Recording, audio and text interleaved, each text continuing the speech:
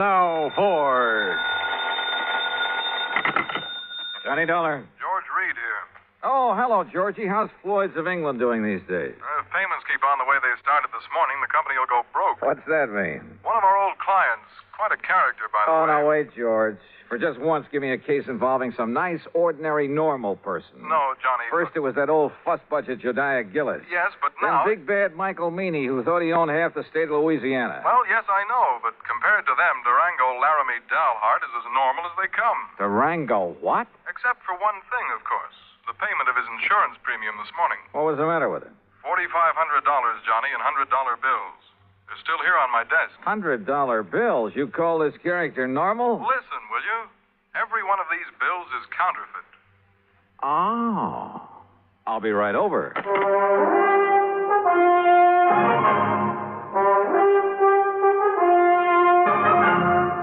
Bob Bailey in the exciting adventures of the man with the action-packed expense account. America's fabulous freelance insurance investigator. Yours truly, Johnny Dollar.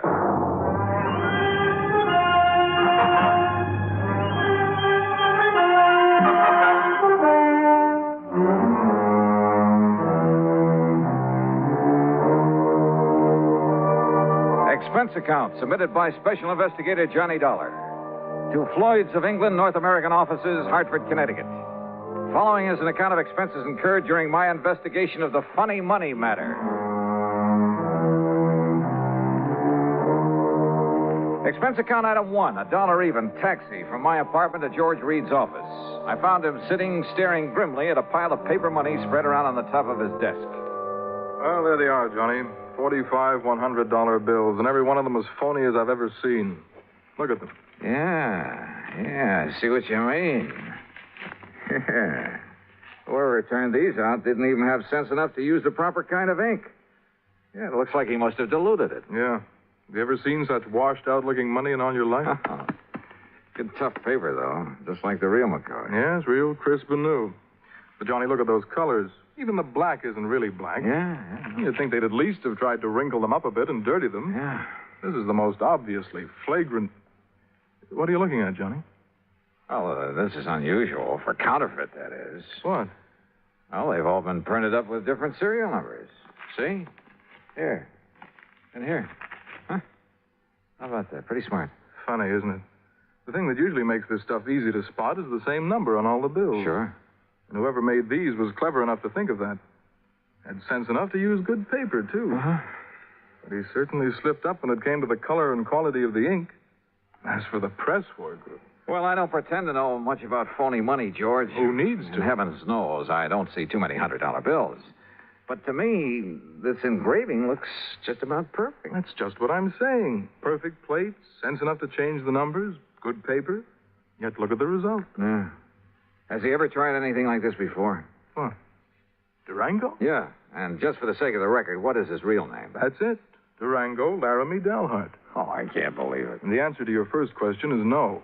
Durango is as honest as the day is long. Well, maybe you mean he was. Well, maybe. But if so, I want to know why.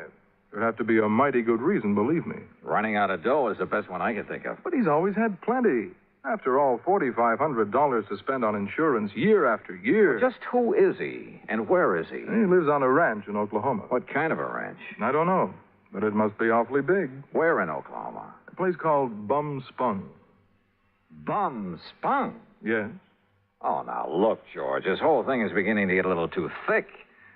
Durango, Bum, Spung, Laramie, Dalhart, whatever it is. Look, counterfeit money is for the Secret Service, so why don't you just put in a phone call to them and let them carry the ball? No. Why? Because of Durango. I simply can't believe he'd deliberately hand over a lot of phony money. He's been paying on that policy for years. Always in cash? Always in cash. Crisp, new, legitimate $100 bills. Up till now. Were you here when he left these? No. Now, look, Johnny, if somebody is trying to take him, it's up to us to protect him. Oh, that's a big if, George, from where I stand. Johnny, we've always tried to give more personal service to our clients than some of the other companies. Look, I want you to investigate this thing for us, without Durango's knowing, of course, on a fee plus expense account basis. Oh, an extra fee? That's not usual, George. With you, it is. You know as well as I do, the padding that goes on your expense account is plenty fee for anybody. Oh, George, you cut me to the quick. All right. Where is where is Mr. Dalhart now? Back in Bum-Spung, Oklahoma. Or at least on the way. But I thought he just left this money this morning. Every year he follows the same pattern. Comes east for a fling. You know, New York and all the nightclubs, that sort of thing. Then, just before leaving, he drops in here, makes his premium payment, and is gone. So? George, I still think you should have called in the Secret Service. But I'll take this on for just one reason. What's that? I want to find out what kind of a place could ever deserve the name of Bum-Spung. Since George had already arranged for plane travel as far as Enid, Oklahoma, item 2 is a mere $8.55 for incidentals along the way. I arrived in Enid shortly after noon. Item 3, $2.60 for lunch. Item 4, $50 deposit on a rental car. And the owner of the Drive Your Own agency wore a silly little smile as he gave me the directions to Bum-Spung. Anyway, I headed due north on Highway 81 across the Oklahoma flatland. Some 26 miles or so further on, after passing through Pond Creek and crossing the Salt Fork of the Arkansas River, I spotted a rather crude, weather-beaten sign indicating that the place I was looking for was somewhere up a dirt road to the left. Road? That's a laugh. And it twisted and turned for seemingly endless rough miles along the riverbank. I just about decided that Bum-Spung was a bum steer when suddenly I almost ran into the gate of an old wooden fence, surrounding some 2 or 3 acres of sandy ground.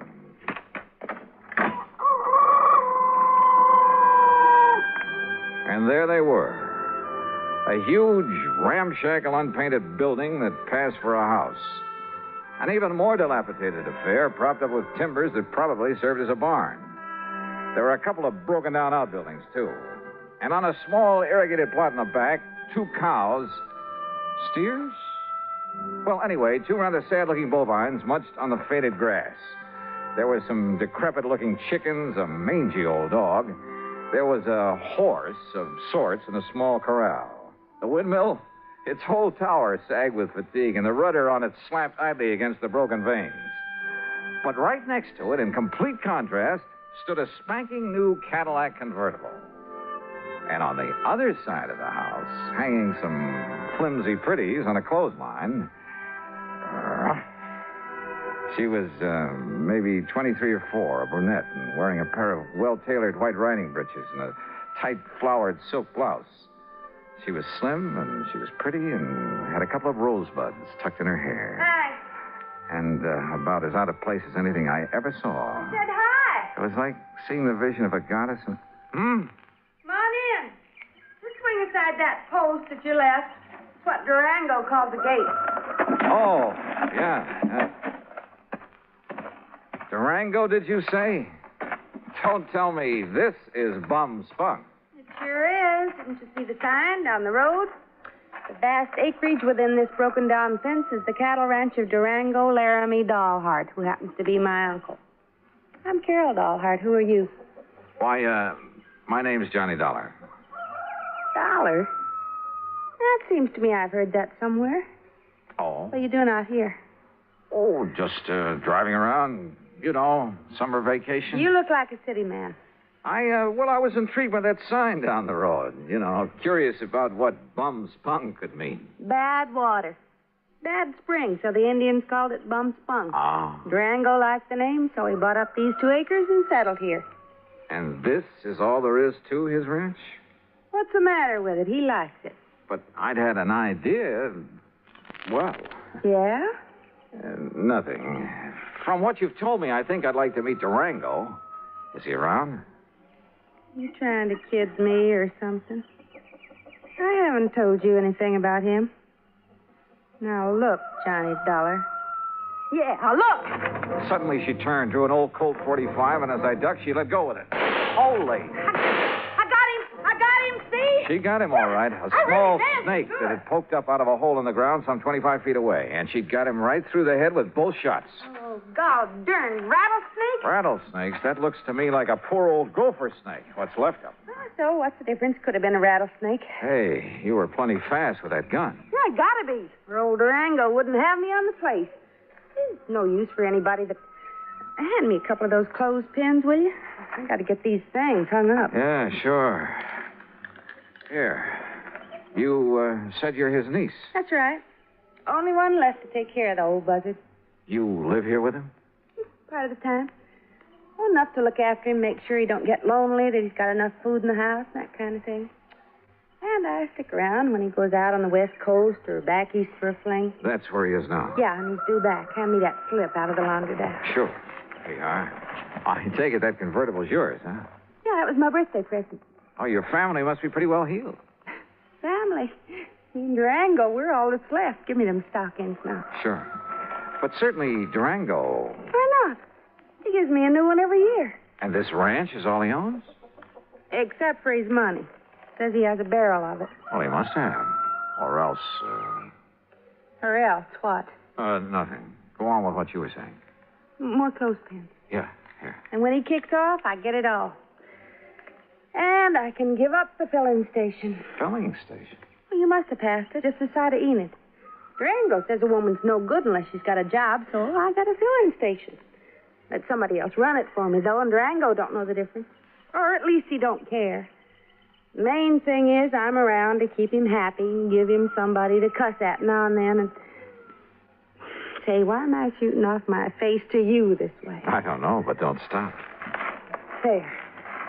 Them clothes will be dry in an hour, and if you're still here, you can help me take them down again. Okay. Carry that basket for me, and I'll give you a cool drink in the house. Hey, great. You say Durango's due back here, huh? Mm-hmm. Why he don't save himself time traveling by plane instead of train, I'll never... Johnny, if you're just around here on vacation, I'll eat my shirt. Why'd you come here? And don't give me any guff. All right, come on. Pour me that drink and I'll tell you. Now, I'll tell you. If you're here to pull something on... Oh! What's that? Son of a dog blasted gopher. Oh, Easy now, don't you easy now, me. I busted my ankle. Oh, it's just a little sprain. Here, arm over my shoulder. Okay. Dang fool that I was to kill that gopher snake back there. Oh, Johnny, it hurts. Then I'll carry you. You know. Oh, that's better. And hey, boy, you got muscles. You know. Huh? What the? Well, take me over to the sofa. What's the matter, Johnny? What stopped me was the inside of the ramshackle old house. Clean, modern, well-furnished. Even the kitchen with its gleaming porcelain, electric range, huge refrigerator, and freezer. Modern in every way. Well, don't just stand there staring. Get some water, hot and cold for this ankle. While you're at it, pour us a drink at the bar over there in the corner. I could use a good, stiff snort.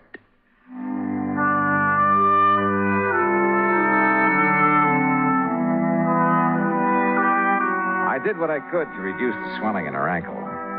But by the time I'd taped it up and she was snoozing comfortably on the sofa, it was getting dark. So I hied myself into the well-stocked kitchen to see what I could scratch up to eat. And I'll be honest about it. With this mighty attractive patient on my hands, I'd completely forgotten about my mission in these parts, the investigation of one Durango Laramie Dollheart. I wasn't allowed to forget it long, though. As I opened and was about to reach into the ample freezer... Stop right there, you. Huh? There's only one way to deal with a thieving, stealing, dirty varmint like you. Now, wait a minute. Put that thing down. And that, partner, is this way. Holy, no. Hey, no, you're out of your... No!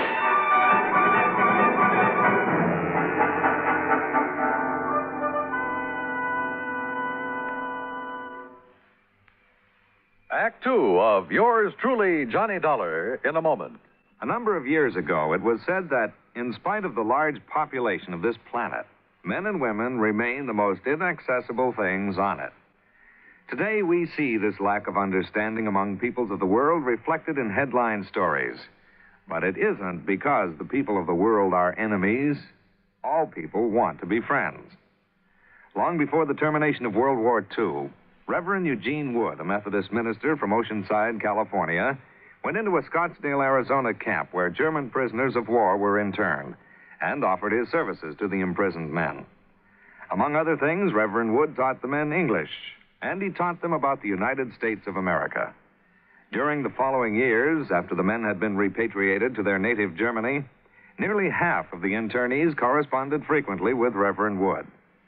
Those men expressed a unique understanding of the people and the country of the United States of America. This great feeling of friendship and understanding prompted the minister to make a pilgrimage to Europe to seek out the men he had befriended in the prisoner of war camp in Arizona. This gesture on Reverend Wood's part gained him a fantastic welcome everywhere he went. In all the places he visited, he spread the gospel of love and friendship and had it returned to him. There were no enemies, only men with the love of freedom, the right of all men, everywhere.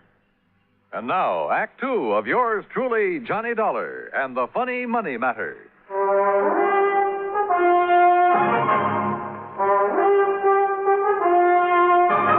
Robbing my house, eh, you No. thief? Now, wait a minute. Not my old Durango's around. Oh, Durango, you old maverick! watch it. Cut out that shooting while I'm trying to sleep.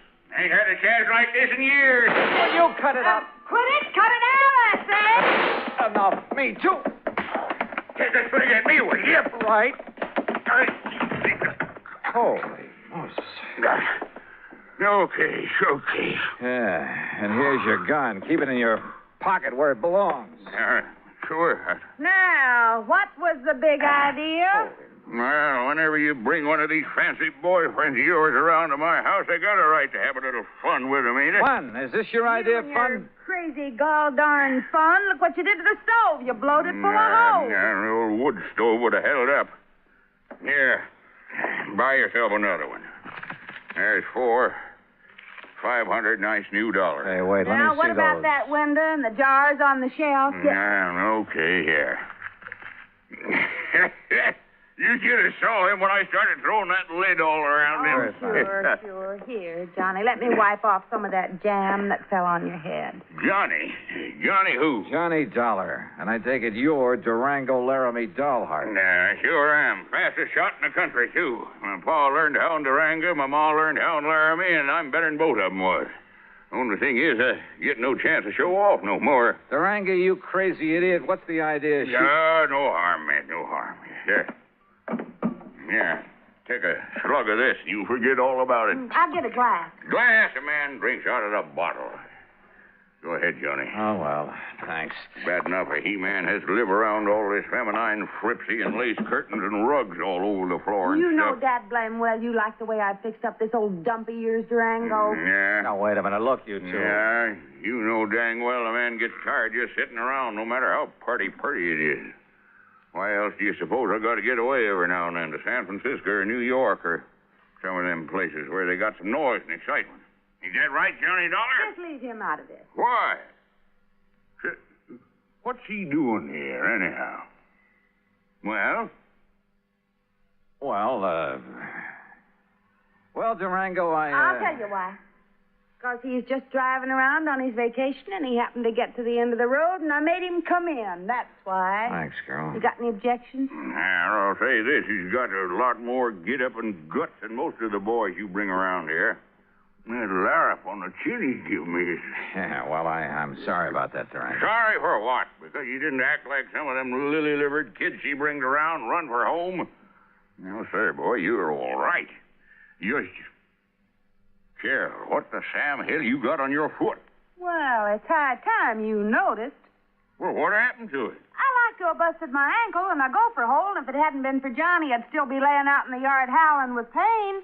Yeah, me, I'd seen that happen. I thought she'd broke her leg. I'd liable to took her out and shot her. But Johnny, boy, you done a real good job on my little ticket.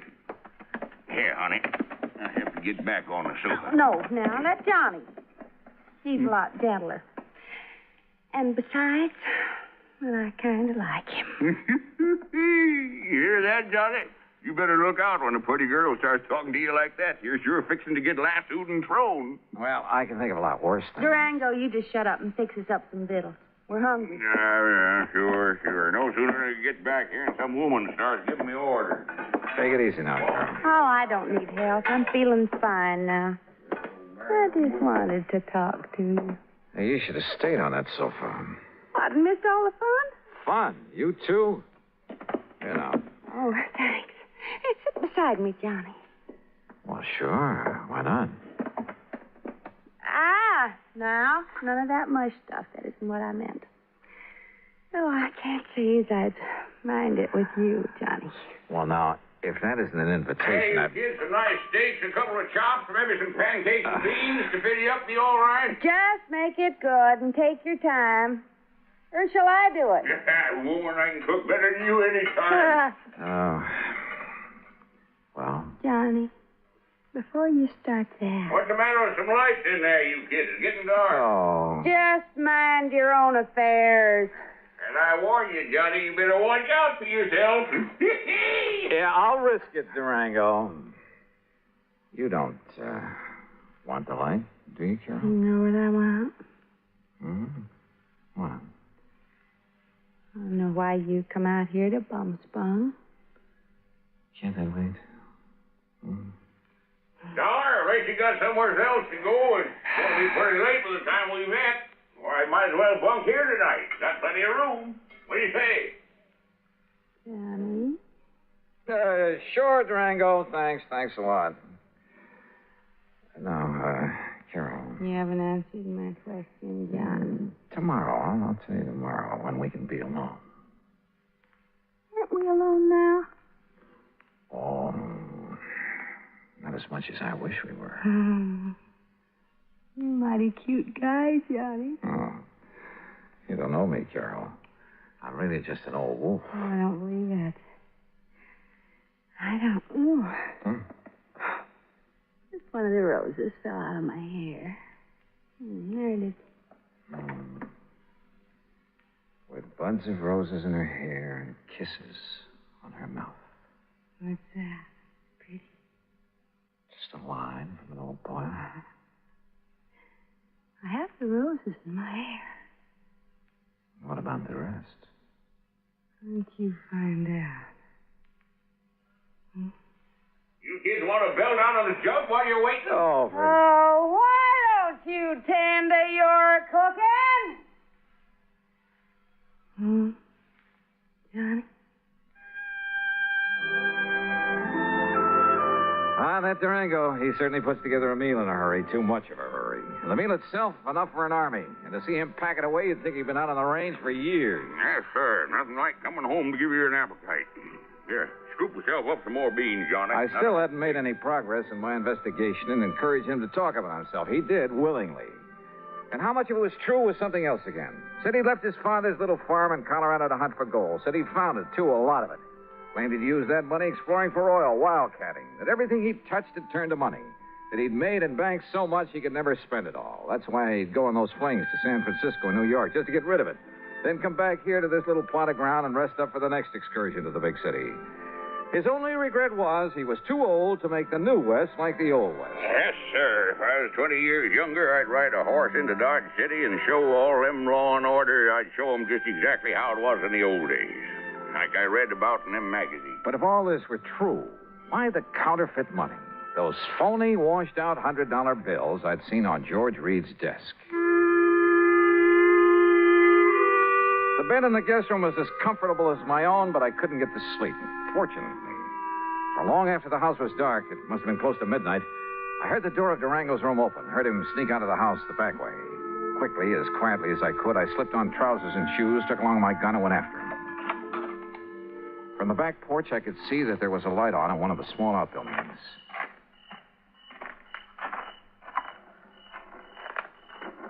With my ear pressed tightly to the side of the little shack, I could hear it only too plainly. The printing press on which Durango was turning out the phony money. No question about it. And I was sorry. Kind of begun to like the old character. To say nothing, it is beautiful. Johnny. Huh? Carol. What are you doing out here? If it's a walk in the moonlight you want, why didn't you ask me to Carol. come with you? Carol, listen. I'll lay my cards right on the table. What I really came to this place for was to find out, well, it was right here inside this little shack. Oh, no. And now that I've found out, Johnny, you'll break his heart. He thinks nobody knows about this. Oh, of course he does. He's been doing it ever since. And he thinks that even I don't know about I'll bet. Oh, Johnny, please, you'll spoil everything. Why not? It's about time, isn't it? And he means no harm to anybody. What do you mean, no harm? Are you kidding? Or maybe you're in this whole thing with him. Are you? Oh, Oh, but I don't see what difference it would make. Johnny, baby, Oh, don't pull that stuff. It's time for a showdown. Hey, what's the racket? What's going on? Oh. Snooping, huh? Why, you ornery, low-down, sneaking coyote. All right, Durango. Just cut it and stand where you are. Well, what are you doing with that gun? I only hope you won't make it necessary for me to use it. Johnny. Open up that door, Durango. I want to see what you've got inside there. Go ahead now, open it. Yeah. Now, look, son, there ain't no harm in what I'm doing in there. No harm. That seems to be a pat phrase around here. Well, it's just that ever since I made my pile, everywhere I'd go, I'd spend a lot of money. So you told me at great length. Always, maybe it was sort of showing off a bit, but when I'd draw it out of the bank, I'd make them give me brand new money. And, you know, to impress the folks, like a big shot up in Hartford where I pay my insurance for Carol here every year. In brand new $100 bills, supposedly. That's right, and no supposedly. But this last insurance payment to Georgia. Yeah, I know. But, Johnny, it wasn't my fault. The bank didn't have some nice new ones for me, and they couldn't get them in time either, so I had to... Well, this was the next best. Oh, that's a likely Johnny, story. please. Open that door. Oh, God, I kept hoping nobody'd find it. Come on, open it. Okay. There you are.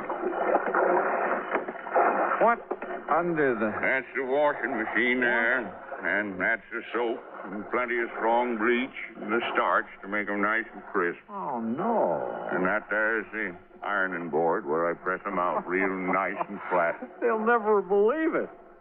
But it does make them look real pretty and new. Honest, Johnny, I didn't think there was no harm in it.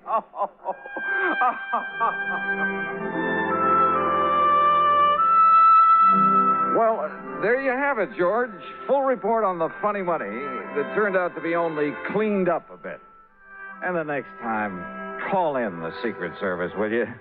No, I didn't mean that. Just don't question the charges on this account for the extra week I've spent out here. If you could see this pretty little Carol. Oh, that Carol. And if I ever get enough money, so help me, I think I'll retire to Bum Spung, Oklahoma. Expense account total, including incidentals, and the trip back to Hartford, $171.25. Yours truly, Johnny Dollar.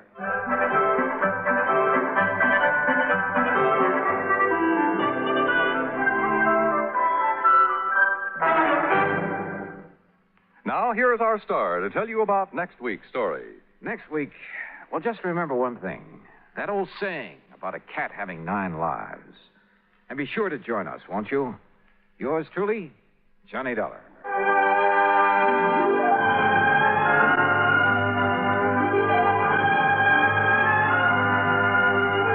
Yours truly, Johnny Dollar, starring Bob Bailey, originates in Hollywood. It is produced and directed by Jack Johnstone, who also wrote tonight's story.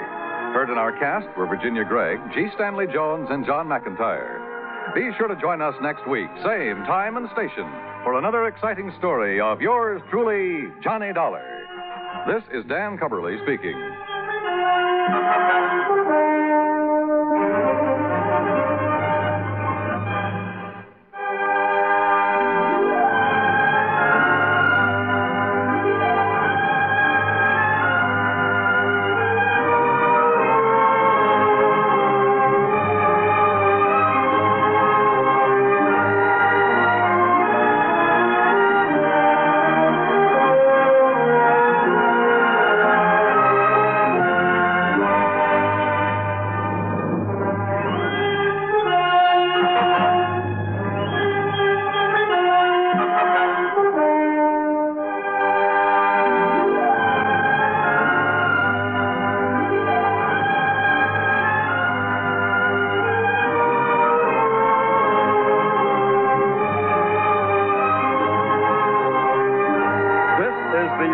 States Armed Forces Radio and Television Service.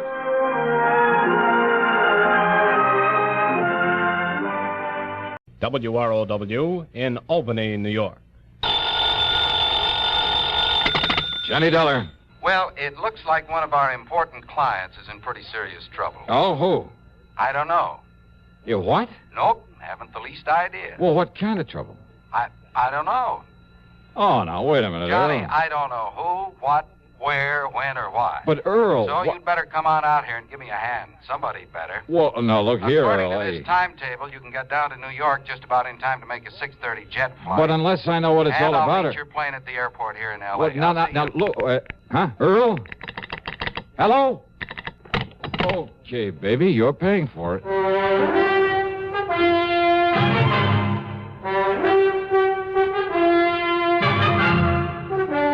CBS Radio brings you Bob Bailey in the exciting adventures of the man with the action-packed expense account, America's fabulous freelance insurance investigator. Yours truly, Johnny Dollar.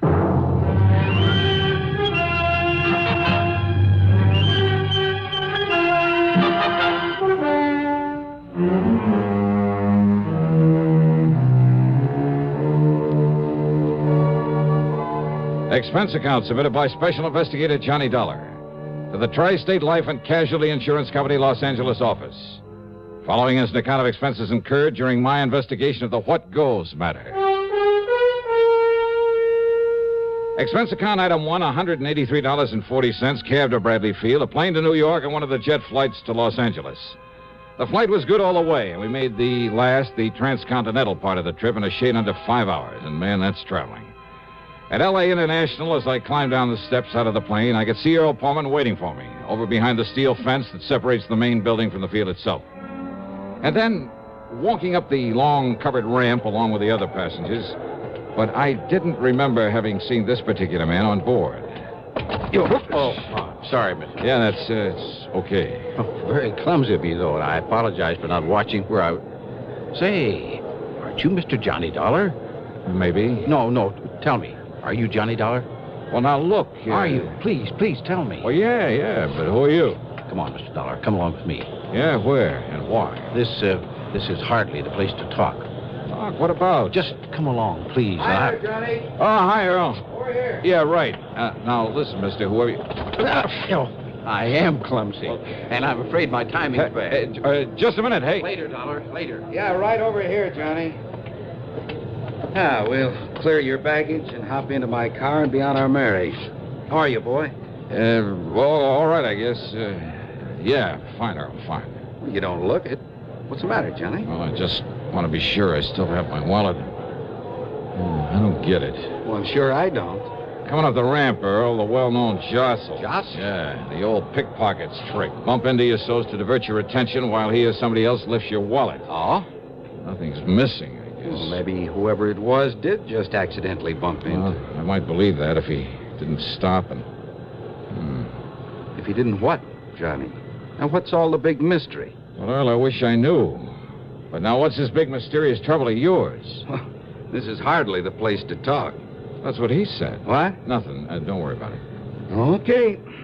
Anyhow, we'll pick up your luggage, and I'll tell you what I know, or rather, what I don't know, on the way in.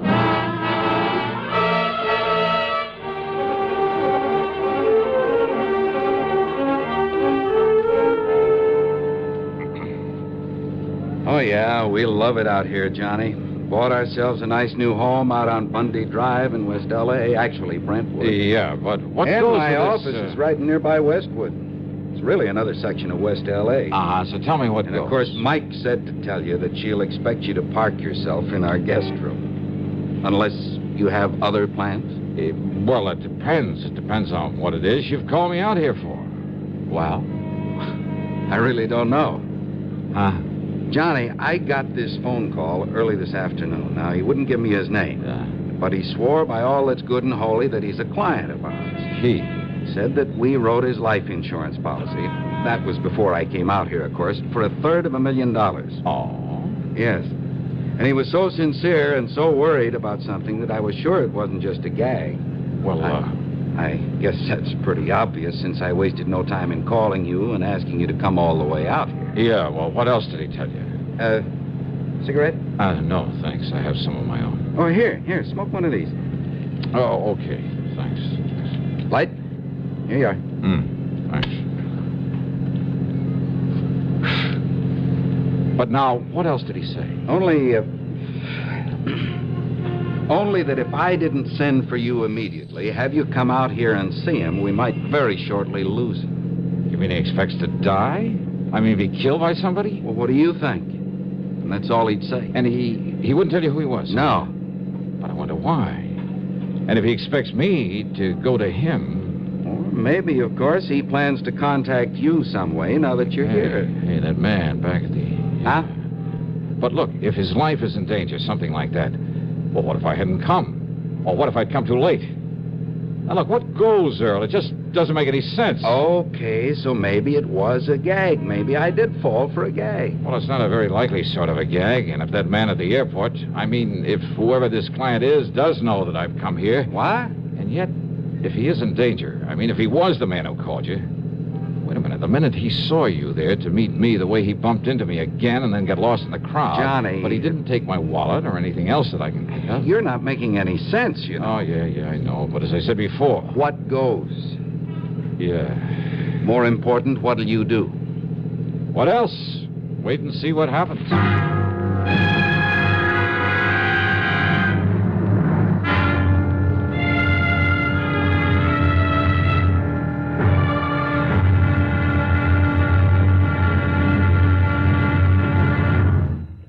How are your children going to dress up this Halloween? As clowns, ballet dancers, skeletons, hobos, cowboys? Whatever their costumes may be sure you snap their picture before they go out as well as when they're making their rounds through the neighborhood. But be sure you have lots of Sylvania Blue Dot flash bulbs on hand, because only with Flash can you catch all the fun, color, and excitement of Halloween. Only with Flash, both inside and outdoors, even after dark, can you get all the sharp, clear details. Then, too, flash bulbs work with any film, any time, anywhere, with any camera. Pick up several packs of Sylvania Blue Dot flash bulbs, the world's largest selling brand today. Also, ask your dealer for Sylvania's lavishly illustrated 32-page flash guide book that's yours free with the purchase of just one pack of Blue Dots. But hurry, the big night to howl is next Monday. Have your camera and Sylvania Blue Dot flash bulbs ready and waiting. Now, Act 2 of yours truly, Johnny Dollar. Earl and his wife, Mike, that's right, Mike, have a mighty nice little house there on Bundy Drive in West Los Angeles. As usual with the Pormans, I felt completely at home, especially after cocktails, conversation, and a late but very good dinner. But I still wondered if I'd come out here on a wild goose chase. What goes? Yeah. Well, now, wait a minute, Johnny. You mean that you think I made all this up just to get you out here to see us? Well, I wouldn't put it beyond you, either of you. Well, if he did, he certainly didn't tell me. Yeah, but if he did, Mike, so help me, I'll hand him an expense account that'll stagger him. No, really, Johnny, I swear to you. And listen. Yeah? If this unknown client of ours actually is in some kind of trouble... Yeah, well, why didn't he tell you on the phone? And why didn't he give you his name? Why insist that only I get on the job? I don't know, but now listen. Oh, I'm listening. If somebody is out to kill him, well, maybe that man who bumped you out at the airport, who tried to get you to go along with him... Until he spotted you in the crowd when you called to me.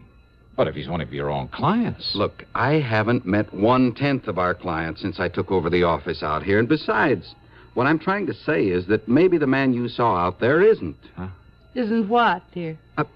Isn't the one who called me on the phone. Oh? What if he's the one who's out to get our client, who somehow knows you've come here to protect him, whose first job, then, will be to get you out of his way? Oh, Johnny, if that's true... Brother, what an imagination. But, Johnny, it is a possibility. You too, Mike? Well, all I have to say is I hope you got a good look at that man out there. Well, I did. Because if he is gunning for you, Johnny... Oh, I'll get it. Excuse me. I'm perfectly serious, Johnny. Well, don't Hello? be. What? Who is it? What? Huh? Well, yes. I said yes. Yes, he is on... Is that for me? Just hold on a minute. Well, who is it, Mike? Well, it's for you, Johnny. Okay. But it's the funniest... Like he's trying to disguise his voice. Johnny Dollar. You're sure? What? That you're really Johnny Dollar? You swear it? Well, sure, of course I'm sure. All right. I'll have to chance it. What? And listen, please. Well, now, let's get one thing straight, mister. Are you the man yes, at the... the man who bumped you at the airport. And I'm the one who called Poorman and begged him to have you come out here. Who are you? You must promise me that you won't tell him. Why? Because he doesn't know me. He doesn't know about me. And if he calls the police... Well, now, why would he do that? because of my connection with the... No, listen, there isn't time. Oh, wait, look, listen. I thought that you'd be over here to see me before now. Yeah? Yes. Well, you mind telling me how when I haven't the least idea who you are or where you are? But when I bumped into you out there, Well, you see, I had anticipated that you might be met by someone, that I wouldn't have time to tell you why you... Well, when I bumped you that second time just before leaving you... You mean you haven't looked? What? You haven't looked in your... Hello? Hello? What is it, Johnny? Yeah, what Well, goes? this just doesn't make any sense at all. Or maybe it does. Huh? He didn't hang up that phone. It didn't sound like an ordinary disconnect. If those wires were cut... Yeah. And you thought I was kidding you. Well, and did he tell you who he is? Same one who phoned you. Same one I met there at the airport. I mean his name. No, he didn't. Johnny, don't you think we ought to call the police? That's the one thing he doesn't want. He doesn't want the police in on this whatever it is. Any ideas, Johnny? I mean, about where to go from here? Well, how can I when I don't even... give me a cigarette, huh? Yeah, sure. No, wait. I have some in the pocket of my top coat. Oh, here. Smoke these. Okay, thanks. Hey, Earl. Yeah? There's something very wrong here. Because if that phone line was cut... Well, I have a hunch that mysterious client of yours, unless we can somehow get to him first, isn't going to be long for this world. But how to find out who he is? Well, look, let's go on down to your office, go through your files on people who carry a lot of life insurance. There may be hundreds of them, Johnny. Well, if you do, wear your top coat, Johnny. I'll get it for you. Yeah, Show sure. it out there tonight. Thanks. You said $350,000, Earl? Well, that's what he told me. Also, in spite of the fact you didn't write the policy, he was apparently afraid you might know him, or at least his name, who he is. So? So he was afraid you might call the police. But if he is in danger now... Well, come on, let's get to your office. So we went, and I poured through the files. Finally finished up about 2 in the morning. And there was nearly a dozen of Earl's clients in the $350,000 policy class. And the only way to find out which of them was in danger, needed protection, was to call them up, rouse them out of bed if they were at home, and talk to them. You know something? We could have saved a lot of time, maybe kept a killer from doing his work. If only I'd realized I'd been carrying the clue to our man's identity all the way from the airport.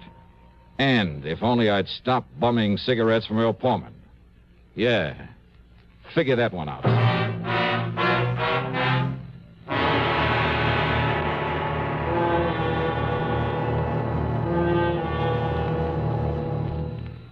Maybe you're about to hit the jackpot. Maybe you're on the point of inheriting $500,000 or finding oil. Chances are, though, that none of these lovely things will happen. Chances are, if you want a bonanza in the future, you'll have to save for it.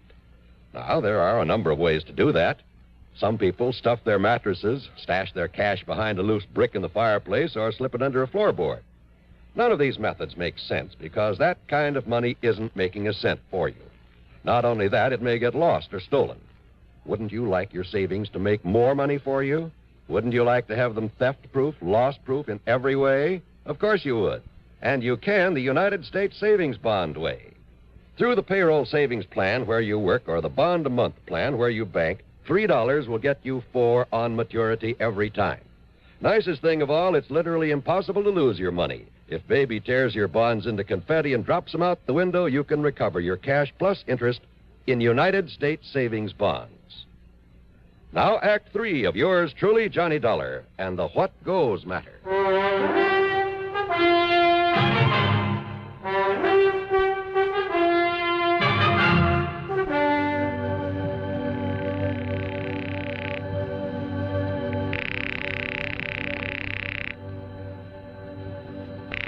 No answer, Johnny? No, I guess not, Earl.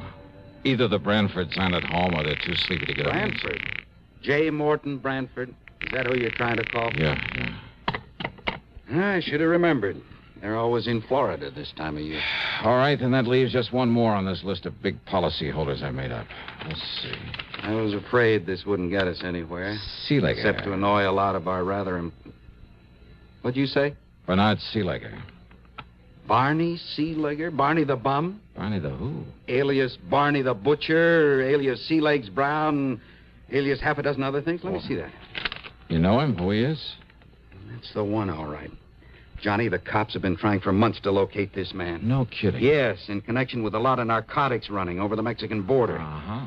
So if he's our man wanting protection, just forget him. If somebody's out to knock him off, it'll be the greatest public service. What? Yeah. Yeah, it looks as though your predecessor handed him insurance for $320,000. Why, he must have been crazy, insuring a man like that, and for that amount. And look, only about 6 months ago. Yeah? You'd rather see him dead and let the company pay off? Well, you're darn right. Well, no, of course not. We've got to find him, Johnny, and somehow we've got to... But how and where? Wait. Yeah, Lieutenant Spaulding, Jim Spaulding. What? He's an old pal of mine, narcotics squad. Here, let me have that phone. By the time they got Jim Spaulding out of bed and put him on through the switchboard, a lot of precious time had been wasted. But that just couldn't be helped. You're right, Johnny. And listen, Barney Seeliger tried to call me earlier in the day, only I was down near the border. He tried calling you? Well, nobody knows it, least of all the regular police. Well, that's the reason he didn't want Earl Foreman to know. We don't dare take a chance on any leaks. But wait, look. But Barney is of more help to us in this narcotics racket than any man alive. If somebody's trying to knock him off... look, did he give you his present address? No. Well, then I'll have to dig it up. Oh, when you do, give it to me, huh? Yeah, I'll have one of the boys call you back after I'm on my way. Okay, the number here is... Hello? Oh, just how does he know where to call me back? I heard all that, Johnny, and if he's swung to the side of the law, it's more important than ever that we... Now, you can give me a cigarette. You've smoked all mine. Mm-hmm. Side pocket of my top coat there. Okay. Now, let me see. If I can get Lieutenant Spaulding back. Oh, what's the matter? Well, this card in your pocket with the cigarettes. Card? What card? It's the address of some blonde or redhead you plan to call on. Let me see that. On Bundy Drive, too. Just half a dozen blocks north of where we live. Earl, look, don't you see? He told me that when he bumped into me the second time... Don't you see, your pal Barney slipped this into my pocket in case he... 12124 North Bundy Drive. Okay, you call headquarters. Have him tell the lieutenant I'm on my way to this address. Well, now, Johnny... In your car.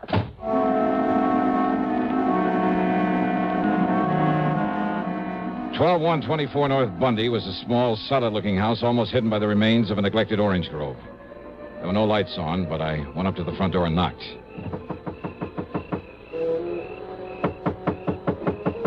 No answer. And, of course, it was possible that Barney Seeliger had called me from somewhere else.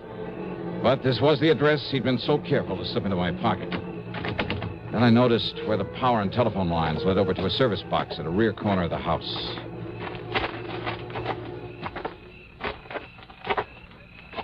Yeah, that's right. No, don't move. So who's moving? So I cut the phone line so he couldn't call for help in case he seen what I was... A gun, huh? Thanks. Maybe I can use an extra one. Maybe on you. So, who are you? Oh, I'm just out for a moonlight stroll. You care to join me? Wise guys! Just keep them hands up over your head. Oh, sure. You a copper? No. Huh? I asked you. Oh, maybe you are.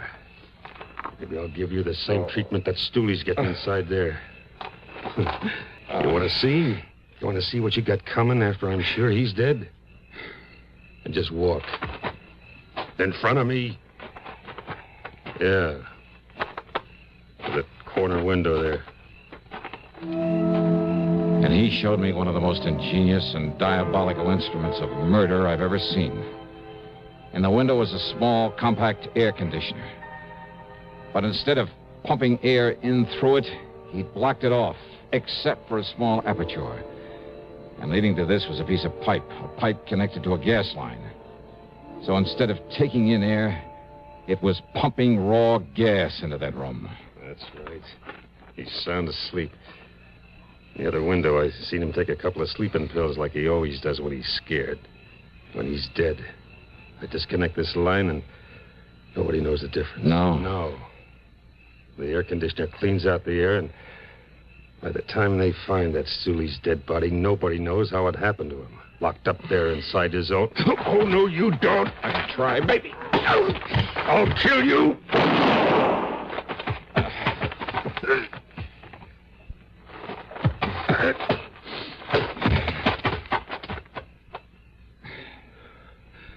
All right. All right now, mister. You should have known better. Yeah? Well, you just listen. Yeah? Because now I'm going to kill you with your own gun. Now!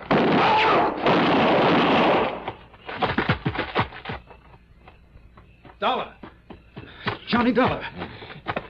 It's okay, Lieutenant. Oh, what goes, Johnny? You knew I was coming up here. Why didn't you... Hey, what's this? Yeah, you better shut off that gas. And hope that your pal Barney in there is still with us.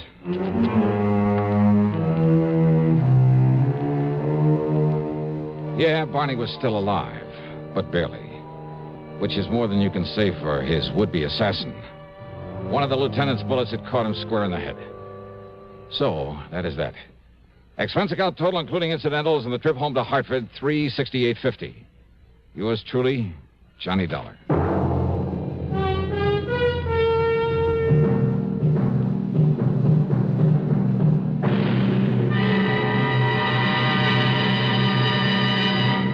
Constipation is something people don't talk about much, but it can be a problem for anyone, even doctors.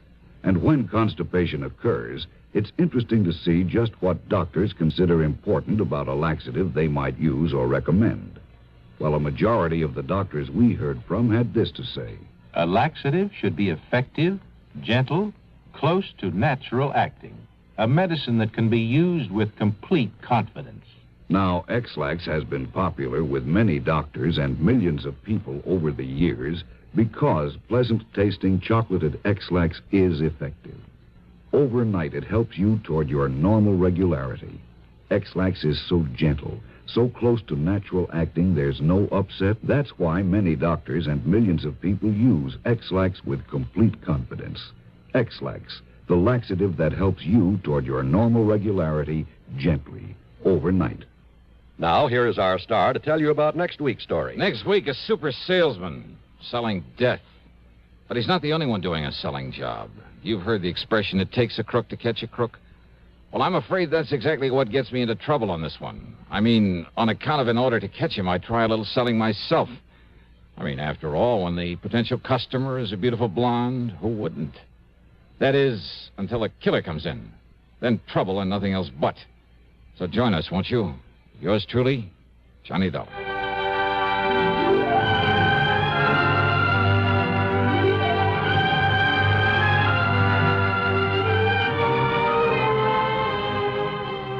Yours truly, Johnny Dollar, starring Bob Bailey, originates in Hollywood and is written, produced, and directed by Jack Johnstone. Heard in our cast were Virginia Gregg, Vic Perrin, Forrest Lewis, Frank Gerstle, and Chet Stratton. Be sure to join us next week, same time and station, for another exciting story of yours truly, Johnny Dollar.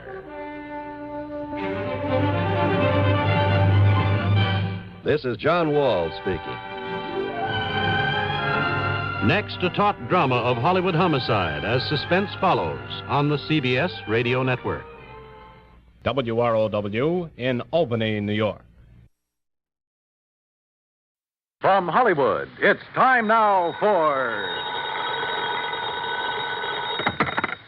Johnny Dollar. George Reed here, Johnny. Uh-oh. What fantastic character is Floyd's of England insured this time? Now, what is that supposed to mean? More singing mice, wayward cats, and how about the counterfeit money problem? Johnny. No, let me guess. John, if you'll just listen to I me. got it.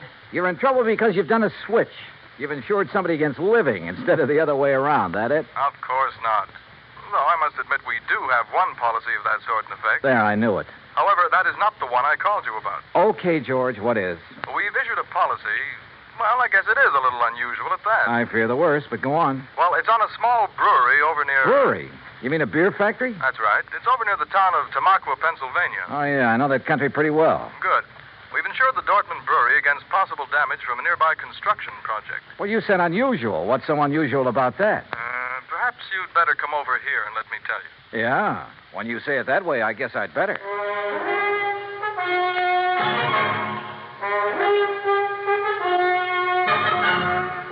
Bob Bailey in the exciting adventures of the man with the action-packed expense account, America's fabulous freelance insurance investigator. Yours truly, Johnny Dollar.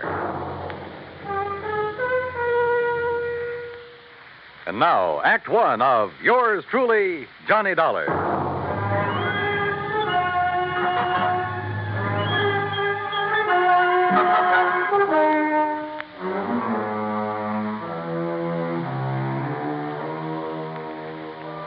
Expense account submitted by Special Investigator Johnny Dollar to Floyd's of England, North American Office, Hartford, Connecticut. Following is an account of expenses incurred during my investigation of the J.P.D. matter.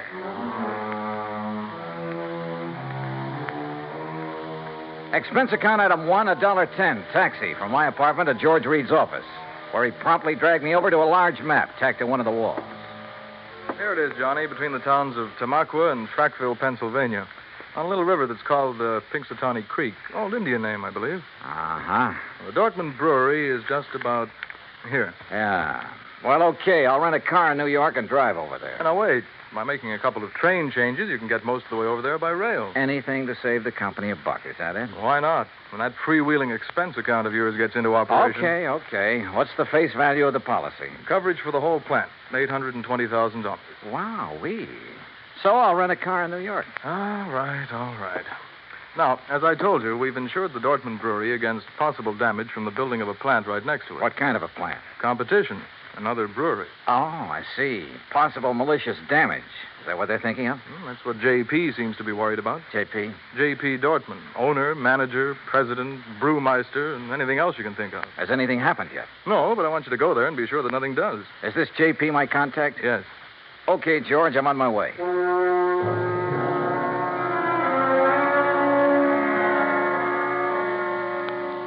Expense account item 2, $935, fare and incidentals, Hartford to New York.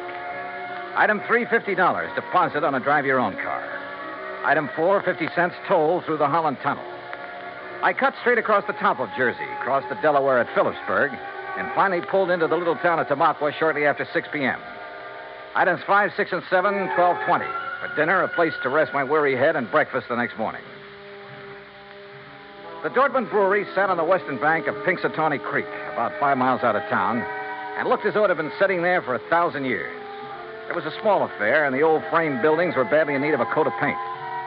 Just north of it rose a towering cliff, and on top of that cliff stood an array of cranes and machines and bulldozers that are used on modern large-scale construction jobs. I parked my car at the entrance of the office building and was greeted at the door by a large, raw-boned woman of about 50 with straggly yellow hair and wearing a faded blue cotton dress that looked as though it hadn't been ironed in years. Something I can do for you? Oh, why, I'm looking for Mr. J.P. Dortmund. Mister. That's a laugh. Is it? Why? Because I'm J.P. What? That's right. Anything wrong with it? Well, Hey, wait a minute. You another of those lawyers from that job up on the cliff come to fancy talk me about not having to worry in the world about what they're doing to me up there? No. And how I'd better mind my own business. What do you mean, no? My name is Dollar, Johnny Dollar. I'm here on behalf of Floyd's of England. The insurance company? Well, now, that's different. You come on into my private office, Johnny. Her private office was furnished with a battered walnut desk, some ancient filing cabinets, and a couple of straight wooden chairs. Nothing else. Hardly the kind of an office you'd expect for the president of a company worth $820,000. There's nothing fancy about it, Johnny, because there's nothing fancy about any part of my brewery. But that isn't what counts. We've been here ever since my great-great-grandfather built it up. And all we've cared about is making the finest beer in the country. Gretchen? And we do make it, too. Gretchen, can't you hear me out? Yes, J.P.? Gretchen, I want you to bring Mr. Dollar a pitcher full and a glass. Yes, ma'am. Well, look, I'm afraid I'm not much of a beer man. You will be when you've tasted this. It's the creek that does it, you know, Pinxatawney Creek. Finest water for beer in the whole United States. That's what makes good beer, you know. Yes, so I've heard. That's why that dirty Clarkson Kemper bunch are building up on the cliff to get at that water. I understand they'll be your competitors. Ha! All their fancy modern equipment and methods can't produce the brew the way I can. The long, slow, easy way. With all the good old-fashioned apparatus. The old country methods. Yes, I see. Why, Johnny, we make our own barley malt. And we grind it by hand. And we come up with a wort that's second to none in the world. The old-type sparger, too. And the hop jacks. and the finest strain of yeast there is. Yes, I'm sure that 3 full months we age before we rack a drop. Sure, we take more time and more trouble, but we come up with a better brew. Better than any modern plant can ever make. Well, then what's your problem? They're getting ready to blast up on that cliff. Blast? A whole big chunk of it away. And when they do, that whole thing will come crashing down here. Thousands of tons of rock. Well, surely there's some state authority or something to prevent that. Oh, they've bamboozled the authorities. And your insurance company, too. They'll say it was an accident, a miscalculation. And when that rock comes crashing down here, it'll wreck this whole plant of mine. Well, you do have insurance, remember? It'll wreck all my fine old equipment that can never again be replaced because there are no such things anymore. Well, when's all this blasting supposed to take place? Who knows? Tonight, tomorrow, next week. Who knows? That soon? Yeah. So, Johnny, if there's anything you can do, you'd better do it now. What's insurance money if I have to lose this for it?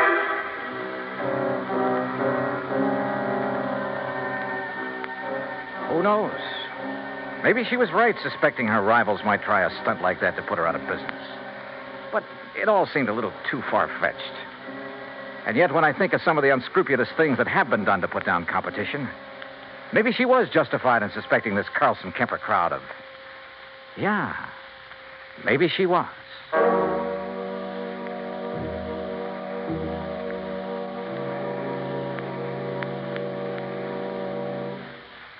Act Two of yours truly, Johnny Dollar, in a moment.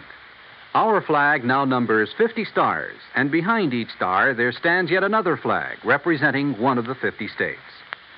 Massachusetts state flag, bearing a green pine tree, is the descendant of the famous Liberty Tree flag that came out of Boston to serve all the original 13 colonies. It was under the Liberty Tree flag that the Sons of Liberty met and planned the Boston Tea Party, that our floating batteries on the Delaware River defended Philadelphia, and on the Charles River defied Howe's cannons. Beneath the tree is inscribed the state motto, En suppetit placidum sub libertate quietum. By the sword we seek peace, but peace only under liberty. These words were originally written by the famous English patriot Algernon Sidney about 1659. This was a message intended for King George III. Unhappily, it went unheeded. Massachusetts state flag, the flag of the sixth state to enter the Union, was adopted on March 18, 1904. And now, Act Two of yours truly, Johnny Dollar, and the J.P.D. matter. If J.P. Dortmund was right, if there was the least possibility she was right in her suspicion that Carlson Kemper would blast thousands of tons of rock down on a little plant in order to put her out of business, well, there was only one thing to do. I got back into my car and drove by a roundabout way up to the top of the cliff overlooking the Dortmund Brewery. There in the middle of the vast array of heavy construction equipment, giant cranes, trucks, huge cement mixers, and so on, I found the main construction shack. And by a stroke of luck, one of the partners in the proposed new brewery, Mr. James Carlson. That crazy old lady's being absurd, Mr. Dollar. If you really want the truth, well, I think she'd welcome our smashing that antiquated brewery of hers out of existence. Is that what you plan to do, Mr. Carlson? Can you be serious? By blasting a few tons of rock off the face of the cliff into the river? Or a few thousand tons? Or a few thousand tons. Won't do that place of hers a bit of harm. You're sure? Of course I'm sure. Only thing I'm not sure of is why she stays in business. What do you mean by that? Well, she can't be making any money. The methods she uses were out of date in this country 50 years ago. The product's good, sure. But today, you've got to snowball. Did you know, Dollar, that out of the goodness of my heart, I offer to take that crummy plant of hers off her hands? Or because her location is better down next to the water supply? Oh, partly, sure. I offered her nearly $500,000 for her spot. 400,000 to be exact. But no dice. She just kept bothering us, trying to get out a lot of injunctions against our building there. I assume you have the necessary permits for this blasting operation. Whole drawer full of them. Hey, look at them yourself. At the same time, appreciate the volume of red tape necessary to do anything these days. But suppose that something should go wrong, that quite by accident, the top of that cliff should drop down on J.P.'s brewery. Mr. Dollar, it's to obviate any such possibility that I called in one of the foremost blasters in the country, who, purely incidentally, is top man for one of the biggest makers of explosives in the world. You talk to him, Mr. Dollar. Maybe I will. Believe me, I can understand why you might not take my word for the safety of the operation we're about to undertake, but certainly you can't question his word. You say about to undertake. When? I believe he's planned the big blow-off for tonight. Tonight? Yeah, come on, I'll take you to him.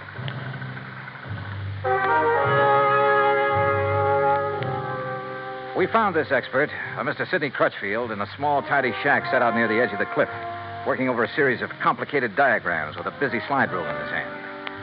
And I must confess, he turned out to be one of the most interesting men I've ever met.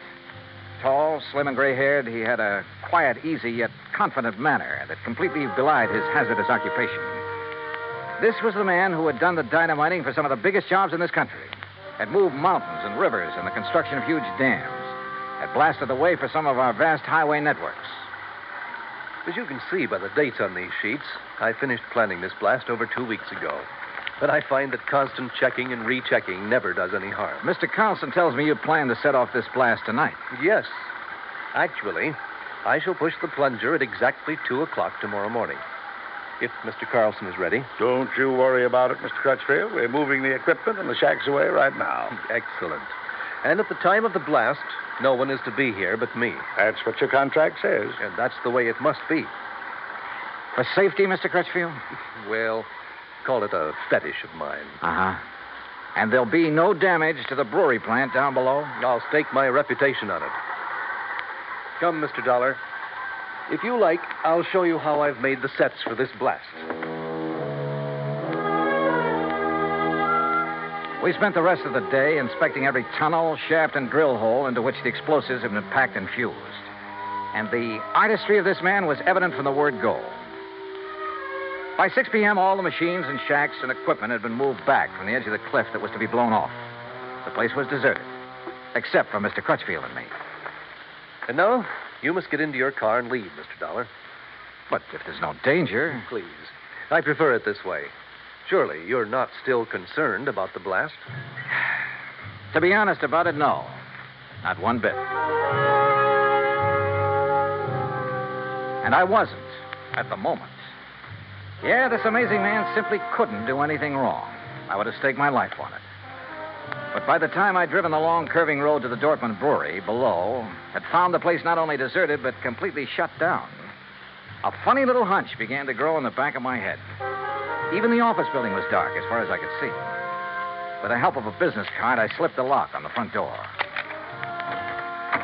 And then I saw the thin streak of light under the door of J.P.'s private office.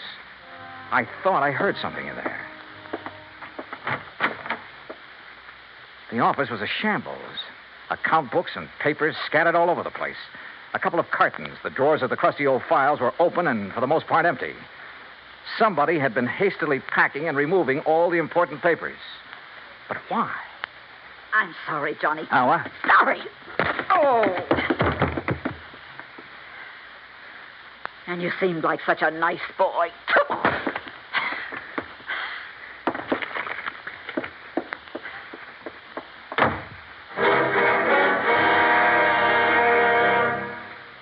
Act 3 of yours truly, Johnny Dollar, in a moment. Anyone who has survived the rigors of basic training is familiar with a great variety of milk that is dished out periodically in the armed forces. Now, there's frozen milk, concentrated milk, frozen concentrate, and good old powdered milk.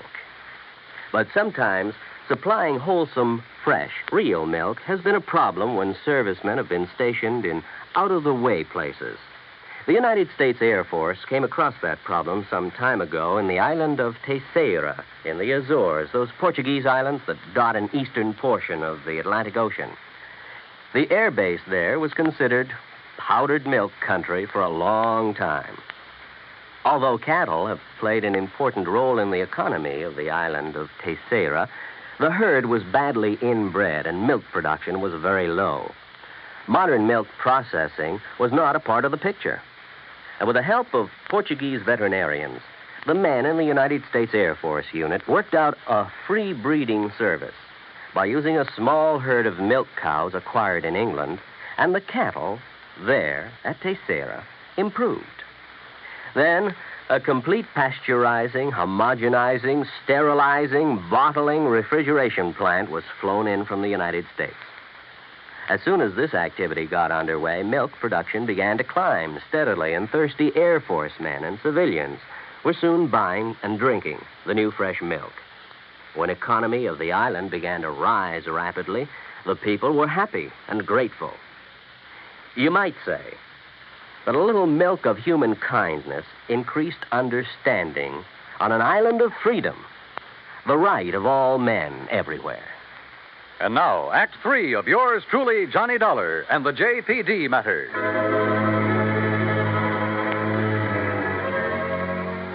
When I came to in the office of the Dortmund Brewery, my head felt as though it had been split wide open. The sash weight that had been used on it lay beside me. But why had J.P. struck me down from behind the door where she'd been waiting for me?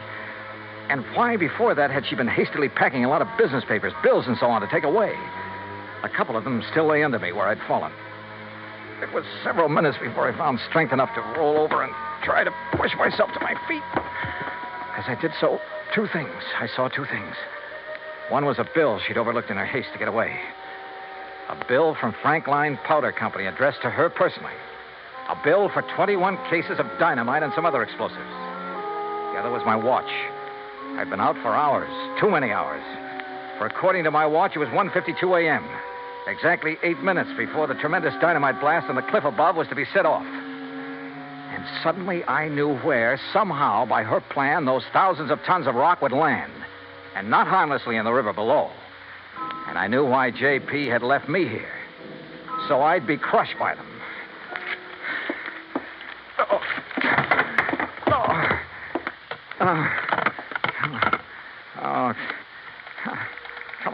Come on.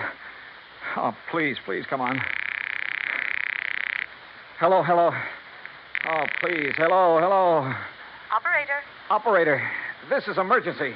Yes, sir. Hey, look now, I'm calling from Dortmund Brewery. It's between... Yes, I know where it is, sir. There's a big construction. Carlson Kemper, that's the name. Well, sir, Up on the cliff above this sir, brewery here. I'm sorry, but those lines were disconnected late this afternoon. What? But look, surely there's some way to... Operator. I'm sorry, sir, but there's no way to ring them. Oh, no. Oh, I've got to get out. I've just got to get out of here. Somehow I got to get out there and get the thing. Oh, no. Oh, please. I got to get in. I got to get in.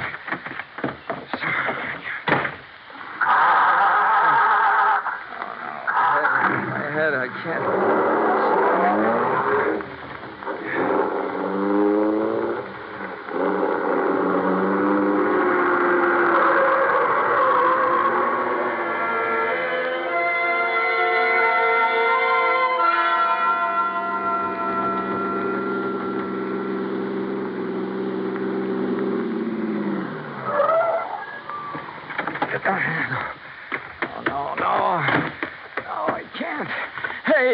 Hey, stop! Stop! Who's that? What are you Crutchfield! Stop! Dollar! Stop! What are you doing here? Don't do it! I thought I told you. Don't push that plunger! I'm sorry, Don't set Mr. off Dollar. that blast! That's no! exactly what I'm going to do right now. No, you're not. No. I'm sorry, Mr. Dollar. You have no right to interfere. You now stand back. hear what I said. Dollar, put down that gun. You touch that plunger, and so help me, I'll pull this trigger. Now, wait a minute. Dollar, what's the matter with you? Oh, what's happened to you, man? Oh. Good heavens, man.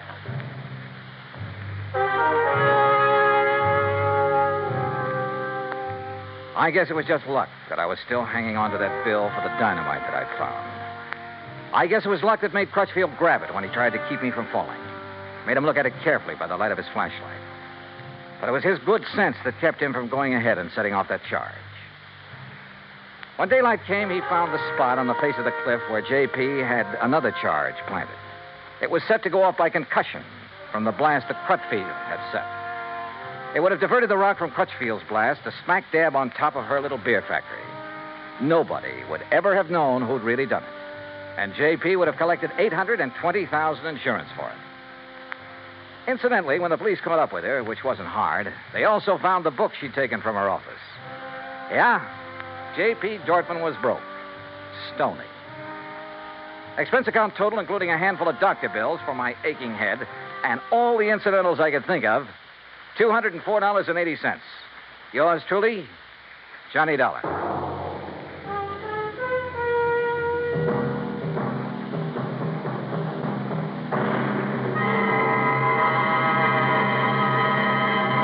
Our star will return in just a moment. Our flag now numbers 50 stars, and behind each star there stands yet another flag representing one of the 50 states. The origin of Hawaii's state flag has been the subject of much debate. It is now believed that it was the work of foreign advisors to King Kamehameha. Legend also has it that it was designed at the request of King Kamehameha by George Beckley, an English sea captain. The flag consists of 8 horizontal and alternating stripes of white, red, and blue, representing the 8 major islands in the chain. Also represented is the British Union Jack, a reminder of Captain Vancouver, who on his voyage around the world in 1794 gave King Kamehameha a British flag and the promise of British protection. The Union Jack is also a reminder of Captain James Cook, who discovered the Hawaiian Islands in 1778. Hawaii's state flag, the flag of the 50th state to enter the Union, was adopted in 1845. Now, here is our star to tell you about next week's story. Next week, the ideal vacation matter. But believe me, it turns out to be neither ideal nor a vacation. Join us, won't you? Yours truly, Johnny Dollar. Yours truly, Johnny Dollar, starring Bob Bailey, originates in Hollywood. It is produced and directed by Jack Johnstone, who also wrote tonight's story. Heard in our cast were Eleanor Audley, Gene Bates, G. Stanley Jones, Alan Reed, and Austin Green. Be sure to join us next week, same time and station, for another exciting story of yours truly, Johnny Dollar. This is Dan Cumberly speaking.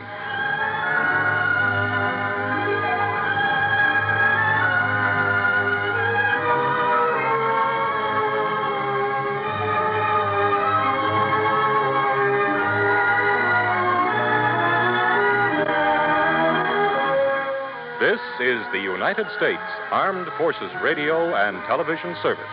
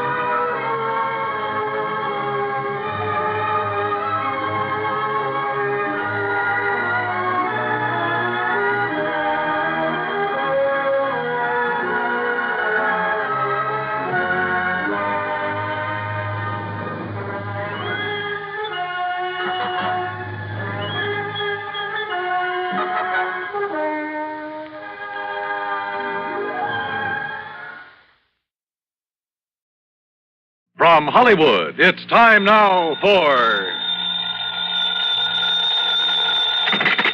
Johnny Dollar. George Reed here. Huh? Hey, now listen, George. If Floyd's of England keeps handing me cases, how can I work for the other insurance companies? Well, what I'm calling about this time isn't really a case. So what? As long as the company pays my expense account and maybe a nice little fee to boot? Fee? Sure. Well, I'm not even certain you'll need an expense account. Oh, then now, wait a minute.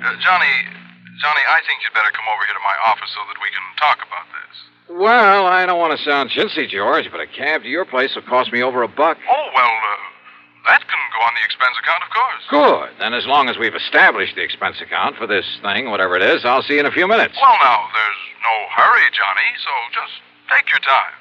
Huh? I said take your time about getting here. Yeah? I'll be right over.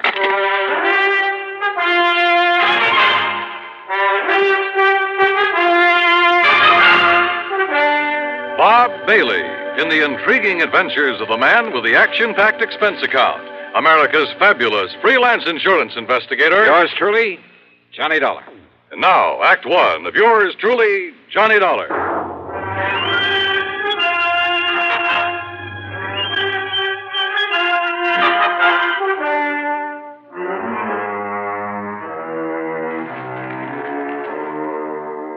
Expense account submitted by Special Investigator Johnny Dollar to Floyd's of England, North American Office, Hartford, Connecticut.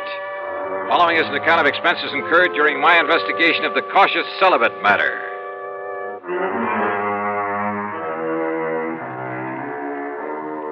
Wait a minute.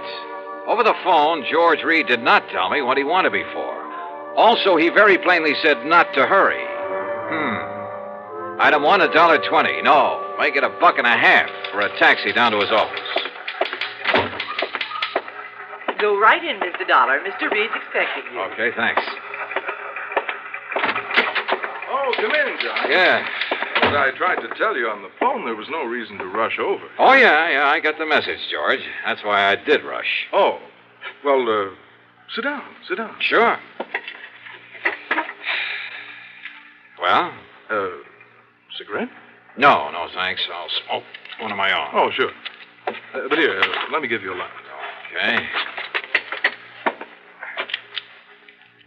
Honey, I filled this thing just this morning. Here, give it to me. Oh, that's all right. I'm sure I can make it work. Well, what is this, George? Some kind of a stall? Oh, here, give me. Well... As for you, I don't think you were trying. I guess I didn't flick it hard enough. Yeah. Now, what's on your mind?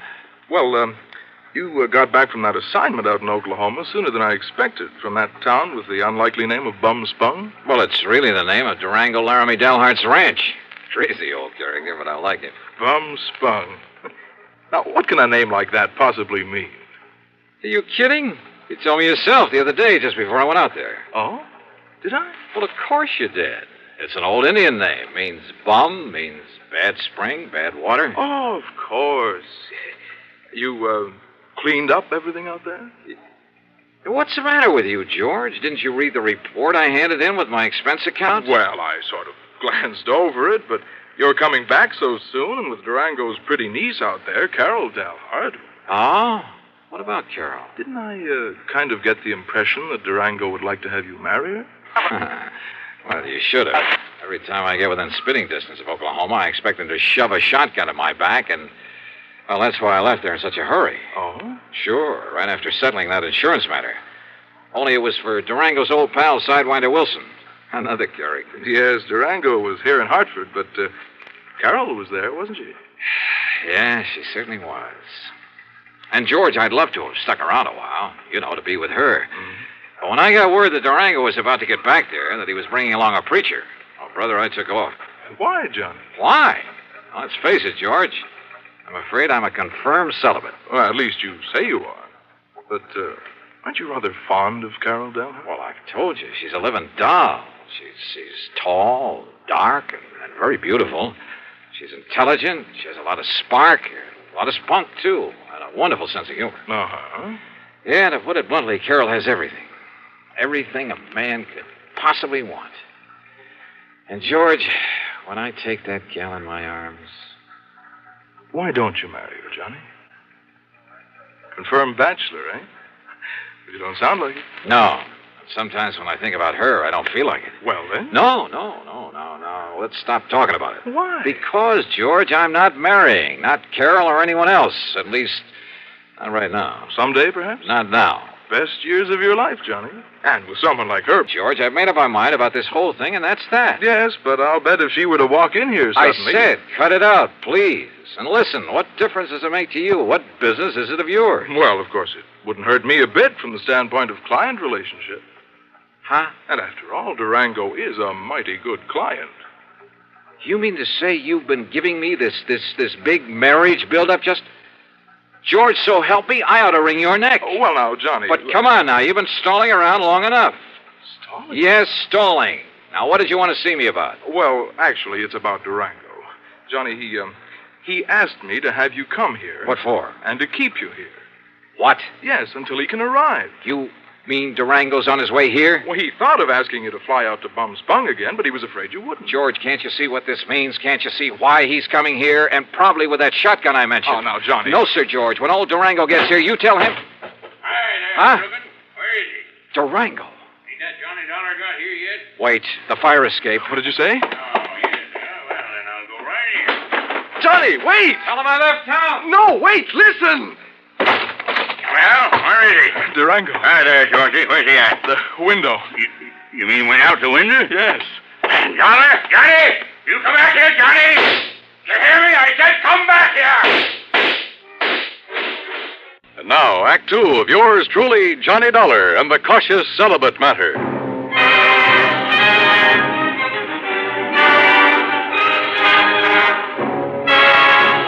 Needless to say, when that wild old character, Durango Laramie Delhart, started shooting at me in the office building, well, I really made time down that fire escape. And I didn't stick around to see how he was going to square himself with the police. Because before I could even reach the nearest corner, a couple of prowl cars pulled up in front of Floyd's of England and out piled half a dozen cops, all pulling their guns. No, sir. I grabbed a taxi. That's item 2, and it comes to $5 even for the fastest ride I could get to my apartment. Because Durango's presence in Hartford can mean only one thing. Yes, sir. He was still obsessed with the idea that I should marry his niece, Carol Delhart. Sure, I care a lot for Carol. Maybe even love her, I don't know. And I know that she likes me a lot. But I also know that neither of us is going to be railroaded into marriage by old Durango. Yet there couldn't be any other reason for his coming here. So I dragged out a couple of handbags and proceeded to pack them well. Then item 3, another dime for a phone call. George Reed here. So what happened, George? The cops haul him off and throw him into the clink? Durango? Who else? Johnny, this man is unbelievable. It's fantastic. Huh? I don't know how he worked it, how much it cost him. And, of course, as always, he came here loaded with money. Thousands, Johnny. Yeah? Well? But the police didn't even take those 6 guns away from him. Oh, brother, all the more reason why I'm getting out of here. Yes, Durango still thinks he's living in the old days of the wild and woolly West when the only... What? You're leaving? Oh, you bet your life I am, and I'm putting all the costs of transportation on expense account. Well, now listen. After all, it was you who got me into this whole thing. Listen to me. Where are you going? What do you think I tell you? You're in cahoots with this wild old man, this trying to get me to marry his niece. But, Johnny, if you and Carol love each other... So what? Do you think we want him to force us into it? Well, now, look. Suppose we... Yeah? Oh, come on, George. I'm in a hurry. George! Are you in your apartment, Johnny? That's right, but not for any longer than... Why do you ask that? You stay right there, Johnny. Durango. You just stay right there. I'm coming right over. I gotta talk to you, young feller, and that ain't all. You hear me, Johnny?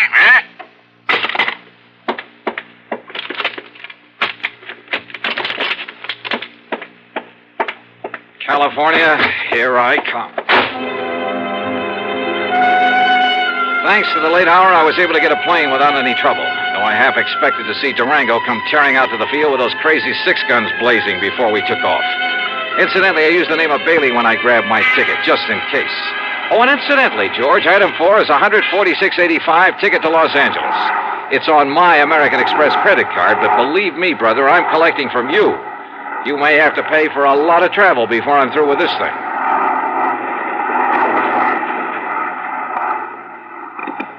This is the pilot speaking. We'll be landing in Chicago in about 10 minutes. Weather is clear, the moon is bright, and ground temperature is 52 degrees. Is there a Mr. Johnny Dollar on board? A Mr. Johnny Dollar.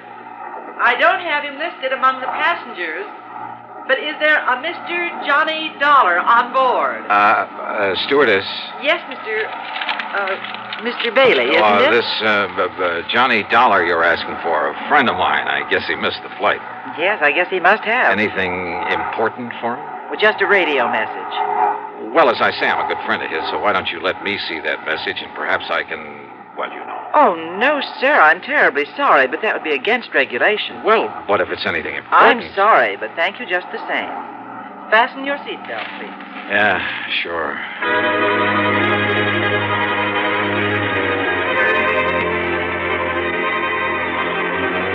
When we landed in Chicago, I was tempted to grab a telephone, call George Reed, and ask him if Durango had given up the chase. For I knew that by now George must have realized he'd have to be on my side in this whole silly business. But during the stopover, I didn't even risk leaving the plane. Finally, we took off again, and I managed to sleep for a while. But all I could dream about was Durango chasing me. Through streets and alleys, across the plains, on foot, on horseback, in a car, a boat, a train, and all the time firing those handguns at me. Wild, fantastic dreams. By the time we got to Los Angeles, I was a physical, mental wreck. But I knew that for the time being, at least, I was clear of Durango. So, after picking up my bags, I elbowed my way through the crowd to the taxi stand. Excuse me, please. Pardon me, ma'am. Sorry. Thank you. Taxi! Taxi!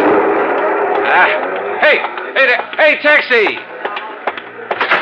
Here you are, Johnny. I hired this here now fancy limousine for you and me. Huh? Say, you ought to took one of them new jet flights like I done. Durango. Would have got you here a lot quicker. Durango, listen. Well, Sir Johnny, I finally catched up with you, didn't I?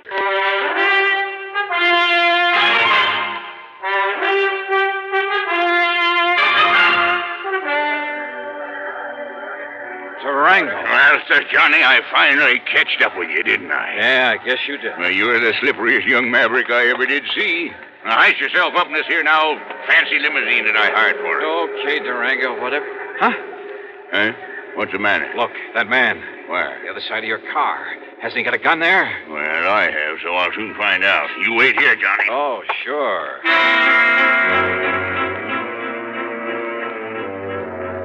I dropped my bags and tore back onto the passenger ramp. By jumping over a fence, I was able to climb on board an airliner that was about to leave. By flashing my credentials at the stewardess, I kept her from throwing me off, and in a couple of minutes we were in the air. Yes, sir, and headed for Portland, Oregon. The plane fare is item 55620. And to prove I'm not kidding about the company paying my expenses on this wild trip, item 6 is $425 for my 2 leather handbags and all the clothes I'd packed in them. So what happened at Portland? You won't believe it. But Durango was there and waiting for me. Sure, he chartered a plane, and because of the stops that my flight made along the way, he got there first. But I saw him in time. Johnny, here I am! Over here, Johnny! By jumping another fence and doing 100 yards in something like 9 seconds flat, I managed to find a taxi stand. Item 7, $35 for a wild ride through the streets of Portland, because I knew that somewhere in back of us, Durango was in hot pursuit. We finally ended up at a private airstrip out north of town. Item 8, $200 for the plane I chartered. And I told the pilot just to go anywhere. But according to regulations, he had to report his course and destination. So I knew that sooner or later, Durango, who's nobody's fool, and more important with all his money, would be on my tail again. I racked my brain trying to figure out some way, trying to think of someone who could possibly... Yeah, someone. And then it occurred to me. There was someone. Sure, of course. The one person in the world who was in the same spot I was. Sure, it could be like walking into a lion's den. But item 9, a total of $114. Plane, bus, train, and rental car. First to Enid, Oklahoma, then north to the broken-down little ranch at Bum Spong. And yep, Carol was there. That lovely, loving Carol.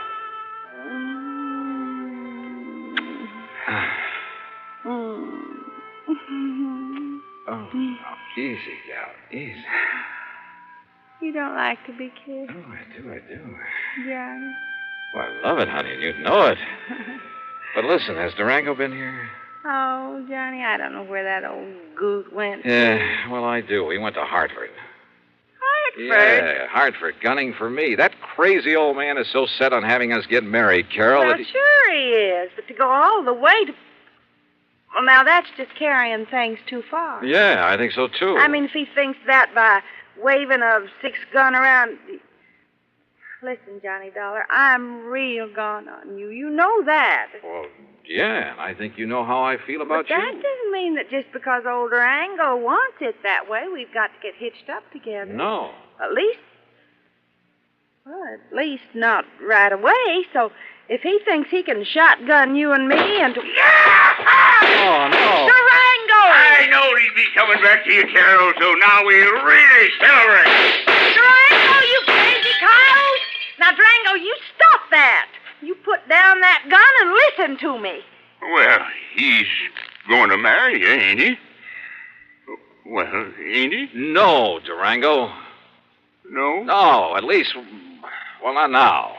And in spite of the way you've chased me all the way across the country. Yes, Durango. Well, sure I chased you, but not on account of Carol, Johnny. Huh? Well, sure. I hope all the time at some time you and her will get married up together. Well, then? But I give up trying to force you kids doing it. Huh? Well, I just figure when you're ready, well, then you will. But going to Hartford and chasing me that way. Huh? Oh, that. Yeah, that. Well, that wasn't nothing, Johnny. It's just that when you was out here last week and you kept my old pal Sidewinder Wilson from getting murdered, Sidewinder's my oldest pal, Johnny, my best friend. Yeah, that's true, Johnny. And when you passed on the word that he was the one that found out about that killer, well, Johnny, well, you know now, he's the new chief of police down there at Fairweather. Yeah, well, bully for him, but I still don't see... So you being so good to him, I just wanted you to know I appreciate it. So, what I went to Hartford for was to give you this. Holy... Some of them's a bit dirty, crumpled up, and got some... But when I counted right, there ought to be $10,000. There you are. Gee, Durango. Well, Durango, I don't know what to say. Yeah, you don't have to say nothing, Johnny. Just enjoy it. But are you sure you wouldn't like me to have the preacher come up from Enid and no, I guess not. But God bless you anyhow, boy.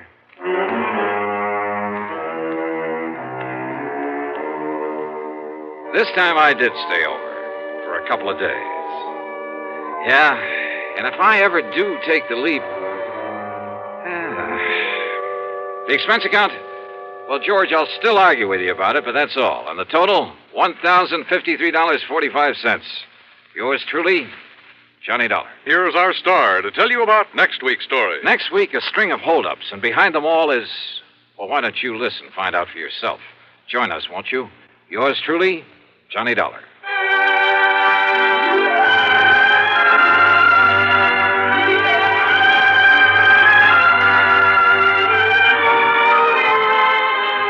Yours truly, Johnny Dollar, starring Bob Bailey, originates in Hollywood and is written, produced, and directed by Jack Johnstone. Heard in our cast were Virginia Gregg, Gene Tatum, John McIntyre, and G. Stanley Jones. Be sure to join us next week, same time and station, for another exciting story of yours truly, Johnny Dollar.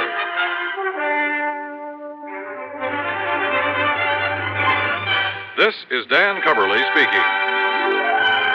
See how he runs on Suspense is next on the CBS Radio Network.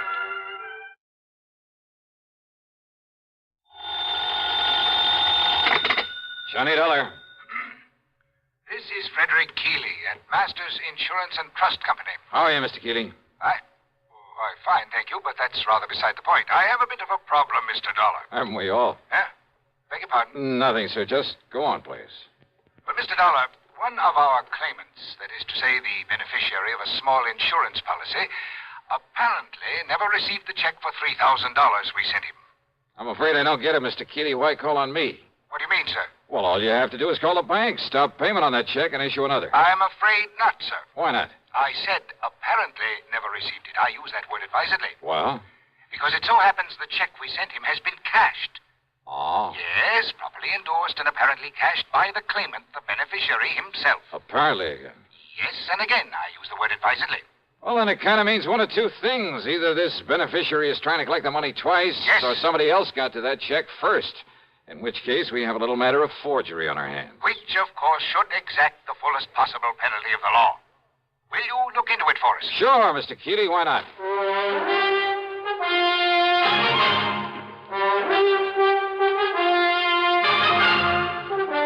CBS Radio brings you Bob Bailey in the exciting adventures of the man with the action-packed expense account, America's fabulous freelance insurance investigator. Yours truly, Johnny Dollar.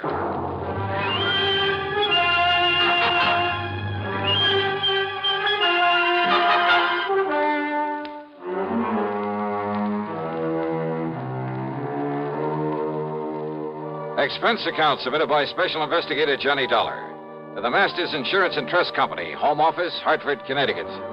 Following is an account of expenses incurred during my investigation of the double exposure matter.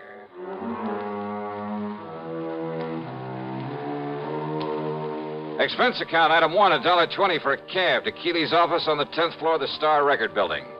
He's a man of about 60, I'd say, short, stout, and rather pompous in his manner. Or maybe self-important is more like it. No, I'm sure you realize as well as I do that a $3,000 claim is relatively small, relatively unimportant. I use that word advisedly. Well, that means I can't expect much of a commission. What's that? Nothing, sir. Go ahead, please. Yes. The fact remains that if the claimant, the beneficiary, thinks he can get away with collecting twice on the policy...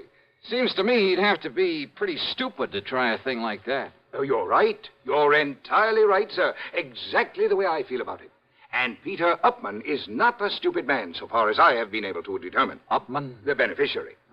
In other words, it becomes evident, and I use that word advisedly, that someone else got hold of that check, endorsed it with Peter Upman's name, signed the receipt, of course, and, shall we say, left for parts unknown. In other words, we are faced with a case of forgery. Yeah, I think I suggested something of that sort. Why, yes, of course you did. And forgery is a serious matter, sir. I'll go along with you on that. Not only in this particular instance, because of the relatively small amount involved, and I use that term advisedly. Oh, I'm sure you do. But because it could lead to other attempts where perhaps much larger amounts could be involved. So you want me to see if I can run down this forger for you? No. No? Why do you say that? If we are to believe the People's National Bank over in Milford. Milford, Connecticut? That's right. If we are to believe them, the personnel concerned, their actual photographic record of the transaction, there was no forgery. But I thought you just finished saying... What's that? Mr. Dollar, according to them, and I have no reason to doubt them in the least, Peter Upman himself appeared, endorsed that check, cashed it, and left with the money. However... Yeah? I have here a properly signed deposition to the effect that Upman not only never cashed that check, but that he never saw it. Oh, no, this doesn't make sense. We have no reason whatsoever to question the validity of this deposition. You're sure of that? I am certain of it. But you can't be. That is why I have called upon you. Somehow, Mr. Dollar, you must bring the criminal, whoever he is, to justice. Will you do it, sir? Well... Yeah, sure. Why not? And I use that term advisedly.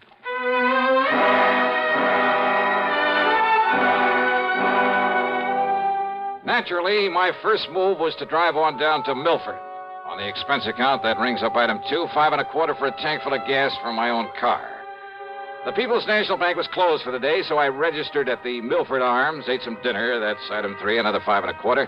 That is, including a couple of drinks beforehand. Then I drove over to the address of Mr. Peter Upman.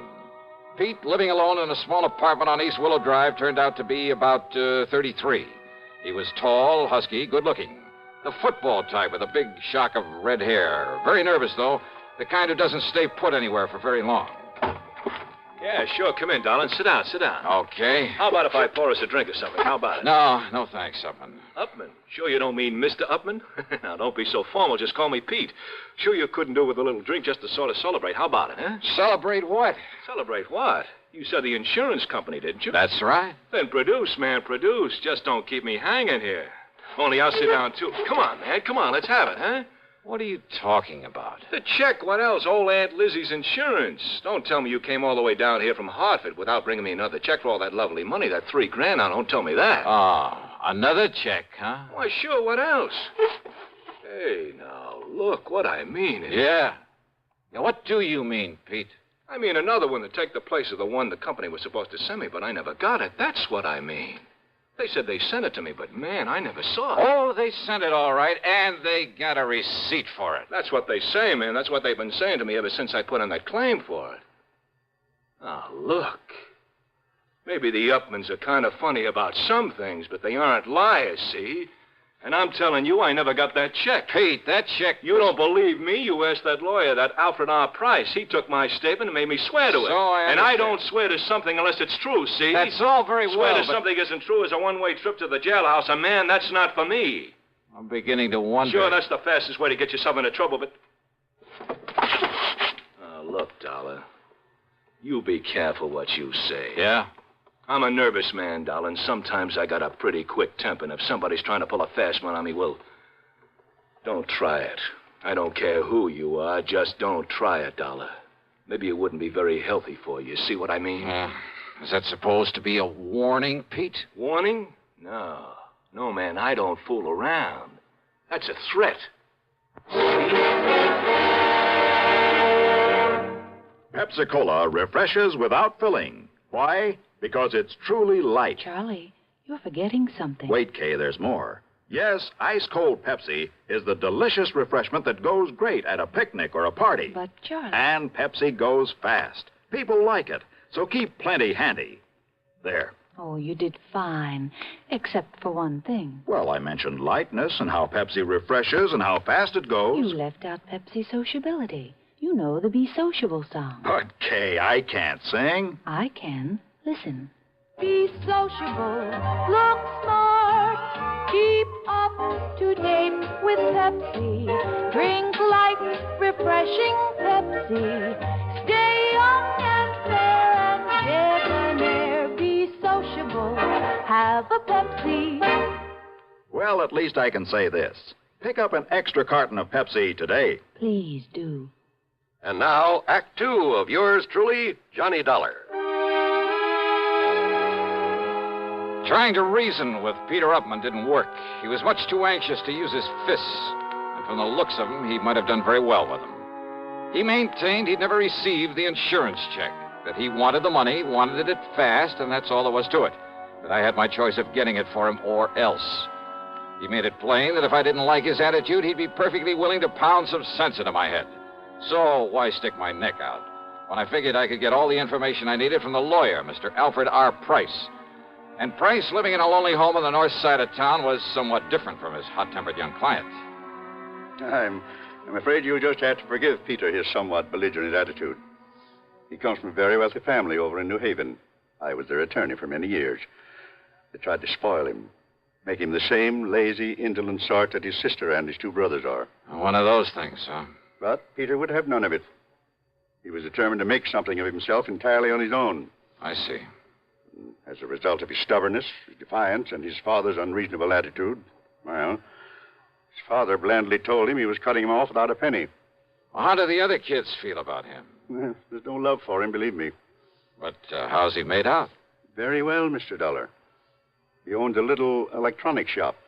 More important, he's the only member of the family who has any real knowledge of the value of money, simply because he's the only one who's gone to work for it. Which explains, I suppose, why he's so anxious to get his hands on the $3,000 insurance that his aunt left. Oh, he can use it, too.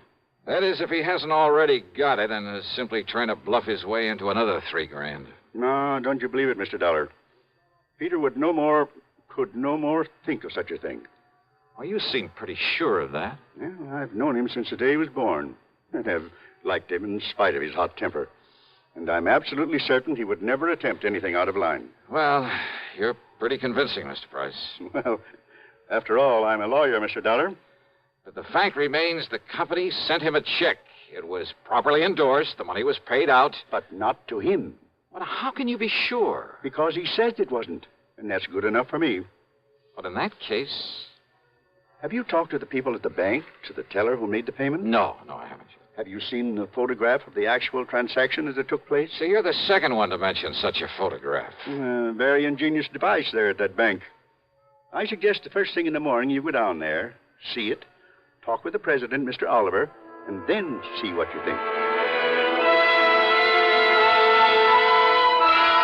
So first thing in the morning, I was at the bank talking with Mr. Barton Winfield Oliver, the president. Yes, a very ingenious device, Mr. Dollar, when it works properly.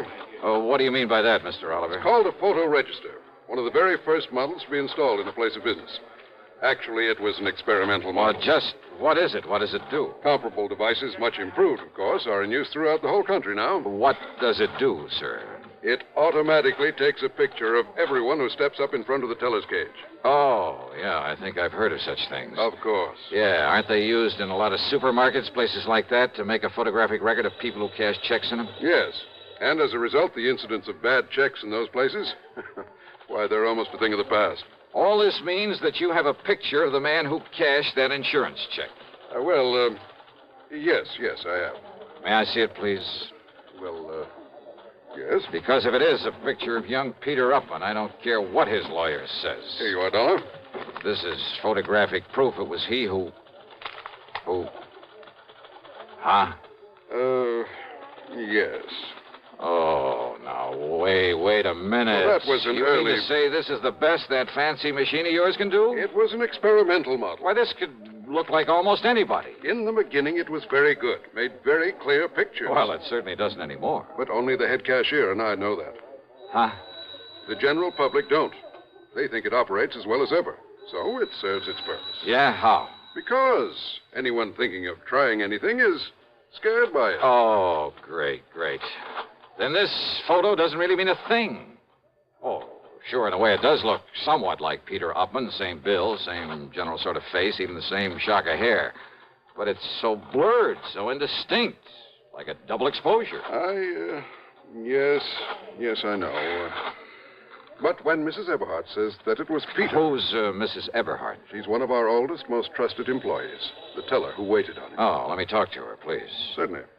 Mrs. Eberhardt, will you close your cage for a moment and come here, please? Certainly, Mr. Oliver. That's the one? It is. She's been with the bank much longer than even I have. Almost from the beginning. She knows more about the people here in... Mr. Dollar, what does this mean?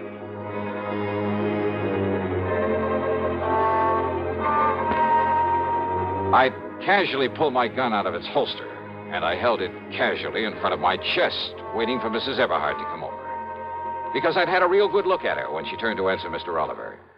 And suddenly I began to see things a lot more clearly.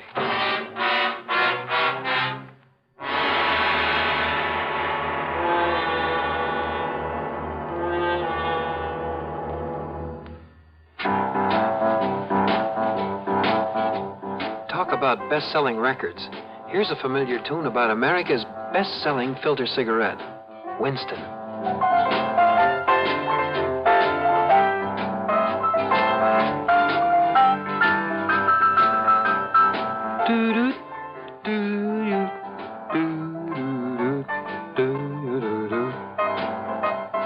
Winston gives you real flavor, full, rich tobacco flavor. And you know, that's because only Winston has filter blend up front. Choice, flavorful tobaccos, specially selected and specially processed for filter smoking. No wonder Winston tastes good, like a cigarette should. Smoke Winston. And now, Act 3 of yours truly, Johnny Dollar, and the double exposure matter.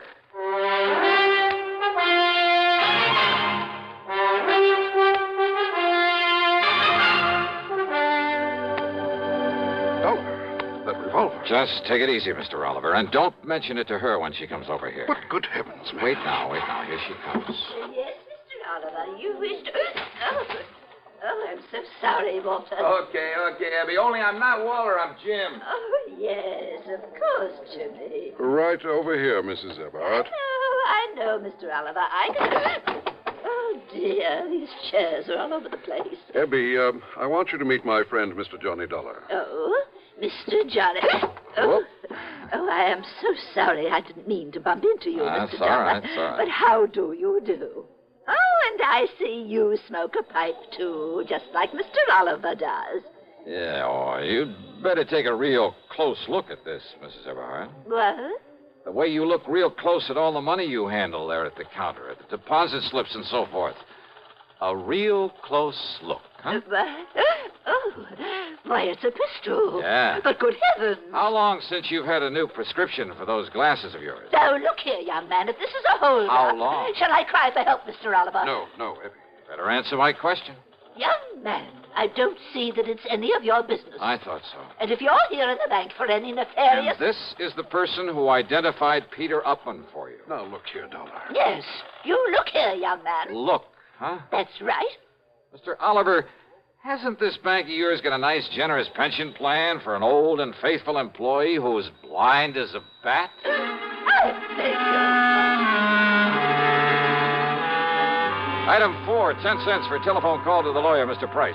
Item 5, $1.50 for a leisurely lunch at the hotel, after which I wandered around the town a bit, then drove on over to the lawyer's office. I tried to call you at the hotel, Mr. Dollar, but they told me you'd left. Yeah, no, I was out taking a little walk. Look here. Do you think these will be of any help to you? Who knows, but I certainly hope so. Now, this is Janet Upman. I believe she's about 31 now. Oh, quite a dish. Yes, she's quite a dish. I bet that Mink set her back a lot of money. Now, this is Edward, Peter's older brother. Not very bright. Kind of bald, isn't he? But there is a family resemblance. And this is Peter. No, that's Paul. A couple of years younger than Peter. They dislike Peter, didn't you? Yes, I did. Because he had the guts to go out on his own, huh? Partially, perhaps. Because he didn't take a hunk of the family fortune? Well, that wouldn't make sense. Now, wait. You mean didn't I tell you of the hidden bequest? The what? Peter never knew about it, but the others always have. Known about what? Well, because of the way Peter had renounced his family, his father wanted to punish him. By cutting him off without a cent. So he said. But in a late codicil to his will... Oh, Peter will get some money, huh? Over $1 million, Mr. Dollar, in a few months, when he's 35. I see. Provided he keeps out of any serious trouble. The money the others were left. Millions, Mr. Dollar. I'll bet they've been going through it like a tornado. Yes, I'm afraid so. All right, then, Mr. Price. If I can bluff my way with this picture from the bank, and if you're any kind of an actor, well, let's get busy.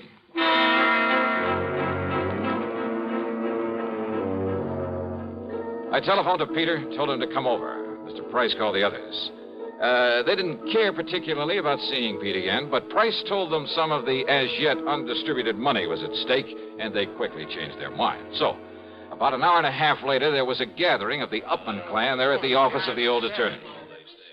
Look, Dollar, Mr. Price says you're okay and all that, but I still don't like your company's stall on the insurance payment. Just keep your shirt on, huh, Pete? And another thing, I didn't like your attitude when you came to see me. Now, look, you may be a little bigger than I am, but I've decided you'd be very foolish if you tried to take me on. Oh, yeah? It might even cost you $1 million. Well, all I care about is Aunt Lizzie's $3,000. Okay, just take it easy, huh? Take it easy? You say that to a redhead? redhead? Then shut up.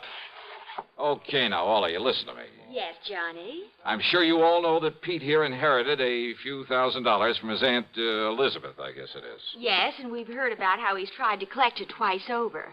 Well, if you ask me, Johnny... Thank you, Janet, but I am not asking you. Well, if you ask me, Pete ought to be locked up for trying such a silly, childish thing. Yeah? Paul, with all the time in the world on your hands, it was real easy for you to pick up that insurance check over where Pete lives while he was at work, wasn't it? What's that? What? And forging a signature? Well, after all, you're his own brother. Just a minute, please. And there at the bank, why, dear old half-blind Mrs. Eberhardt couldn't tell which was which. Now, look here, Dollar. But a little machine put the finger on you, Paul. Absurd. Yeah, a little device at the bank that photographs everybody who goes up to a teller's cage. Dollar, you mean that... Oh, now, Johnny, you've been taken in. Have I? That old thing is just a bluff. It hasn't worked right in years. Oh, what makes you think that? I know. Because the cashier is a boyfriend of mine. Oh, that bank had better check its books. What? He didn't tell you it's been fixed recently? Fixed? No, he didn't. I mean... Oh. Now, wait a minute. Like to see the picture it took of you, Paul, collecting that money? Here, Mr. Price. See what you think. Why, yes, Mr. Dollar.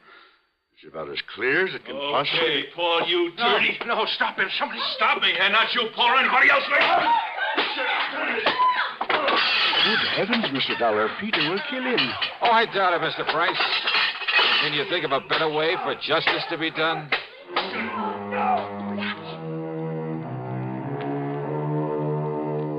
Yeah, Peter paid Paul on this one, but I mean royally. And I must confess it did my heart good to watch him. And Pete, bless his fighting Irish heart. Yep, he'll be a millionaire one of these days. He's earned it. Expense account total, including hotel and food, $17.20. Yours truly, Johnny Dollar.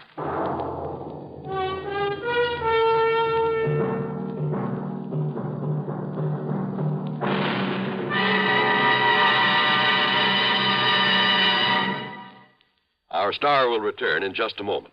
Constipation is something people don't talk about much. But it can be a problem for anyone, even doctors. And when constipation occurs, it's interesting to see just what doctors consider important about a laxative they might use or recommend. Well, a majority of the doctors we heard from had this to say. A laxative should be effective, gentle, close to natural acting. A medicine that can be used with complete confidence. Now, X-Lax has been popular with many doctors and millions of people over the years because pleasant-tasting chocolated X-Lax is effective. Overnight, it helps you toward your normal regularity. X-Lax is so gentle, so close to natural acting, there's no upset. That's why many doctors and millions of people use X-Lax with complete confidence. X-Lax, the laxative that helps you toward your normal regularity gently, overnight. Now, here is our star to tell you about next week's story. Next week, a story of a deadly swamp and 4 dedicated killers. Their intended victim? Well, join us, won't you? Yours truly, Johnny Dollar.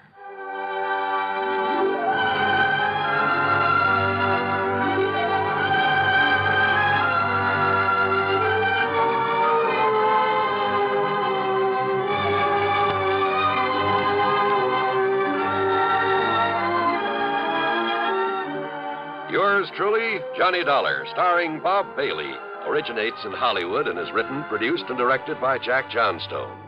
Heard in our cast were Marvin Miller, Peter Leeds, Jack Moyles, Ralph Moody, Bartlett Robinson, Eleanor Audley, and Sandra Gould. Be sure to join us next week, same time and station, for another exciting story of yours truly, Johnny Dollar. This is John Wall speaking.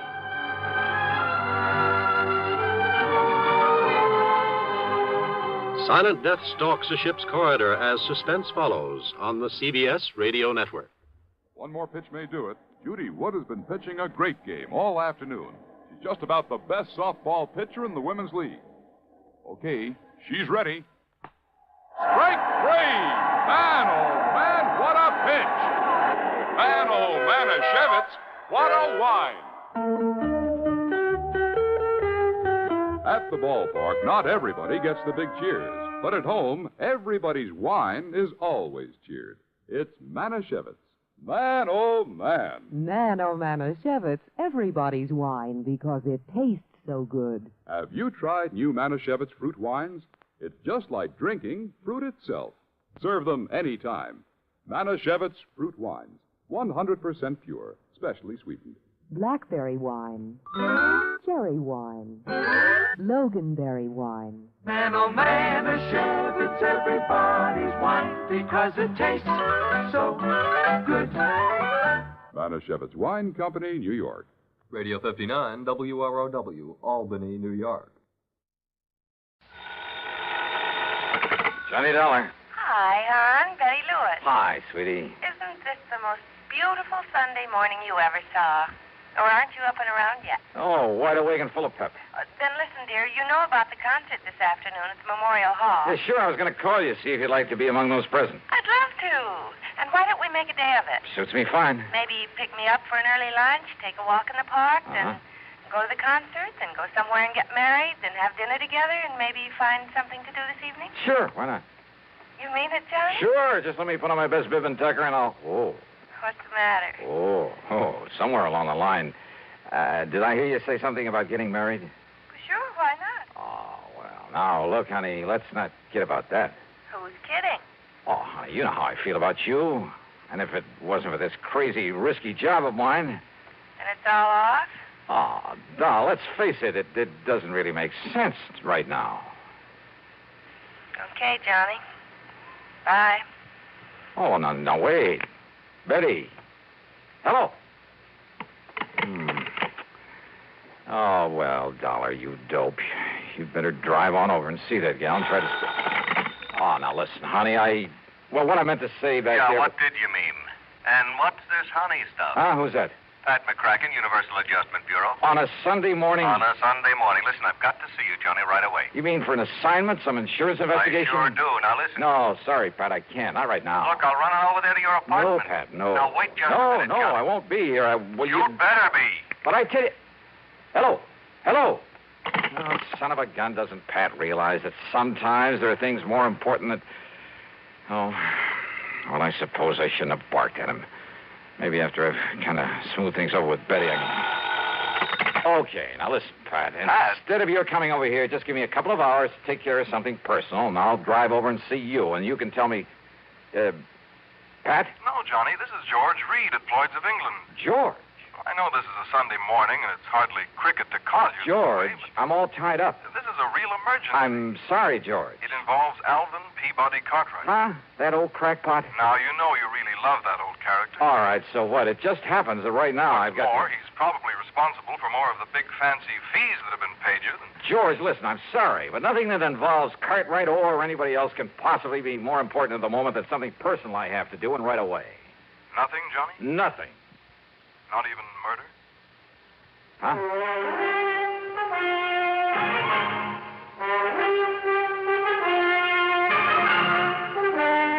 CBS Radio brings you Bob Bailey in the exciting adventures of the man with the action-packed expense account, America's fabulous freelance insurance investigator. Yours truly, Johnny Dollar.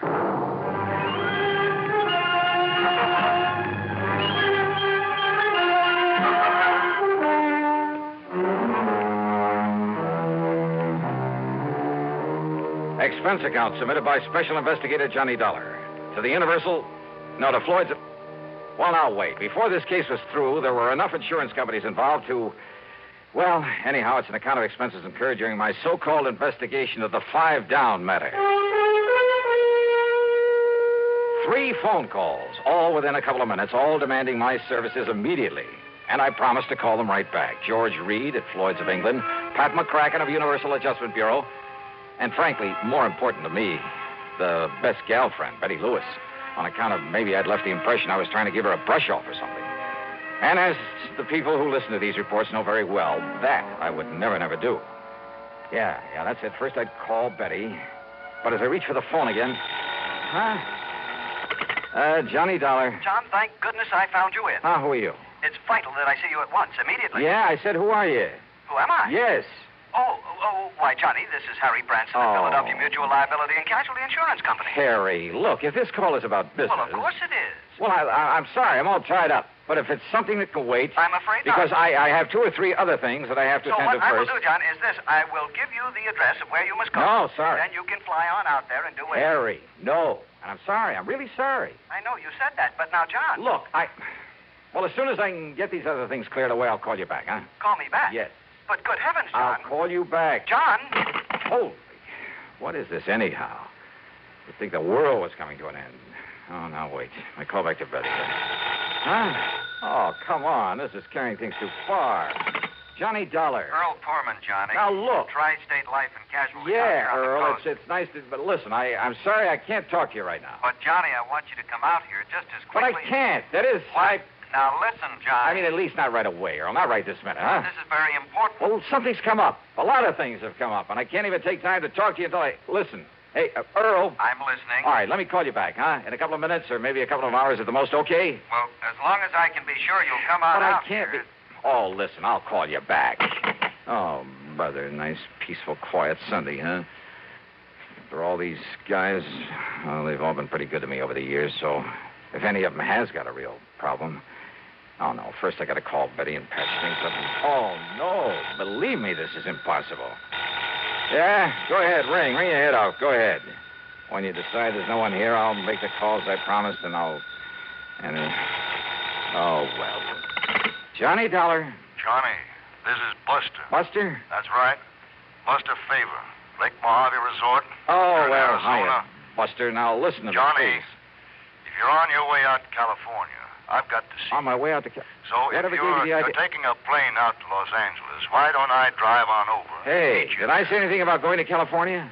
Oh, but I've got to see you, Johnny. Oh, Buster, look, please, believe me. With the crazy way things are going around here, believe me, I'm sorry, but I can't talk to you right now. But this is important, Johnny. I know. So, sure it Johnny... is, but please, just give me a little while, I'll get back to you. Whatever you say, but when you do get out I'll get here... back to you. Oh, telephone, so help me. If you ring once more. All right. Hello, listen, whoever you are, this is Johnny Dollar. Nope, not this time. So guess again. What? I said to guess again. What's the matter with you? Don't you hear good? Alvin Peabody Cartwright. Well, of course I'm Alvin do you think I am, anyway? Mr. Cartwright. Johnny, you've got to come out here right away. Yeah, out where? And listen, George Reed called me about you a few minutes ago. He said something about a murder. Me?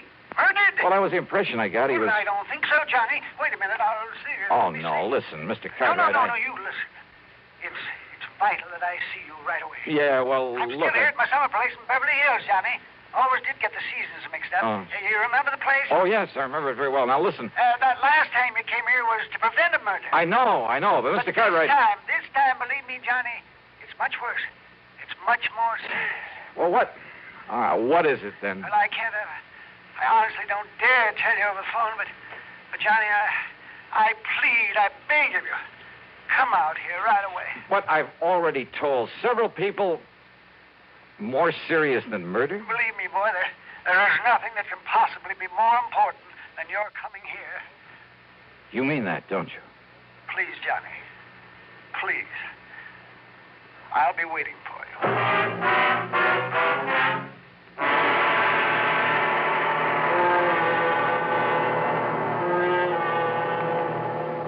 Ever notice the way Pepsi-Cola has of disappearing fast?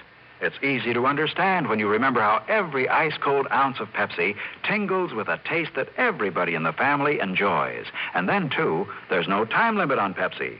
Day or night, with meals or by itself, work days or weekends, for parties or all by yourself. But the thing that really makes Pepsi go fast is its light touch. Pepsi always refreshes lightly, without filling. So a Pepsi just never tastes like too much. To make sure your supply of Pepsi meets the demand, always buy an extra carton or two. You can't run a household without it. Be sociable, look smart, keep up to date with Pepsi. Drink light, refreshing Pepsi. Stay young and fair and debonair. Be sociable, have a Pepsi. And now, Act Two of yours truly, Johnny Dollar and the 5 Down Matter. Phone calls, one on top of the other. First from Betty Lewis, and I'd really better patch things up with her. Then frantic calls from Pat McCracken, George Reed, Harry Branson, Earl Poorman, Buster Favor, and finally from old Alvin P. Cartwright, the latter sounding the most urgent of all. Not one of them had given me any details about the emergencies that prompted their calls. But these are men that I've been working for and with for years. And for my money, they're not only important to my insurance investigations, but they're the salt of the earth. And if it came to a matter of which one to favor over the others... Oh, but now wait a minute. Cartwright lived in Beverly Hills. George Reed was worried about Cartwright. Earl Poorman could be taken care of out there on the West Coast, too, and Buster Favor. I got back on the phone and tried calling Pat McCracken. No answer. The same with George Reed, and with Harry and Earl and Buster, even with Alvin P. Cartwright. And when I couldn't even reach Betty Lewis to apologize for... Okay, I tore out to Bradley Field. Expense account, item 1, $170.40 for a plane ticket to Los Angeles. Here you are, Mr. Dollar. Okay. Your plane is ready for takeoff. Right, thanks. I'm sorry again. I couldn't get you on a jet from New York to L.A. Oh, that's okay. But now, you better hurry or... excuse me just a minute, please. Well, let me have the baggage check and I'll... On this phone? Mr. Dollar. Yeah? Well, very well. Put the party on. Oh, wait. This call's for you, sir. Oh, okay. Johnny Dollar. Your telephone exchange said they could get you for me. Who's that? But who else was here? It's your oldest, your dearest friend, Le Chagris. Chagris? Louis de Marsac, the great cat?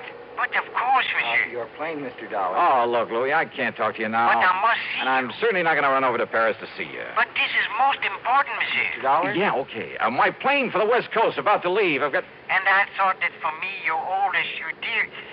You do not like me anymore? Oh, sure, Louis. Of course I do. And you do not appreciate what... Believe me, I appreciate all the help you've given me over the years. Then you will see Mr. Dollar. Yeah, okay. Look, I got to make a plane, Louis. You will see me. Mr. Dollar, please, you better hurry. Yeah.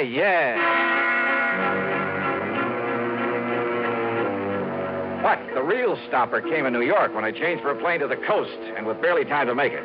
Yeah. Another of my old pals. Another one I didn't want to turn down. Lieutenant Randy Singer of the 18th Precinct. But under the circumstances, and with only seconds to spare. but Johnny, you've got to handle this one for me. I'm sorry, Randy. It's down the West Coast in California. Which is exactly where I'm heading if I make the plane. Well, that's good. So let me tell you where to go when you get... Randy, please. I'll miss the plane. Send me a wire or something, huh? This your plane right here? Yes, it is. Well, then maybe I better climb aboard with you. No such luck. This flight is full up. All right, here you are. Here's my ticket. Fine, sir. Good. Right aboard. Thanks. Well, I can beat you out there on one of the jets. No space on them either. I tried it. Want to bet? Please, will you get aboard, sir? Right. So long, Randy. Yeah. See you, Johnny. Yeah, pretty shabby, I guess. I mean, the way I treated some of the best friends I had. But what would you have done under the circumstances? Well, during the brief stop in Chicago, I sent telegrams to all concerned telling them I'd call them the minute I could. Even a very long wire to Betty Lewis promising just about everything. Short of marriage, that is. Then finally, when I pulled into L.A. and started to pick up my baggage and look for a taxi... Johnny. Couldn't believe it. My old contact from the underworld. Yeah. Smokey. Yeah. Smokey Sullivan. Yeah, I'll take your bag. I got a car right over here. You were expecting me? You?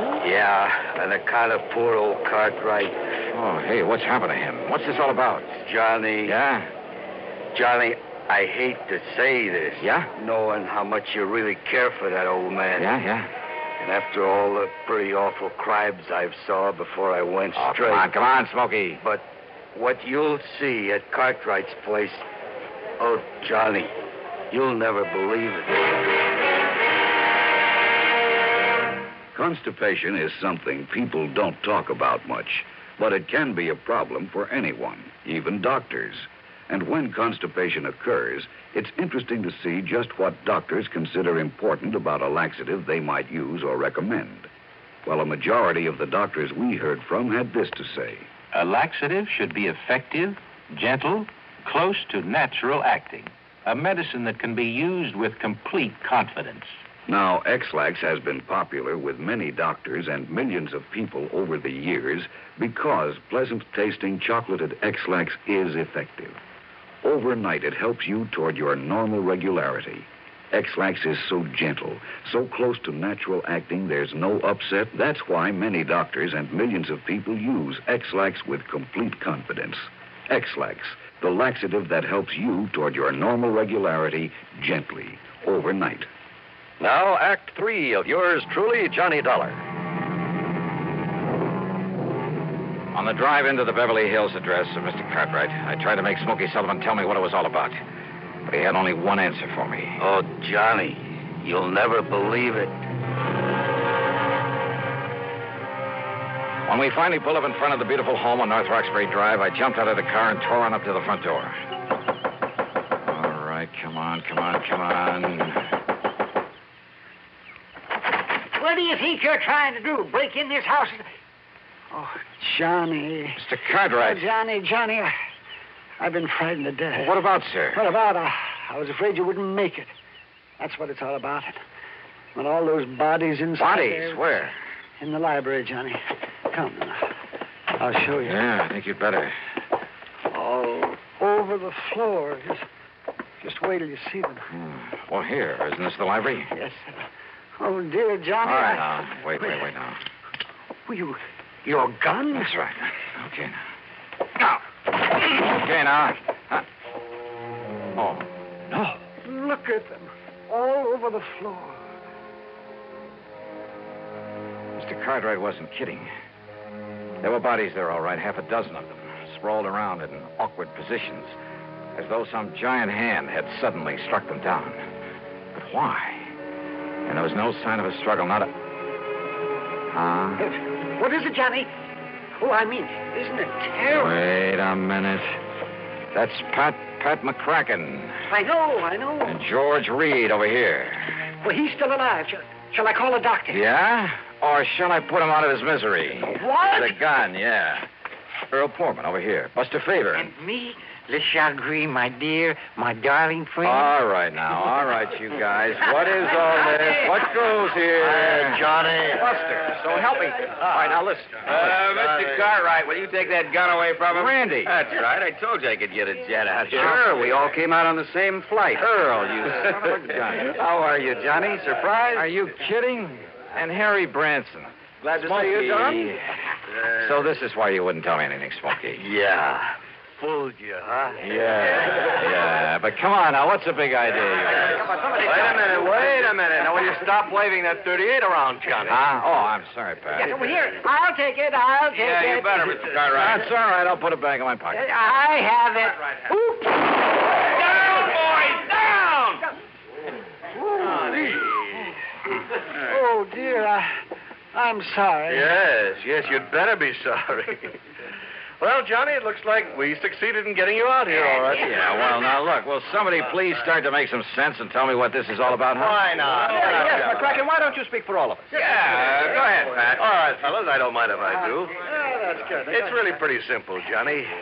Today, Sunday, marks the end of 5 years in your present series of investigations for what we like to think is a pretty good lineup of insurance companies. Yes, so happy anniversary, Johnny. Happy anniversary. Oh, thanks. Now, Johnny, it also completes 5 solid years of the broadcasting on CBS of these cases you handled. Handled mighty well, Johnny. And you've performed a service throughout this country. Oh, now don't get soppy. No, shut up a minute, will you? You've done a great service to the insurance companies, no question about it. Your broadcasting has helped to expose a lot of crookedness, fraud, that sort of thing. Has saved the insurance companies a lot of money. And that means it saved the people, their clients, the people who listen to your program every week. It saved them a lot of money, too. Well, it's... And purely incidentally, these CBS shows of yours have provided a lot of entertainment, a lot of pleasure to literally millions. In other words, Johnny, a lot of people think mighty well of you. And with very good reason. Oh, no. But take it easy. Oh, now, you shut up. But to get all those people together to say thanks, well, that's impossible, obviously. So we thought, that instead of just handing you, if we could somehow, fellas, I'm doing pretty badly. Well, Johnny, I went over all your radio reports. I made a list of the people who've been most involved in your cases these past 5 years. And then when I made the suggestion to Mr. Cartwright... That's right. I told Pat that if he didn't let me give this party to do you honor... Honor? That would... Are you kidding? Yeah. Oh, no. All right. I mean, throw a big fat brawl for you just to get her through that skull of yours. Just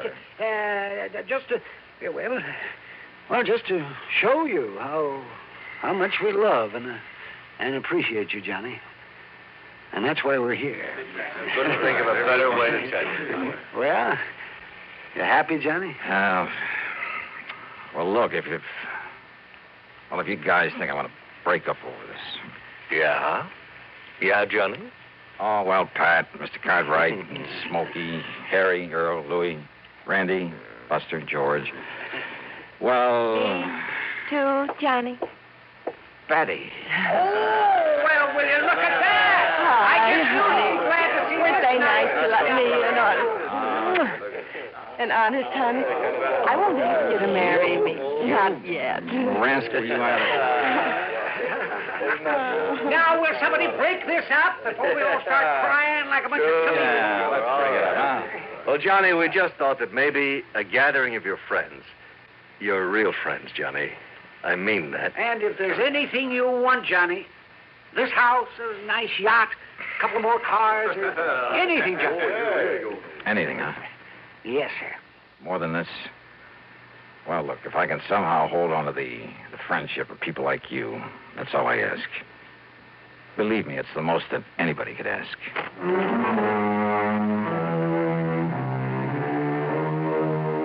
Oh, mighty wonderful people, all of them. Some others, too. I mean, behind the scenes in the job of bringing you these radio reports week after week. The associate directors on the show, Kenny Hodge, Bob Shue, the announcer, Johnny Wald, a mighty wonderful technical crew, Bob Chadwick, Bill James, Tom Hanley, and I mean Jack Johnstone, our producer and director, who, well, he's the guy who makes it...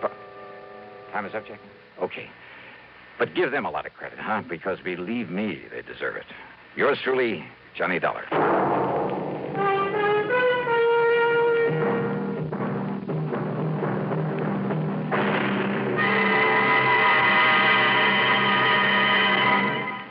Stop and think a minute. Just how well do you know the two presidential candidates? How fully informed are you on the main issues of their campaigns? Well, you can learn a lot about Vice President Nixon, Senator Kennedy, and what they stand for if you listen to Presidential Countdown, a special series of pre-election broadcasts presented each week by the Public Affairs Department of CBS Radio News. Don't miss this important, informative feature. Listen to Presidential Countdown every Tuesday night on CBS Radio. Now, here is our star to tell you about next week's story. Next week, a yarn about the lust for gold and the things it can do to a man. The story takes place in the famous historical ghost town of Virginia City, Nevada, site of the famous, almost fabulous Comstock Lode, where sudden death was all too often the price of finding a rich vein of gold or silver back in the middle of the late century. Or even today, there's gold to be found, and sometimes murder. I think you'll like this one, especially the switch at the end of it. So join us, won't you? Yours truly, Johnny Dollar.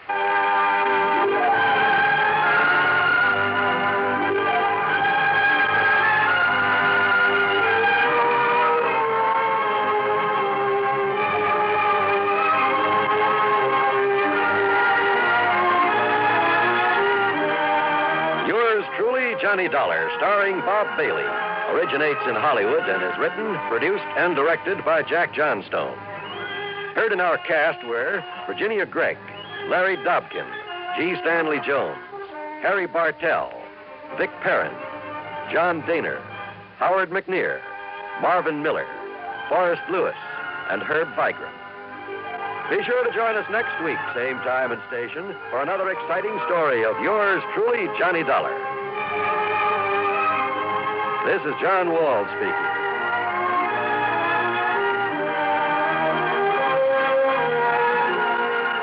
This is the CBS Radio Network. Stay tuned to WROW Albany, New York for a special news bulletin from Schenectady. What's all the commotion about, Dooley? We're celebrating your birthday, old boy. By the way, Schultz, how old are you? Listen, Suds, you're an officer of the law, not a census taker. Let's say 21 plus. I'd like to propose a toast. Pipe down there. Let's listen to Dooley's latest masterpiece. Here's to the mug who is full of good cheer. Here's to his favorite, natural beer.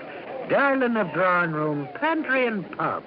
Here's to magnificent Utica Club.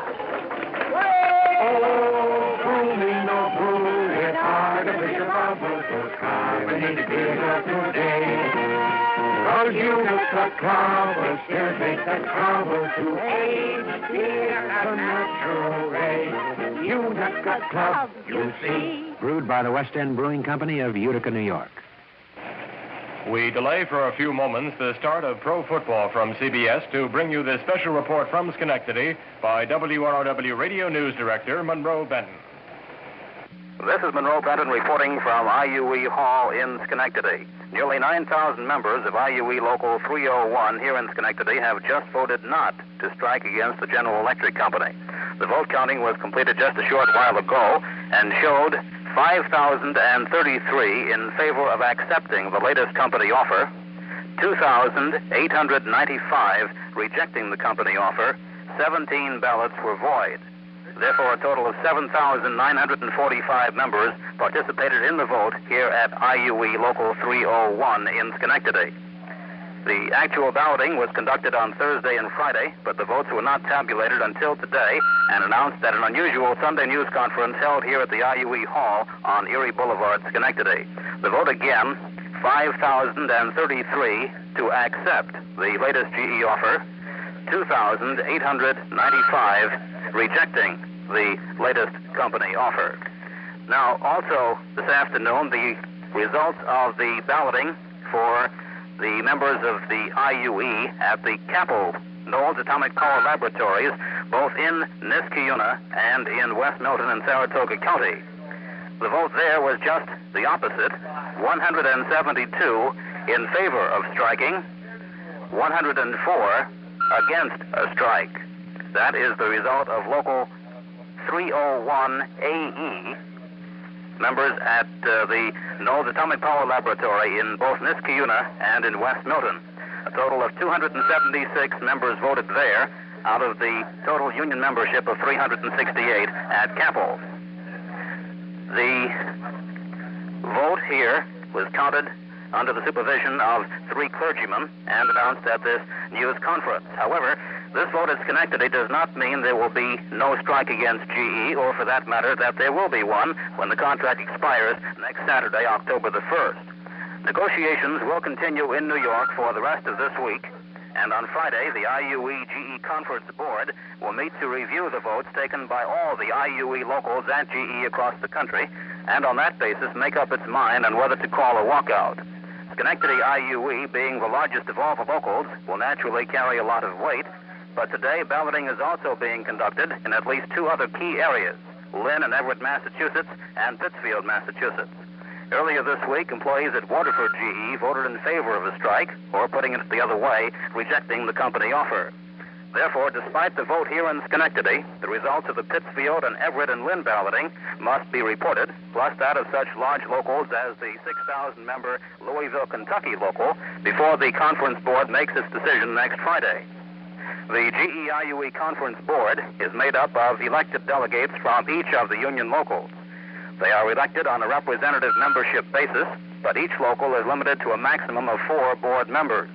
These delegates are bound to vote at the conference board meeting the way the locals have instructed them to vote.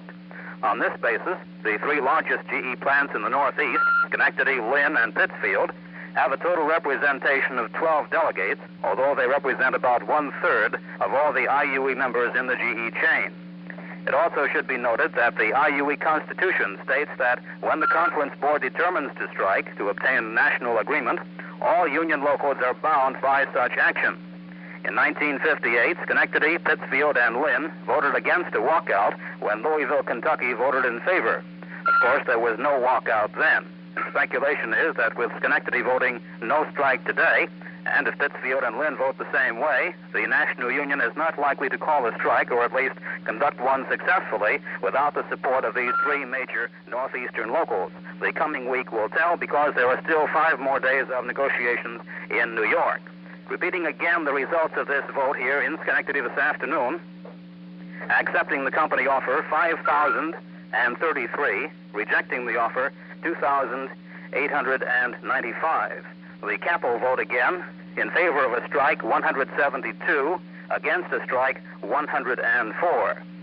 Leo Jandro, the business agent of Local 301, issued a statement just a few minutes ago, and it says in part, the result of the secret ballot vote shows that a majority of the members of IUE Local 301 have chosen to accept the final offer of GE. However, Jandro continues, the fact that a substantial number of the Schenectady Local 301 members voted to reject the offer reflects strong dissatisfaction caused by a number of reasons. First, the offer did not adequately meet the demands, or rather the needs, of every group of employees. Also, the outside interference of the UE and its misrepresentation of the company's offer spread misunderstanding and confusion amongst many of our members. Unquote from Leo Jandro. That's the report here from Schenectady. Repeating again, IUE Local 301 votes to accept the GE offer. However, the IUE AE local over at Knowles Atomic Power Laboratories, both in Niskayuna and in West Newton, vote to walk out 172 to 104. The vote in Schenectady again, 5,033 accepting, 2,895 rejecting. Monroe Benton from Schenectady, back now to WRO. From Hollywood, it's time now for Johnny Dollar. Marty Bruce, Johnny, at Worldwide Mutual. Oh, hi, Marty. How are you? Did you ever hear of the Mei-Ling Buddha? Nope, I'm afraid I never. It's probably the most valuable piece of jade there is. A little statue not more than 3.5 inches high. Made during the Mei-Ling dynasty. And you've insured it? Yes. For how much? $40,000. So what's happened to it? I don't know. I don't know if anything's happened to it. Well, if nothing's happened to it. I'm not even sure of that. Huh? That nothing's happened to it. Come on over here and let's talk about it, huh? Yeah, I think I'd better.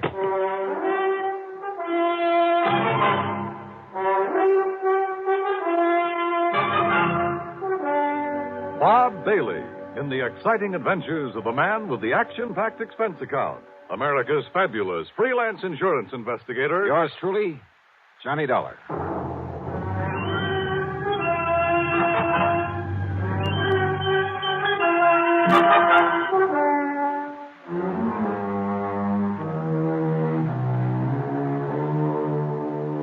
Expense account submitted by Special Investigator Johnny Dollar to the Worldwide Mutual Insurance Company, Home Office, Hartford, Connecticut.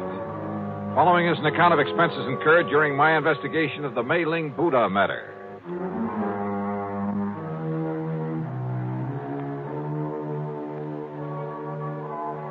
Expense account item 1, $1.10 for a taxi from my little apartment to the office of Worldwide Mutual, where Marty wasted no time in getting to the point. I'd know for sure if it weren't for that knuckle-headed Ray Kermer. Who's he? One of our account men. Got back from a European vacation just this morning. For being so stupid, I ought to fire him. He knew we'd insured that jade Buddha. And when he saw it over there in Paris a couple of weeks ago, he should have looked into it. Found out what it was doing there. Doing just exactly where, Marty? In a dingy little antique shop, somewhere on the Rue de la something or other. He didn't even have sense enough to get the address or the name of the place. Oh, where was it supposed to be? Locked up in the home of the late Darrell Harcourt up in Boston. And of course it isn't. Well, that's the point. I don't know. There's been no report of a theft. Well, if somebody's seen it in Paris... Is that Buddha pretty well known among collectors and so on? I told you. It's probably the most valuable piece of jade in the whole world. Then let me use your phone. Sure, here. But if we don't even know what shop or where it is in all of Paris... Just leave it to me. My phone call was to a slimy little character whose name is de Marsac, but who calls himself the Chat Gris, the gray cat, who knows the Paris underworld like the back of his hand. He'd been a lot of help to me some months before in locating a painting that was stolen from my good friend and the actor and art collector Vincent Price. Certainement, Monsieur Dollar. If you are willing to pay me well. If you can dig up the information I want, I'll mail you a check for $100 American immediately. Oh, no, Johnny. Only 200? What you call bucks for my inestimable services? Oh, Monsieur. Okay, 200. Now listen. There's a little idol, the Mei-Ling Buddha. Yes, I know it well. Oh? I saw it only this morning, here in Paris. Where? At the shop of Monsieur Dubuisson on the Rue des Pas de l'Amour. Yes, it was smuggled in only a few weeks ago. And the price on it? Well, for such a rare and exquisite piece, most reasonable. How much? 32 million francs. That's around $80,000, so it must be the McCoy. You wish me to, shall we say, obtain it for you? You mean steal it? But of course, monsieur. But for a price. No, thanks. I'll send you a check. You're giving him $200 just for that? A lot cheaper than my flying over there. Well, yes. So now I'd better check at the home of this, what'd you say the name is? Darrell Harcourt in Boston. I'll put down the address for you. Died about 2 years ago. Home's in charge of his old housekeeper, a Mrs. Mary Haskell. And I take it his property hasn't been disposed of yet. His fine old tapestries and furniture, yes, will to various museums here. Thanks. Everything but the contents of Mrs. Haskell's room and the study. The latter he willed to a nephew, Charles Curtis, to be given to him the day he finishes at Harvard. Well, that's a funny sort of arrangement. Harcourt was a funny man. The Buddha was the only thing of real value in that room. And he figured it was enough to get his nephew started in a business of some kind. I see. This Curtis boy get the house, too? No. That goes to Mrs. Haskell after Curtis gets the contents of that one room. Well, looks as though I'd better hie myself up to Boston and make sure that Buddha's really gone.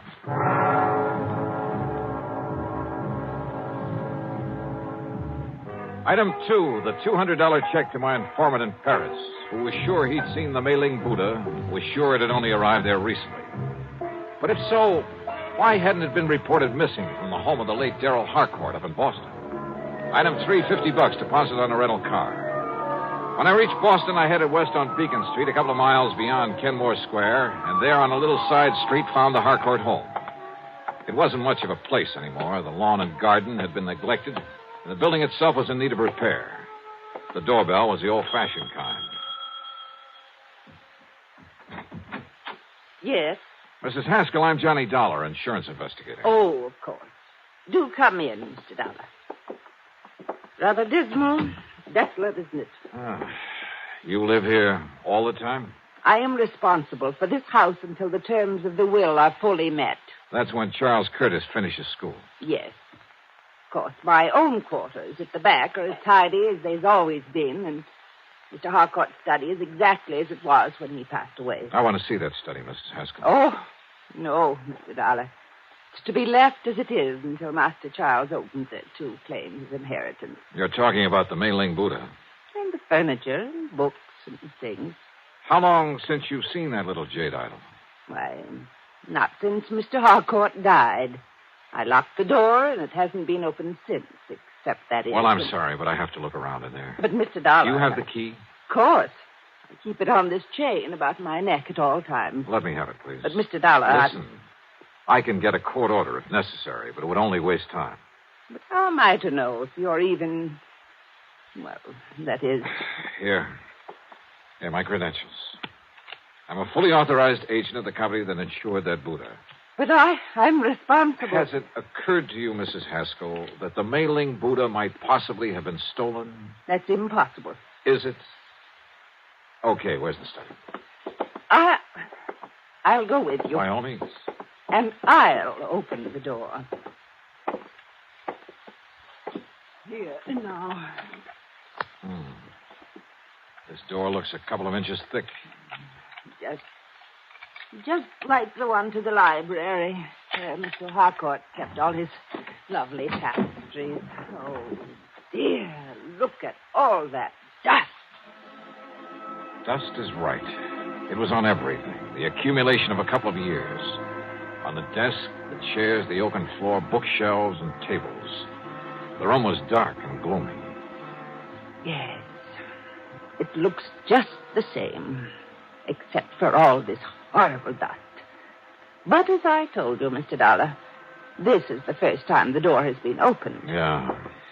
Now, where is the... Oops. Oh, I hope you didn't hurt yourself. No, I just didn't see it. But he always insisted on keeping the electric fan on that little table next to the door. Yeah. Now, where's the Buddha? In the little wooden casket on the desk. Now, let's see.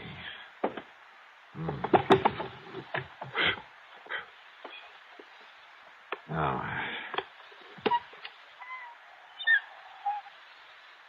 Well, I was afraid of this. Afraid of what, Mr.? Oh, no. It's gone. The Buddha's gone. Yeah. Oh, no.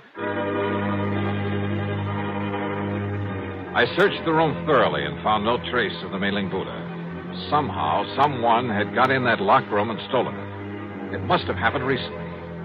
A piece as valuable as that wouldn't be allowed to lie around for long. The Barsock had told me it arrived in Paris only a few weeks ago, and I had no reason to doubt it. But how could anyone possibly have got in there without leaving marks in the dust that swirled about our feet every time we moved? That showed a clear imprint of every step we made. That left a mark on everything I touched. Oh, dear, Mr. Dollar, this is terrible. You're sure you have the only key to this room, Mrs. Haskell? Yes, it was entrusted to me to prevent this very thing. Oh, dear. What about the nephew, Charles Curtis? No, I'm sure he's never had one. You think he could have got hold of yours and had a copy made? No, impossible, Mr. Dollar. Oh, dear. Where is he? At school at Harvard.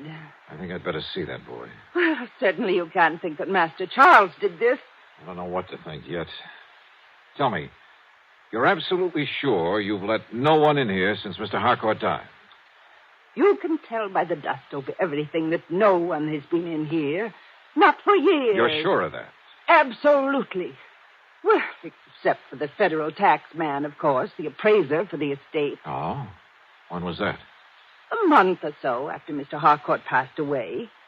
And yet the piece showed up in Paris only a few... I was with him, Mr. Dollar, and so was the attorney. Who is the attorney? Mr. Howard Bancroft in town. Do you have his address? His office is just off Copley Square. Uh-huh. Then I've got two people to see, Charles Curtis and Howard Bancroft. Mr. Dollar, about Master Charles. He's a good boy. Oh, yeah, I'm sure. You simply can't think that he... And anyhow, no one could have gotten here without leaving a trail. Mr. Dollar... Now, look, I want you to close up this room again and leave it closed. I'll be back. Please, Mr. Dollar. About Charles, listen to me. Maybe later, Mrs. Haskell. Later? Yeah. After I've talked to him.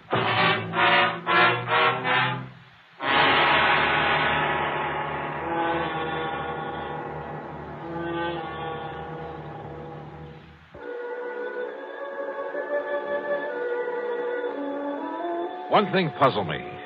If young Charles Curtis did steal the Buddha, why did he do it? After a few months more at Harvard, he'd get it anyway. And he'd be able to sell it on the legitimate market for a lot more than it would ever bring on the Paris black market. On the way in to look him up, I stopped at the office of the lawyer, Howard Bancroft. I can't believe it, Mr. Dollar. Well, the fact remains, Mr. Bancroft, that the Buddha's not only missing from the Harcourt home, but has turned up in Paris.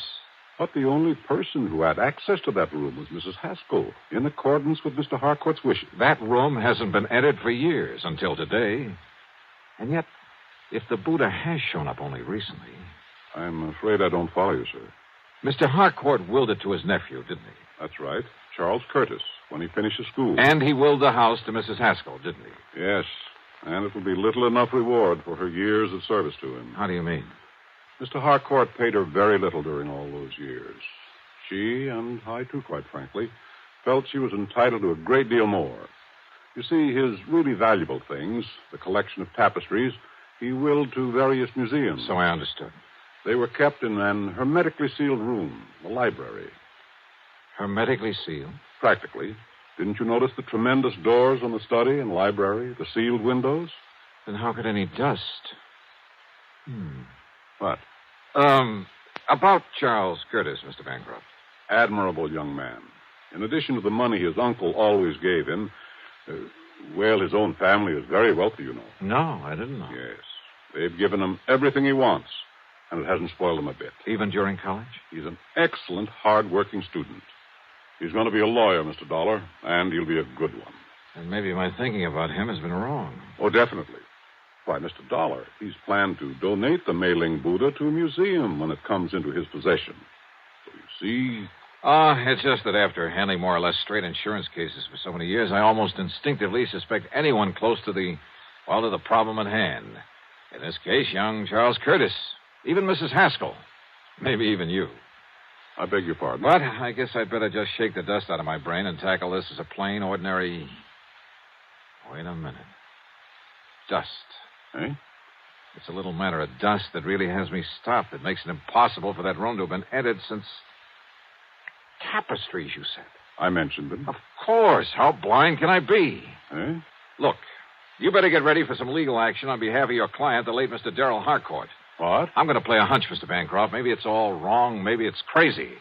But I'm going to play it to the hilt.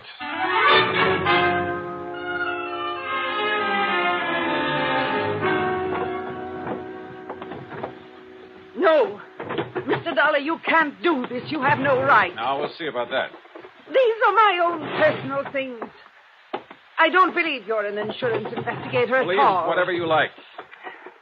Have you a warrant to search my room this way? No.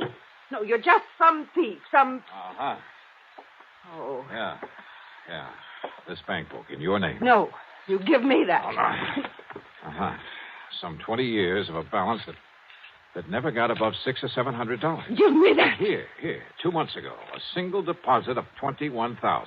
That was money That was the money you got from some crook. We let the police run him down. Some crook who smuggled the Mei-Ling Buddha over to Paris after you stole it out of the study. That's impossible, and you know it.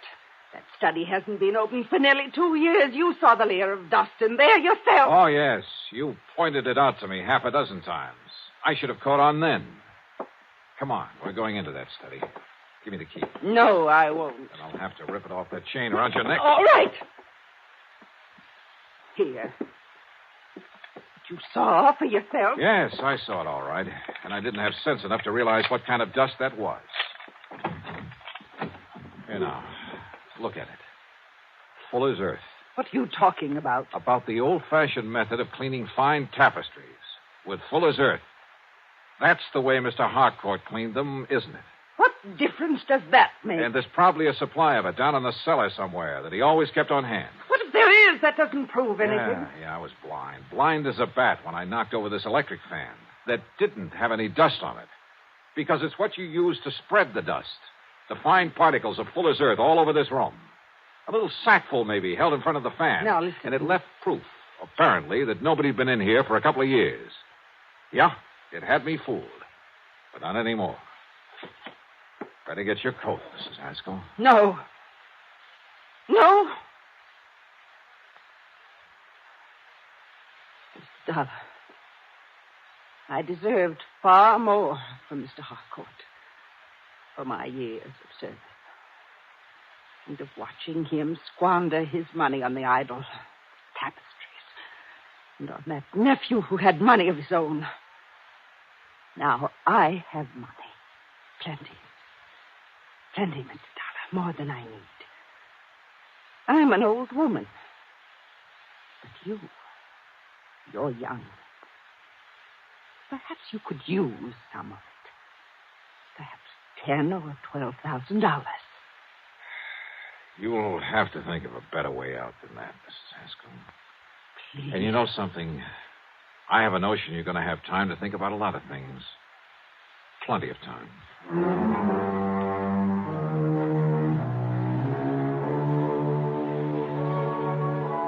Yeah, I know. The Mei-Ling Buddha still has to be brought back from Paris. Maybe I'll get the assignment. Maybe it'll go to one of our regular foreign investigators. As for Mrs. Haskell, well, I'm sure Mr. Bancroft will lose no time in taking whatever steps are necessary. So, expense account total, including mileage on my rental car and a few incidentals, well, call it $300 even. Yours truly, Johnny Dollar.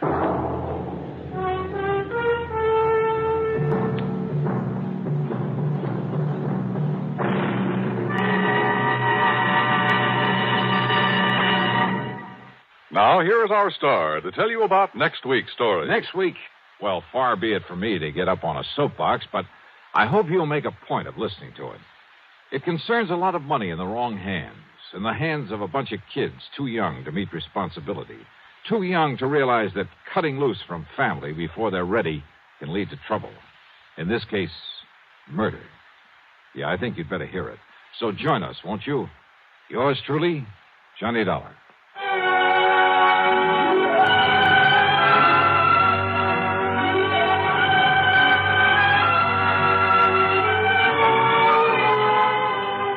Yours truly, Johnny Dollar, starring Bob Bailey, originates in Hollywood and is written, produced, and directed by Jack Johnstone.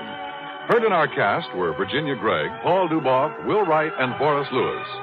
Be sure to join us next week, same time and station, for another exciting story of yours truly, Johnny Dollar. Universal Adjustment Bureau. Hi, Pat. You've been neglecting me. Yeah, but think of all the trouble it saved me. Huh? Now, what's that supposed to mean? Well, I haven't had to bleed over one of those fancy expense accounts of yours for nearly a month. Oh, Pat, you've cut me to the quick. Oh, sure. But no, well, it looks as though I'll have to stick my neck out again. So, what's the problem? Well, Johnny, it's a real funny one. So I'm laughing already? No. I don't mean funny, ha-ha. I mean funny, peculiar. Hey, you know, the last time you said that, I got shot at, banged on the head, nearly run over by a truck, and half a dozen other pleasant little things. So come clean, Pat. What is it? Johnny, maybe you better run over here so we can talk about it. It'll cost you money. I'll risk it. Okay, then. I'm on my way.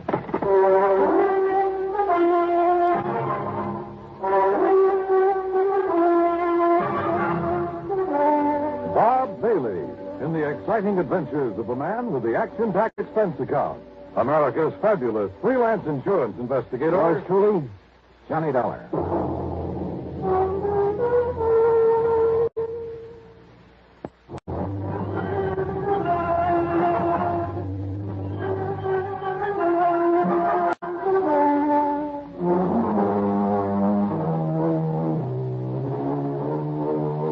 Expense account submitted by Special Investigator Johnny Dollar to the Universal Adjustment Bureau, Home Office, Hartford, Connecticut.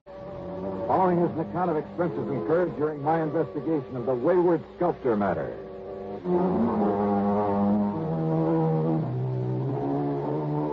Why kid about it? Pat McCracken has handed me some pretty wild cases from time to time, but they've always paid off. So expense account item one, $1.20 for a cab to his office at Universal Adjustment Bureau. Well, all right, sit down, Johnny. Make yourself comfortable. Yeah. Hiya, Pat. Cigarette? Oh, thanks. Here you are. Oh. Thank you. Well, Johnny, you know that one of our big problems is discouraging and prosecuting insurance fraud. Not only against us, but against the companies we serve. Well, I should hope so. Now, what I've called you about is something that's been going on for a long, long time. Okay. What kind of fraud is it this time? We never know. Huh? Look here. Yeah? A while back, International Life and Casualty received an envelope containing $520 in cash, and with it this note that reads, "Please put this in company treasury. It is money I took from your company on false pretenses. Now I can have a clear conscience."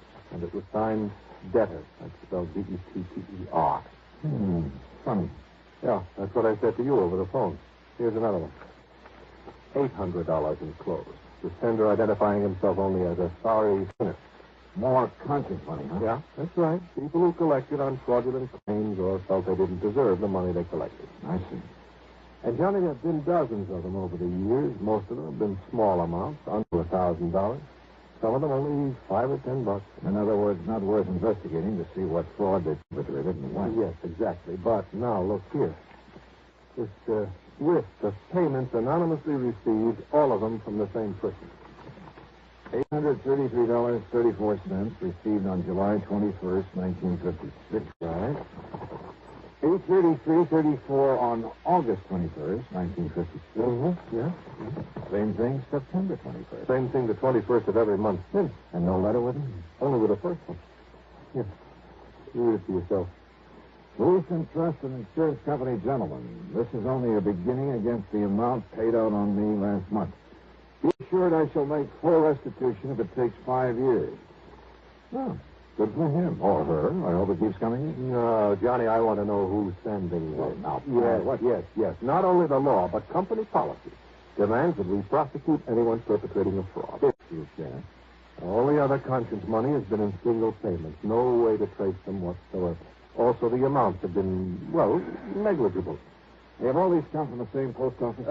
They've all come from New York City, but from as many different post offices as the number of payments that have been made. But now, Pat, if the man is paying up all he took... Oh, well, how do we know, Johnny? How do we know he'll come through his promise? Well... And we don't know who he is, so we can't know how much he owes us or for what. So all you want me to do is comb through 7 million people down in New York and somehow find the one man... Yeah. Oh, now, I admit it's a challenge, Johnny. It sure is. But knowing you... You're right. There's only one thing to do. That's it. Give up. Oh, now listen. No, wait. Give me a pencil and a piece of paper. Oh, here you go. All right. He said even if it took him 5 years, that's 60 months. And at $833.34 a month... What are you doing? 60 is... 3, $50,000.40. So? All right. He started in July of 56 on money paid out the month before, he said. Yeah. So, find me a policy where Eastern Trust and Insurance paid off $50,000 in June of 1956. Oh. And on what type of policy, might I ask? Life insurance? Oh, really, Mr. Detective? Why? Well, you change those monthly payments to $833.33. But who would cut a penny in the 30? Johnny, you're right. You're right. In 5 years, it comes out to exactly $50,000. And even figure like that is usually for life insurance. Yes, usually. Yes. So find the policy issued by Eastern, paid off in June of 56. Yeah, it's a chance, Johnny, but let's try it.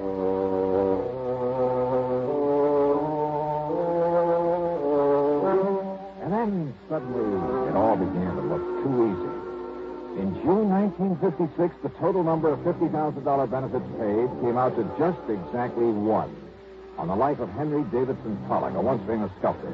Beneficiary, his wife, Sarah Norton Pollock. And it gave her address in New York City. So Pollock didn't really die at all, but she collected his insurance. Now, conscience-stricken, she is paying it back. That's what it looks like. But it's still fraud, so go to it, Johnny. Right. Expense account item $8.25, train to New York in a cab to the apartment house at 614 East 49th Street. Failing to find Mrs. Pollock's name on the mailboxes, I got hold of the building superintendent. Mrs. Pollock? Sure. Mrs. Pollock lived here for years. Well, where is she now, do you know? You trying to be funny? What do you mean? I mean, she died last fall. Oh, rigged. Then it's too late. No, wait a minute. Those payments are still coming in. What's that? You're sure that she's dead? I was with her when she died. Then, mister, what's going on around here happens to be just plain impossible.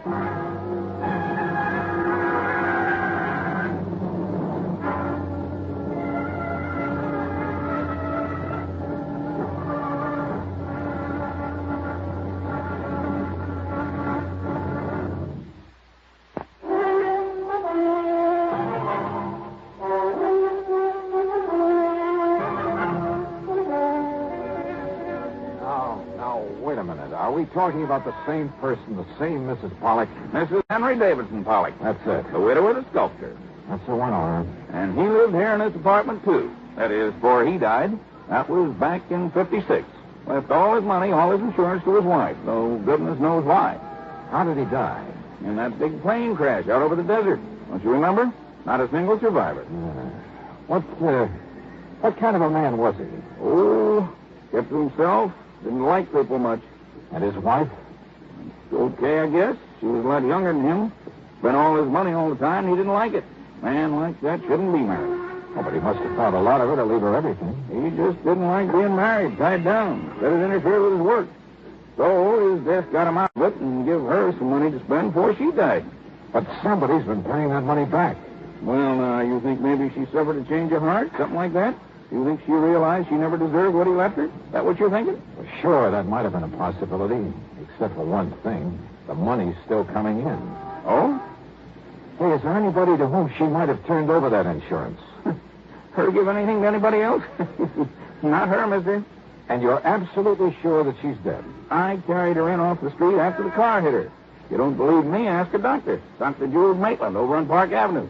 Ask the police. Yeah, maybe I will.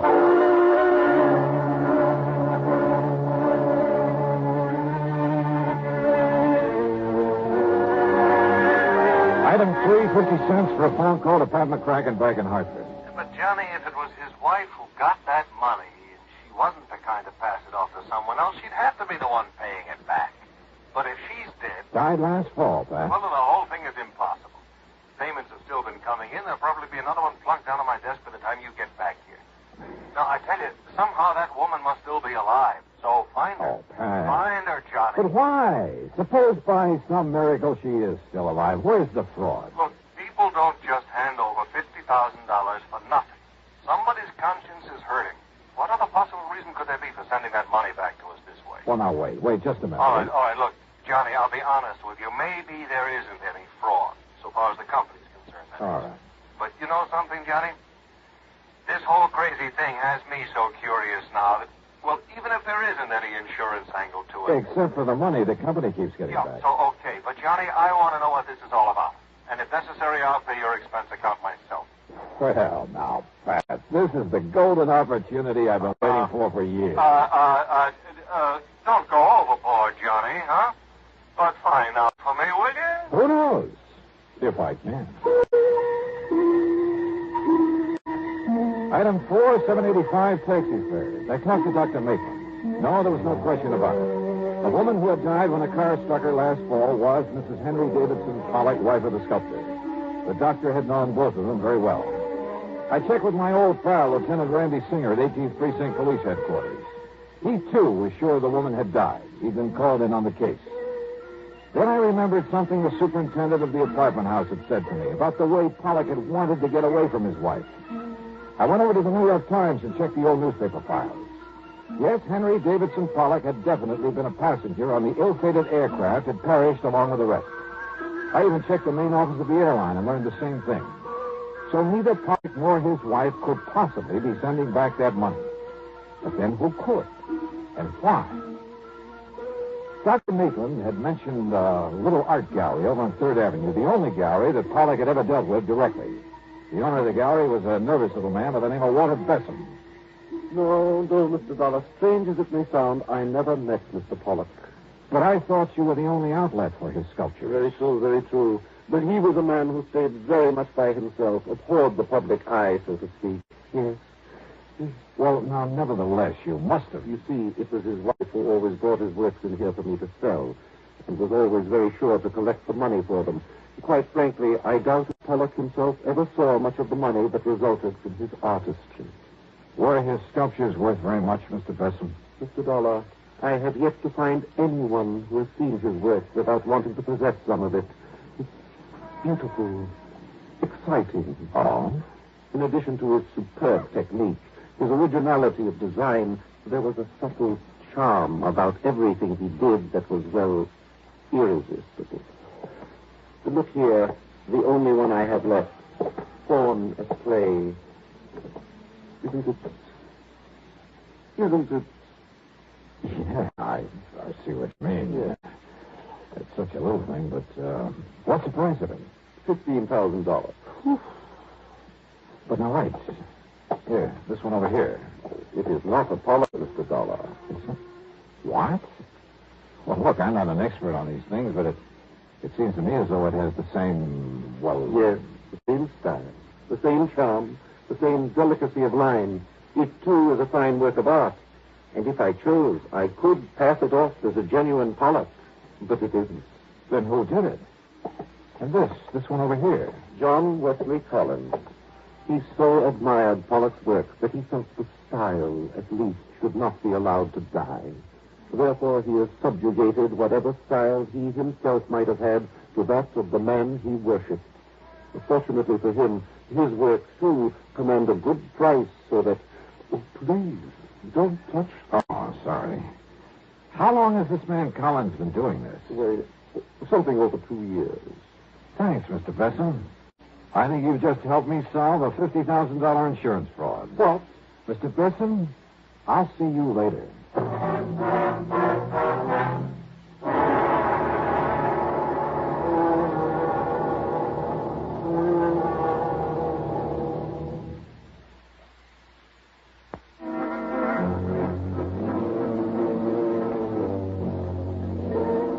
Out the front door of the little art gallery on 3rd Avenue. Over my shoulder, as I closed the door, I could see the owner, Walter Besson, make a dash for the little office inside and grab a telephone. I sneaked back in, stepped over behind a rack of picture frames and canvases and listened. Henry, this is Walter Besson. Listen. No, listen. Something has just happened that... Well, there was a man here, Johnny Dollar, some kind of insurance investigator, so you... No, you mustn't. But if he comes back here... Very well, I'll unlock the back door for you. But are you sure you... Hello, Henry? Henry?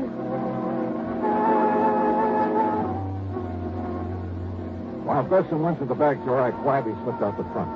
I found a telephone booth at the drugstore on the corner. Item 5, a dime for a phone call to Dr. Jules Maitland. Yes, Mr. Dollar. As I told you when you were here, they were both patients of mine for several years. All right, Doctor, tell me this. Did Henry Davidson Pollock have a scar, a deep scar on the thumb, one hand, the right hand? Yes. He told me that when he was a child, he cut through the tip of that thumb very deeply, all the way down to the bone. That's all I wanted to know. Well, now, tell me, Thank sir. you, Doctor. Thanks a lot. The trip to the corner on that phone call couldn't have taken me more than 5 or 6 minutes. And when I went back to the art gallery, Besson was coming out of the little office, careful to close the door of it behind him. Well, Mr. Dollar, I didn't expect you to return, at least not so soon. Have you decided to buy one of the sculptures by John Wesley Collins, perhaps? No. Of course, insofar as the one remaining genuine Pollock is concerned. What's the matter, sir? Besson, would you like to sit down and write a statement for me? Statement? I'm afraid I don't understand. Or would you rather I call in the police?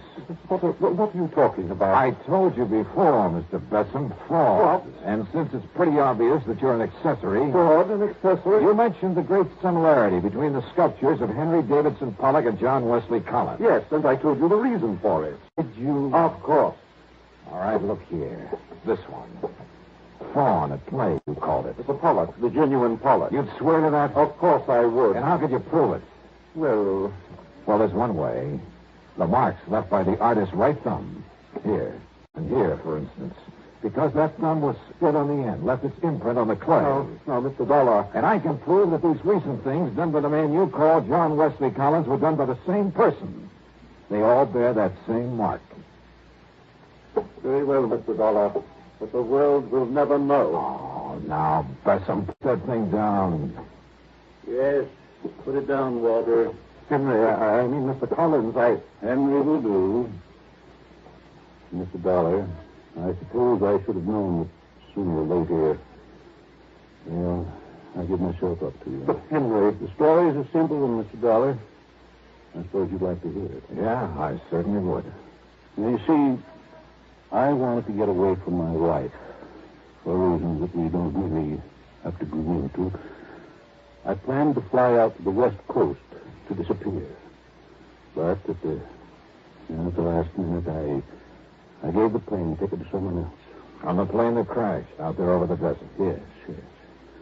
Then, knowing that my wife thought me dead, and realizing I could become lost in this tremendous city as well as anywhere else in the world, But I'd forgotten about the insurance. So then, anonymously, of course, I started paying it back. I see. All of this was very wrong, I know. Well, I'm afraid it's something for the courts now, Mr. Pollard. Mr. Dollar, the works of John Wesley Collins have sold very well, at good prices. Only this morning, listen, I was able to mail the whole balance of the $50,000 to the insurance company. Do you think that will help, sir?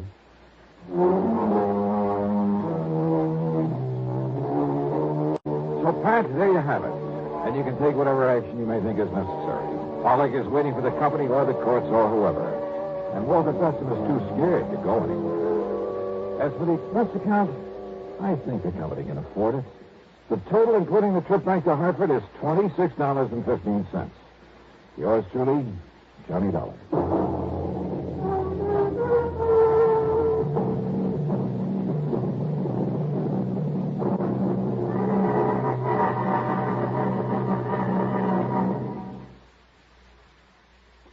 Now, here is our star to tell you about next week's story. Next week, one of my oldest and wildest friends in one of my rarest and wildest adventures.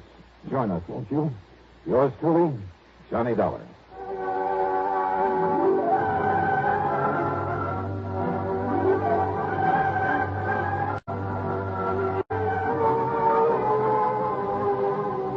Yours truly, Johnny Dollar, starring Bob Bailey, originates in Hollywood and is written, produced, and directed by Jack Johnstone. Heard in our cast were Herb Vigran, Edgar Barrier, Carlton G. Young, Will Wright, and Lawrence Dobkin. Be sure to join us next week, same time and station, for another exciting story of yours truly, Johnny Dollar. This is Dan Coverly speaking.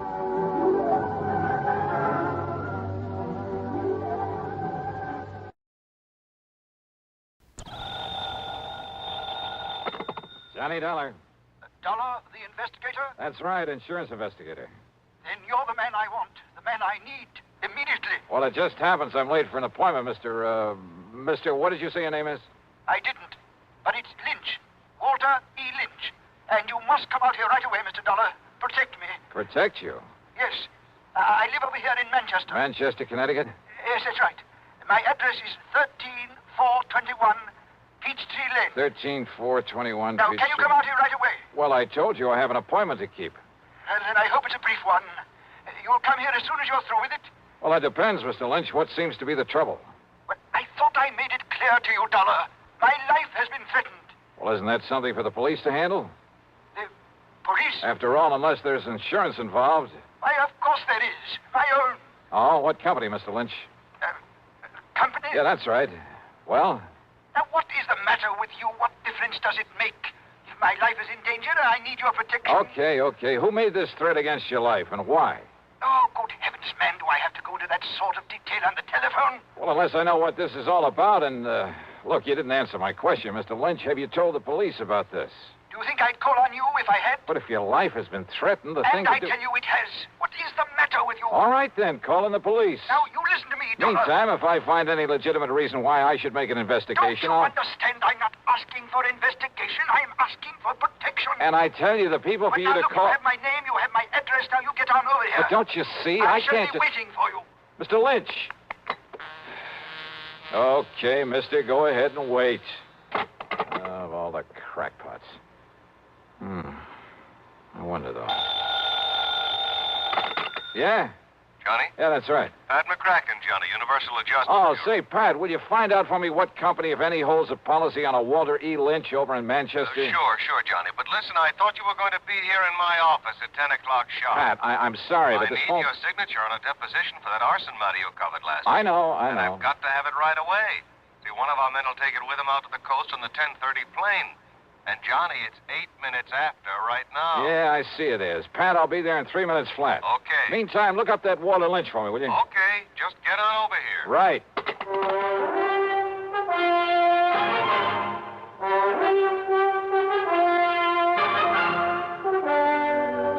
CBS Radio brings you Bob Bailey in the exciting adventures of the man with the action-packed expense account, America's fabulous freelance insurance investigator. Yours truly, Johnny Dollar.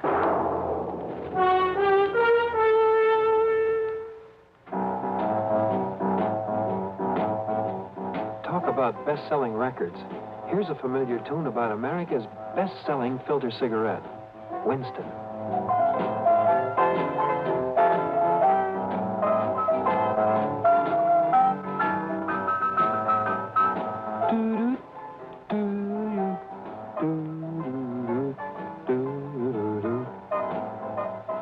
Winston gives you real flavor, full, rich tobacco flavor. And you know, that's because only Winston has filter blend up front. Choice, flavorful tobaccos, specially selected and specially processed for filter smoking. No wonder Winston tastes good, like a cigarette should. Smoke Winston. And now, Act One of yours truly, Johnny Dollar.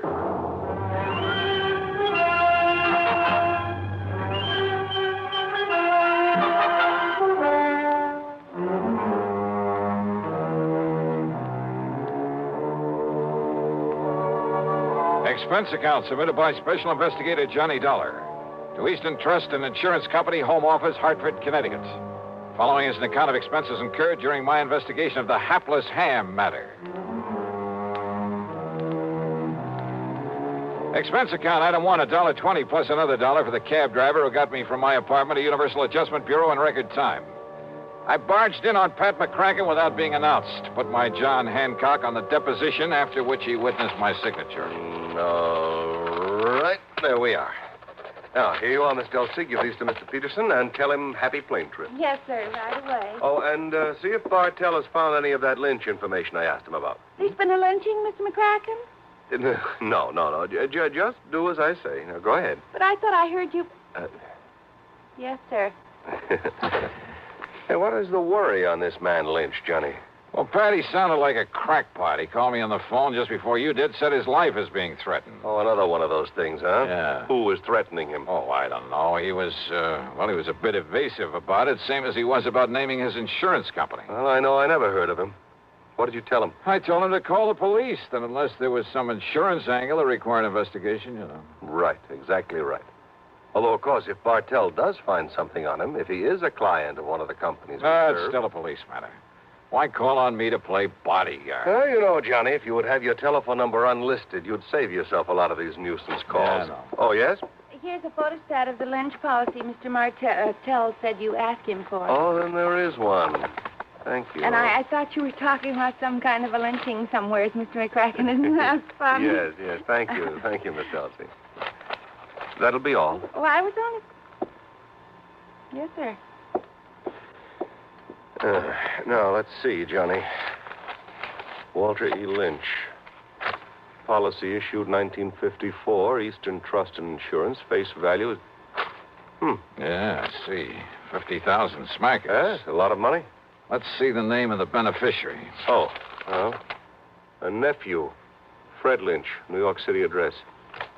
I wonder, Johnny. So do I.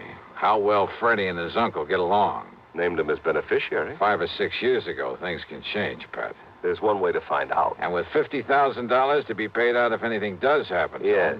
Go ahead, Johnny. Go ahead and pay Mr. Walter Lynch a little visit. At company expense? Well, now, Well? Oh, sure, why not? I'll notify Eastern that we've assigned you to this, but that you'll send your expense account directly to them. Okay? Okay.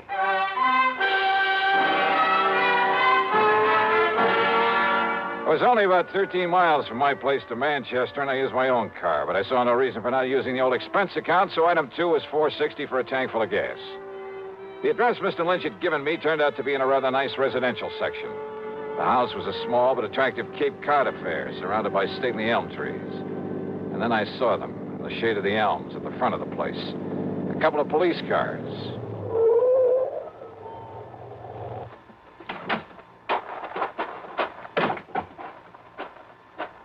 Just a minute there, mister. Huh? Oh, hi, officer.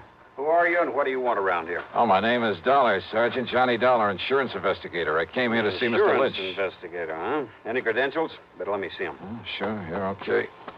Here you are. Hey, what's happened around here? Okay, Dollar. You boys act pretty fast, don't you? What do you mean? Is Mr. Lynch in some kind of trouble? I'd call it worse than trouble, Dollar. He's dead. He's what? That's right. Murdered. Well, then I'd better get inside there and see what's what. Yeah, Dollar. Sure, maybe you better.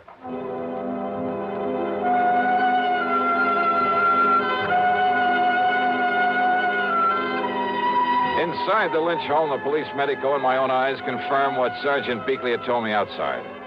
Walter E. Lynch was dead, all right, and there was no question about his having been murdered.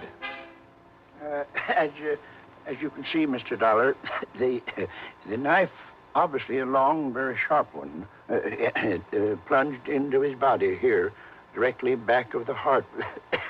Yeah, Doctor, I see. No doubt penetrated that organ. Death must have been virtually instantaneous. Yes. Any sign of the murder weapon? We haven't found any sign of it here in the house, Dollar. Conroy's out back looking for it. And for any footprints that might give us a clue. That little rain we had last night ought to help in the footprints department. Only it doesn't. Now, whoever did this must have come right in the front door. Hi, Dollar. Hi, Conroy. Sergeant, you want me to see what's holding up the boys from the lab? Yeah, I'll give them a call. Right, you are. Meantime, Dollar, if you have any ideas... No, wait a minute. Too late, I guess. What? If there were any fingerprints on that telephone, Conroy's probably covered them up. Probably covered up anyway. Huh? Well, it wasn't the killer who called us about this. It was the old character who lives next door, a man named Halsey. Right now, he's back home in his rocking chair at the corner window, muttering to himself, trying to recover from the shock. Maybe when he does recover, he'll be able to give us some help. How did he find out about this? Seems he came over here to talk to Mr. Lynch about his nephew. Fred Lynch. Nobody answered his knock. The front door was wide open, so he walked in here and found this. So he picked up the phone and... You, know about Fred Lynch? I know he's beneficiary of his uncle's insurance. Another good motive gone to waste. What do you mean? You don't know about a couple 3 years ago when Freddie's mother died, left him a pile of money, only made the mistake of leaving it in charge of this one, this stiff we've got lying here? What happened? Well, this old crook finagled that young kid out of every cent of it, so that by the time Fred was 25, entitled to it. That was about 6 months ago. Why, Dollar, Freddie ended up with nothing. His own nephew. That surprise you, Dollar? It's because you don't live here in Manchester. You don't know anything about the Lynch family, what's left of them, which is only Freddie now. What's that supposed to mean? Not one of the Lynch tribe was any good. Ask me, the town will be glad to see this one out of the way. Oh, I get it. Oh, what'd they say, Conroy? Somebody on the way over? Harker will be over as soon as he clears up a hit and run over on the east side. Okay. Well, I guess there's nothing more we can do.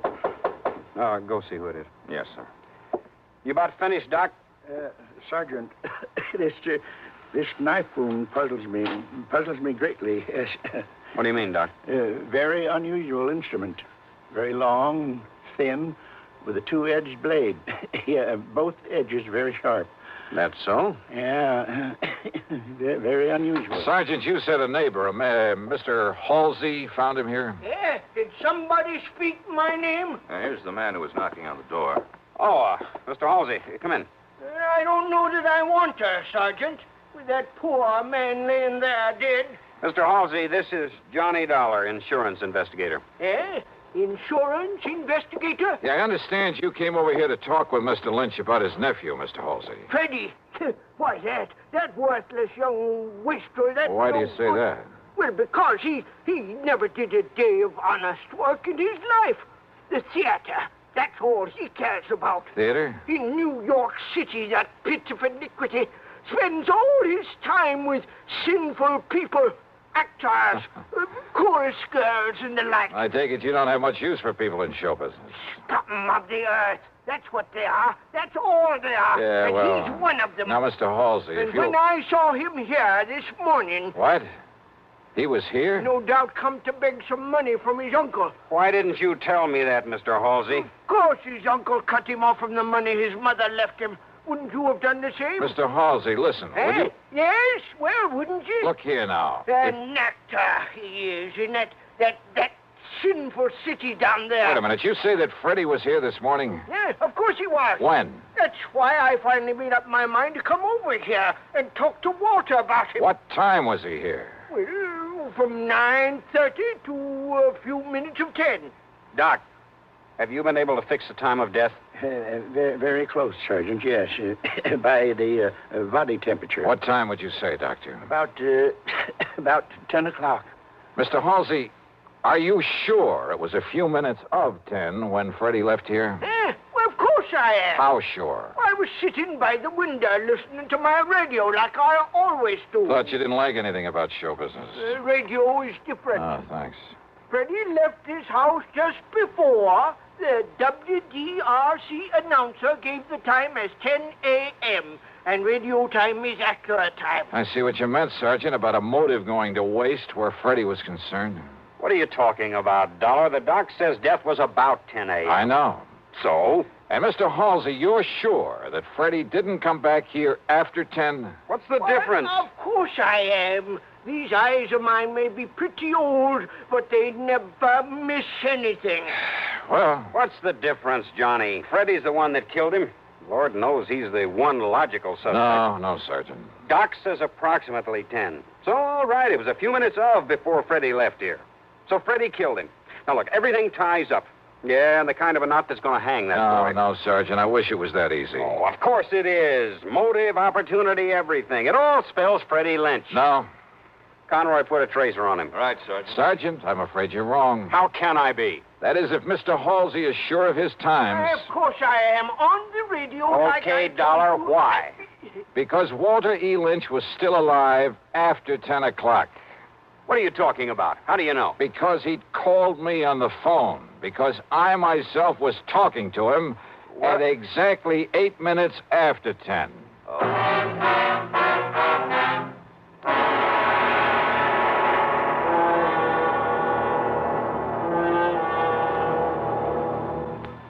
We'll continue with Act Two of yours truly, Johnny Dollar, in exactly 1 minute. Here's Hollywood star Mona Freeman. Who feels like acting with a miserable cold? I relieve cold distress the fast way with 4-way cold tablets. Yes, tests of all the leading cold tablets proved 4-way fastest acting.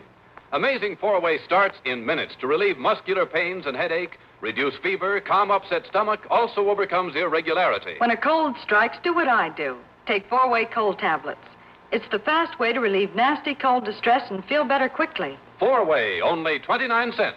Now, here's a word about another fine product of Grove Laboratories. Had dandruff for years? Now get rid of it in 3 minutes with Fitch Dandruff Remover Shampoo. 3 minutes with Fitch regularly is guaranteed to keep unsightly dandruff away forever.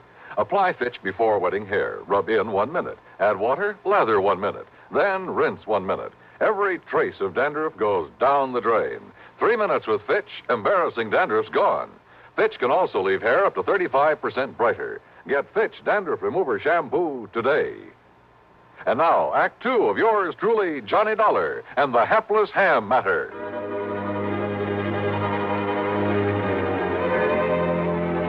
No question about it. I was the perfect alibi for Freddie Lynch. Freddie had left his uncle's house a few minutes before 10. I had talked with his uncle at 8 minutes after 10. Yeah, and when the police checked up, they learned that Freddie had taken a bus to New York at 10:15. On foot, and he was on foot. Old man Halsey had seen that.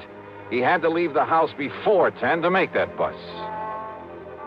I told you, young man, these eyes of mine may be old, but they never miss a thing. He was on foot, all right, and he left this house before 10 o'clock, and he didn't But now wait a minute.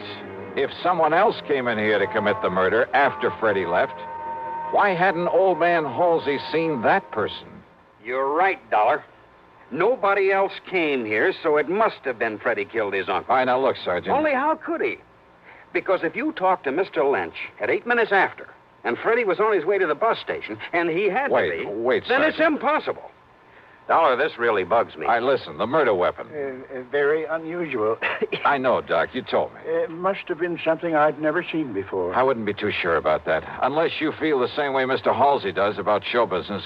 Why? Terrible, sinful, iniquitous, immoral. Yeah, maybe you're right on this one. What are you getting at, Dollar? I'm getting out. Was that an express, that bus that Freddie took to New York? No, it was a local. But I don't see Then what... with luck in my own car, I can beat him down there. Do you know where he lives, Mr. Halsey? I certainly do. All right, where? At 1231 West 43rd Street. Good. I'll see you later. Now, Oh, Dollar... and Sergeant, maybe you can fix any tickets for speeding I pick up along the way. Somehow, just lucky, I guess, I managed to reach the address in New York without getting pinched. A $10 bill of the superintendent, that's item 3, got me into the rooms of Freddie Lynch. The walls were plastered with theatrical programs and playbills, most of them from summer playhouses, off-Broadway shows. In a closet, I found some costumes he'd used in various productions. In one corner was a battered shield with a broken spear beside it. Some heavy oriental belts and jewelry. The long robe of an Arabian desert rider with a sort of turban to go with it. Yeah, everything fitted in very nice.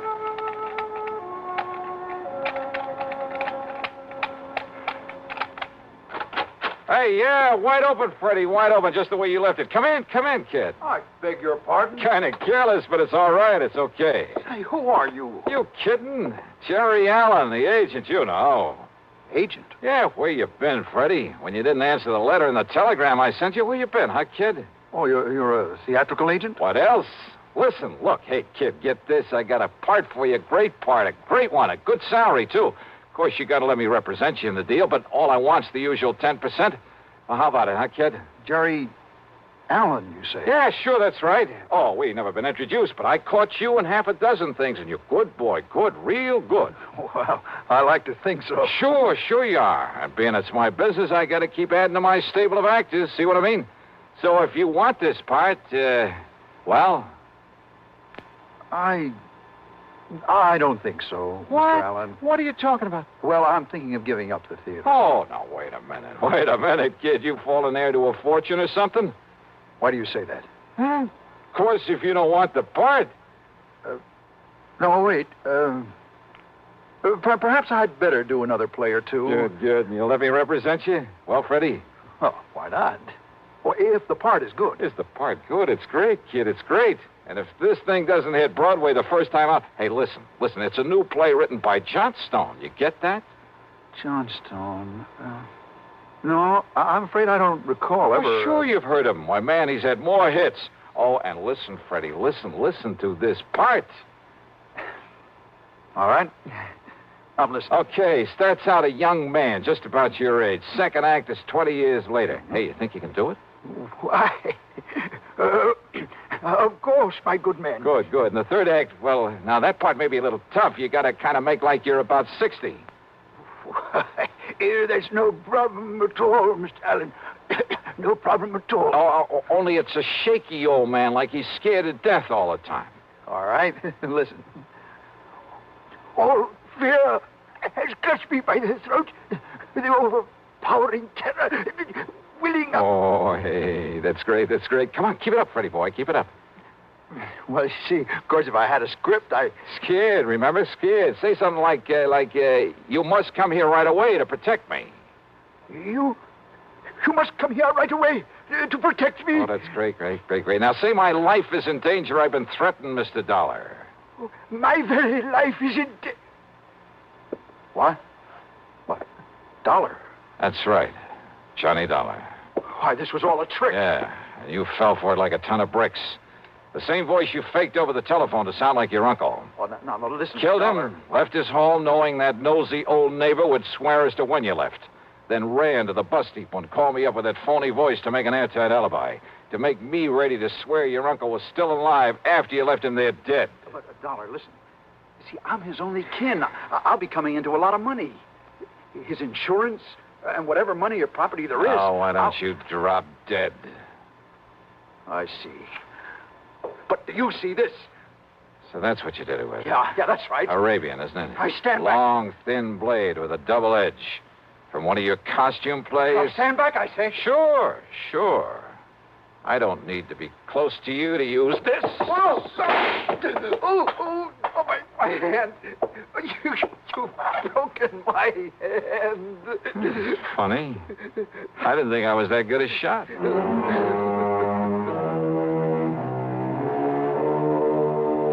So now I'll have to make another deposition for the sake of another trial. And I'm sure that hamming it up in court won't keep Freddie from playing out the rest of his life in front of a captive audience. Expense account total, including a flock of incidentals, well, let's call it $100. Yours truly, Johnny Dollar.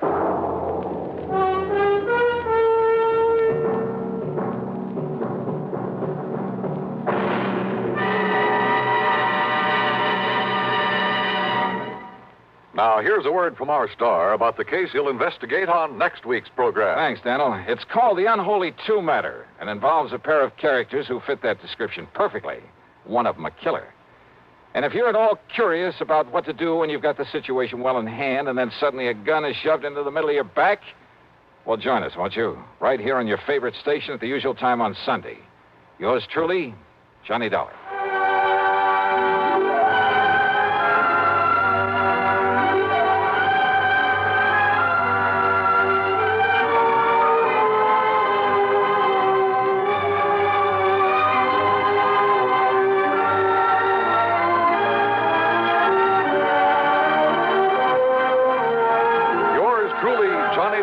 Starring Bob Bailey, originates in Hollywood and is written, produced, and directed by Jack Johnstone.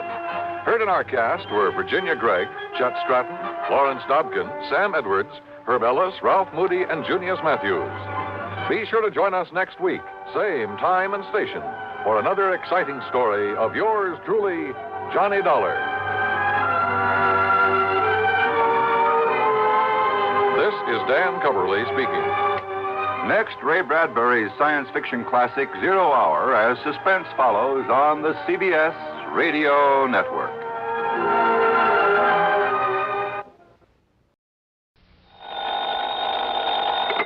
Johnny Dollar. 30 days had September, April, June, and November. All the rest have 31? Except... Okay, except so. Today is February 27th, so this month we get cheated at a couple of days or two. So what, and who are you? Oh, now, Johnny, after all these years... Oh, sure. Sure. Pat McCracken, Johnny, Universal Adjustment Bureau. Right, and I... Hey, you mean I sound like that over the phone? Yeah, just like one of the pallbearers at your own funeral, Pat. Okay, let's get down to business. Yeah, why not? But what's the worry about February being a little short on days this year? And every year? Plenty, because of something that happened almost 6 years ago. A case that even the famous Johnny Dollar couldn't solve. Oh, look, if you ever start adding up all the cases I haven't solved... Hey, wait a minute, 6 years ago? That's right. Bernard Margot. That's right. Barney the Bum. Yep, the cheap hoodlum who died when he jumped off the Triborough Bridge in New York back there in 19... Hold it, Pat. You know as well as I do that whole thing was a phony so that big Mike Killian could collect Barney's $300,000 insurance, remember? Well, I seem to remember you spending a few thousand of the company's money trying to prove that. But I also remember you didn't even get to first base. Because I couldn't find Barney, couldn't find where he'd skipped to. But if you could now, before the 1st of March, you'd save the company the $300,000. Pat, you mean you got a lead on him? Maybe. Want to come over here and talk about it?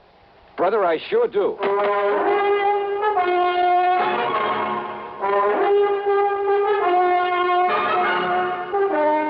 CBS Radio brings you Bob Bailey in the exciting adventures of the man with the action-packed expense account, America's fabulous freelance insurance investigator. Yours truly, Johnny Dollar. Munch, munch, munch a bunch of Fritos, corn chips. It's not polite to smack your lips, but you can't help it with Fritos, corn chips. Munch, munch, munch a bunch of Fritos, corn chips.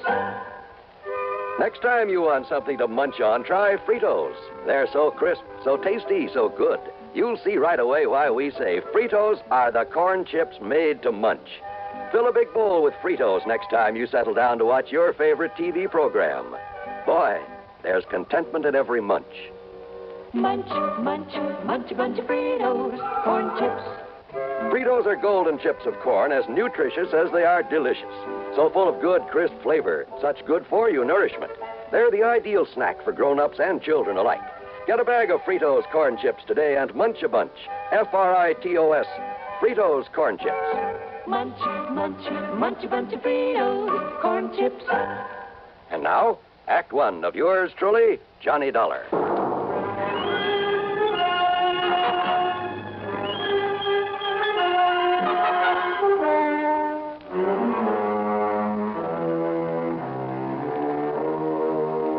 Expense account submitted by Special Investigator Johnny Dollar to the Universal Adjustment Bureau, Home Office, Hartford, Connecticut.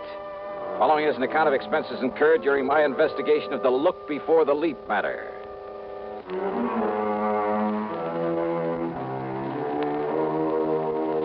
Barney Margot. Barney the Bum. A strong arm for Big Mike Killian. And his case had made me look like a fool. So, expense account item 1, $1.25 for a cab to Pat McCracken's office. Now, this is one you'd really like to clean up, isn't it, Johnny? Sit down. Pat, Eastern Trust and Insurance were crazy in the first place when they issued a big policy on the cheap mobster. I know. When they let him name Big Mike Killian as the beneficiary. Well, anybody with half a brain should have known something was wrong with it. I know, Johnny. And then to top it all by waving the suicide clause. I know. The minute we found out about it, we asked them to cancel it, but we were too late. Barney Margot had apparently jumped off the bridge. And neither you nor the police nor anybody else at that time could prove that he hadn't. And just because some of Barney's clothes were found in the water, because of that phony suicide note he left on the bridge. Don't forget the witness, Johnny, the girl who saw him alone out there on the bridge before he disappeared. Yeah, I who remember. also saw something, presumably his body, topple off into the water. Mei-Ling Prescott was her name. Yeah, that's the one. And since Barney'd been seen going onto the bridge but didn't show up after what she saw... So they took Big Mike Killian's word for it that Barney made the leap. That's right. Whereupon Big Mike immediately claimed the insurance. However, Johnny, Killian has not been paid that $300,000, nor will he be if you can produce Barney Margot in time. Yeah, but how much time? Well, according to the final decision of the courts, while we were fighting this payment, unless he's picked up before March 1st... Oh, are you kidding, Pat? Today is the 27th of February, and Yes. According to that little rhyme you tried to charm me with over the phone, Yes. Tomorrow is the last Johnny, possible chance. Johnny, will you listen? Yeah, well... The girl that Mei-Ling Prescott just came back from Paris. Paris? Well, what's that got to do She with made a report to the police, and they passed it on to us. She says that only a few weeks ago, right there in Paris, she saw Bernard Margot. Oh? Oh. Yeah. Thanks to all the international red tape involved, there's no way we can possibly get him back here in time. Well, even so... What's more, all the proof in the world that he's still alive is no good unless he himself is brought back to New York. Oh, now, wait. Well, that was the decision of the courts. That's the way it stands. Oh, great. But, Johnny, if you somehow, and believe me, not only I, but the police will close their eyes to whatever method you might have to use, if you could somehow get him back here in time, well, I'm thinking about a $10,000 fee in addition to your expense account if you produce him. Nothing, of course, if you don't. Before March 1st? It's impossible.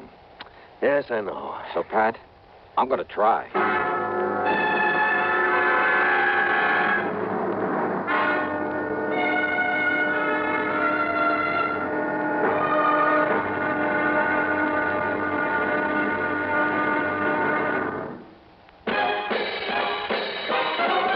Are you smoking more now, but enjoying it less? Have a real cigarette, have a Camel. The best tobacco makes the very best smoke. Have a real cigarette, have a Camel. Are you looking for flavor and mildness? Have a real cigarette, have a Camel. The best tobacco makes the very best smoke. Have a real cigarette, a real cigarette, a real cigarette, have a Camel. If you're smoking more today, but enjoying it less, try Camels.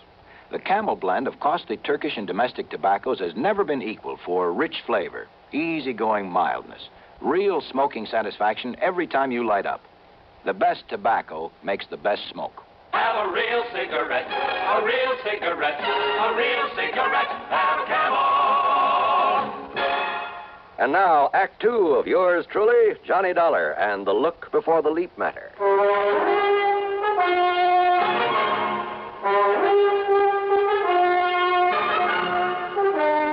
Item 2, 1050, taxi, a train to New York, and a cab to the 10th floor apartment of Miss Mei-Ling Prescott. I know, Mr. Dollar. My testimony that I'd seen him on the bridge and that I'd seen him drop off into the Well, water. that testimony, Miss Prescott, may cost the insurance company $300,000 unless I can produce Barney Margot before March 1st. Before March 1st? Yeah, and you say that you saw him in Paris. At an antique shop run by a Monsieur Dubuisson. Dubuisson? What? Nothing. Go on. Well, I was startled, to say the least. But I'm certain it was he. Absolutely sure of it. Well, you were also pretty certain you'd seen him go off that bridge. I know, but I must have been wrong at that time. So you could also be wrong now. I know. But it's the only thing I have to go on. And you know, since you mentioned the name Dubuisson... Well, thanks very much, Miss Prescott.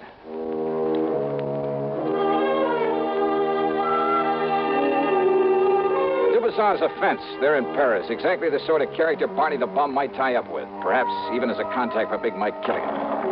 As I stepped into the self-service elevator to get back to the street, I wondered. But I didn't wonder for long about anything. Okay, Jimmy, push that stop button. Yeah, sure, Milford. Between floors. Yeah. All right, what's the idea? Johnny Dollar, huh? Maybe. So there's only one reason you'd be calling on the Prescott date. What of it? Big Mike didn't like you interfering when poor Barney died. He don't like it now. Oh, well, that's just too bad. In fact, he don't like you. Now, Jimmy, go. No! Yeah. Now, James, leave us dump this stiff in the basement. It was the building superintendent who found me there in the basement, got me back on my feet again. Item 3, 10 cents for a call to one of the transatlantic airlines. Item 4, $31 for a cablegram. Then item 5, $1 for a cab to the 18th Precinct headquarters, my old pal Randy Singer. Sure, Johnny. A couple of Big Mike Killian's boys. Must have been. You want me to have them picked up? No. Only I warn you, Killian will have an alibi for him, sure as gun. Don't worry about him. I'll take care of that pair myself. Well, now, And, Johnny. Randy, all I ask is that you stand by until I get back here from Paris. Paris? Somehow I got to perform a miracle. I got to bring Barney Margot back here before March 1st. Today's the 27th. That means I have until midnight tomorrow night. So long, Randy. Johnny, wait a minute. Sorry, but every second counts, and I just have time to catch a plane. Hey, Johnny, listen. So long, baby, and wish me luck. I'm going to need it.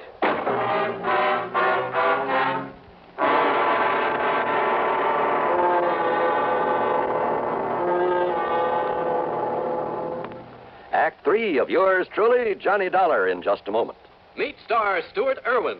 Nothing's worse for an actor than a nasty cold. To feel better quickly, I take wonderful 4-way cold tablets. The fast way to relieve cold distress. Right. Tests of all the leading cold tablets proved 4-way fastest acting. 4-way starts in minutes to relieve muscular pains, headache, reduce fever, calm upset stomach, also overcomes irregularity. Take my advice. For your next cold, take 4-way cold tablets. The fast way to relieve those cold miseries. 4-way, only 29 cents. And now here's a word about another fine product of Grove Laboratories. Does dandruff dull your hair, leave scalp itchy? Get Fitch Dandruff Remover Shampoo and get rid of unsightly dandruff in 3 minutes. 3 minutes with Fitch regularly is guaranteed to keep embarrassing dandruff away forever. Apply Fitch before wetting hair. Rub in 1 minute. Add water. Lather 1 minute. Rinse 1 minute. Every trace of dandruff goes down the drain. 3 minutes with Fitch. Unsightly dandruff's gone. Fitch can also leave your hair up to 35% brighter. Fitch Dandruff Remover Shampoo. And now, Act 3 of yours truly, Johnny Dollar.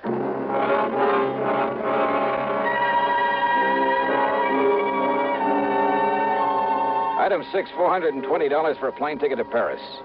When we landed at Orly, I put in a call to Louis Dumassac, who calls himself a Chagris. If anyone in all of Paris knows the underworld, believe me, it's the Gray Cat. But I got no answer. Item 7, then, $2 American for a cab to the so-called antique shop of Francois Dubassan. It was there that Matey Prescott swore she'd seen Barney Margot. I knew better than to expect any real help from him, but he was my only chance, and time was running out. Ah, bonjour, monsieur. Qu'est-ce que vous devez...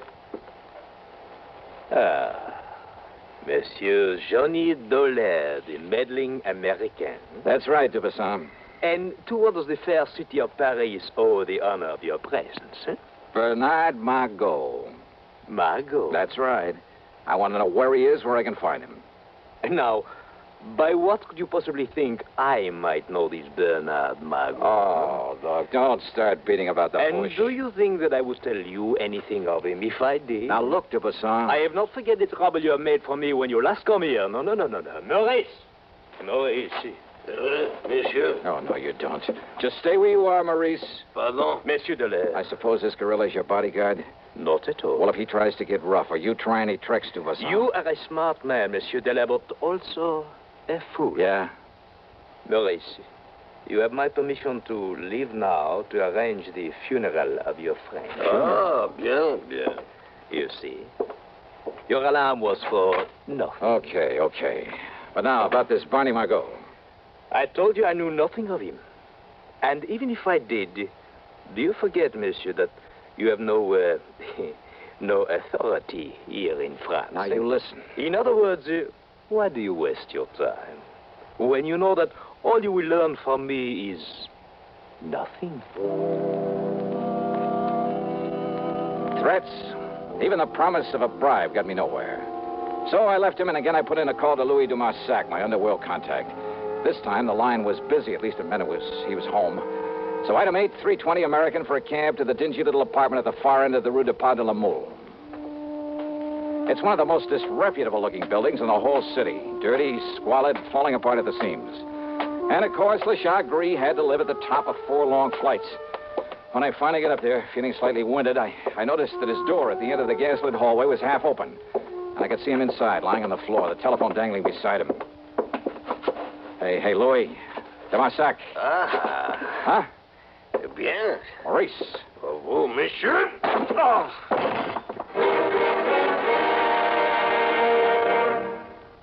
Hello, I'm Burgess Meredith.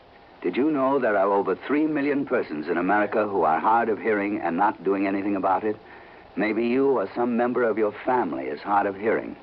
Well, fortunately, I've never had this problem. Some of my friends and family have. Now, a few years ago, your excuse might have been that you didn't want to wear a bulky hearing aid. But today, it's a different story. I've just seen the new Super 60 hearing glasses developed by Mako Electronics. If I hadn't known they were hearing glasses, I would have guessed them to be regular eyeglasses. It's a wonderful way for any hard of hearing person to conceal a hearing loss. There are styles for both men and women. For an interesting free booklet on hearing glasses for yourself or a friend, stop in at Mako or write to Hearing Glasses, CBS, 485 Madison Avenue, New York. Don't wait until your hearing gets worse. It may be too late. Send for your booklet today. Write CBS, 485 Madison Avenue, New York. And now, Act 4 of yours truly, Johnny Dollar.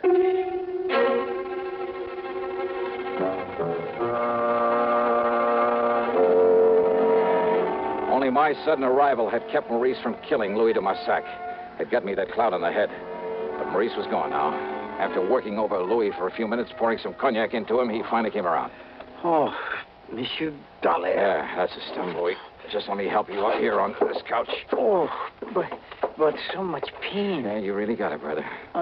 Only for you, my oldest, my dearest friend, would I suffer so? Yeah, here, take another slug of this. No, alas. Even that will not mend my broken head. Would a couple of $100 American help? Eh? Oh? Did you get my cablegram? Oh, oui. And I found him for you. Barney? Where? It is worth perhaps $500. $300. But, monsieur... Okay, $350. Where is he? But if Monsieur Dubuisson finds out that it was I who took care of Barney Margot... He already knows that I'm here. That's why he sent that Maurice character to arrange for a funeral.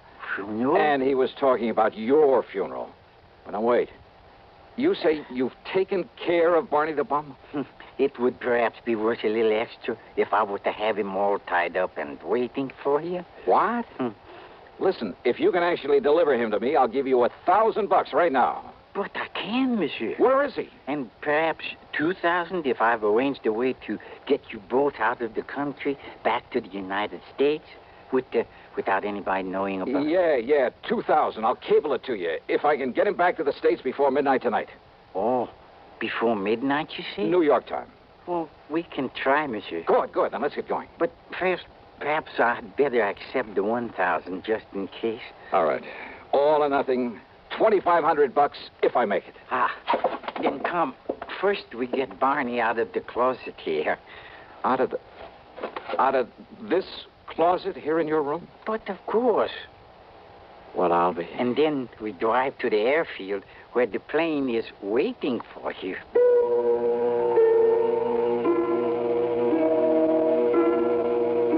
Believe me, we'd never have gotten away with a thing like this back in the States, or anywhere else I can think of, or without the help of Le Chat Gris.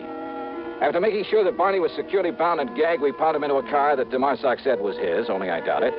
We headed westward through Versailles to the city of... Well, maybe for diplomatic reasons, I better not mention the name of it.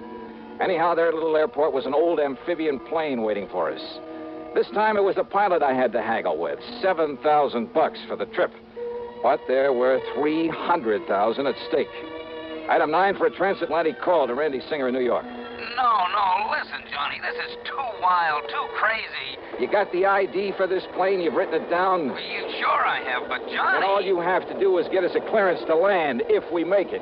You're out of your mind. This stunt could cause an international incident that even the United Nations couldn't... You want Barney the bum, don't you? Well, of course we Then I'll do. lay him right in your lap if you'll hang up the phone so that we can make our takeoff. Johnny, listen to me. Randy, I haven't got any more time to talk, because if I don't get Barney back there before midnight tonight... No, Johnny, no, listen. See you in New York. I hope.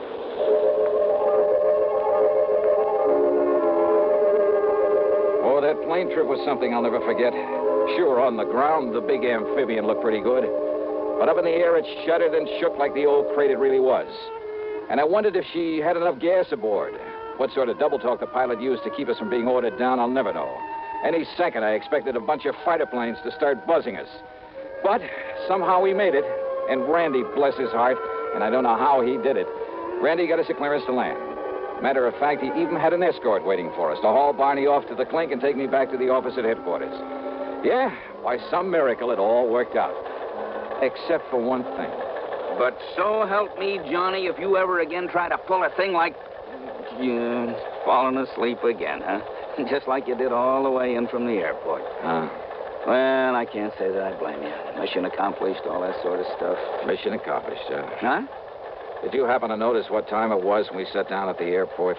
Sure, right after midnight, 12:07. Just exactly 7 minutes too late. Too late? Ruling in the courts, don't you get Johnny. it, Randy?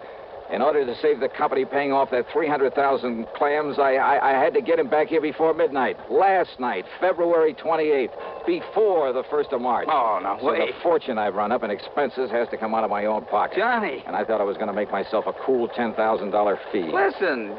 You were right, Randy. I should have known better. It was crazy. The whole idea was completely crazy right from the beginning. Johnny, will you listen to if me? I had any sense, I'd blow my brains out 7 minutes after midnight. That's right, February 28th.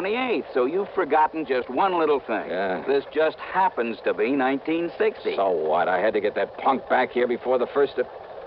Yeah, leap year. Randy. That's right. So today just happens to be the day before the 1st of March, February 29th. Oh, no. You mean I made it after all? You mean I...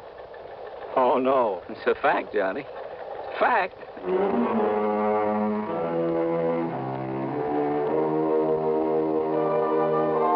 You know something? I should have blown my brains out for forgetting that extra day this month, this year. But instead, I'll just take that $10,000 in fees.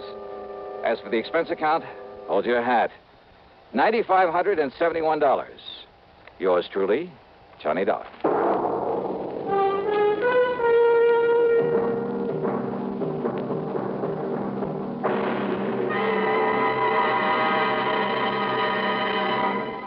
Our star will return in just a moment.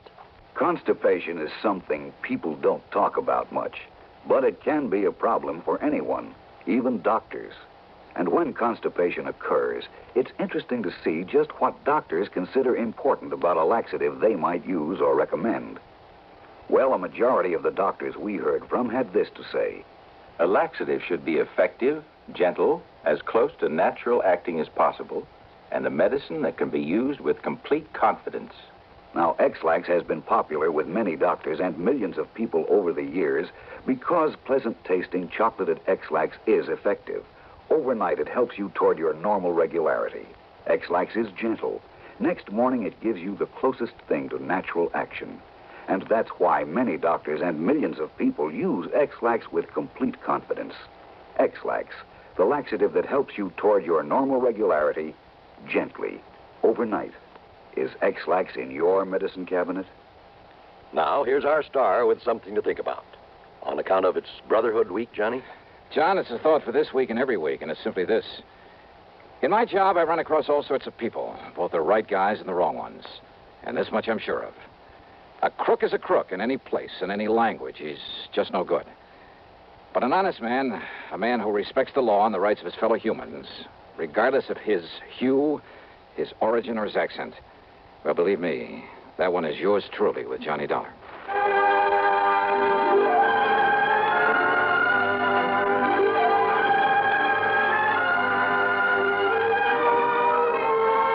Yours truly, Johnny Dollar, starring Bob Bailey, originates in Hollywood and is written, produced, and directed by Jack Johnstone. Heard in our cast were Virginia Gregg, Lawrence Dobkin, Forrest Lewis, Frank Gerstle, Herb Vigran, and Tony Barrett. Be sure to join us next week, same time and station, for another exciting story of yours truly, Johnny Dollar.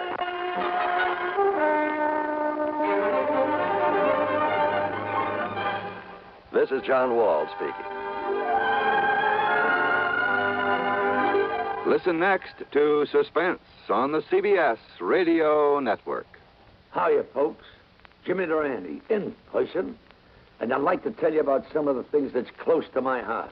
Well, Jimmy, I'm sure one thing that's close to everybody's heart is the Heart Fund. And that's especially true today, Heart Sunday. Hey, that voice sounds very familiar. Well, it should, Jimmy. It's me, Gary Moore. That's who that is. Junior.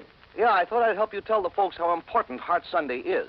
Everybody wants to get into the act. Well, I certainly hope you're right, Schnoz. We want everybody to get into the act to help fight our nation's #1 health enemy, heart disease.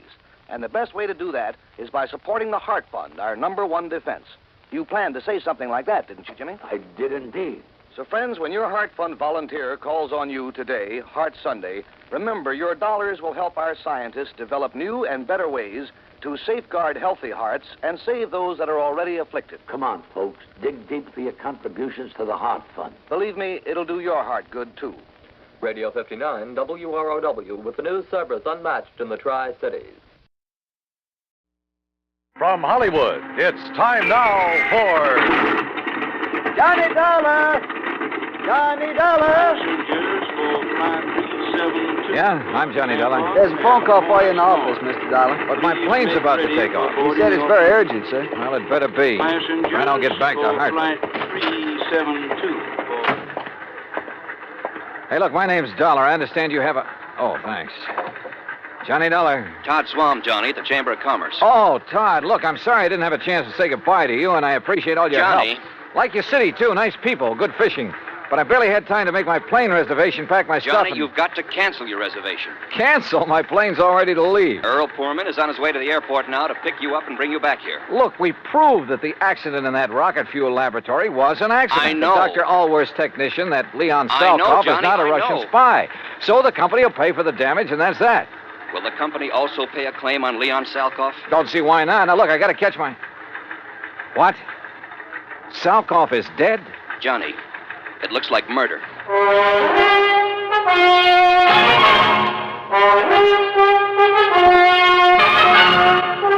Bob Bailey in the exciting adventures of the man with the action-packed expense account, America's fabulous freelance insurance investigator. Yours truly, Johnny Dollar. And now, Act One of yours truly, Johnny Dollar.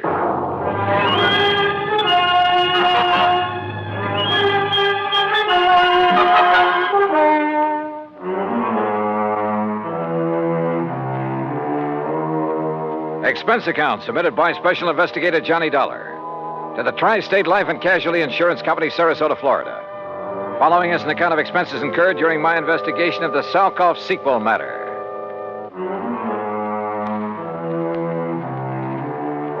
Expense account item 1, $3, no show penalty for canceling the flight back to Hartford.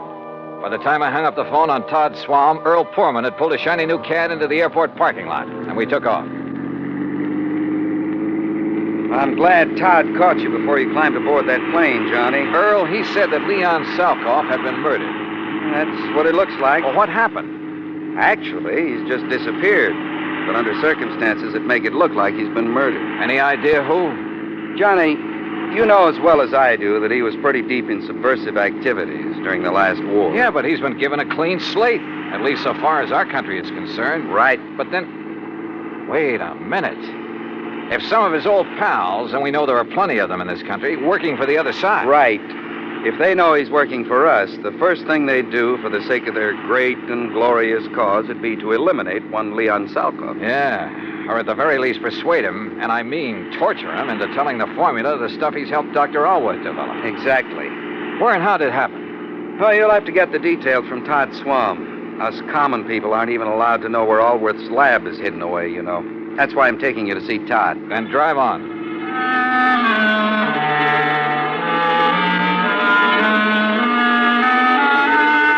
Todd was waiting for us at the Chamber of Commerce building. He thanked Earl for dragging me in from the airport. Earl left, Then Todd and I walked out to his car.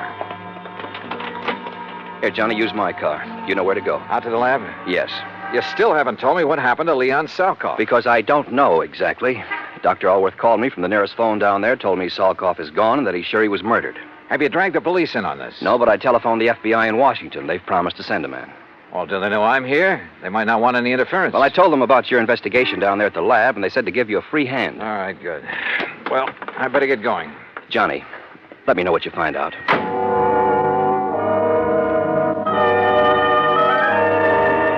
Once again, I headed south on Route 41, down through Fort Myers, where I swung left on 82 and on into the heart of the Everglades. I found the old wagon trail leading into the swampy jungle, and finally came to the shack of the Indian, Ben Osceola. There, I hopped aboard one of his airboats, one of those strange little contraptions driven by an airplane-type propeller. 50 minutes later, I pulled up at the brush-covered island in the middle of that vast, wet, soggy swamp. Dr. Allworth was standing in front of the well-hidden laboratory. Mr. Dollar!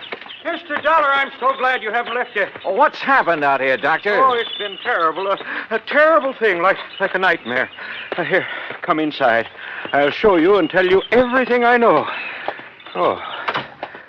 Our living quarters are down this corridor. Yeah, I remember. After you and Mr. Swam left us yesterday, Leon and I went to work immediately to replace the rocket fuel additive we had lost in the accident you investigated. Yes? Oh, if only I'd paid attention when he told me about the man he'd seen in Fort Myers the day before. But we were so busy. Wait a minute. What man? Someone he'd known in Europe during the war. A man he suspected of now working for, well, for those who'd like to sabotage our... Go on, Doctor.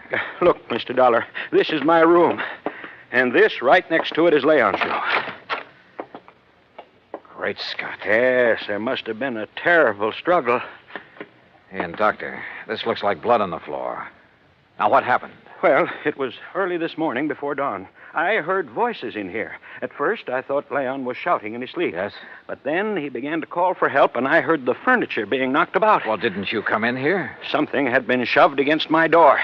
This table. I couldn't open it. Then I heard the shot. I heard Leon scream with pain. Then another shot. Oh, terrible, terrible, terrible. Go on, Doctor.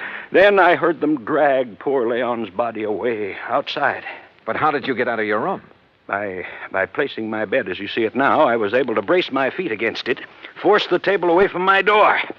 Now, come, Mr. Dollar. All right. I pursued them down this hall, but by the time I reached the outside door, they were gone.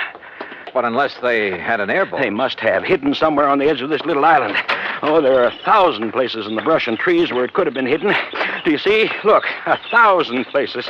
I don't see Leon's airboat out here, only yours. They took it. That's why I think there was more than one of them. And now I must leave you. You what? I must go into a telephone. I'll be back as soon as possible. Well, now, look, wait a minute. Dr. Allworth. Now that you're here in charge, I must telephone the FBI. No, wait. They've already been notified by... Well, I'll be darned if I'm going to chase him. What's more, I doubt if I could have caught him in the old airboat that I had. So, all right, it would give me a chance to look around alone. Sometimes that's the best way. I poked around outside for a while, looking for where Leon's attackers might have concealed the boat they'd used. In that swamp and brush, it was like looking for a needle in a haystack. Then I walked back to the laboratory building. The front door was closed. Funny. I thought we'd left it open a minute ago. Oh, well. Huh? Oh, no, you don't! Oh!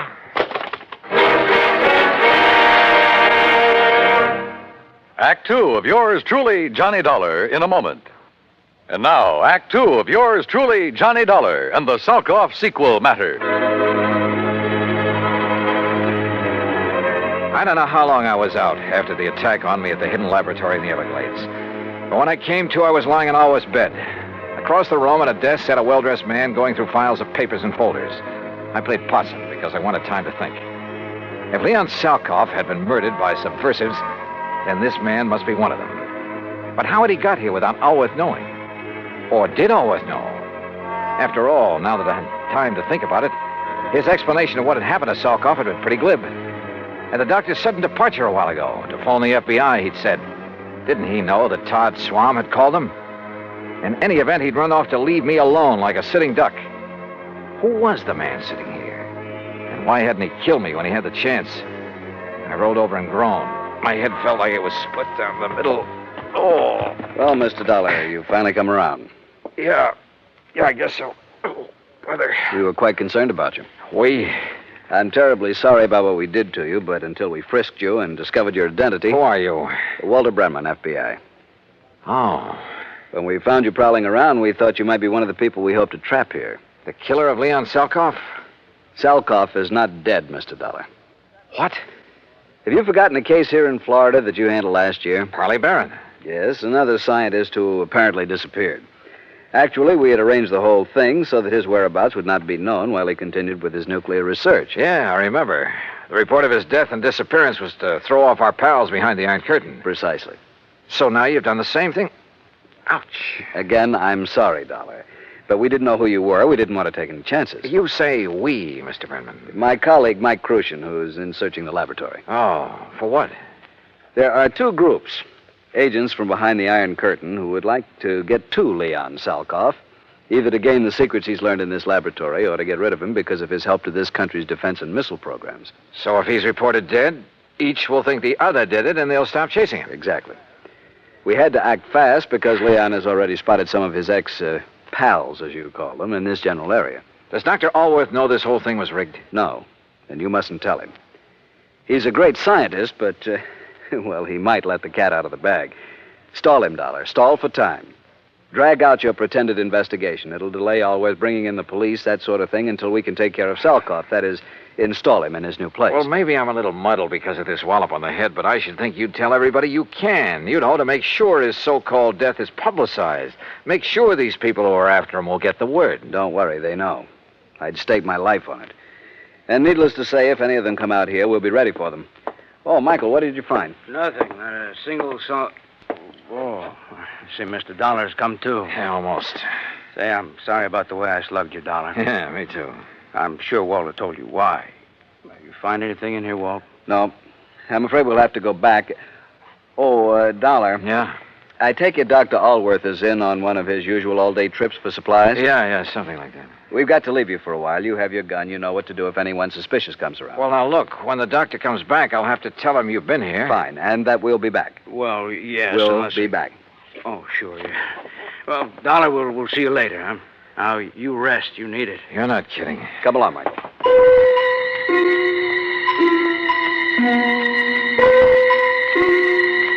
I felt so rocky, I didn't quite know what to make of it. I heard them leave by the outer door.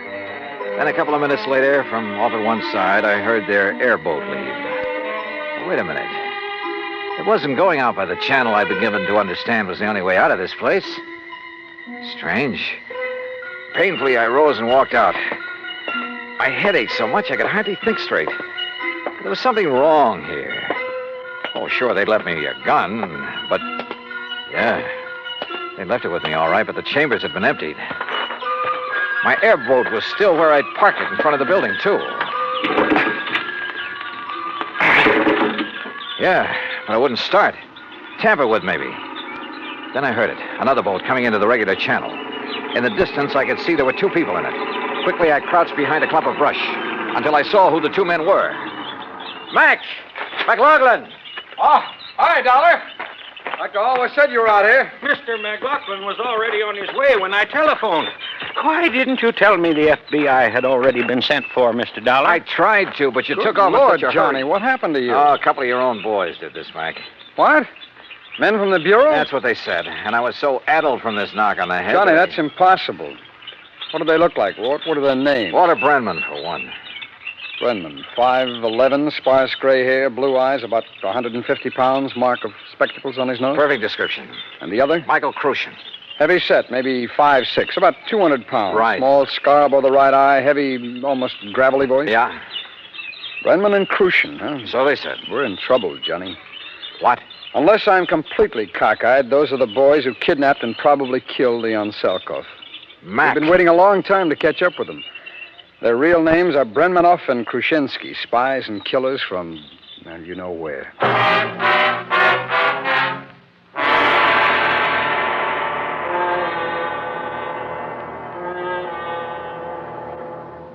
Act 3 of yours truly, Johnny Dollar, in a moment. And now, Act 3 of yours truly, Johnny Dollar, and the Salkoff sequel matter.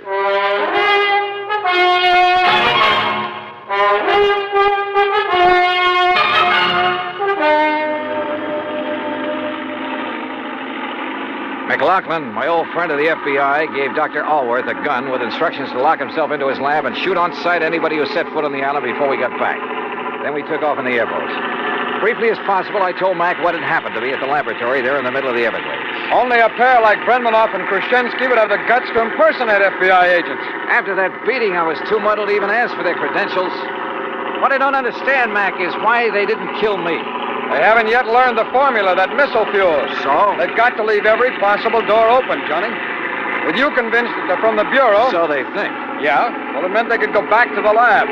After the doctor returned, maybe even get your help in obtaining the formula from him. What? Sure.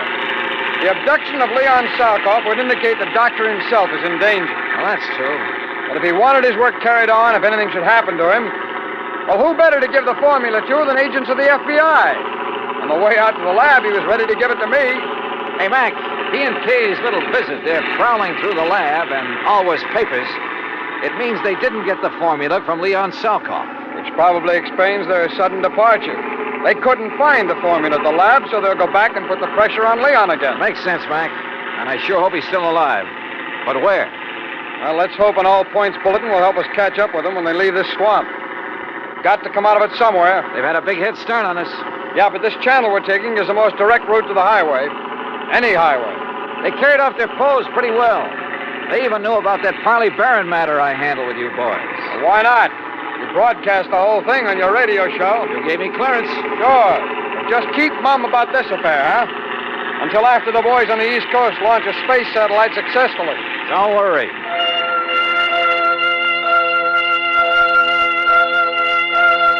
A few minutes later, we pulled up at Ben Osceola's shack at the head of the bayou where we'd left our cars. We use mine, Johnny. It's better equipped than yours for whatever we may run into. I saw what he meant, because in back of the seat was a regular arsenal. As we tore out of the jungle and headed south on Highway 29, Mac shortwaved in all points to every town in the area and to the state police. Keep me posted. Over. We're heading south, Johnny, because you said that's the way they left the island by airboat. Right, Mac. But with the way those rivers and bayous twist around in the swamp, they could come out anywhere. Well, I know this country pretty well. They'd almost have to go south to hit this or any other highway. Now, you keep your eye peeled for any side roads that might lead into where they could land their boat, will you? Hey, look, what about this car that's coming at us? Man, he's really stepping on it. That's okay, Johnny. It's a police car. Police, huh? Sure. Sure. But did you see who was driving it and who was sitting beside him? What? Yeah, Krushenski and our old pal Brenman. Hold on to your hat. They must have heard the all points. Well, if they didn't, they're hearing it now in that car. And if that thing is souped up like most police cars... Don't worry, boy. They won't get away from this old boiler.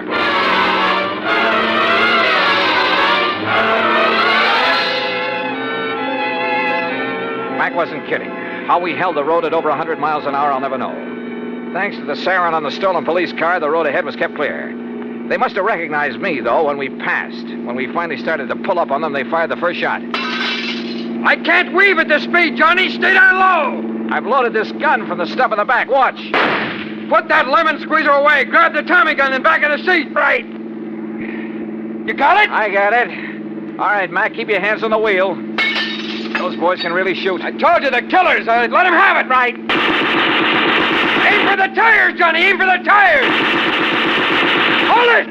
Hold it. You've got them. They're going off the road. Mac, if they hit that row of cypress trees, they're gone.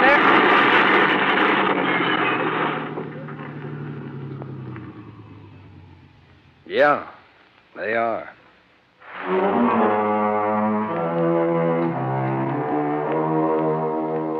Leon Salkoff? Well, I'm afraid he gave more than his skill and efforts to the country he loved that had taken him under its wing. His body was found trussed up and floating face down in the bayou from which Brenmanoff and Krushenski had launched the airboat. Dr. Allworth? Well, now that a U.S. space satellite is carrying out its mission, he's safely and officially working in a government laboratory. Expense account total, including incidentals and the trip back to Hartford? Oh, forget it. If in any way it helped to get the Explorer out in space, in orbit, it's on me. Yours truly, Johnny Dollar.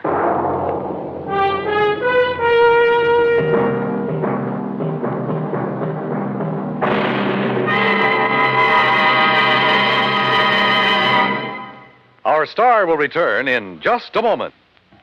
Now, here is our star to tell you about next week's story. Next week, a trip to a mining town out near Denver, Colorado. And for me, it's a little too close to the wild, wild west. Join us, won't you? Yours truly, Johnny Dollar.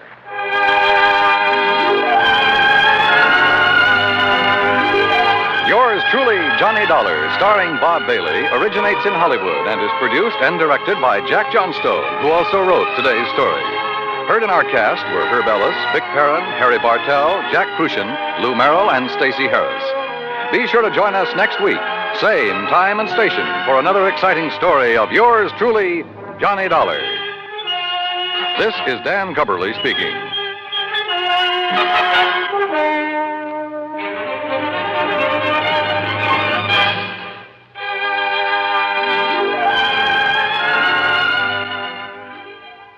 This is the United States Armed Forces Radio and Television Service.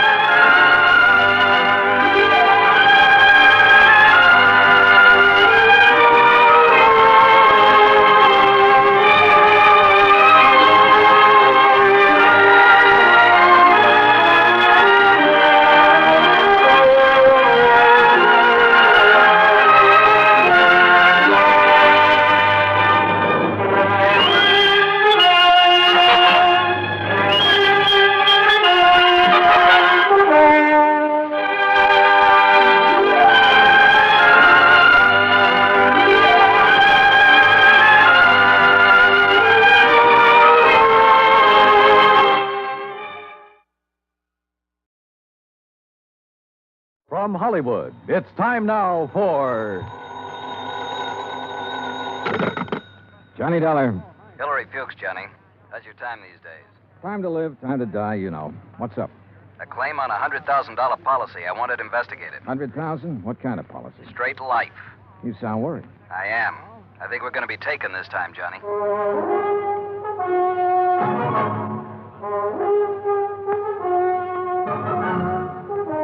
Bob Bailey in the exciting adventures of the man with the action-packed expense account, America's fabulous freelance insurance investigator. Yours truly, Johnny Dollar.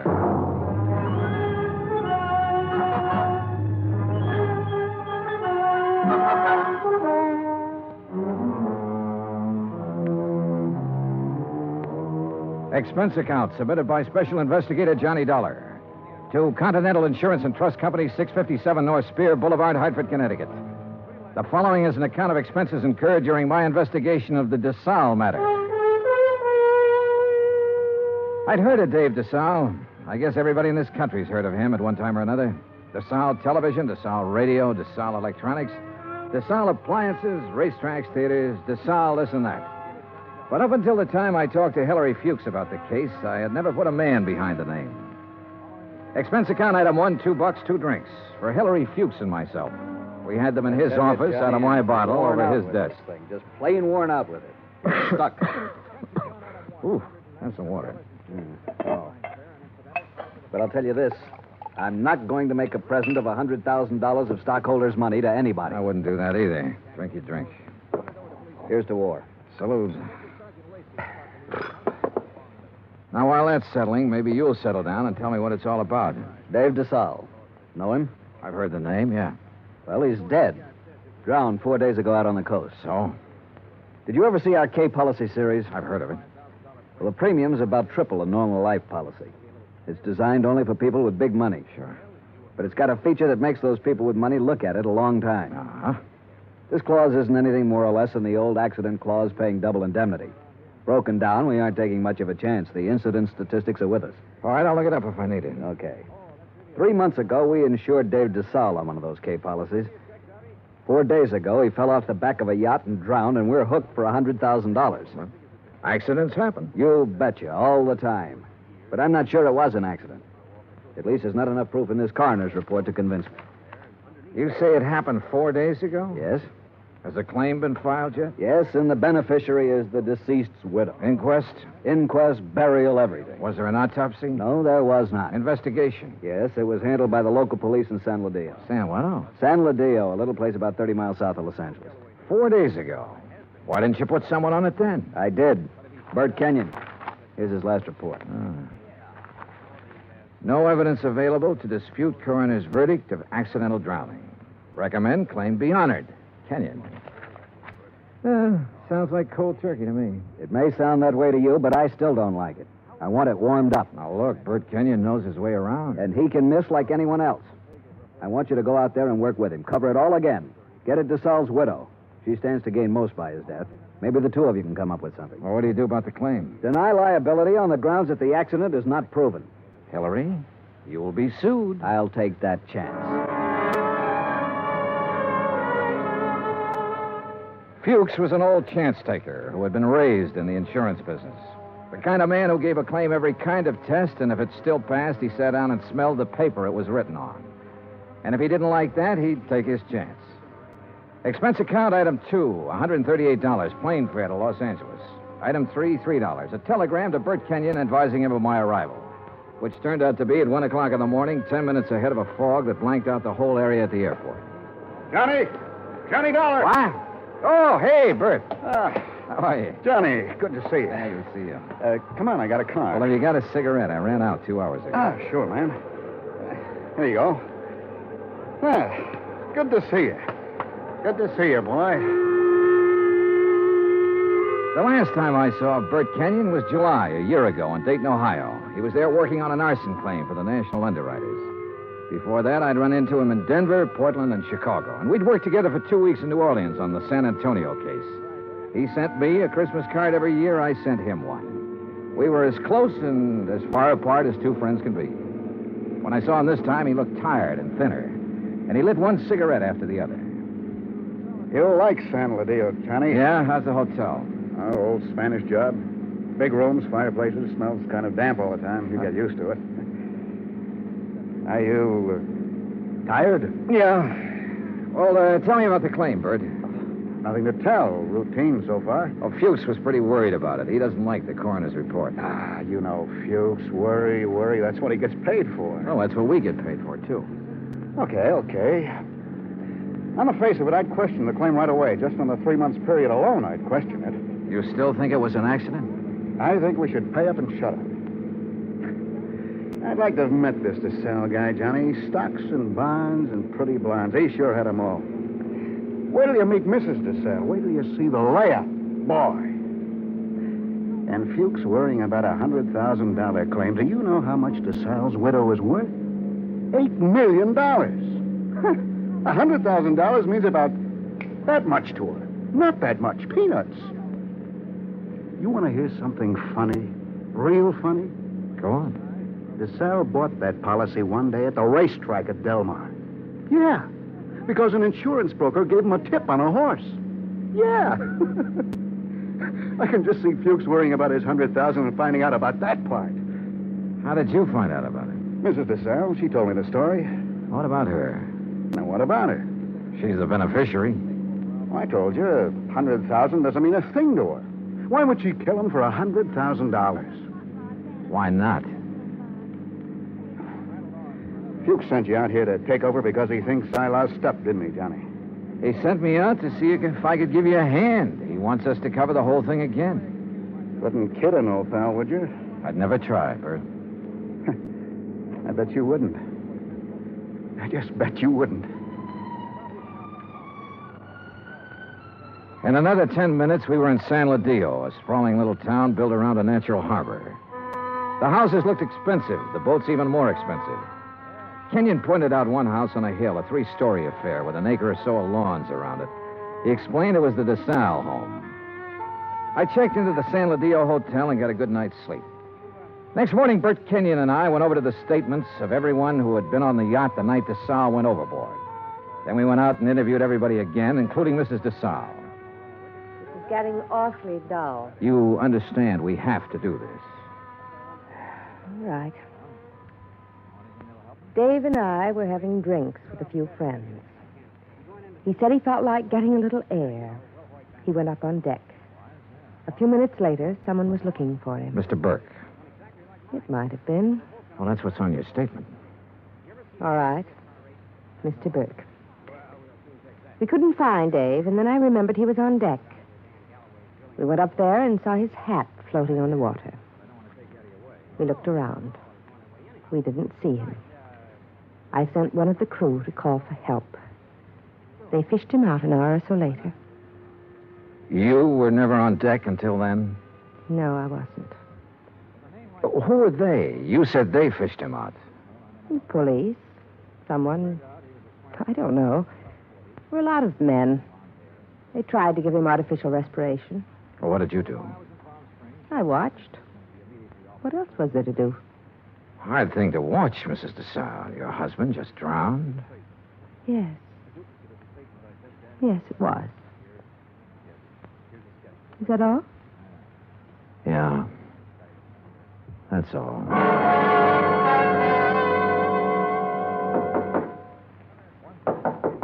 Come in. Hi. Oh, what's all this? Thought you'd be in bed. Just going over the reports again. Well, what do you think? Oh, I don't know. I'm trying to make up my mind, Bert. About Mrs. Desalles, the way she looks, the way she acts. I told you she was something. Yeah, sure. 50 men would sell their souls to be tied up with her one way or another. She had help, Bert. What? She had to have help to kill him. A dozen people swear she was below drinking martinis with him, so someone was up on deck waiting for Desalles. What have you got to go on? Desalles swam the English Channel 20 years ago. He should have been able to swim 20 feet to a gangplank. Drunk or sober, he should have been able to do that. I knew about that swimming business. Expert swimmers drown all the time. We both know that. What else? Well, why didn't somebody hear him yell? Maybe he didn't. Everybody lets out a yell in a situation like that, falling or in the water. There were a dozen people aboard. One of them should have heard him yell. Yeah, I guess you're right. All right, suppose he didn't yell. But suppose this coroner made a mistake about the bruises on the side of his head. Suppose they happened before he went over the side. Well, it'd be hard to prove now, Johnny. Oh, look, she's got a boyfriend somewhere, Bert. She had to have one. The servants can be gone over. Somebody at the house has seen him. He's called her, sent her messages. He's our boy. We can bring him out in the open. We'll get help from Los Angeles. We'll call the legal department and get them busy. Get permission to exhume the body and have an autopsy. We'll bring... What? Let this one go, huh? What? Drop it. It's just lousy enough to get by, Fuchs. We got a good case, Bert. I know. I've known it all along, Johnny. A sellout? Mrs. Desalles offered me the whole 100,000. The whole 100,000, Johnny, to let it get by. Who helped her do it? I don't know. I wasn't interested anymore when she came up with the offer. Look, what does Desalles mean to you and me? Nothing. He had a whole life, the best it could give him. We can't bring him back. I'll split the 100,000 with you, Johnny. We'd have a little chance for some things, too. Johnny? Bert. No deal? No deal. You're a good dick, Johnny. Stand up. Oh, put that thing away. I've been looking a long time for a mark like this. Now you've lost it up, and I have to beat it. Turn around. Bert. So long, Johnny.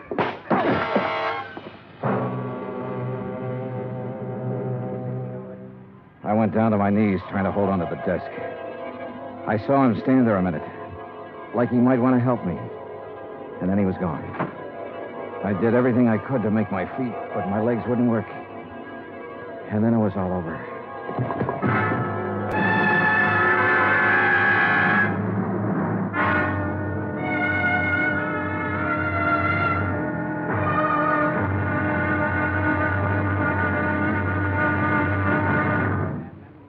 Act two of yours truly, Johnny Dollar, in just a moment.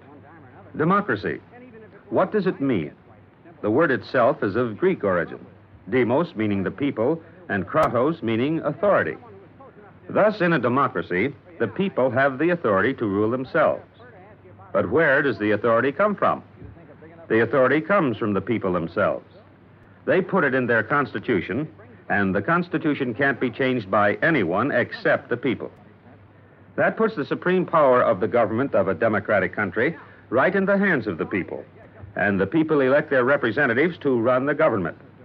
In that manner, democracy gives everyone equal representation in the government. Democracy provides mankind with its greatest legacy of freedom. Now, Act Two of yours truly, Johnny Dollar, and the Desalles matter.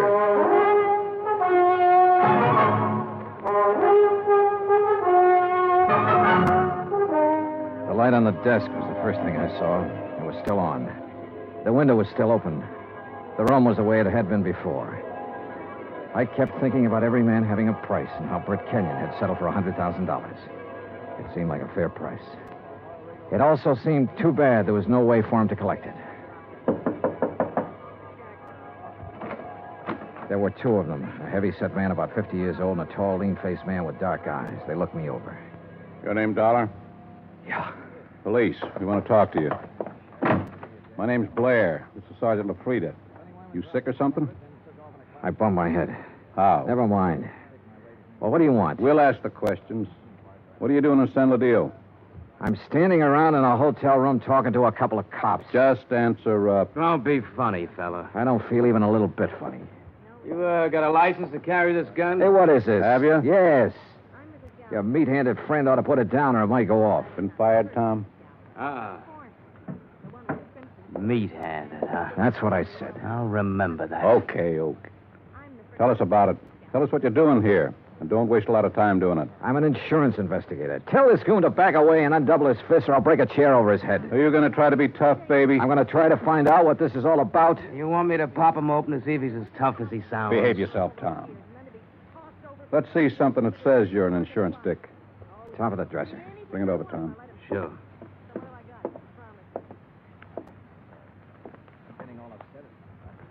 Here. Yeah. Okay. Now tell us what you're doing in town. The Desalles case. Now you tell me You know what Bert Kenyon? I know him. I've been working with him. Well, he's been around town 4 or 5 days. We haven't seen you. I only got here this morning. You could prove all that, could you? Oh, sure. With a plane ticket, with a hotel clerk downstairs, with a bellhop who brought up my luggage, with a dozen people or more I've talked to today. And tonight? What about tonight? Right here. You could prove that, too? Try the clerk downstairs. Ask Kenyon. Where is Kenyon? I don't know.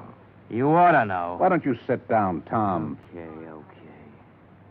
Now, when did you see Kenyon last? A couple of hours ago.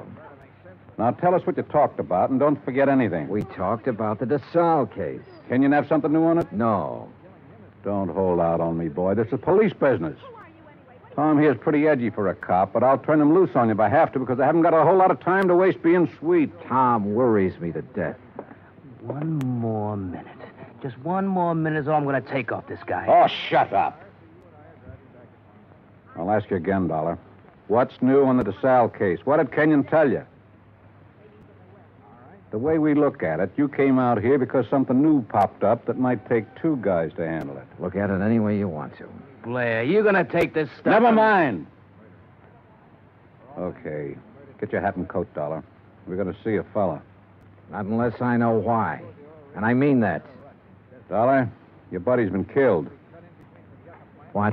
Kenyon. Somebody shot him up an hour ago.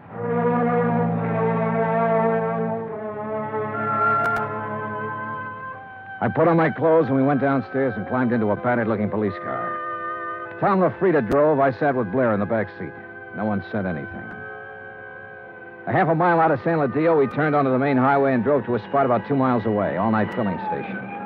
There were a couple of highway patrol cars there, an ambulance, and men in dark suits who looked the way policemen always look.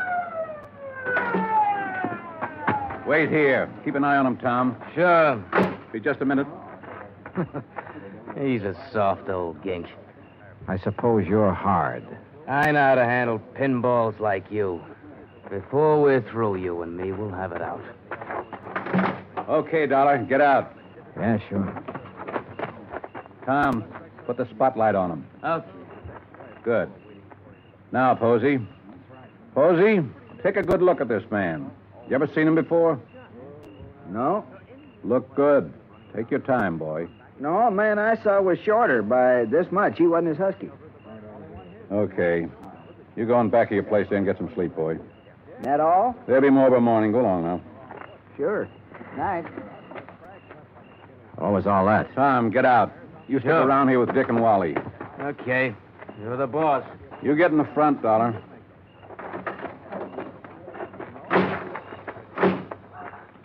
You're lucky Posey didn't recognize you.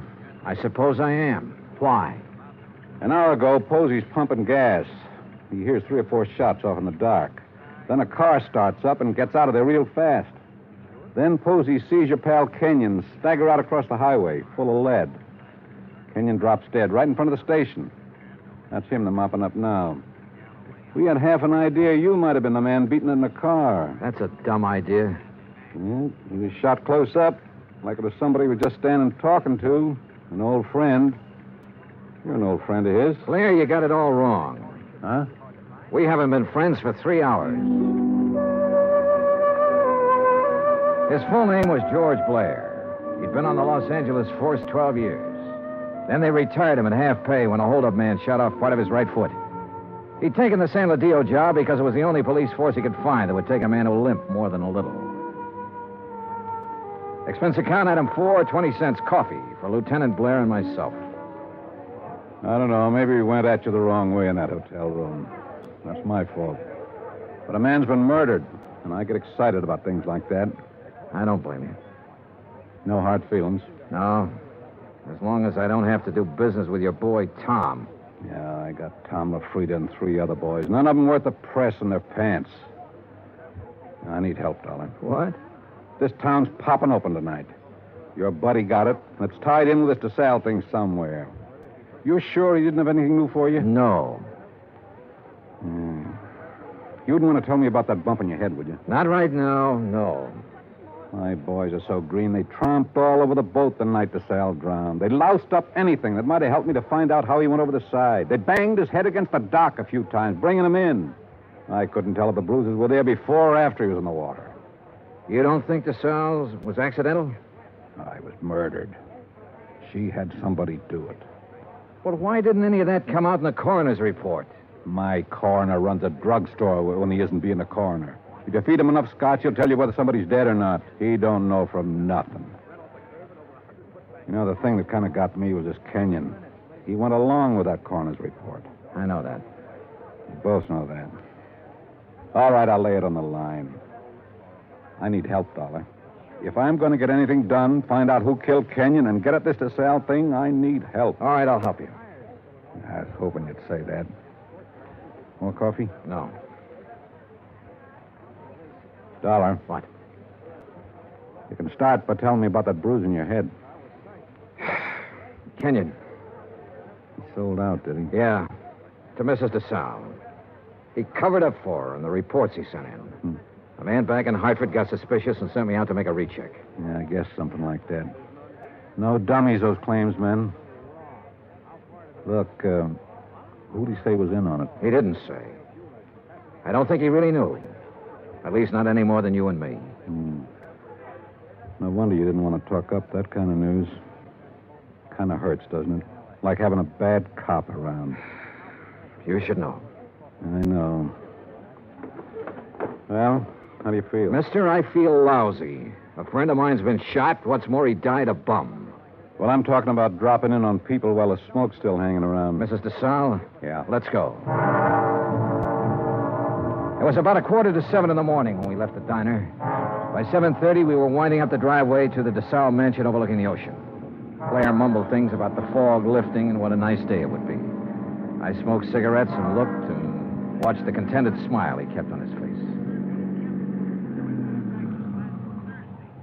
Well, what do you know? Tommy LaFrida's car. Well, what does that mean? Well, let's find out. Tom was off duty at 6 o'clock, as far as I know. I told you it was going to be a nice day. Yeah, you did it then.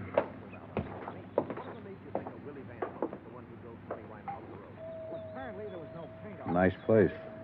The only thing nicer is Buckingham Palace. Mr. Desalles picks up all these little knickknacks when we probate that will. The boat down there, everything.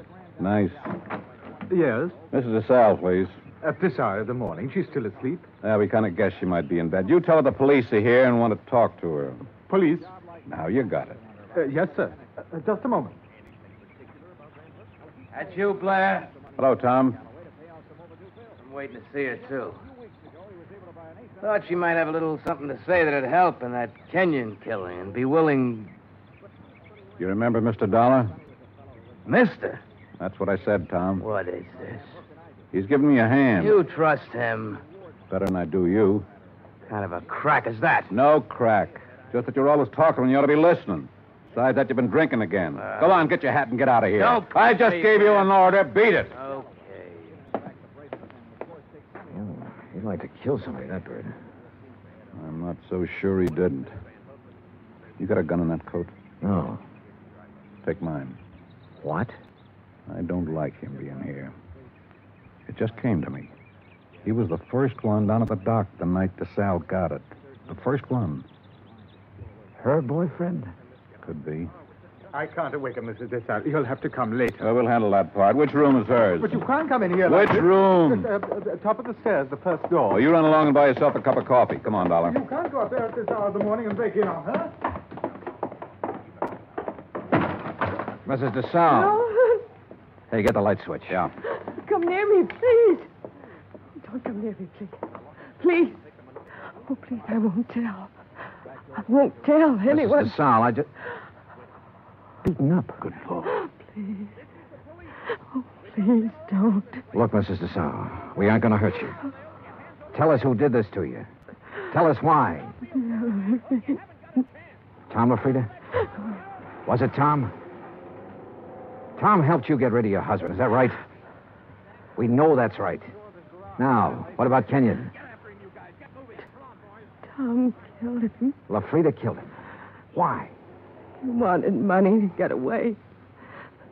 Tom said it'd be easier to kill him off than let him go. Tom did this. Why? He said people would be around to see me. Not to talk about anything. Not to talk about anything. This is George Blair. Get an ambulance over to the Desalles place, fast. He said he loved me. He never loved anything in his life. You big, fat pig. Turn around and get it. I'll warn you, Tom. Dollar's got my gun. He's next. You look at mine. You all right? Okay, here's one in the ceiling. You? Okay. He's gone. What made him, Dollar? What made him? All these knickknacks. And her.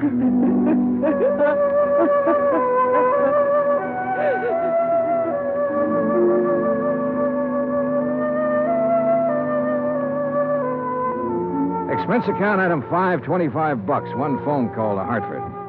I told Hilary Fuchs the whole story, and he promised to send out the necessary legal aid. Item 6, $10. Flowers for Bert Kenyon.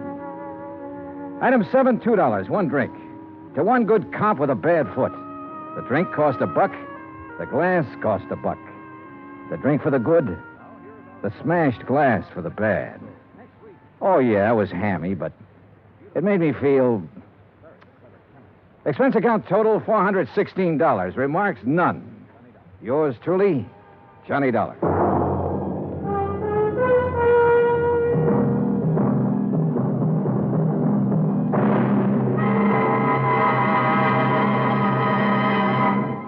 Now, here is our star to tell you about next week's story. Next week, one of the sweetest old characters I ever met.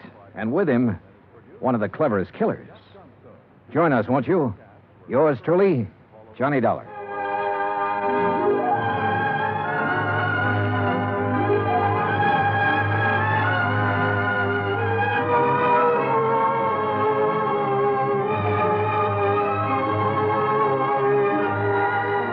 Yours truly, Johnny Dollar, starring Bob Bailey, originates in Hollywood. It is written by John Dawson and is produced and directed by Jack Johnstone. Heard in our cast were Virginia Gregg, Harry Bartell, John Stevenson, Will Wright, James McCallion, and Ben Wright. Musical supervision is by Amerigo Marino. Be sure to join us next week, same time and station, for another exciting story of yours truly, Johnny Dollar. Dan Cumberly speaking. Johnny Dollar has come to you through the worldwide facilities of the United States Armed Forces Radio and Television Service.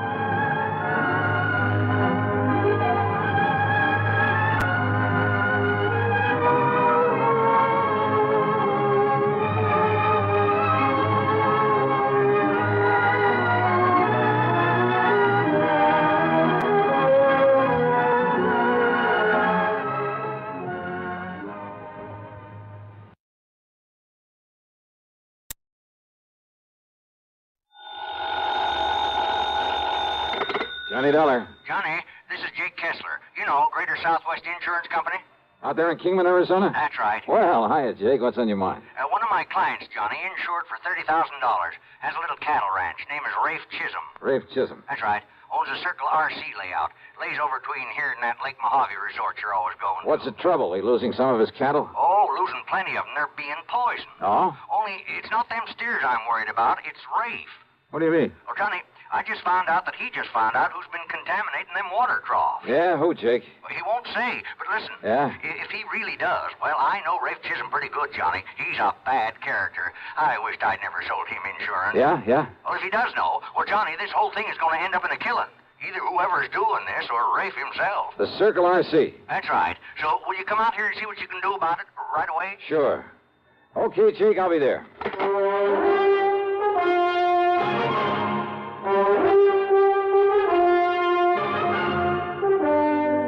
CBS Radio brings you Bob Bailey in the exciting adventures of the man with the action-packed expense account, America's fabulous freelance insurance investigator. Yours truly, Johnny Dollar. Thirsty people everywhere prefer ice-cold Pepsi-Cola. And because it's light, it refreshes without filling. Charlie, be sociable. I am, Kay. Pepsi is a favorite of thirsty people from Maine to Hawaii, from Alaska to Florida. Charlie. It's perfect for parties or picnics, so serve Pepsi to your guests. That's helpful, but... This is the sociable part.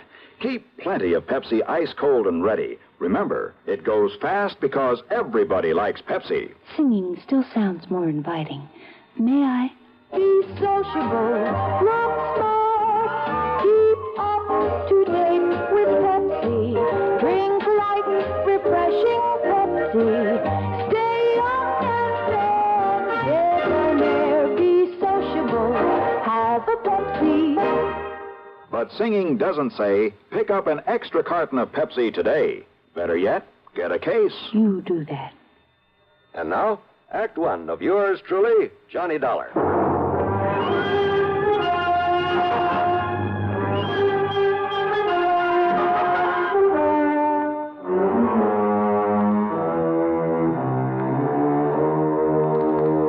Expense account submitted by Special Investigator Johnny Dollar to the Greater Southwest Insurance Company, Kingman, Arizona office. The following is an account of expenses incurred during my investigation of the Sidewinder matter. Jake Kessler hadn't given me very much to go on, but if my old friend Buster Favor, if Buster knew about the Circle RC and its troubles, well, expense account item 1 is $350 for a phone call to Davis Dam 72, the Lake Mojave Resort. I sure do know about that water poisoning over at the Circle RC, Johnny.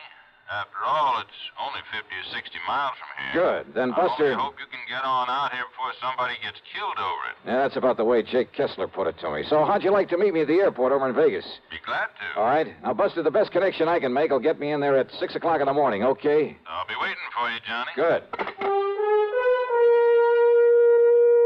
Item 2, 16390, plane fare to Las Vegas, Nevada. True to his word, Buster Favor was there waiting for me.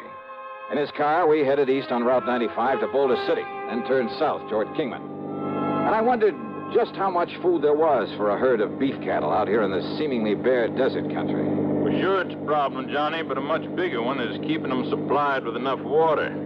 See those windmills here and there? Yeah, I've noticed them. Well, every one of them has a big water tank and a watering trough at the base of it. Without them, those Herefords would all die off. We turn here. All right. Jake Kessler said this Rafe Chisholm is a pretty bad character. You ask me, Johnny, Rafe just soon kill a man as he would talk to him. The Sidewinder, they call him. And good reason, too. He's just as mean as a Sidewinder. Ah? That's why nobody was very happy to see him politic himself into a lease on that good ranch land with all the water it's got on it. Doubt if a single one of his pumps ever goes dry, which is more than you can say for most of the wells out here, believe me. But now somebody's poisoning the water for him. That's right. Any idea who? No doubt about it. Who, Buster? His ex-partner in a gold mine. Another bad character. Name is Jerry McCoy. It was by cheating Mac out of his share of the mine that Chisholm got the money to lease the ranch. I see. And Mac swore if he ever caught up with Chisholm, he'd get even with him. Ask me, Johnny, Mac has caught up with him.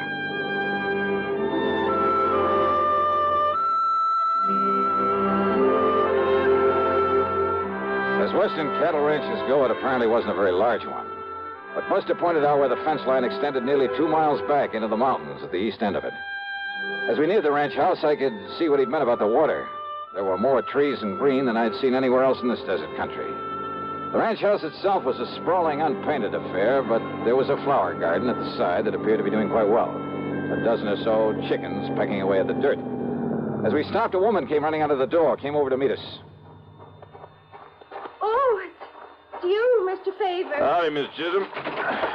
I'd like you to meet Mr. Johnny Dollar. Howdy, Mr. Dollar. Hi. Listen, Johnny's now, a Mr. special investigator for your husband's insurance company. Oh, then you gotta do something, Mr. Dollar. Do something about my husband, about Ray. Well, he's the one I came to see. Is he here? No, that's the reason you gotta do something about him. You've got to stop him. From what?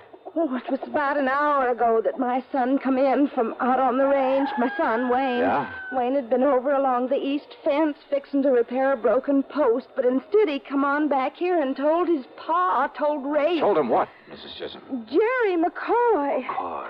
Wayne had saw McCoy out there fooling around the trough at the windmill, fixing to poison it, he must have been. And it is McCoy. Oh, what did your husband do about it? Oh, he grabbed his pistol, that old .45, and that knapsack of his'n, and he rode out there after him. Rafe'll kill him, Mr. Dollar. Oh, he'll get killed himself, Mr. Dollar. Yeah, knapsack, did you say? Oh, yes, sir, that knapsack. Oh, why do you say it that way? What's in it? I don't rightly know, Mr. Dollar. Last few days, ever since he heard that McCoy was in these parts, he wouldn't let anybody touch it. He's kept it hid away. That's funny. Miss Chisholm, you think Wayne could show us where it was he saw Jerry McCoy? I don't know where he is. Wayne has gone out somewheres, too, and I'm so worried about him. Why do you say that, Mrs. Chisholm? With Rafe and the kind of temper he's in, anybody got in his way or tried to stop him? Rafe's a dangerous man, Mr. Dollar, and he's got that gun with him. What, his own son? You don't know that Rafe, mister. And we better find him quick. We'll have to track him, Johnny. Miss Chisholm, are there a couple of extra horses we can use? Oh, yes. Help A yourself. lot better than a car out there in that mesquite and sage. Come on. And maybe we'll find Wayne for you, too. Oh, I hope so, Mr. Favor. I hope he's all right. Yes, sir. I hope so, too. But with that crazy man out there with a gun. Yeah, come on, Buster. It looks like we've got our work cut out for us.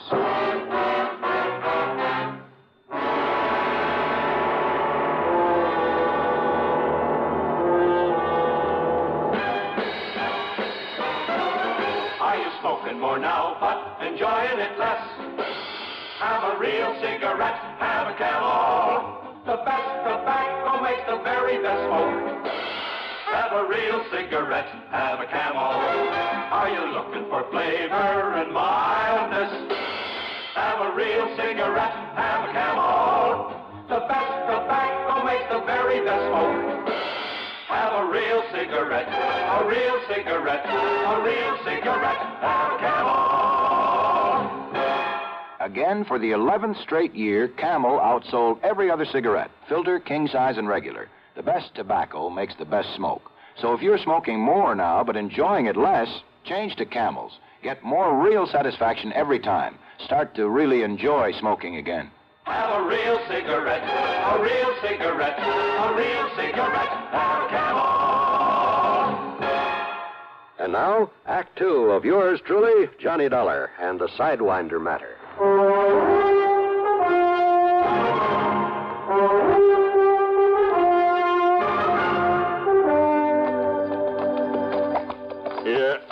Yeah, Johnny, I was afraid of this. Afraid of what? Those tracks down there, those hoof prints. I still don't see how you spot them, Buster, among all the cattle tracks and the other hoof prints. They're real fresh, Johnny. And Rafe's mount turns out his left forefoot a little. See it there? Oh. But the other tracks that follow his, that must be the boy's horse. If Wayne catches up with him or old Rafe sees he's being followed, you got a gun with you, haven't you? Yeah, right here. Good. But I sure hope you don't have... Oh, yeah, I heard that. Gunshot, huh? Pistol shot. Must have been that 45 Rafe's carrying. And it probably means that he's found McCoy. Or he's discovered that Wayne's trailing him. If only we had some way of knowing where that shot came from. If only I hadn't been so busy talking my fool head off. So, well, I guess the only thing we can do is to keep following those trails. Hey, wait. Oh, boy. Johnny, that shot came from over there at Black Canyon, way over there to the right. Rafe has a windmill and a water trough and an old feed shack, too. Then let's go. Yep. Oh, boy. Come on.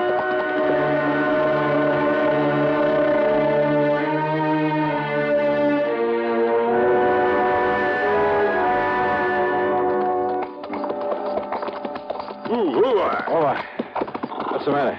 Look over there, the top of that mesa. Those big dust clouds building up? I knew this here was too still out here. Johnny, that dust over the mesa coming this way means that inside of 5, maybe 10 minutes, we're going to be in the middle of the worst sandstorm you ever heard of. Well, we better get on back to the ranch. We'd never make it. We got to find cover. Come on, boy. Oh, boy. But where, Buster? Over there on the right. Shadow Mountain. Big cave in the side of it. Then let's go, brother. Come on, boy. Up, up. Just pray we can make it, Johnny. And believe me, I mean pray. Get out.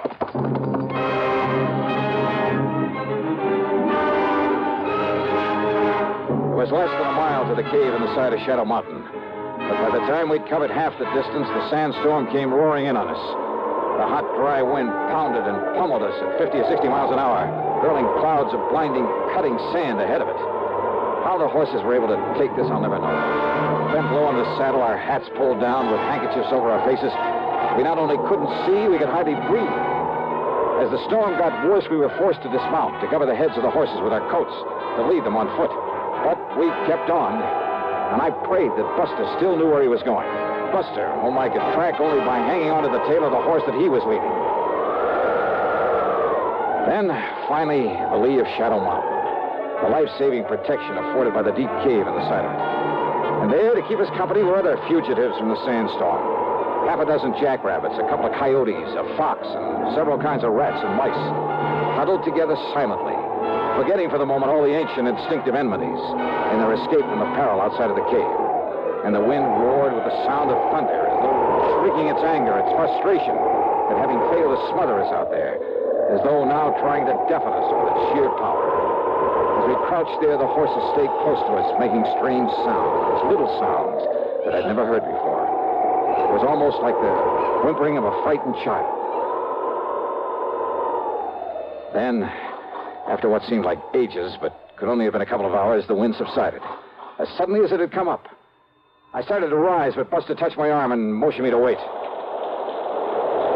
And then came the hail. A hailstorm of the kind you may hear about but never quite believe. Right here in the middle of the Mojave Desert. Hailstorms, some of them almost as big as golf balls, dashed against the rocks outside. And some of those hailstones rolled into the cave, then melted at our feet. Finally, it stopped. The little animals who'd been our companions quietly looked at one another, then one at a time departed. Maybe a little chastened by this having shared the comfort of each other's presence for a while. Well, Johnny, kind of gives you a respect for this desert, doesn't it? Yeah. Too bad those animals don't always get along so well. So peacefully, isn't it? I guess you could say that about some of the people in this world, too, couldn't you?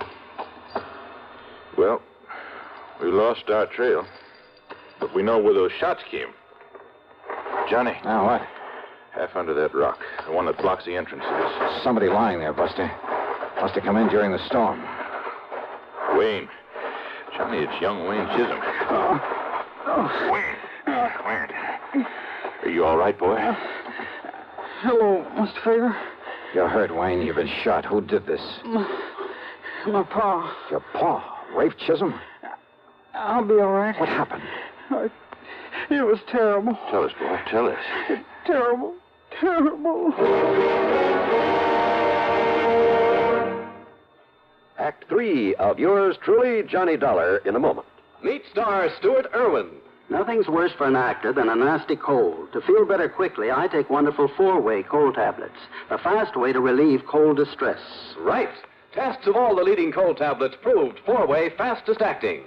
4-way starts in minutes to relieve muscular pains, headache, reduce fever, calm upset stomach, also overcomes irregularity. Take my advice.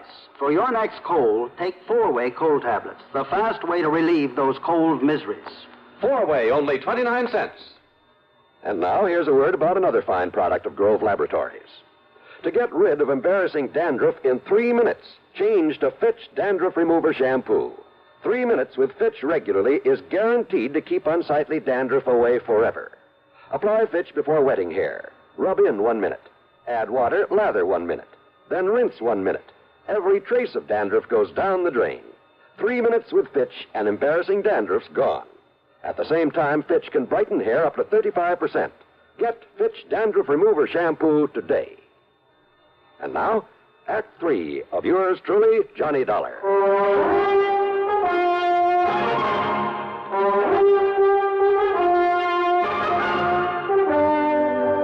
Wayne, boy, listen to me. You mean your own father shot you? Yes, sir. But it's all right. He only nicked me. What happened, Wayne? Well, I don't think he meant to hit me, Mr. Faber. Well? But when he saw that I'd followed him after he got there looking for Jerry McCoy... Did he find McCoy? Well, he told me to go back, and he cursed me, and he fired a couple of wild shots at me. The 3 we heard. But I don't think he meant to hit me. I wonder. Then I hid behind some deer brush, and then worked my way down again so as I could see what he was doing. Well, what about McCoy? Oh, Pa found him all right. There in the feed shack, there in Black Canyon, where he was skinning out one of our young steers, in there out of the sun. Okay, then, Johnny, we better get on over. No, wait, Buster. Then what happened, Wayne? It was terrible, mister. It was awful. I was close enough I could see him. I could hear him through the open window of the feed shack.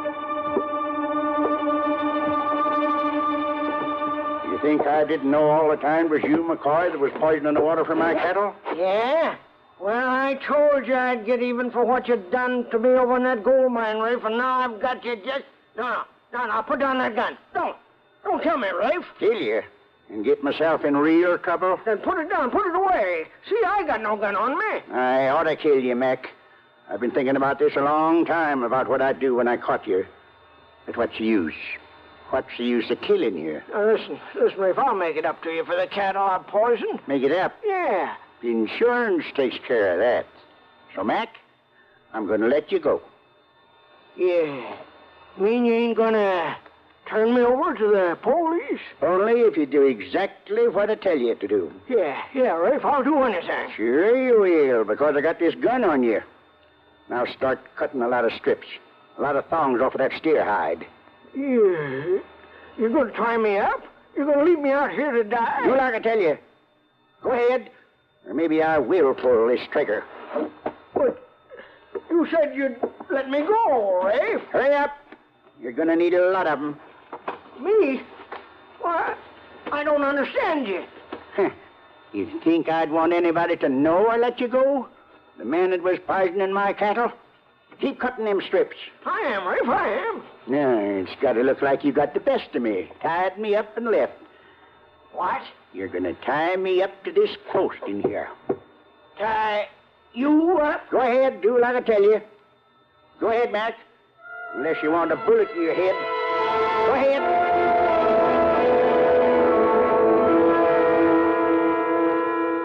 All right. Pull them strips around my ankle tighter.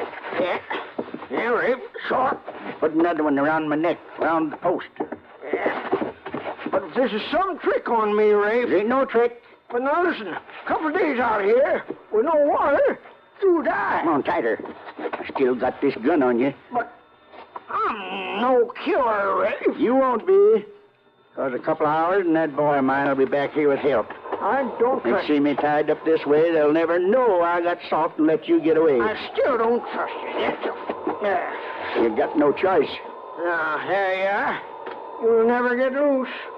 Unless they come out and cut you loose. You think I'd take this chance if I didn't know they would? You get out of here. The wind's coming up, and there's going to be a sandstorm. All right, I will. And, here. Your gun? That's right. Take it. Because I know you ain't got the guts to use it on me. And it's better if they think you took it off me. I don't get it, Rafe. But I better get out of here before they come for you. That's right. You can take my horse, too. Your horse, too, huh? Well, sure I will. Don't touch that knapsack out there on the ground. Knapsack? Why, Rafe, that's the one you carried when we was prospecting. You mean... No. Any nuggets in that are mine, Mac. Nuggets? Gold? Ah, yeah, some of the gold you cheated me out of, huh? I'll see for myself. No. Mac, you open that knapsack and you'll be sorry. Eh? Will I? Well, you can't stop me.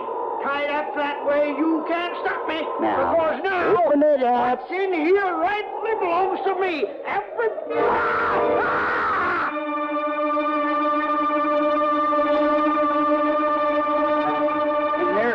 And there in that knapsack was 3 sidewinders. Sidewinders? Rattlesnakes? Good Lord. McCoy, he didn't have a chance. Good Lord. There was enough poison in them. Yeah. And not knowing that you'd seen all this, but knowing you'll come back with help, that we'll find him tied up there. Yeah, Johnny. Rafe's made it look like he has a perfect alibi. Not that McCoy didn't deserve to die, poisoning cattle. It's still murder, Buster. Wayne, do you think you can make it to the ranch? Yes, sir. Then come on, Buster. We'll go on to Black Canyon. We'll pick up our killer. Okay, Johnny. Ironic, isn't it? Yeah. All trussed up and waiting for us. By his own doing.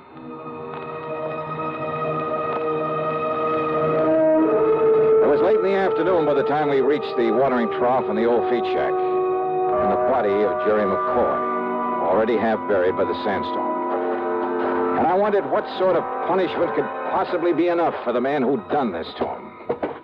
Yeah, I wondered until we found Rafe Chisholm tied to that post. Wait a minute. Johnny. We're too late. I know. Rawhide. Green steer hide. As it dried out, it shrank tighter and tighter around his body. Around his neck until Yeah.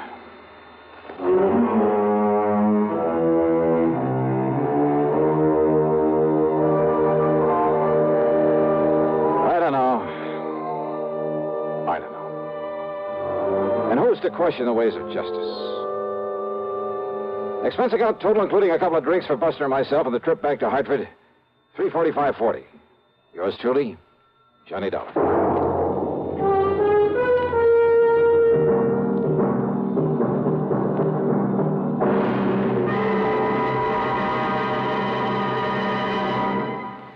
And now, here's our star to tell you about next week's program. Next week, Long Beach, California, looking for the tidy sum of $75,000. Join us, won't you? Yours truly, Johnny Dollar. Johnny Dollar. Now, why don't you get married? Huh? To me. Well, Johnny Dollar. Well, will you marry me? Well, sure, why not? Anytime you say. Janet? Janet? Janet who? Oh, sorry, I meant Carol. Oh, you did? Mariana? No. Gladys? No. Janie? Now, stop that. Well, let's try Hildy. Marilyn? How about... No. This is Betty Lewis. No. Yes. And you listen, What? You knew it all the time, didn't you? Yes, dear. Just leading me on again, like you have been for all these umpteen years. But you listen to me, Johnny Dollar. Yes, dear. If it weren't for that crazy business of yours, jumping around all over the country, getting slugged and shot at, enough to drive a loving wife to drink. Yes, dear. Why, Johnny, I'd trick you into a date with a preacher. What was that? Yes, dear? Yes, dear. Yes, dear. It sounds like we're already tired old married folks. Well, you wouldn't like that. Of course I wouldn't. Oh? That is, I mean, well, you know what I mean, you rascal. Oh, sure I do. You drive you to drink every time I have to be away or tangle with a killer.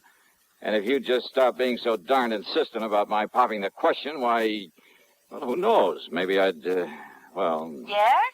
If I did stop trying so hard to land you, you'd what, Johnny? I decline to answer on the grounds it might tend to incriminate Oh, you. honey, you're such a big, heartless dope. Sure I am. And I'm such a shameless hussy for admitting the way I feel. But if you ever do decide to become a normal human being, get into some safe, sane, honest business that... Only Johnny. Yes, sweet? I'm afraid it's about business that I really called you. I mean insurance business. Oh, my entire ego just flew out the window. Well, what is it, hon? I've got to see you right away. Betty, I'll be out there at 13325 East Maple No, Drive. no, honey, I'm not at home. Okay, at the office, then. No, dear, I'm not at the office either. Well, tell me where you are, where you want me to meet you. Just, stay right there and wait until I call you again. Will you, please, honey? Well, now, look, I just hung up on a frantic phone call from Fritz Melchior over at Continental Insurance and Trust. Apparently the usual sort of emergency. I know. Huh? No, I mean, I'm sorry, but this is so important, honey, and since it concerns me, and if anything were to happen... Happen to you? Betty. Johnny, dear, I can't talk anymore right now, but wait. Wait until I call you and tell you where to meet me. Hey, now listen, Betty. I'll call you. No, listen. Something very funny about this.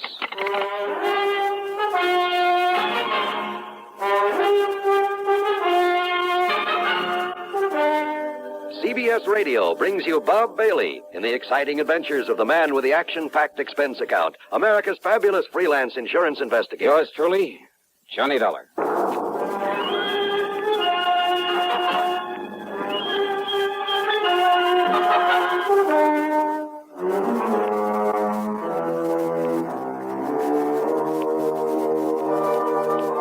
Expense account submitted by Special Investigator Johnny Dollar to the Continental Insurance and Trust Company, Home Office, Hartford, Connecticut. Following is an account of expenses incurred during my investigation of the Mystery Gal matter. There was something very strange about that call from Betty Lewis. Except for the end of it, I'd almost exactly the same conversation with her only a couple of days before, almost word for word. Oh, sure, the marriage talk has been going on for a long time. And why kid about it? If it weren't for this crazy, sometimes risky job of mine, I'd ask that girl to marry me in a second. And maybe someday. But she knows all that. She knows why it just doesn't make sense right now for either of us to think about it. We've agreed to that. So why bring it up again at a time when she actually had some important matter involving insurance on her mind? Important enough to stall me on whatever it was that Melchior at Continental Insurance and Trust wanted me for. I waited for her to call me back.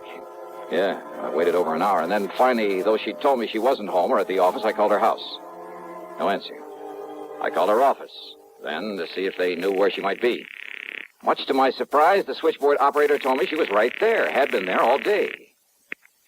Betty Lewis? Yeah, hi, hon. Listen, I thought you were going to call me back. Johnny, hi, dear. Well? Fancy hearing from you at this? What was that about calling you back? And I thought you weren't in the office. Oh, whatever made you think a thing like that, Johnny? Are you kidding? Are you? You said you weren't when I talked to you about an hour ago. Oh, gee. I might have known this would happen sooner or later. So many girls on the string, you can't even keep track of. Betty. You talk to one, probably even propose to her, and then you lose track of which one it was. Are you trying to tell me you didn't call me on the phone an hour and a half ago? You trying to tell me... About some insurance matter, some emergency? Johnny, you're kidding. You had to see me right away, that you'd call me back about where to meet you? You're serious, aren't you, hon? I'm dead serious. So let's cut out all this nonsense and... But I didn't call you. You're sure of that? Well, sure I am. The last time I talked to you was day before... What's this all about, dear? Honey, I'm sorry, I gotta hang up. Johnny, is something wrong? Yeah, I'm afraid so. I'll call you later. What, dear? What is it? I wish to heaven I knew.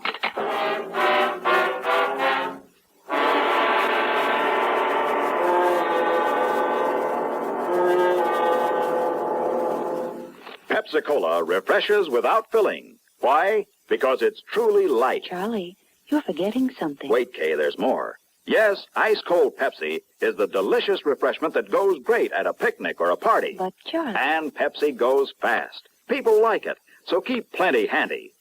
There. Oh, you did fine, except for one thing. Well, I mentioned lightness and how Pepsi refreshes and how fast it goes. You left out Pepsi sociability. You know the Be Sociable song. But, Kay, I can't sing. I can. Listen. Be sociable, look smart, keep up to date with Pepsi.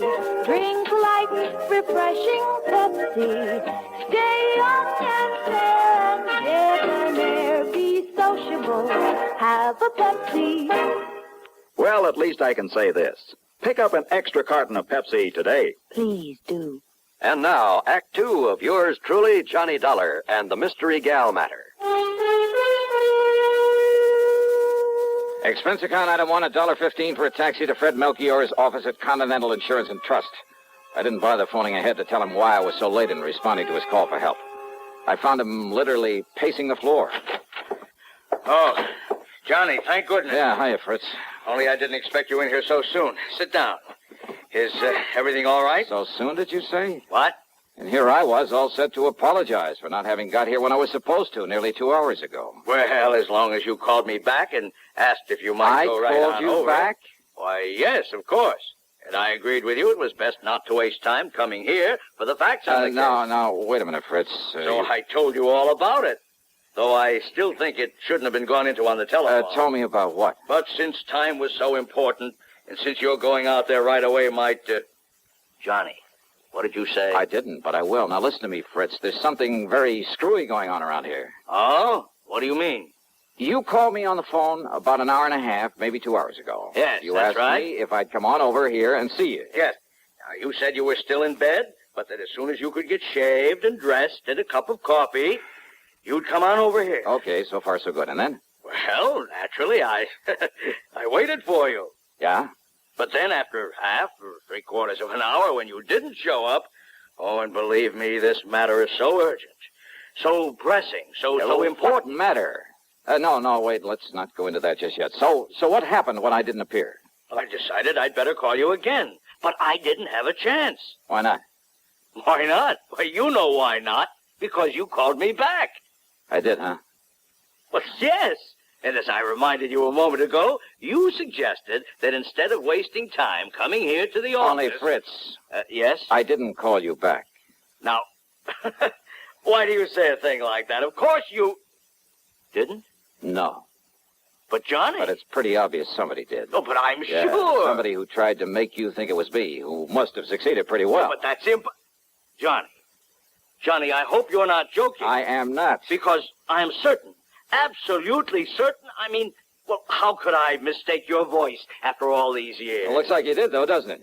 Well, then, who was it that called me and told me it was you and asked me for all the details on this case that I want you to handle for us? Brother, I wish I knew. And then when I told him where to go and whom to see, he agreed to get on it right away. And I, thinking it was you, oh, no. No. Oh, good heavens. Now what? Well, this all means that you haven't been out there to see him. Our client, I mean, out on East Maple Drive. Who, Fritz? Oh, good heavens, Johnny. Oh, if we're too late. Well, come on. We've got to get out there and see him. Yes, right away. Yeah, sure, anything you say. But first, would you mind telling me who this client is and what's bothering him? No time, Johnny. No time. No. You just come along, and I'll tell you all about it on the way.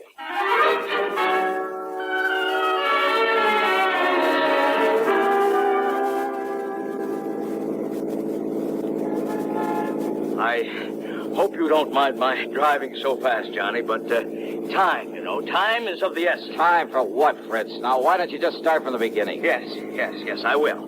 Now, when I called and I talked to you the first time... The only time, Fritz. Oh, all right, yes. It must have been somebody else who knew I'd called you before, who found out from me that... Well, now listen. I'm listening. Anyhow, when I talked to you, I told you I'd had a call from one of our clients. Yeah, only you didn't say who. Now, the call was from Mr. John Marshall Sawyer out there on East Maple Drive. Sawyer, the attorney? Yes, retired. Lives right across the street from a very good friend of mine. I don't know about that. I don't care. The point is that Mr. Sawyer, before he retired and came up here to live... Yeah, sure, the DA's office down in New York. That's right. Probably sent more hoodlums up the river than anybody else in the big town's history. Exactly.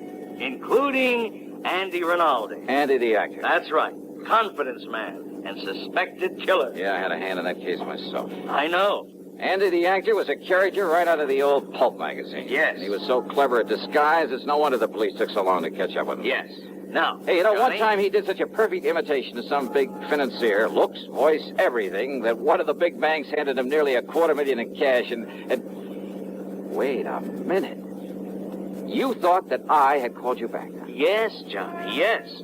And Andy Rinaldi got out of prison only a few days ago. So that's who it was. So Mr. Sawyer thinks he may come here and try to get even with him. Andy disappeared, contrary to all the parole regulations and so on. But being such an actor, such a master of disguise, well, I suppose he figures he can make it just as difficult for the authorities to track him down as he did some years ago. And he's probably right. Oh, a con like that ought to be kept in the clink forever. Oh, of course, he's been reported here and there. Half a dozen innocent people have been picked up, all over. Why, as far west as Los Angeles. Ah, he's too smart to travel far. The longer the trail, usually, the easier it is to pick up. The point is, Mr. Sawyer was awakened last night by somebody prowling around outside his home, apparently just casing it. Well, it could have been a common burglar. He thinks it must have been Andy the actor. Did he notify the police? No, he wants you on the job. You know Andy, and you're on to some of his tricks. Well, maybe some of them. What's more, Andy may have reason to feel the same way about you as he does about Mr. Sawyer. That phone call to you, pretending to be me, somehow he must have found out you'd call me. But how, Johnny? But that girl who called me. Girl? Who? A perfect imitation of Betty Lewis. I'm afraid I don't understand. Hey, Fritz, you better step on it. You say a girl called you? Yeah, to stall me off. It had to be. To maybe keep you away just long enough for him to get out here. Come on, faster, Fritz. Anything you say, but listen, Johnny. The point is that if Andy comes around again The point tonight... is that he may have decided not to wait until tonight. What? Come on, let me take the wheel, Fritz. We got to make time.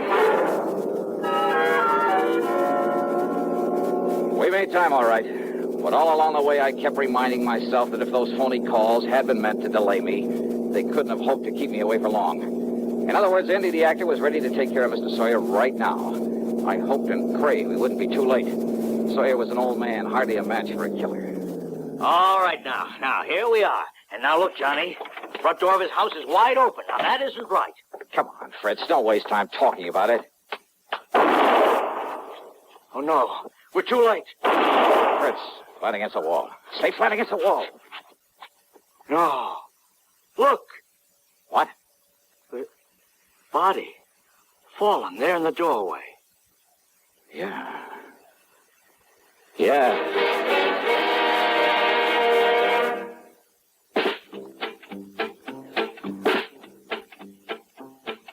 Have a real cigarette. Have a Camel. Have a Camel cigarette. Have a real cigarette. Have a Camel. Have a Camel cigarette. Best tobacco makes the best smoke. Have a Camel cigarette. Best tobacco makes the best smoke. Have a Camel cigarette. If you're smoking more these days, but enjoying it less, change to Camels. The Camel blend of caustic tobaccos has never been equaled for real smoking satisfaction. Have a real cigarette. Have a Camel. Start to really enjoy smoking again. Now, Act 3 of yours truly, Johnny Dollar. It was not the body of Mr. Sawyer lying there in the doorway of his home. But then it was Sawyer who slowly stepped out onto the porch where Fritz and I were still flat against the wall. He stood there quietly for a brief moment, then handed the still-smoking .38 to me. Here, Johnny. Yeah. Thanks, Mr. Sawyer. Only one shot? The first one you heard was from his gun. I'm sorry about this, about killing a man, but I'm afraid he gave me no choice. It's Andy the actor, all right, Johnny. Yeah. Look, here, these false sideburns, the mustache. Is he still alive, Fritz? Yes, he's still alive. Thank you. Then you better call an ambulance and the police. Yes, sure. Well, Mr. Sawyer? Hey, and you know something? You may have saved my life, too.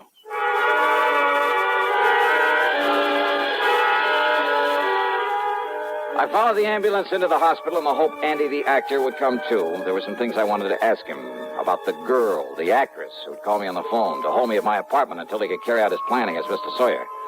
But Rinaldi stayed unconscious, so I took a cab back to my place. That's item 3, $1.50. As I walked up to the door, a man from the phone company came around the side of the building. Hey, excuse me, aren't you Mr. Johnny Dollar? Yeah, that's right. Oh, I've been hoping you'd come home. You want to check your phone for me now? Oh, something the matter with my phone? Oh, there sure was. Oh? Yeah, somebody put a tap on that line of yours. You wouldn't have any way of knowing it, but So that's we it. have ways of knowing down at the phone company. Yeah, so that's how Andy and the girl, whoever she is, got to know our voices. Yeah, a lot of people think they can get away with tapping a phone line, Yeah, but sure. believe me, Mr. Dollar, they can't get away with it for long. They took off the line in the basement. You have any idea who might have done it? Yeah, and no. What? Well, Andy, the actor, for one. What's But that? who the girl is? Hey, Mr. Dollar, what are you talking about? Oh, nothing you need to worry about. Oh, sure, whatever you say. But now, if you'll go inside and dial somebody and see if you get them okay, you see, I got a handset still hooked up to it. Yeah, I'll do that. Oh, and the cops have already been notified, so if they come around asking questions... Okay, thanks.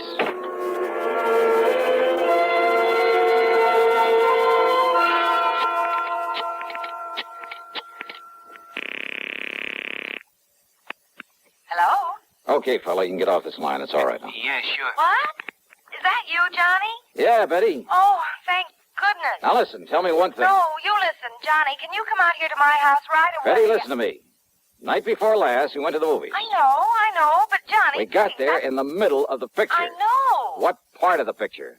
What? If it was you with me, you know what part of the picture. Well, it was right when Jimmy Stewart walked up to the front of the courtroom to the judge.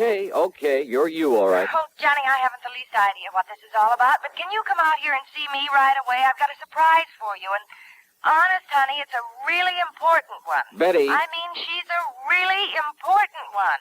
She? Yes, dear. Well, you don't mean to say that you... I'm on my way.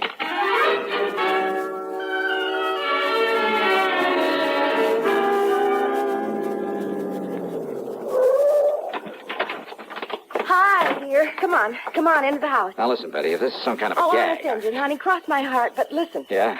I came home from the office early. Uh-huh. I had to walk the last couple of blocks because I ran out of gas. Yeah? All of a sudden, you and somebody else came charging up in a car to that house across the street. You were here where then? that nice old Mr. Sawyer You were lived. right here? Yes, but I suddenly got too busy to call at you or anything. You see, I was just letting myself in through the back door. Okay, now, this surprise you talked see, about. I'd forgotten my key to the front door, so I had to sneak in the back one. I always leave that key under the mat. Honey, will you get to the point? But the key wasn't there. And the back door was already open. Oh, go on. I started in quietly, and then I heard a couple of shots over there at Mr. Sawyer's house. Yeah? And Johnny. Yeah. There in my living room, standing behind the drapes of the front window and with a gun in her hand was this girl. The girl. Standing there watching across the street so intently that she didn't hear me come in. She started aiming the gun over at you and that man who was with you and Mr. Sawyer who'd come to the door. Yeah, well, listen, look, so let's go I sneaked inside up behind her and... Well, I'm afraid I kind of ruined one of my nicest vases on her head. And you've got her? You've got her inside? All tied up with all the clothesline I could find. Oh, honey, I love you dearly. Where is she? Here. Right here in the living room. Oh, great. What a girl you... Holy, you must have really clouded her. Well, I did. But when she came to and started talking, well, honey, this burglar or whatever she is, well, she started talking her head off, trying to tell me I didn't understand. Well, how could she with that gag? And you know something? She sounded so much like me, and I got so tired of listening to that voice. Well, that's the reason I put that gag in her mouth. Well, are you proud of me? Don't you agree? She must have had something to do with it. Oh, Johnny. You know something? I love you, gal. Oh, no, that's what I like to... Oh, honey.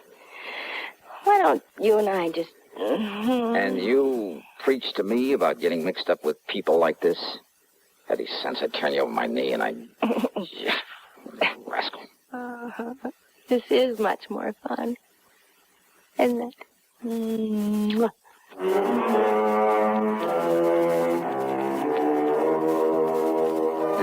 What a gal. And maybe someday... Yeah. Expense account total including... That's funny. Something or someone seems to have somehow diverted my attention for the moment from anything as trivial as an expense account. Trivial? Yours truly, Johnny Dollar.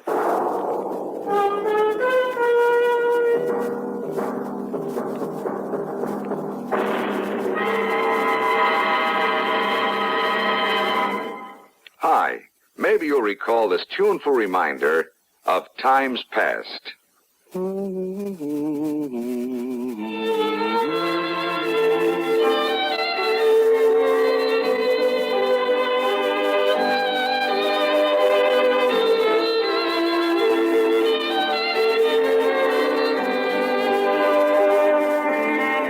is Dennis James with something else worth remembering. It's this.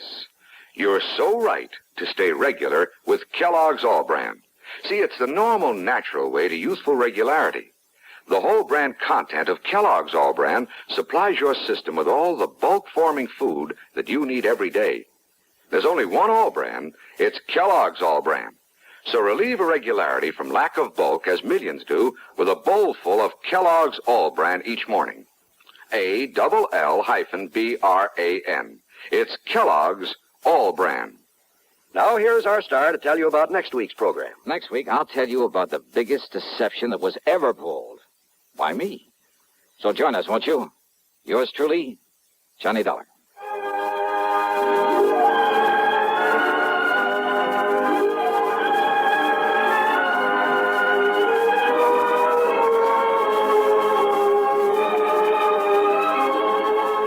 Yours truly, Johnny Dollar, starring Bob Bailey, originates in Hollywood and is written, produced, and directed by Jack Johnstone. Heard in our cast were Virginia Gregg, Jerry Hausner, Harley Bear, and Peter Leeds. Be sure to join us next week, same time and station, for another exciting story of yours truly, Johnny Dollar.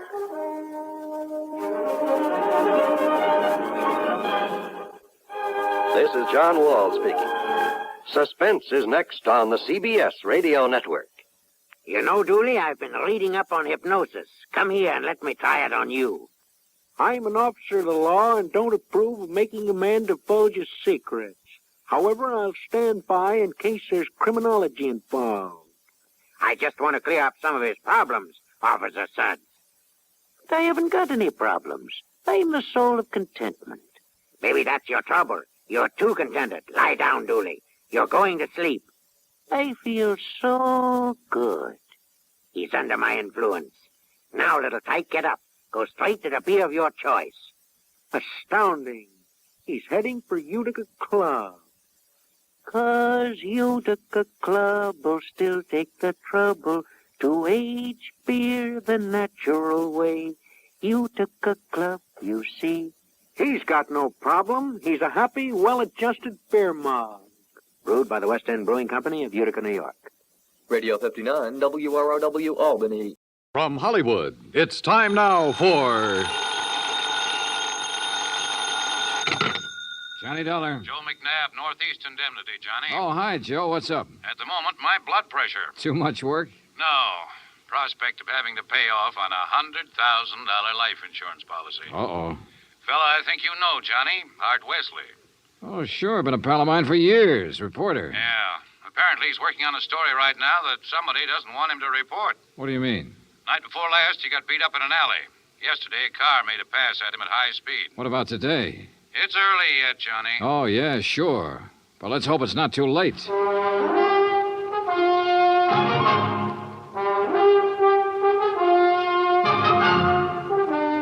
Bob Bailey in the exciting adventures of the man with the action-packed expense account. America's fabulous freelance insurance investigator. Yours truly, Johnny Dollar.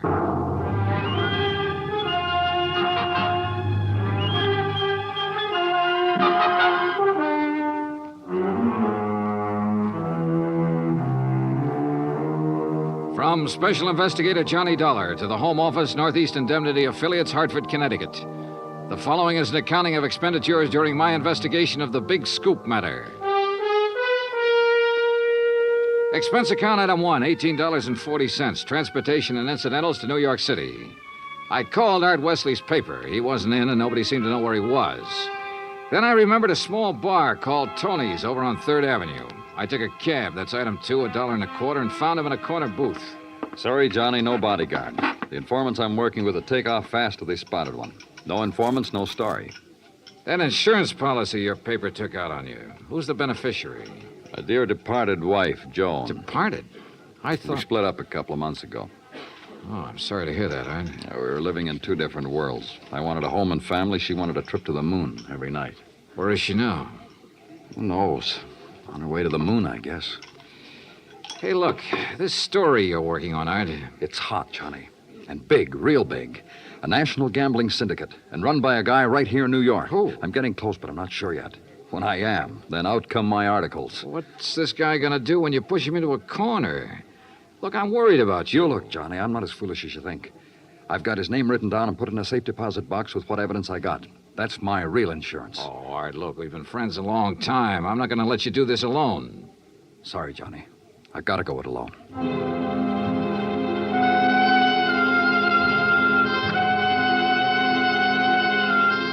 Since I'd gotten nowhere with Art, I decided to try his wife, Joan, even though they were separated. I found her in an apartment on East 68th, but she was hardly what you'd call cooperative. Look, Mr. Dollar, so you're a friend of Art's. At the moment, I'm not. Mrs. Wesley, your marriage with Art is none of my business. But that insurance policy his paper took out on him is. And incidentally, you're still the beneficiary. So? So he could be in danger, those articles he's writing. Why doesn't he drop it? Oh, look, you know Art better than that. Then what am I supposed to do about it? That story is his business. How I feel about things is my business. And come to think of it, I can't see that either of those things is your business. Item 3, $1.80 cab fare to police headquarters in the office of my old friend, Detective Lieutenant Rastelli. Sure. I know about those attempts on Art's life. So I talked to him and got nowhere. He told me the stories about a national gambling syndicate. It's more than he told me. Supposedly the big boss is here in New York. Now, what are you going to do about it? Look, the minute Art quits thinking he's got to hit the jackpot all by himself and lets us in on it, we'll give him all the protection he... Lieutenant Rastelli. Yeah, just a minute. It's for you, Johnny. Oh, thanks. Hello? Art Wesley, Johnny. They told me at your hotel where to reach you. Anything new, Art? I'm leaving town for a few hours. This could be it, Johnny. Tonight could be the jackpot. Well, listen, let me go with you. Sorry, I gotta go alone. It's part of the deal. Art, it could be a trap. I can take care of myself. Call you when I get back. Wish me luck. Well, look, wait. Art! Art!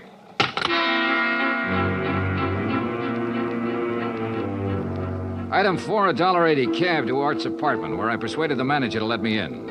I was looking for anything that would give me a lead.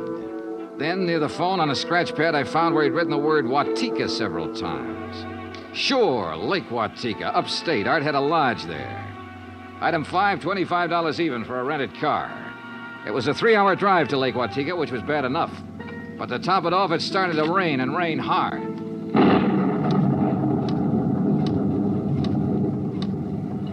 When I finally got to the highway turnoff, the side road to the lake was a mass of mud. Then I got 2 quick breaks. It stopped raining, and I spotted the 6-mile road into Art's place. Half an hour further on, I saw a light.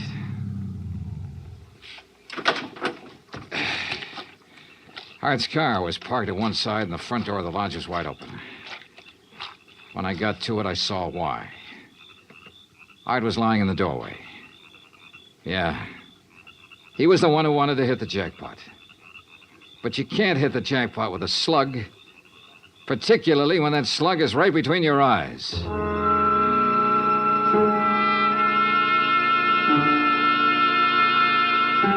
I drove to the sheriff's office and reported it. Sheriff Tompkins and his boys took over. But in the darkness and the mud, they could only make a routine check.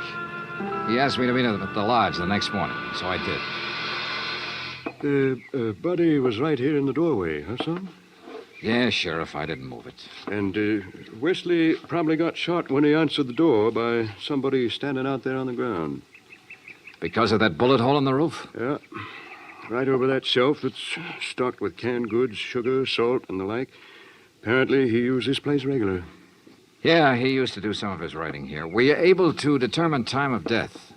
Coroner says between 10:30 and 11 last night. What time did you arrive? About half an hour after the rain stopped. I'd say 11:45.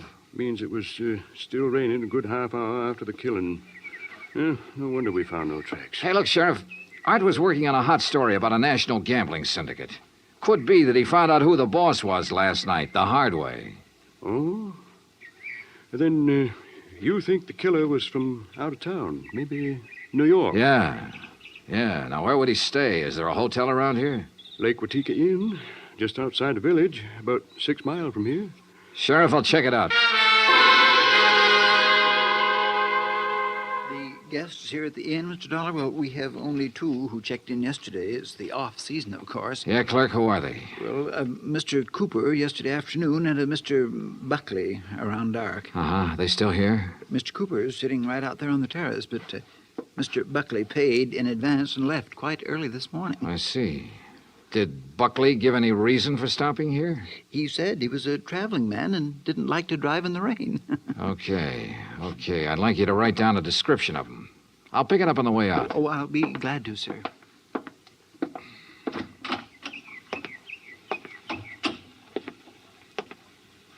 Hi. Oh, good morning. Enjoying the scenery? Yes, immensely. Oh, sit down, won't you? Sure, thanks. My name's Dollar. Mine's Cooper. You just check in? I'll just drop by. I came yesterday. Uh-huh. Pretty up here this time of year. Yes, certainly is. I really enjoy places like this in the off-season. It's a nice change. Too bad the weather hasn't been better, huh? Well, the rainstorm last night? Oh, I enjoyed that, too. You were out in it? Oh, no.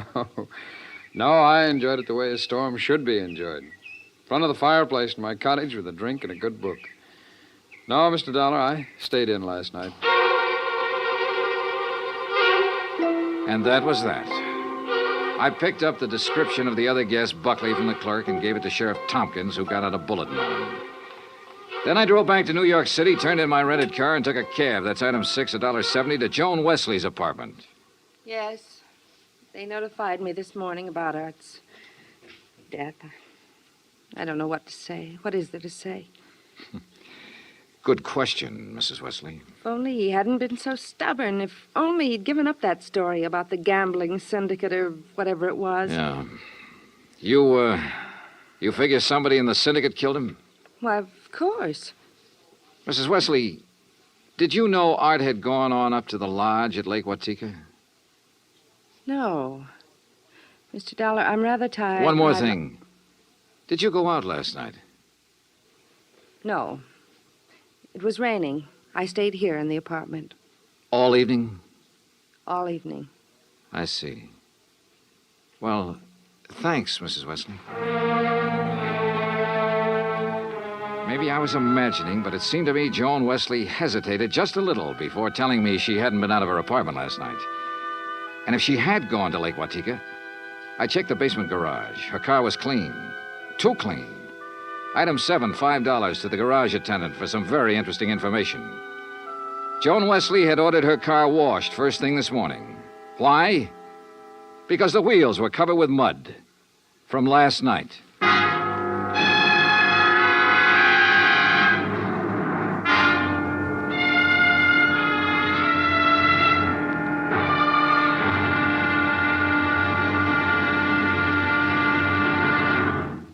Act 2 of yours truly, Johnny Dollar, in just a moment. Better schools mean better citizens, better neighbors, better families. But we can't expect our children to respond, to learn and grow, if we ourselves are indifferent to their school environment. CBS Radio urges that you write to Better Schools, 9 East 40th Street, New York 16, New York, for information about how citizens can spark community action to improve their schools. That address again is Better Schools, 9 East 40th Street, New York 16, New York. Now, Act 2 of yours truly, Johnny Dollar, and the Big Scoop Matter.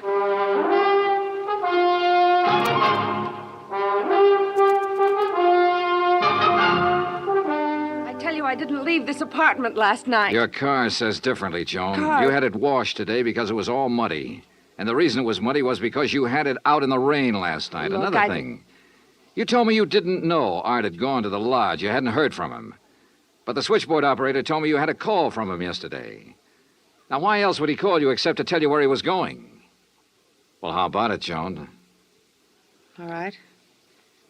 Art did call me yesterday and told me he was going to Lake Watika. And how about last night? Yes.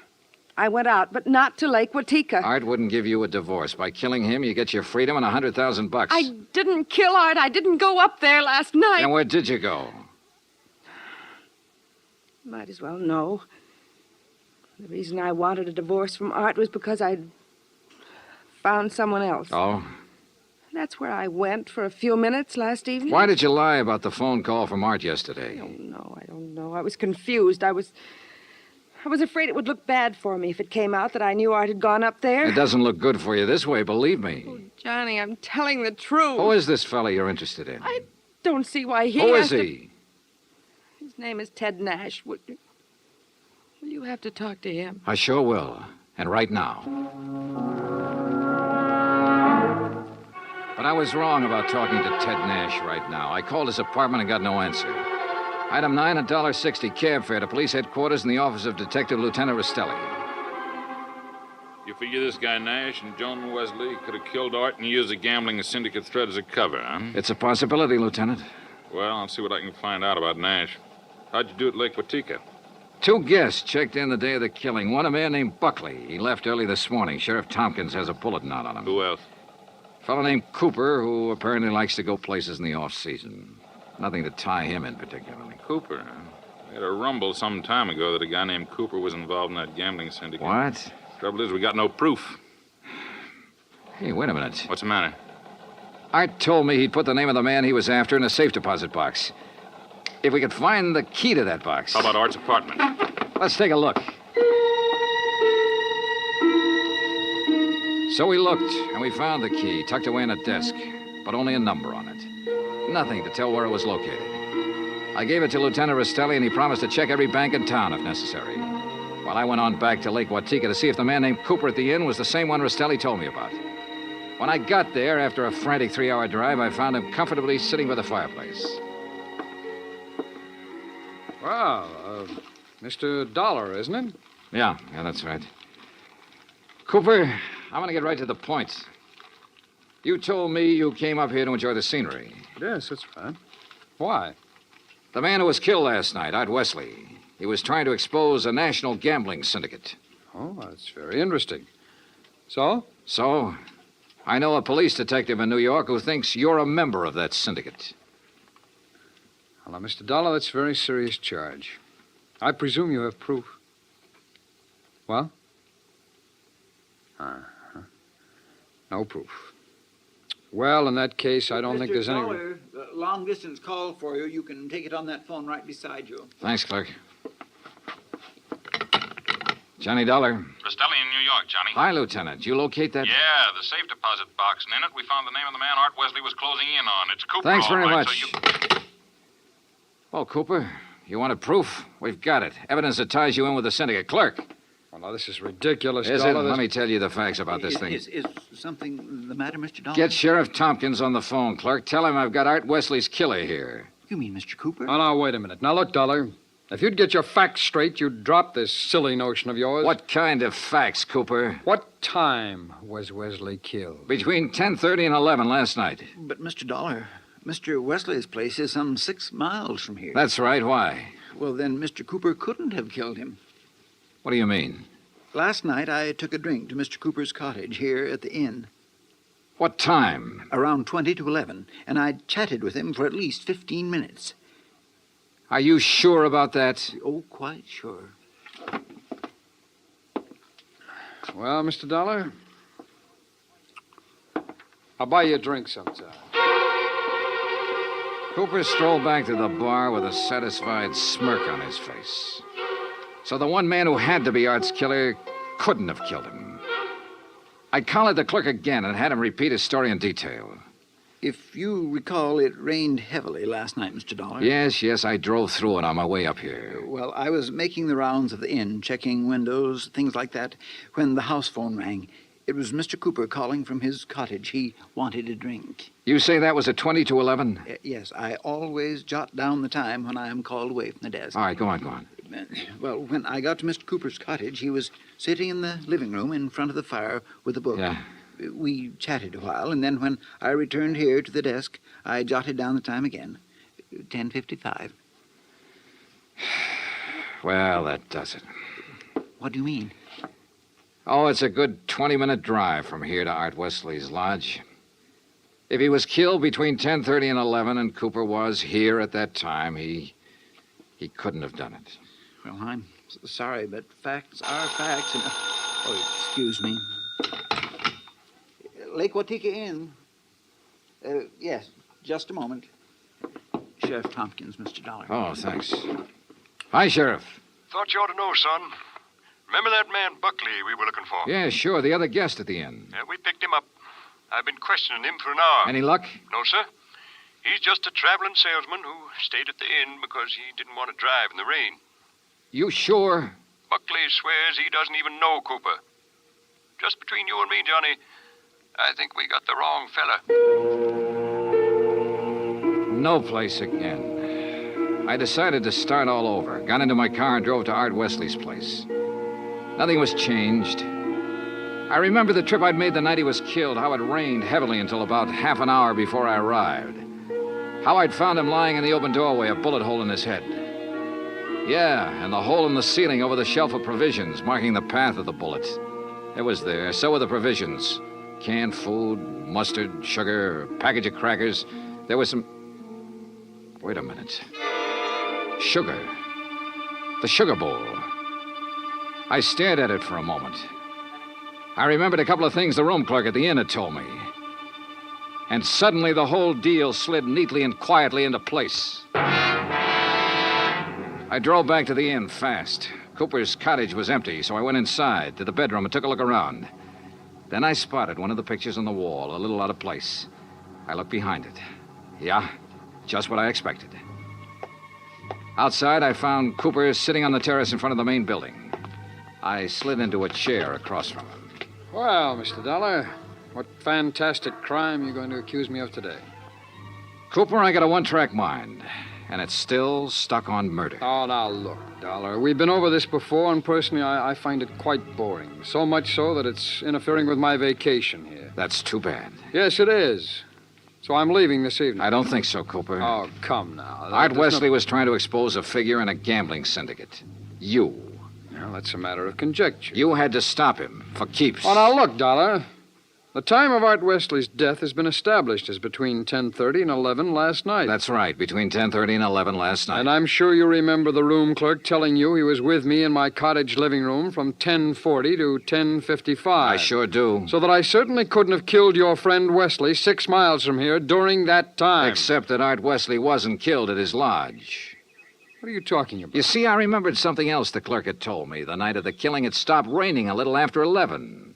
All right, what difference does that make? All the difference in the world, believe me. Here's what really happened, Cooper. You killed Art Wesley in the bedroom of your cottage here at the inn. Oh, don't be ridiculous. You immediately called the room clerk over and chatted with him in your living room for about 15 minutes. He didn't know there was a corpse in the next room. Oh, really? After he left, you took Wesley's body the 6 miles to his place and planted it in the doorway. Oh, now look, Dollar... Your problem was to make it look like he'd been killed there. Then you remembered. The slug that had killed him hit the wall in your bedroom. That gave you an idea. You figured out the right angle at the lodge and fired a shot upwards from the outside the door. It went through the ceiling at the back. All right, Dollar, I've had enough of your half-baked theories with no proof whatsoever to back them up. Correction, Cooper. This time I've got proof. There was a shelf of food under the bullet hole and a bowl of sugar directly under it. A bowl of... So what? When sugar gets wet, it gets crusty, and it stays that way. But the sugar in that bowl was dry. Now, if the killing was between 10:30 and 11, and it rained heavily until after 11, then some rain would have dropped through the bullet hole into the sugar. I see. But, Cooper, the sugar was dry. So the bullet hole was made after the time of the murder, when you planted Wesley's body there. Just a little detail, Cooper, but it nails you. That, and of course, the fact I found the slug that really killed Wesley just a couple of minutes ago. Oh? Buried in the wall of your bedroom behind a picture you'd moved slightly to cover it. Well, Dollar, I may as well tell you that I saw you come out of my cottage a few minutes ago. I figured you knew. So ever since you sat down here, I've been holding a gun on you under the table. You know, Cooper, I may as well tell you. Ever since I sat down here, I've been holding a gun on you, too. Well, you... Let's have it. Well, you didn't have any gun. A big-time gambler bluffed right out of the game. Cooper, you're slipping.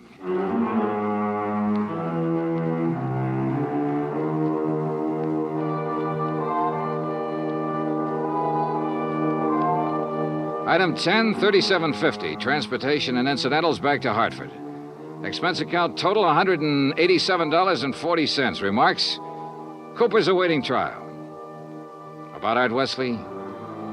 Well, I guess that sugar bowl was a dead man's revenge. And come to think of it, that revenge was pretty sweet. Yours truly, Johnny Dollar.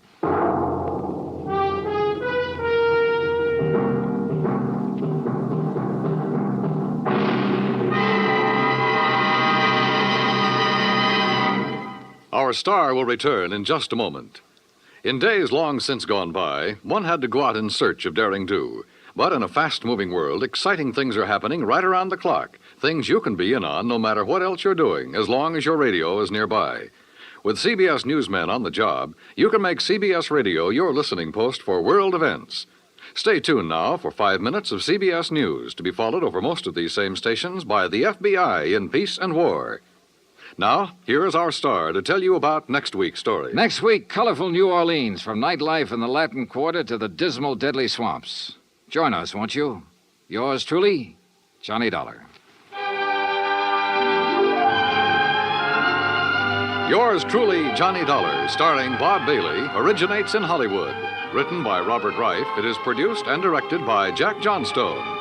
Heard in tonight's cast were Virginia Gregg, Russell Thorson, Barney Phillips, Stacey Harris, Larry Thor, Parley Bear, and Les Tremaine.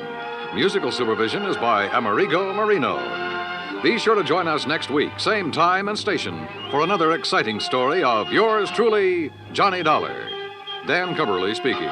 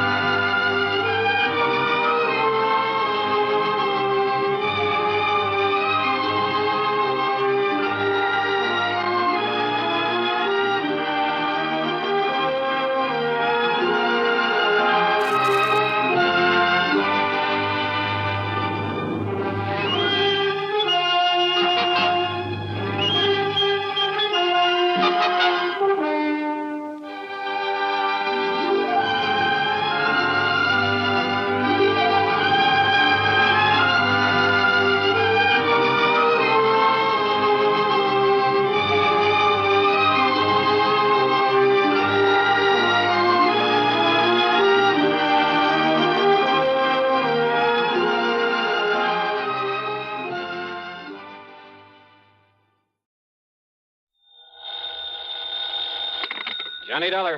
Henry Bascom, Johnny, at Four State Insurance Company. Well, hiya, Hank. It's been a long, long time. Yeah, I know.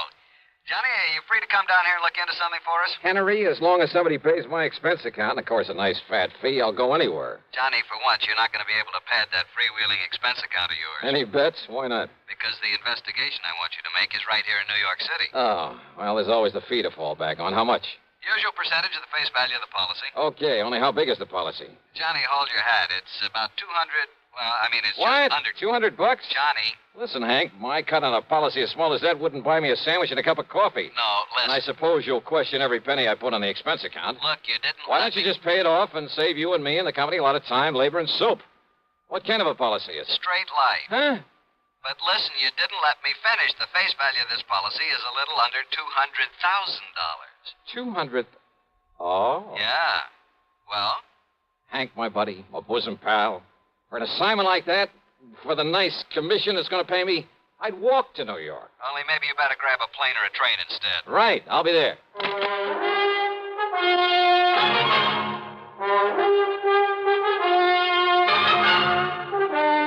CBS Radio brings you Bob Bailey in the exciting adventures of the man with the action-packed expense account, America's fabulous freelance insurance investigator. Yours truly, Johnny Dollar.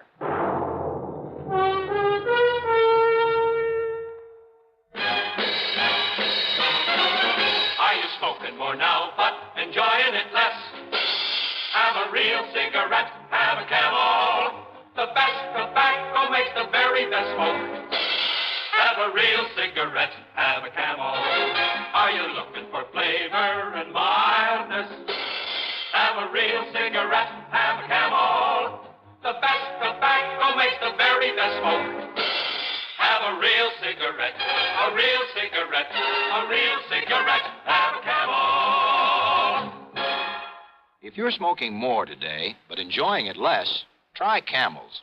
The Camel blend of costly Turkish and domestic tobaccos has never been equaled for rich flavor, easygoing mildness, real smoking satisfaction every time you light up. The best tobacco makes the best smoke.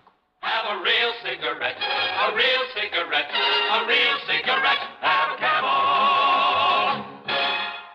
And now, Act One of yours truly, Johnny Dollar.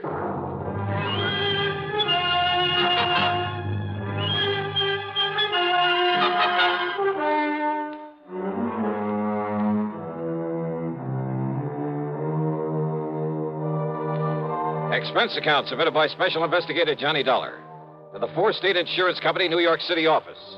The following is an account of expenses incurred during my investigation of the Evaporated clue matter.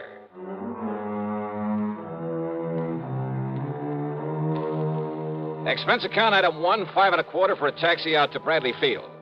Item 2, $13 even for a plane to New York and a limousine to Grand Central Station. Then I walked over to Henry's office at 500 Fifth Avenue at the corner of 42nd Street. Johnny, you really made time. Sit down. Yeah, thanks. That's because of the tempting offer you made to me over the phone. A policy worth $200,000. $189,000 to be exact. Straight line. Mm-hmm. On whom? Mr. Jonathan R. Kenworthy. Kenworthy? Very, very wealthy. Retired some years ago after selling off the Kenworthy copper mills. Oh, yeah, sure. Been living here in New York for the past 20 years. Big fancy apartment overlooking the East River. 714 East 52nd Street. Expensive neighborhood. Oh, I told you he was loaded. So what happened to him? He was murdered, Johnny. Oh? Yeah. And who was the beneficiary of this nice, juicy hunk of insurance? His grandson, Carlton M. Kenworthy. And that's the answer to your next question, too. Now, what do you mean by that? I was going to ask you if you or the police have any idea who might have killed him. Yeah, that's right. And I told you, this young Carlton Kenworthy, his grandson, who is also the sole heir to all the rest of his estate. Oh, no, wait a minute. That's a pretty strong accusation, Hank. You have any proof? None whatsoever. Nor have the police. But I take it you figure that Carlton had the motive and the opportunity. And a perfect alibi. Oh? Yeah. Then what makes you think he did it? And the police, too? And the police, too. Well? Motive, Johnny. It's as simple as that. All right, keep talking. It's simply that nobody else in the world could possibly benefit by old Mr. Kenworthy's death. Well, now, Hank... Plus the fact that he had no enemies. None whatsoever, Johnny. You sound pretty sure of that. I am. I not only knew him, but I knew a great deal about him. Oh, but after all, a man who's been head of a company as big as Kenworthy Copper Mills, you know, some disgruntled employee with some imaginary grievances. Over 20 years ago? Well... But even if he'd only retired from that business last month, I'd still say no. Kenworthy was one of the best-loved men I've ever heard of. As for his employees, why, they're the ones he left the business to. He never had a strike, any other kind of labor troubles, despite the size of his plant, because he treated every one of his employees like one of his own kids. This sounds pretty unusual, Johnny, I know. But he was an unusual man. Oh, I see. But now about this grandson, Carlton Kenworthy. Well, about as useless a hunk of human being as I've ever seen. How old is he? Oh, 30, 32 or 3. What's he do for a living? Well, that's the point. He doesn't. Nor has he ever done anything. Despite the fine education, all the world travel his grandfather lavished on him. Johnny, if you want a perfect definition of a playboy, I can give it to you in 3 words. Carlton Manson Kenworthy. And he gets the whole estate as well as the insurance. He's known in every nightclub on Manhattan Island. He and that leech Allen something or other who pals around with him. Allen? Yeah, Barker or Baxter or something. Theaters, nightclubs, expensive restaurants, all the racetracks when they're open, wherever they're open. And they toss money around like confetti. Where does Carlton get it? From his grandfather, who's always sponging off. What about this pal of his, this Allen, whatever his name is? Barker. That's his name, Alan Barker. Well? He sponges off Carlton. Oh, they're quite a pair, Johnny. Well, did the grandfather approve of this kind of stuff? I don't think he really knew what was going on. According to the old man's attorney, who was a friend of mine, he was led to believe that Carlton was investing in various business ventures. The point is, the boy needed money. And the surest way of getting it, plenty of it, was by having his grandfather dead. Yeah, well, you've built up quite a case, Hank, but it still isn't enough to hang him, not by a long shot. Have the police been able to pin anything on him? Not yet, apparently. I told you he has a perfect alibi. When did it happen? Last Tuesday. Who's handling the police investigation? Lieutenant Randolph Singer at the... Randy Singer? Great. Randy just happens to be one of the best homicide men in this fair city of yours. Well, he certainly hasn't Hey, impressed listen. me. If they've got him working on it, and if you have got a case against Carlton Kenworthy, Hank, I'll see you later. Where you going, Johnny? Over to see Randy Singer.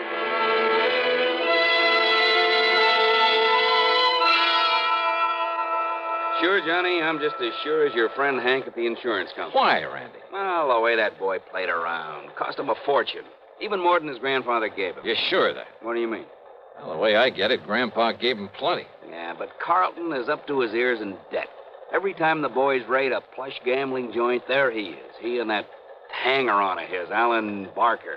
Like peas in a pod, those two. Then he probably welcomed the raids.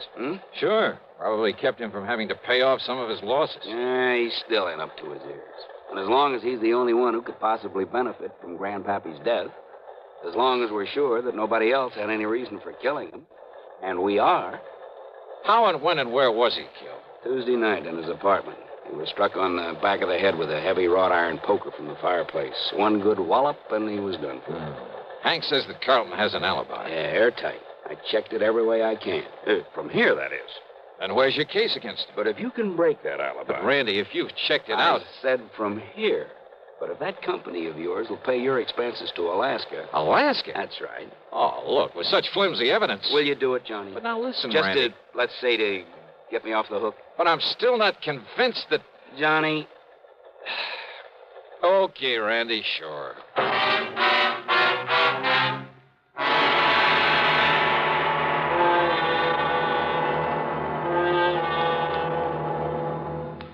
Act two of yours truly, Johnny Dollar, in a moment. Meet star Stuart Irwin.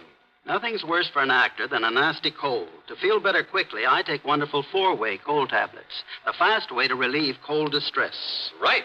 Tests of all the leading cold tablets proved four-way fastest acting. Four-way starts in minutes to relieve muscular pains, headache, reduce fever, calm upset stomach, also overcomes irregularity. Take my advice. For your next cold, take four-way cold tablets. The fast way to relieve those cold miseries. Four-way, only 29 cents. And now here's a word about another fine product of Grove Laboratories. To get rid of embarrassing dandruff in 3 minutes, change to Fitch Dandruff Remover Shampoo. 3 minutes with Fitch regularly is guaranteed to keep unsightly dandruff away forever. Apply Fitch before wetting hair, rub in 1 minute. Add water, lather 1 minute. Then rinse 1 minute. Every trace of dandruff goes down the drain. 3 minutes with Fitch and embarrassing dandruff's gone. At the same time, Fitch can brighten hair up to 35%. Get Fitch Dandruff Remover Shampoo today. And now, Act two of yours truly, Johnny Dollar, and the Evaporated Clue Matter.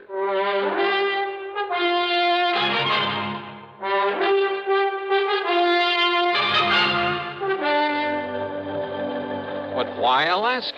Because that's where Carlton Kenworthy says he was when his grandpappy was murdered. Well, Randy, that ought to be easy enough to check out. So I did, Johnny. He made the airline reservation. He was aboard the plane. He got the Juneau on Monday afternoon. He got himself a room at the Baronoff Hotel. You checked that with the hotel? By telephone. Why was he up there? Who knows? But the hotel says he was. Well, what did he do with himself? Apparently took in some of the night spots and flew on back here on Thursday morning. Checked him all the way through. And his grandfather died on Tuesday. Oh, Parker. There's a report on that poker, Lieutenant. Oh, good. The prints were pretty badly smudged, but they managed to nail down a couple of them. Oh? Whose? Yeah, look at this, Johnny. Yes, sir. One print from the deceased And a couple made by Carlton Kenworthy. Yes, sir. And why not, Lieutenant? What? Kenworthy. After all, as I told you several times, I've often made up the fire for my grandfather there in his apartment. So is there any reason why my fingerprints shouldn't be on that poker that was used to kill him? He's got a point there, Randy. Well, listen. Of course I have. The fact remains... And didn't this officer say the prints of both myself and my grandfather were badly smudged? Yes. So, whoever did it wiped off his own prints and part of ours. Quite possible, Randy. The fact remains, The fact Kenworthy... remains that I was in Alaska when my grandfather was murdered. Why, Carlton? Just a little trip, a little fun, just... Who are you? Johnny Dollar, investigator for the insurance company. Well, Dollar, I certainly hope you can accomplish more than these stupid police have. Listen of all the to me. stumbling, bumbling. Well, That's all, Parker. Yes, sir. Well, Lieutenant, that silly look on your face. Because I think you killed him. Because you're the only one with any reason But I to. didn't, of course. course. How could I? Hey, tell me this, Carlton. I'll tell you anything I can, Mr. Dollar, if you'll get this incompetent flatfoot off my neck. Kenworthy. And, of course, help to solve the murder of my poor, sweet, kind old grandfather. Okay. Did you make that trip to Alaska alone? Yes, that's right. Okay, thanks. That's all? That's all. For now. Very well. And will you keep me advised, Lieutenant, if by some stroke of luck you should happen to make some progress for a change? Get out, Kenworthy. Gladly. Just be sure you stay around, that you don't leave town. Don't be silly, Lieutenant. Why should I? Johnny, so help me, if that guy... If I have to... Okay. Just give me one thing, Randy, an address. Huh? Yeah.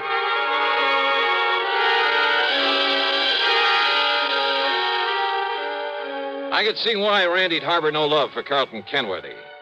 His attitude there at headquarters got under my skin, too. Expense account item 3, $1 even for a cab to Alan Barker's apartment. And I saw immediately why Randy had said they were like two peas in a pod, despite the fact Carlton was a good deal huskier. They were so much alike, I wondered if there was some blood relationship. Hardly, Mr. Dollar. We're simply good friends, that's all. Our tastes are alike in liquor and women. We like to do the same things, and... well, that's why we get along so well together, why we're known as the Inseparables. Alan, did you know that Carlton was going to Alaska? I certainly did. I drove him to his plane on Monday, and on Thursday I met his return flight and drove him back to his flat. Missed him like the very devil, incidentally. You keep a car here in the city? In the garage down in the basement. What did you do while he was away? Felt terribly at loose ends, but then I had my car washed and greased and took a long trip. Oh, when? I left Monday evening. Where'd you go? Oh, I drove several hundred miles. Took little side roads and byways that probably aren't even on the map. Think perhaps you could retrace your route? Good heavens, no. Oh, I did end up somewhere near Albany before starting back Wednesday morning. Uh-huh. Did you stay in Albany?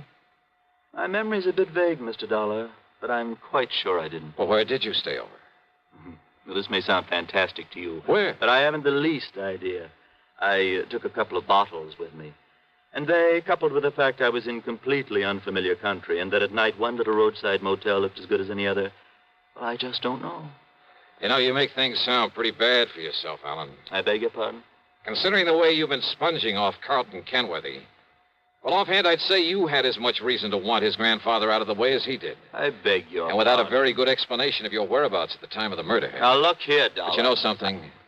I don't think you have enough guts to have made those lily white hands of yours wield that poker. Horrid thought. And yet, on the other hand... Well, yes, Dollar? As an accessory. Accessory? That's right.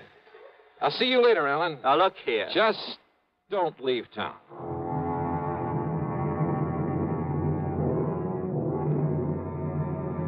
Carlton? Possibly. Alan? Well, I don't know. I don't pretend to be an expert judge of character. But I'd swear that Alan wasn't capable of killing a man. And yet, as Randy had said, unless we could somehow break Carlton's alibi. And then I got an idea. It would take time. It would be expensive. But with $189,000 of insurance involved, yeah, I decided to take a flyer. Stick my neck out all the way.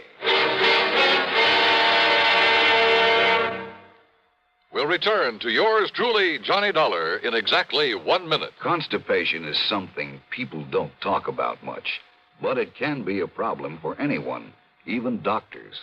And when constipation occurs, it's interesting to see just what doctors consider important about a laxative they might use or recommend. Well, a majority of the doctors we heard from had this to say. A laxative should be effective, gentle, as close to natural acting as possible, and a medicine that can be used with complete confidence.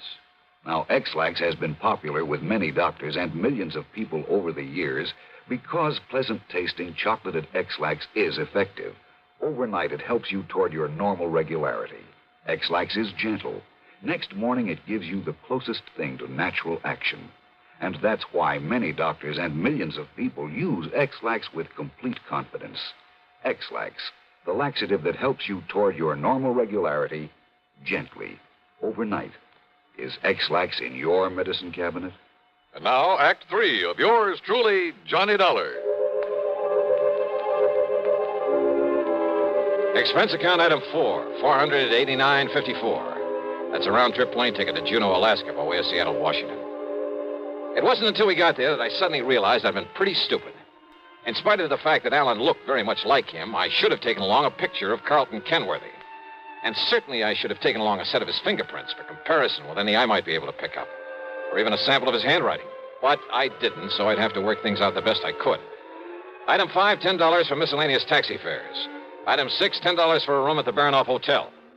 And yes, I got the same story Randy Singer had about Carlton's having been there, having spent plenty of time at the bar and the bubble room, at nightclubs all over the town. But then it was item 7, $8.50 for some drinks and dinner in the main dining room that finally did the trick. Yeah, that pointed out the one small, seemingly insignificant way in which I could either prove or disprove Kenworthy's alibi. Believe me, seldom has the solution of a murder case hung on such a slender thread. Anyhow, less than 36 hours after I'd left New York, I was back at Idlewild Airport. Item 8, 10 cents for a phone call to Randy Singer. Item 9, $7.50 for a fast taxi into 18th Precinct headquarters. Johnny, where you been anyway? Did you get in touch with Carlton? He's right here in my office. Good boy, Randy. Well, hello, Carlton. Ungodly hour to drag a man out of bed and over here. Yeah, have a bad night of it? Alan and I did do the town a bit. Have you found some lead, I believe you call it, on the killer of my grandfather? Yeah, maybe. Do you mind if I sit down? Maybe you'd better. Where were you when your grandfather was murdered? Why, I've told you, Juneau, Alaska. You know Alaska pretty well? I know nothing about it. This is my first trip and a very brief one. You stayed at the Baranoff Hotel? That's right. Check with him, and you'll find I was there on Monday, Tuesday, and Wednesday. Did you eat there at the hotel? My dinners, yes. But I fail to see what that could Just answer my questions, will you, please? Why not? Okay, now. Monday night. Cocktails in the bubble room? That's right. But what difference could that possibly... And what did you have for dinner? Now, that's a stupid question. Yeah?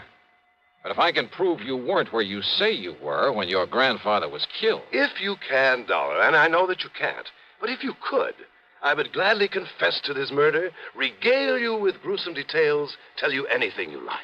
Wise guy. I asked you what you had for dinner Monday night there at the Baranoff. Oh, I see.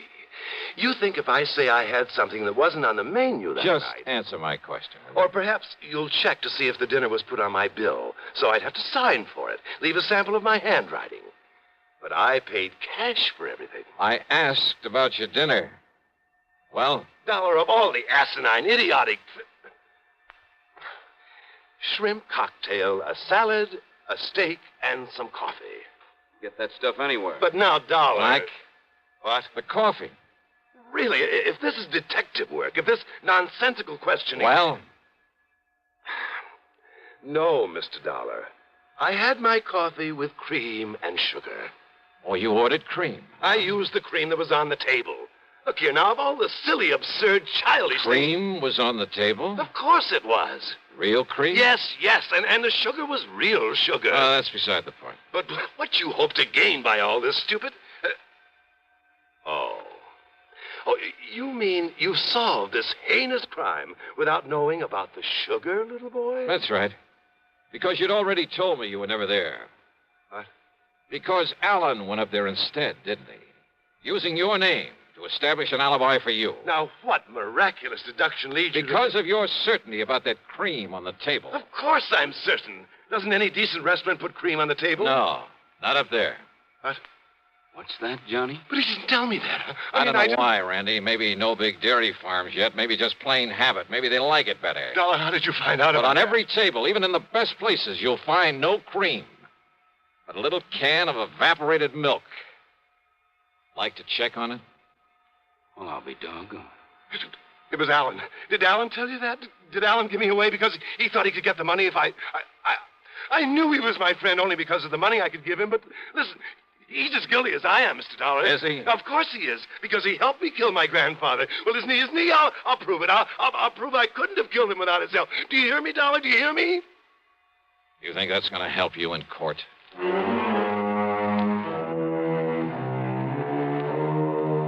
Believe me, if I were to put down all I think about the Alan Barkers and Carlton Kenworthys and all the rest of that rotten... why bother? What's the use? Expense account total, including incidentals, the trip back to Hartford, $574 even. Yours truly, Johnny Dollar.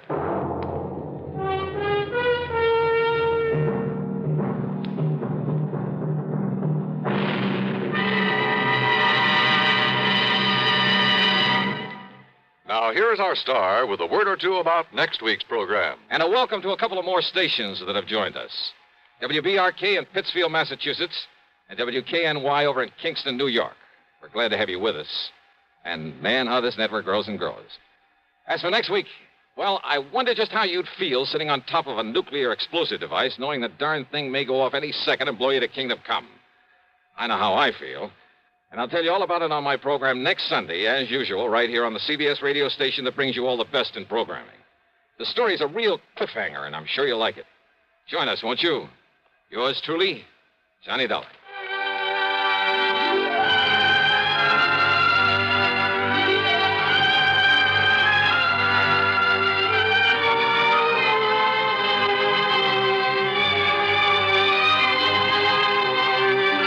Yours truly, Johnny Dollar, starring Bob Bailey, originates in Hollywood and is written, produced, and directed by Jack Johnstone. Heard in our cast were Harry Bartell, Herb Vigran, Carlton G. Young, Herb Ellis, and Jack Edwards.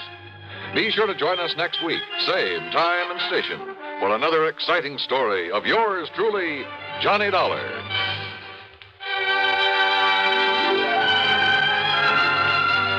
This is Dan Cubberly speaking.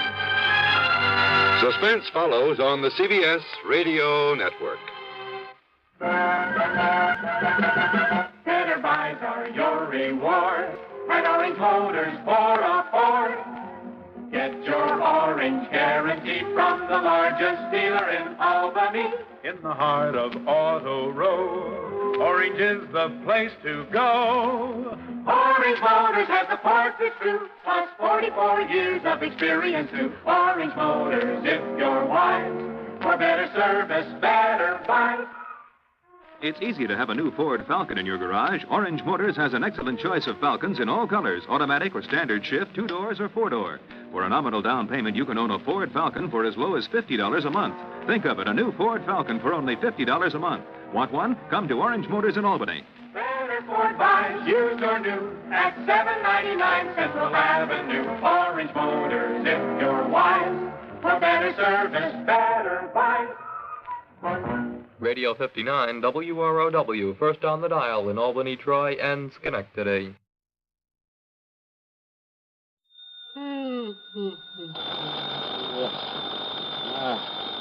Just Johnny Dollar.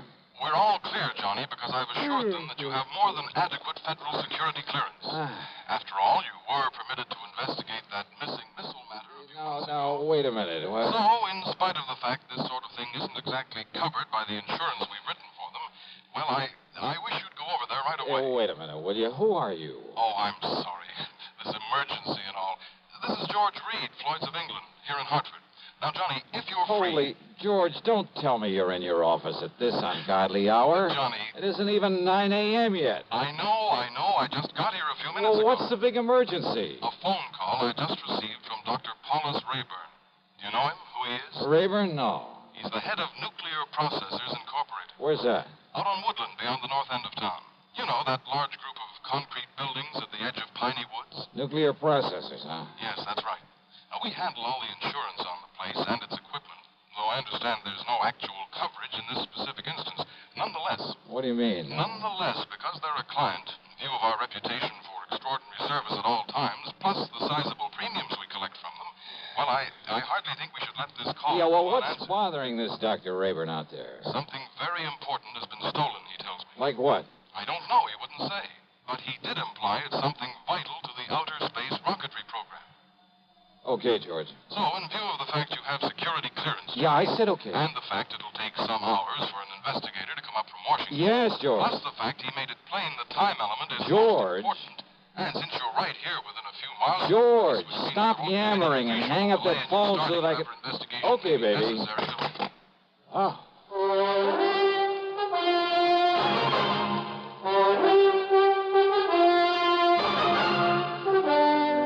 CBS Radio brings you Bob Bailey in the exciting adventures of the man with the action-packed expense account America's fabulous freelance insurance investigator. Yours truly, Johnny Dollar.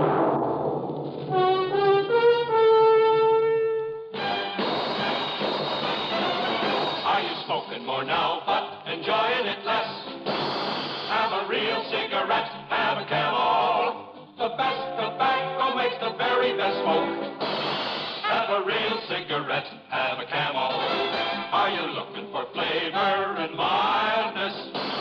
Have a real cigarette, have a Camel. The best tobacco makes the very best smoke. Have a real cigarette, a real cigarette, a real cigarette, have a Camel. Again, for the 11th straight year, Camel outsold every other cigarette, filter, king size, and regular. The best tobacco makes the best smoke. So if you're smoking more now but enjoying it less, change to Camels. Get more real satisfaction every time. Start to really enjoy smoking again. Have a real cigarette, a real cigarette, a real cigarette, have a Camel. And now, Act One of yours truly, Johnny Dollar.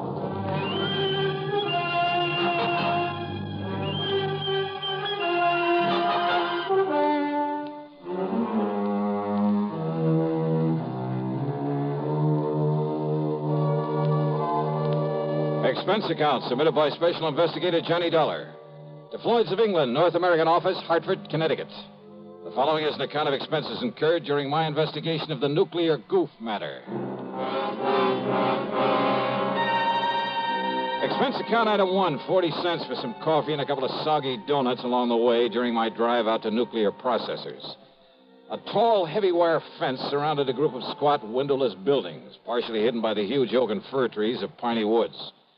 At a sort of glorified sentry box beside the gate stood not one, but 3 armed guards.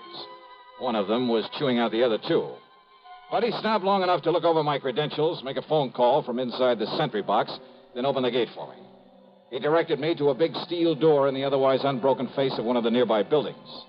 There, after I'd parked my car, another guard took me inside. He led me through a perfect maze of long, narrow corridors with heavy wooden doors at the sides, all of them closed. From somewhere in the building came the almost ominous hum of machinery. Big, powerful machinery. Or maybe I felt it rather than actually heard it. Finally, we came to a door with a single name Rayburn on it.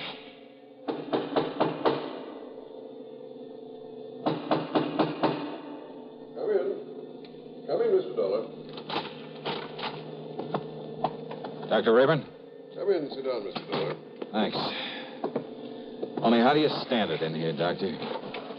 I beg your pardon? Oh, compared to this place, the city morgue is real cheerful. I'm afraid these buildings were put here not for decoration, but to carry on the very important scientific work we have undertaken. Yeah, something to do with rocketry, I understand. Partially. And does that mean space probes, lunar shots, atomic missiles, and so on? Yes, something of the sort. Now, the time is of the very essence, Mr. Dollar. I take it Mr. Reed of Floyd's of England was somewhat vague about why I asked for you? Oh, that's the understatement of the week. But he told me something's been stolen. Yes.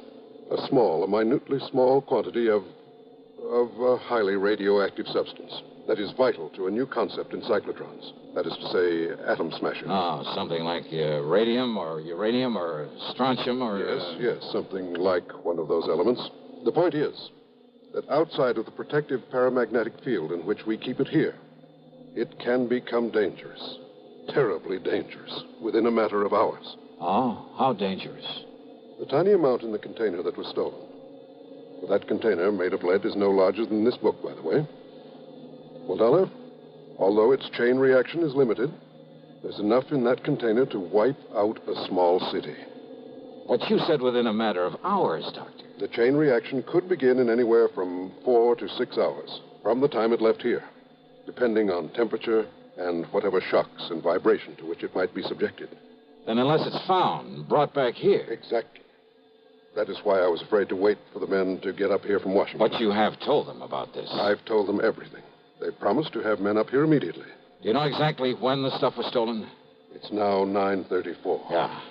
Dr. Rallinoff left here with this material at exactly 7:46. Rallinoff? Dr. Igor Rallinoff, the man who stole it from us. But if you know... If only he knew the potential, the terrible potential destructive power of this thing he's carrying about with him. You must find him, Mr. Dollar. It must be returned to us. Before it's too late. Here's Hollywood star Mona Freeman. Who feels like acting with a miserable cold? I relieve cold distress the fast way, with 4-way cold tablets. Yes, tests of all the leading cold tablets proved 4-way fastest acting. Amazing 4-way starts in minutes to relieve muscular pains and headache, reduce fever, calm upset stomach, also overcomes irregularity. When a cold strikes, do what I do. Take 4-way cold tablets. It's the fast way to relieve nasty cold distress and feel better quickly. 4-way, only 29 cents. Now, here's a word about another fine product of Grove Laboratories. Does dandruff dull your hair, leave scalp itchy? Get Fitch Dandruff Remover Shampoo and get rid of unsightly dandruff in 3 minutes. 3 minutes with Fitch regularly is guaranteed to keep embarrassing dandruff away forever. Apply Fitch before wetting hair, rub in 1 minute. Add water, lather 1 minute.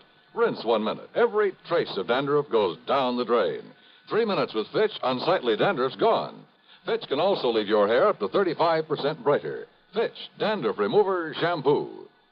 And now, Act 2 of yours truly, Johnny Dollar and the Nuclear Goof Matter.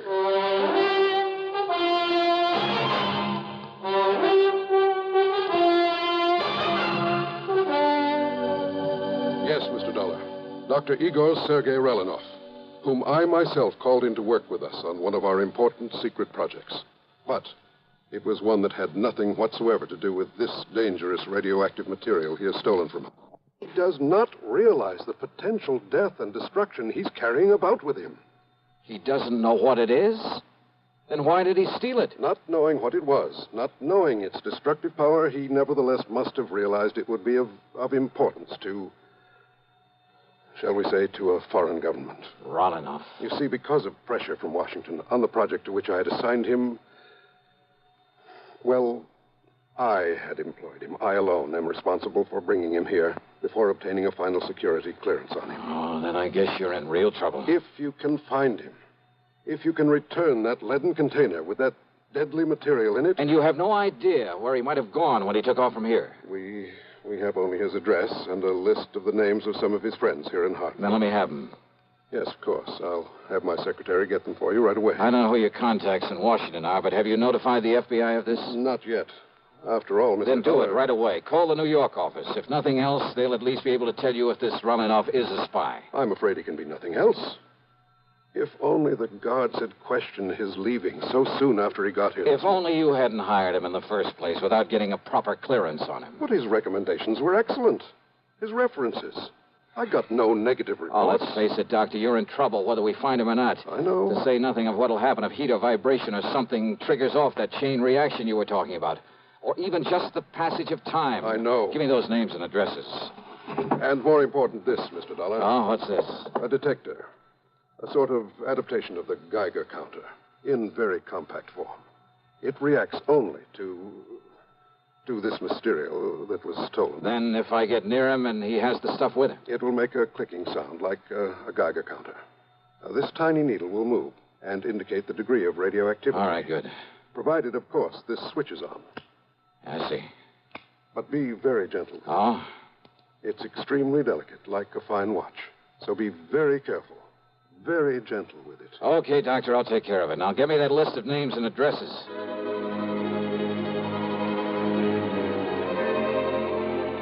Expense account item 2420 for a tank full of gas, and I really stepped on it getting back to town. The delicate little instrument on the seat of the car beside me. Simple-looking device. A tiny metal box with a switch on the front, a dial on the face of it with a needle pointing at 0. Even when I turned on the switch. Even the radium on the dial of my wristwatch got no response from it. I decided to go first to Relinov's address, way the other side of town, south of Colt Park. Then it suddenly occurred to me that in all the rush, I'd failed to get a description of the man I was looking for, or even a photograph of him. Oh, sure, with a name like Relinov and a scientist, it wouldn't be too hard to picture him mentally in a general sort of way. And if there was a landlord or landlady at the place he lived, even a neighbor, I could get all the description of him I'd need. Nonetheless, within a few blocks of the place, I decided to stop somewhere and telephone Dr. Rayburn. You know something? That decision got me nothing but trouble and delay. At the next corner was a drugstore. I knew there'd be a phone booth. I watched the bus pull away from the corner, then drove in to park, not seeing the young fellow who just stepped off the bus until it was too late. Good Lord, I've killed him.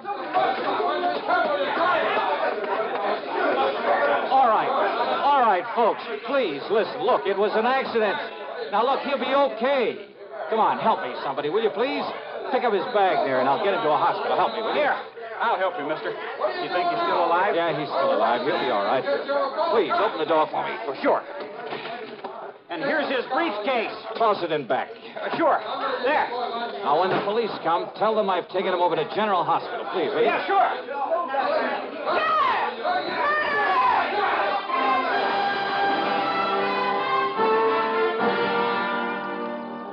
The nice-looking young blonde fellow I'd struck down was still unconscious when I got him to the hospital, but apparently had no broken bones or internal injuries.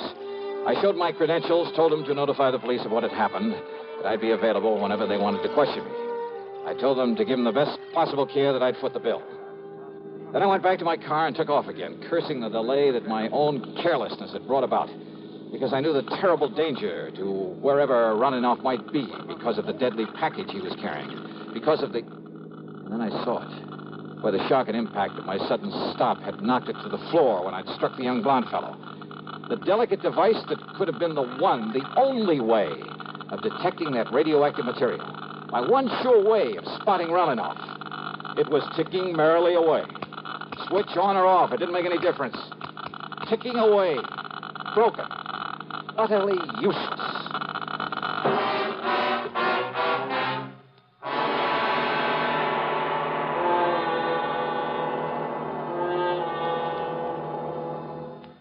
We'll continue with the third act of yours truly, Johnny Dollar, in exactly 1 minute. Constipation can be a problem for anyone, even doctors. And when constipation occurs, it's interesting to see just what doctors consider important about a laxative they might use or recommend. Well, a majority of the doctors we heard from had this to say. A laxative should be effective, gentle, as close to natural acting as possible, and a medicine that can be used with complete confidence. Now, X-Lax has been popular with many doctors and millions of people over the years because chocolated X-Lax is effective. Overnight, it helps you toward your normal regularity. X-Lax is gentle.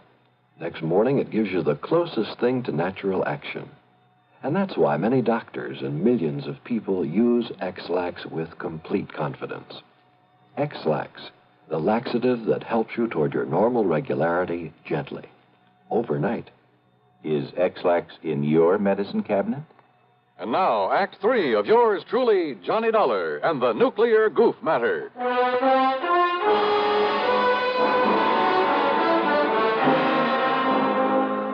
Driving fast, but a lot more carefully, I went to Rolinoff's address. On a nondescript sort of side street, it turned out to be a rather cheap-looking rooming house. Hardly the kind of place you'd expect to be the residence of an important scientist. But it was the address Dr. Rayburn had given me. And if I could find there some clue as to where he was, where he'd gone. Come on. What's the matter with you? This door ain't locked. Listen, ma'am. You Mr. Parker, the man that telephoned? Parker?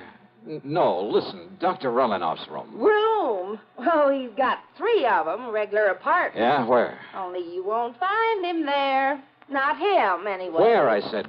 Please, come on. Well, it's up on the 3rd floor. Okay, thanks. That's the whole floor he has. Okay. Who are you? What do you want, anyhow?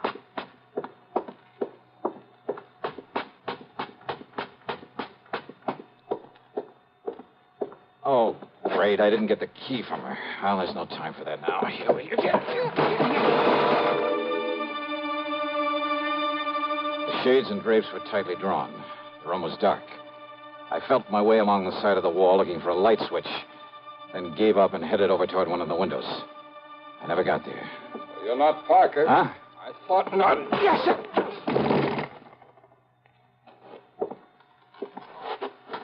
No bag with you, so you aren't Rolinoff either. Okay, then, buddy, let's have some light in here and see who you are. If you're one of his pals, come here to... What? No, you. can't. Oh. Brother, you certainly look like... Well, maybe you got some identification. This card case of it. Holy smoke, it is. Now, you just look at here, mister. Here. When I let you in here, you Sir, didn't say will you anything listen to like me? this was going to happen. I haven't got time to explain. Just get me some water and a towel and a washcloth, please. Go ahead. You listen here. Will you mister. please do as I tell you? Now, go ahead. Sir. Johnny. Come here, Johnny. Hi. Look, I'm sorry, old man. I had no idea it was you that you'd be coming up here. Johnny boy, can you hear me? Johnny. Here. Stace. That's right. Now, come on. Take it easy now. Stacy Ringler. That's right, Johnny. Look, I'm sorry. FBI. No, Johnny, I'm with Nucleonic Investigation Department now. Easy, baby. Then it's you I gotta thank for this. Yeah, Johnny, and I'm sorry as the devil. I had no way of knowing it was... You all right? All right, now listen to me, Johnny. Yeah, Stacy. Listen. You're working on that stuff that was stolen from nuclear processing? Yeah, that's... Harry Parker and I came up from Washington on it. Yeah, We Parker, came in by jet. Now listen. Ralanoff must have thought he had plenty of time, that they wouldn't miss that stuff until tomorrow when they planned to work on it. Uh-huh. Well, rather than arouse suspicion by galloping out of town, he was taking his time. But we got here in a big hurry. All right. I holed up here in his rooms, and Parker was checking on how he'd get over here from that plant in case he came back here. Are you listening to me? I'm listening. Go ahead. He was there in the drugstore at the bus stop. He was about to close in on Ralanoff when you ran him down. When I what? You ran him down, Johnny. Ralanoff, with your car. That young, good-looking blonde guy? Yes. That was Ralanoff? That was Ralanoff.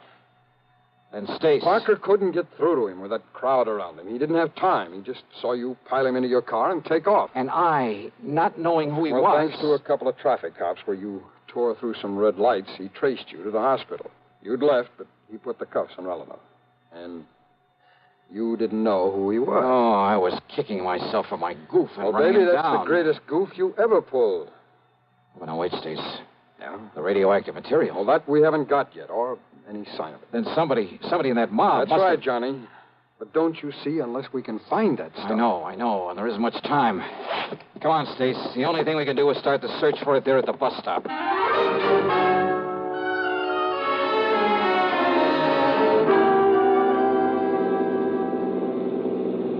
Johnny, unless we can locate every one of the people who were there. And Parker said there was a big crowd by the time he got out of that drug...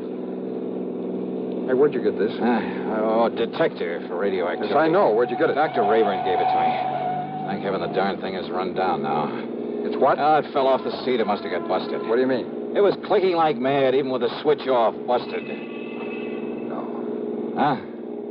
Busted or not, Johnny, there's only one thing in the world that could have made it operate. So don't you see, until it ran down the tiny battery that was... You're sure of that? Of course I am. Now, where was it when you heard it make the clicking? Johnny, what's the matter? Good Lord. Well, yeah, come on. Look, behind the seat. What is this briefcase of yours back there? Stace, the man who helped me put him in the What do you got car. in this thing? It weighs a ton. Gently, Stace. What? Not mine. Ralanoff's. Then it's weight. The lead container with the stuff in it. Then your goof really paid off. Oh. Yeah. What time is it? It's 11:38. 39. Would go off in 4 to 6 hours. After 7:46 this morning. That means we have exactly 7 minutes. Yeah. Johnny, you think we can make it back to the plant in time? Unless some sudden change in temperature, some shock or vibration sets it off. I'll drive as fast as I dare. Okay, Johnny. Hold it gently, Stace. Yeah. And maybe you'd better pray a little. Yeah.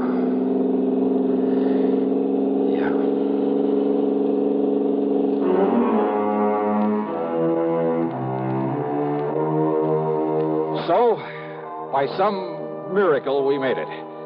But only seconds before that tiny mass of nuclear destruction was due to become critical. Yeah, we made it by the skin of our teeth. But after all, what more could you ask? Expense account total... Oh, so what? I needed a tank full of gas anyway. Yours truly, Johnny Dollar.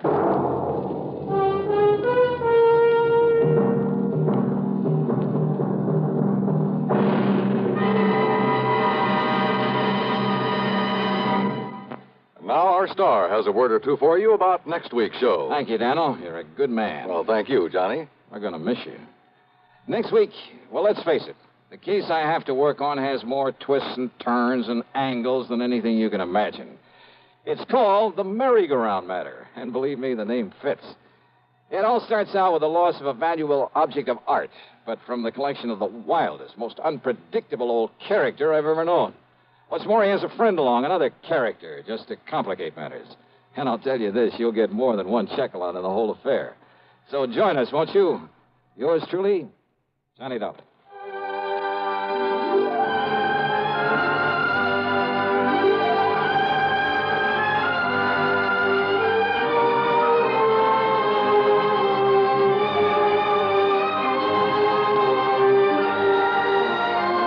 Yours truly, Johnny Dollar, starring Bob Bailey, originates in Hollywood and is written, produced, and directed by Jack Johnstone. Heard in our cast were Virginia Gregg, G. Stanley Jones, Bartlett Robinson, Sam Edwards, and Stacey Harris. Be sure to join us next week, same time and station, for another exciting story of yours truly, Johnny Dollar.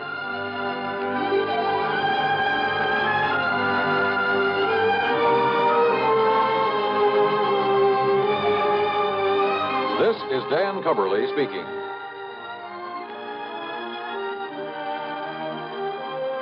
This is the CBS Radio Network. Better buys are your reward at Orange Motors for a Ford. Get your orange guarantee from the largest dealer in Albany. In the heart of Auto Row, Orange is the place to go. Orange Motors has the parts it's true, plus 44 years of experience too. Orange Motors, if you're wise, for better service, better buy. Talk about service. Do you know about Control Tower service? Come to Orange Motors, 799 Central Avenue, and see the most efficient automobile service department in eastern New York. 44 years of experience. Get quality work and get it fast at Orange Motors, 799 Central Avenue, Albany. Better Ford buys, used or new, at 799 Central Avenue. Orange Motors, if you're wise, for better service, better buys. Radio 59, WROW, serving Albany, Troy, and Schenectady. From Hollywood, it's time now for... Johnny Dollar. John, this is Harry Branson of Philadelphia Mutual Liability and Casualty Company. Well, hi, Harry. What is it this time? Fraud, murder, arson? No, none of them. Then what kind of a case has you in a dither this morning? As a matter of fact, John, there is no case. Oh, now don't tell me you're spending company money on just a social call. Why, Harry. Of course not. John, I wish you to take a motor trip with one of our very important clients. Well, now, that depends. Perhaps you've heard of her, Betty Charlene Winters. No, but she sounds interesting. She is. She's one of the most charming people. Very wealthy, too. John, you'll love her. Oh, tell me more. I want you to accompany her to her summer place on Lake Wawayande in northern New Jersey. Sounds better all the time. On expense account, of course, plus a fee of $1,000 for the week or any fraction thereof. How can I lose? Harry, I'll grab the first train.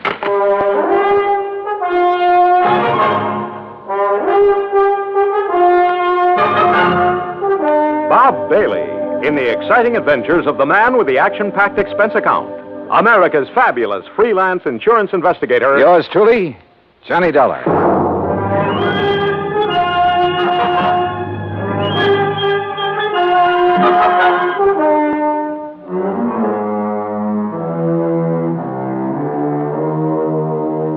Expense account submitted by Special Investigator Johnny Dollar to the Philadelphia Mutual Liability and Casualty Company, Philadelphia, Pennsylvania. Following is an account of expenses incurred during my investigation of the Wayward widow matter. Expense account item 12150, fare and incidentals, Hartford to Philadelphia.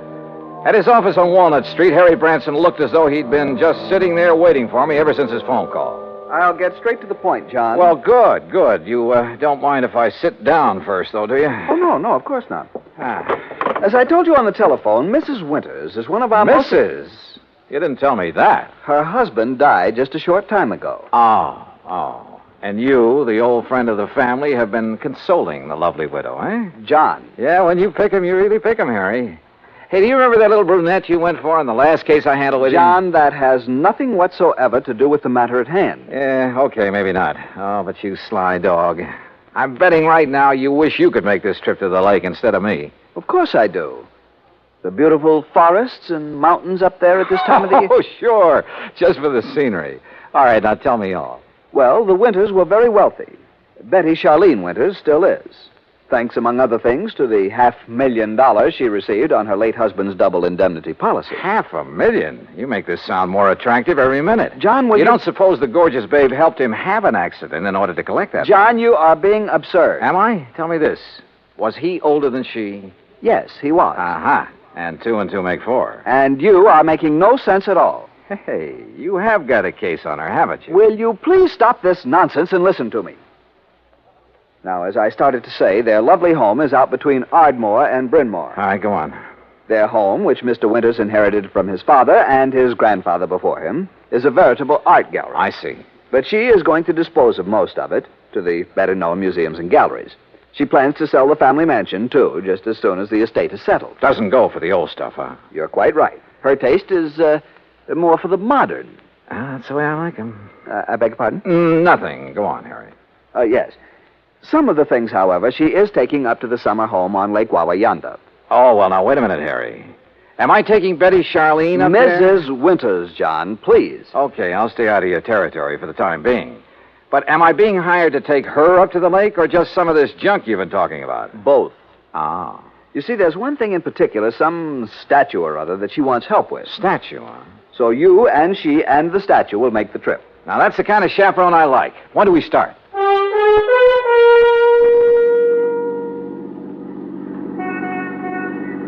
I must confess it's quite a relief to get out of that office for a while. Oh, don't try to kid me, Harry. The only reason you wouldn't let me find my own way out to this winter babe's home. Babe? Honestly, John, you sometimes carry this levity much too far. By the way, how long ago did her husband die? About, 4 months ago. Oh, brother, you don't even wait for the ashes to get cold, do you? John, I tell you that... What did he die of? Well, it was an accident. Yeah? In the car during a little trip that they were making south of here. He'd taken over the wheel from the chauffeur. They struck the abutment of a bridge over a tidal creek leading out to Delaware Bay. Oh? He was thrown out, and his body was carried into the bay. It was never recovered. And so our tasty little dish was left with $250,000 life insurance, a huge estate... John, I simply will not listen to any more of this sort of nonsense. Besides, this is the driveway up to the house. Lovely place, isn't it? It was lovely. There must have been over an acre of perfectly tended lawns and gardens. And in the middle, atop a slight rise, was the main house, built of solid white stone of some sort. Old, too, but in beautiful condition. This was wealth, all right, and plenty of it. Harry's year-old car looked almost tawdry in this setting. We stopped, went up the broad front steps and across a wide porch and rang the doorbell. Yes? Oh, Mr. Branson. That's right. Mrs. Winters is waiting for you in the sunroom. Thank you. Come, John. The butler led us through a large reception room, a huge living room, both of them hung with beautiful prints and paintings, through the walnut-paneled library with its high ceiling and hundreds of leather-bound books. Finally, after passing through a long corridor lined with statues and magnificent vases, we entered the spacious sunroom. There, standing in front of a chair at the window, was a chauffeur. And in the chair sat Betty Charlene Winters. Mrs. Winters, may I present Special Investigator John Dollar.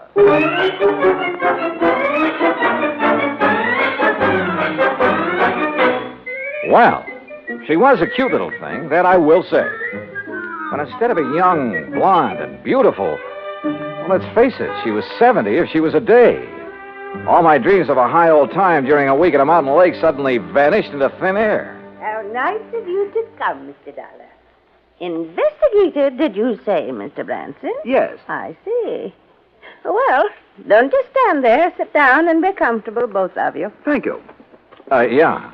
Was something wrong, Mr. Dollar? No, not at all. Oh, Haskins here's my chauffeur and general handyman. Hi, Haskins. Mr. Dollar? I've just asked him to get the statue ready for our little trip. Oh, you may go now, Haskins. Oh, thank you, Madame. No, wait, please. I wonder if I might see this thing we're taking up to the lake, Mrs. Winters. Well, of course, it's right there in the corner behind you, Mr. Dollar. The cherub. Cherub, huh? Oh, This? Isn't it beautiful? Well, it was a cherub, all right, about 4 feet high with a couple of doves fluttering around its feet. At least that's what I gathered from the garish paint on it. Believe me, it looked like something a third grader had slapped together as a joke on his modeling class. Now, I'm no artist, but so help me, I could have done better myself with a handful of mud and with my eyes closed. An old family piece, Mr. Dollar. Antique. I started to say what I was thinking, but then Haskins lifted the atrocity off its pedestal and left with it. Haskins has made a special box for it. He'll place it in the car so we can leave with it tomorrow. You are ready to leave on such short notice, aren't you, Mr. Dollar? Well, now look, Mrs. Winters, Yes, his luggage is right outside in my car, Mrs. Winters. Then, Eric, you may fetch it and put it in one of the guest rooms. Very good, madam. By the way, I hope you know how to drive a Pierce Arrow, Mr. Dollar. Pierce? Or did you think perhaps Haskins would drive us up to the lake? Well, I don't know. No. Haskins is leaving today on his vacation. And I wonder if he will come back. Why do you say that, Mrs. Winters? Oh, I've been having some trouble with him. Oh? I thought you were always eminently satisfied with Haskins. Until recently. Until the death of my husband. He's been... Well, if he doesn't come back, I shall have to replace him. But now, Mr. Branson... Yes? You're a bit of a rascal. You didn't tell me you were bringing a detective to go along with me. Investigator, Mrs. Winters. Insurance investigator. Since the company wouldn't permit me to issue any special insurance on that thing... But I'd thought you were going to bring me just some strong bodyguard. I have known John for many years, Mrs. Winters, and I assure you... Oh, now, don't apologize. I think this is fine. I just hadn't expected so much. Such a nice, good-looking young... But now come, Mr. Dollar, and I'll show you the rest of the house. We spent the next hour or so on a tour of the place, and Mrs. Winters pointed out the various works of art destined for specific museums and galleries all over the country after she moved out, after the estate was settled. Then Eric caught up with us and announced that Haskins had created the statue and placed it in the car. You know, I was curious about that car, so we went out to the garage and inspected it. It was a Pierce Arrow, all right. Vintage of 1928, complete with headlights on top of the fenders and as bright and shiny as the day it was made. When I tried to start her, it purred like a contented kitten. With a bass voice, that is. Along about 5 o'clock, Mrs. Winters, with a sparkle in her eye, announced it was cocktail time. Harry, being a teetotaler, decided to leave, but not before I buttonholed him for a quick conference. What doesn't make sense, John? Oh, that silly statue, Harry. All the fuss over that piece of junk. After all, John, with all the big policy she carries with us on the legitimate artwork, well, we just can't afford to displease her. But if it had any real value... Perhaps it does to her. How can it? Unless she has a lot of jewelry hidden away in the base of it or something. What, John? Cocktails, she said, and I'm sure ready for them. Go on back to Philly, Harry, and wait for my final report. Well, I must admit that Betty Charlene Winters turned out to be a charming hostess, a very interesting conversationalist. Even long after dinner, over brandy and cigarettes, we chattered away like a couple of magpies. I didn't question her about the statue because I wanted to find out more about it on my own hook.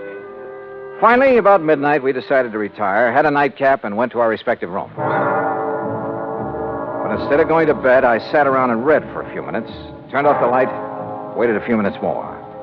Then, quietly, I slipped out of my room. That was a mistake, for as I reached the end of the long hall to the stairway, a door behind me suddenly opened. Huh? Who's there? I said, who's... Oh!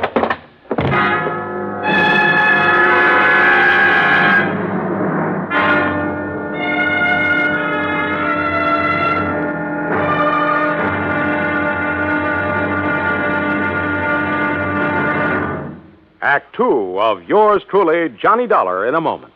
With the bigger, more impressive kaleidoscopic change of events on the world scene today, we sometimes forget the smaller kaleidoscope, the child's toy, with its ever-changing designs and color. The kaleidoscope is a fantastic experience for any child. That is, any child who can see. But what of those children who cannot experience the ecstatic pleasures of form and color in the ever-changing world about them?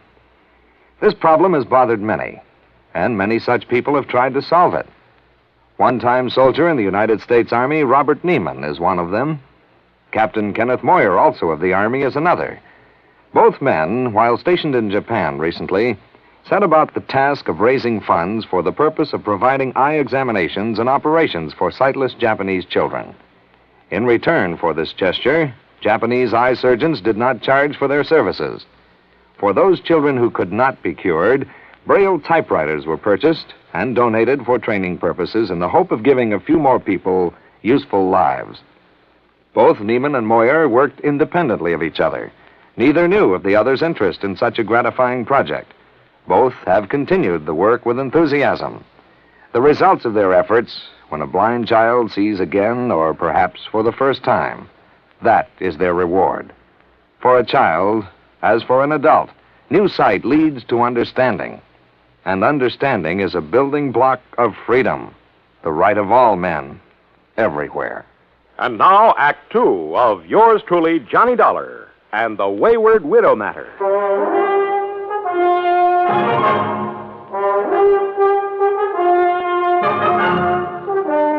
When I came to, it was morning, and I found myself in my pajamas lying comfortably in my bed in the guest room. But there was nothing comfortable about the lump on the back of my head. Whoever had slugged me out there in the hall had meant business. I got up painfully, went down the hall, and made a quick check of the room from which the attacker had surprised me. It was just another guest room. I showered, dressed, and went downstairs, where I found Mrs. Winters at the breakfast table. She was very much distressed over what had happened and suggested we go out and look in the trunk of the car immediately.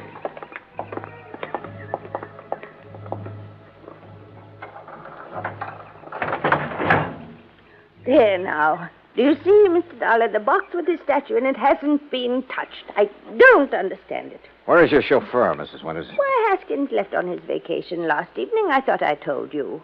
But surely you don't think Haskins... Well, you said you were having trouble with him. Maybe we'd better open that box to make sure that... But it hasn't been touched. And I'm the only one who has a key to that little lock on it. Yeah, I see. But now it's pretty logical to assume that whoever slugged me last night was interested in... Hey, Mrs. Winters, how long has Eric, your butler, been with you? Why, Eric, the dear boy, has been with me for nearly 30 years. But good heavens, you surely don't suspect him of anything like this. He's a very fine person, Mr. Dollar, and a perfect gentleman.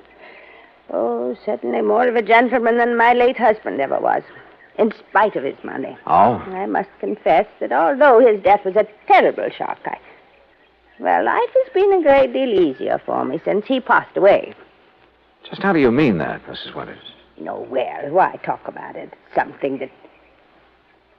Oh, why not talk about it? I married Charles for his money, Mr. Dollar. I'd never got any further than the front line of the chorus until he came along. Would you believe that I was a chorus girl? Well, as a matter... And the wealth and the luxury that he could give me was very attractive, was very satisfying for a long, long time. But for the past 10 or 15 years, maybe more, he insisted that we just stay penned up in this musty old museum he called a home. And what happened? Well, all our friends were traveling around the world, seeing new places and new people. We just sat here looking at four walls and at each other. Except for a couple of blessed months up at the lake. You'll love the place up there, Mr. Dollar. It's new and fresh and modern. I had it built over his protests. Young people came to see us, and it was such a relief from a... Oh, well, I'm sorry. This must be so boring for you to hear. Not at all. Now, look. Why don't we call the police in about this thing that has happened to you? Come, we'll go right back into the house and Wait a minute. No, let's not. A bunch of policemen prowling around would scare him off, whoever he is. But suppose you're attacked again. Well, at least I'm ready for it now. I just don't like your taking this chance. Of course, we could leave. Go up to the lake. Run away from him? Well, yes. Oh. Of course, it might prove whether he's interested in the statue. If he follows us, I mean. Oh, dear. Why don't you let me call the police? Only if you think they ought to be around here to protect the house while we're gone. No, that isn't necessary. We have a very efficient burglar alarm system. Well, it doesn't look as though it was working very well last night, does it? Unless it was someone in the house who attacked me. Who else is there besides you and Eric? No one, except the cook. Male or female? Oh, no, Mr. Dollar, not Martha. Why, the poor dear is nearly as old as I am, and a real companion for me. Sounds strange, I know, but we're real nice friends. All right, let's go back in, have our breakfast, pack our things, and go on up to the lake. Eric, who served the breakfast and whom I hadn't seen since dinner last evening, kept giving me a rather strange look. And as soon as breakfast was over, I quickly stuffed my things into my handbag and headed down to the garage. Eric was waiting for me there.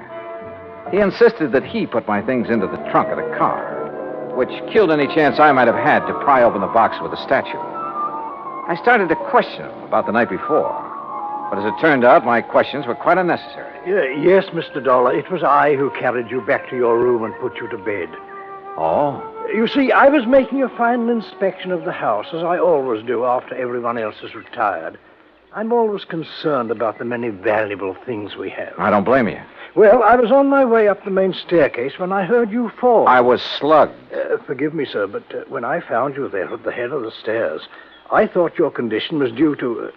you must pardon me, sir, but was due perhaps to having imbibed too much brandy after dinner? Not a bit of it. Somebody barged out of that guest room and struck me from behind. But I saw no sign of anyone else about. You're sure? Most certain, sir. Was this fancy burglar alarm system you have turned on? Yes, sir. Well, then whoever did it either stayed in the house until this morning or knew the place well enough to get out without setting off the alarm. But I don't see how that would be... Have you called the police, sir? No, and we're not going to. Mrs. Winters and I are leaving for the lake just as quickly as possible. But don't you think this is sufficiently serious to warrant... Don't forget one thing, Eric. It was pretty dark in that hall. The attack might have been intended for you. Good heavens. But why, sir? I don't know. Oh, dear. Oh, there you are. Eric, you may fetch my bags from my room while Mr. Dollar and I planned the trip. Very well, madam. No, you don't know how glad I'll be to get there. It's such a relief from this place. And all the things associated with it. I'll be so glad when Charles' estate is settled and I can sell this old house and just Martha and I can stay at the lake. Oh, I know all the paintings and things are all very fine and valuable. But I'm so tired of looking at them. Well, then why do you take this so-called, I beg your pardon, the statue up to the lake? Well, this is different. Oh, yeah, I'll grant you it is a bit different from the other things that... Oh, well, let's talk about it along the way.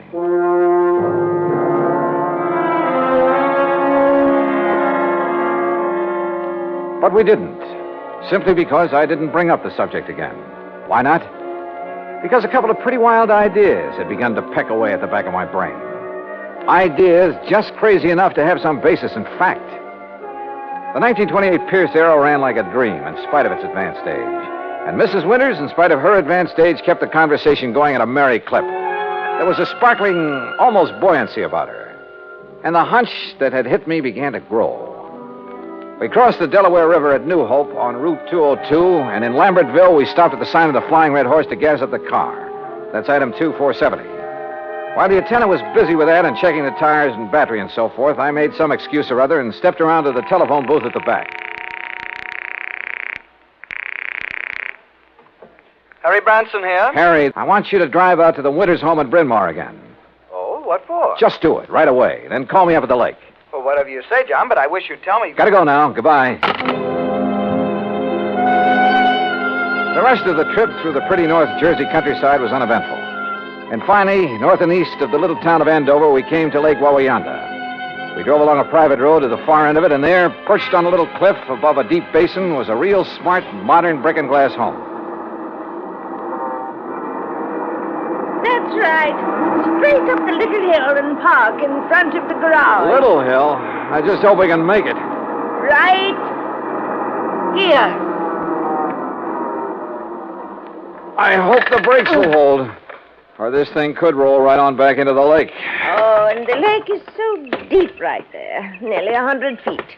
An old mine or something before the water came up. Oh, this is a pretty dangerous driveway. Here now, let me help you. Thank you.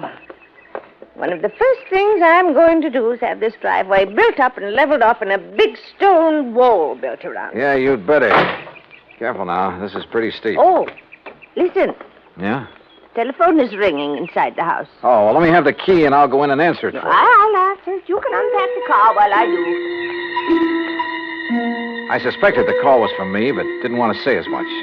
So I opened the car trunk and proceeded to take out the luggage and the big, clumsy box for the statue. The box was heavy, very heavy. And I wondered how Haskins, the chauffeur, had been able to pick up and carry the statue so easily back in Bryn Mawr. I finally got the box perched on the edge of the car trunk when Mrs. Winters called to me. It's for you, Mr. Dollar. It's Mr. Branson. Oh, okay, I'll take it. Leaving the box there on his precarious perch, I went on up to the house. Right here in the front hall, Mr. Dollar. Oh, all right, thanks. I'll go on out to the car and get my coat and purse. Yeah. Johnny Dollar. John, this is awful. Terrible. As I just told Mrs. Winters, this is... Well, I couldn't believe it. How did you know? How did I know what? Eric, the butler. Yeah? Dead. He's dead. And John, Dead from what? How did he die? He apparently fell down the main staircase. The poor cook, Martha, is the only other person in the house. She's beside herself. Yeah, I'll bet she is. But whatever made you suspect something was wrong out here? Call the police, Harry. Make sure they look for a possible blow on the head that might have been delivered before he fell. What? Mr. Dollar, it's going to fall. So long, Harry.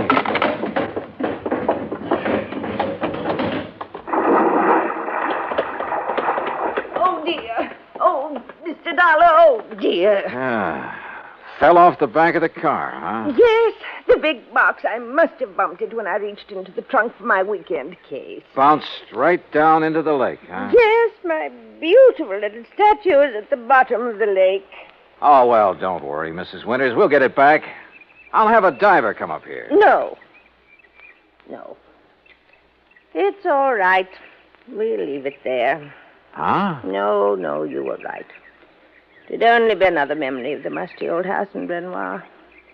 It has no place here where everything is so fresh and new and clean. We'll get it back. But it really had no actual value. You were right, Mr. Dollar. It's better to just... Yes, we'll leave it there. Sorry, Mrs. Winters, but that's where you're wrong. Why, Mr. Dollar... We'll get it back, all right. And whatever's in it. Oh, dear. I suppose I might have known.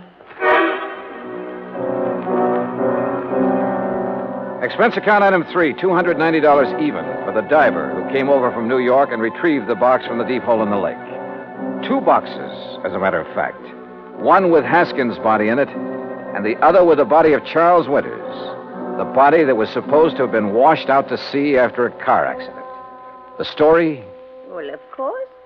After Haskins got rid of Charles for me, I had to do something about him. Or rather, we did. Martha, you know. Such a wonderful friend. Was Haskins the one who slugged me? Yes, so foolish of him, wasn't it? But he'd heard Mr. Branson say you were an investigator, and it frightened him. Worried me a little, too. Well, he might have killed you, too, if Eric hadn't stopped him. And, of course, Eric knew that Haskins had unwittingly made this second box for his own body. So now Eric's gone. Martha, huh? Yes, she did it.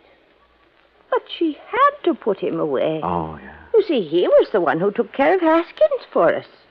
And we couldn't have him around knowing everything. Oh, dear.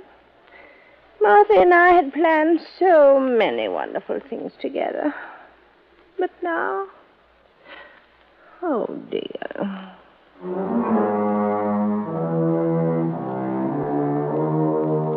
Expense account total, including incidentals and transportation back to Hartford, $365.50. Remarks? Well, I'd rather not say how I feel about a case like this, Harry. A whole crime wave by a couple of apparently sweet old ladies. The legal procedures, and there'll be plenty of them, are up to you and the company, as well as recovery of the insurance paid on poor old Charles Winters. Hey, next time, give me a case that doesn't turn my stomach, will you? Yours truly, Johnny Dollar.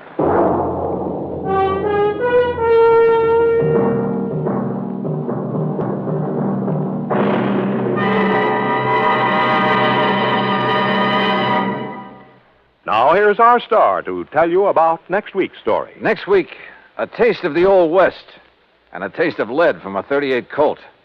Join us, won't you? Yours truly, Johnny Dollar.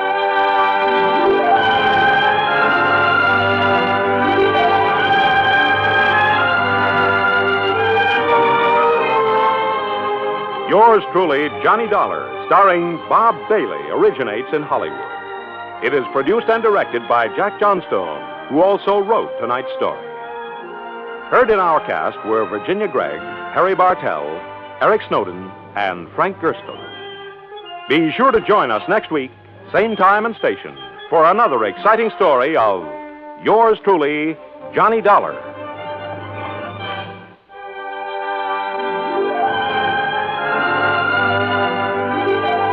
This is Joe Walters speaking.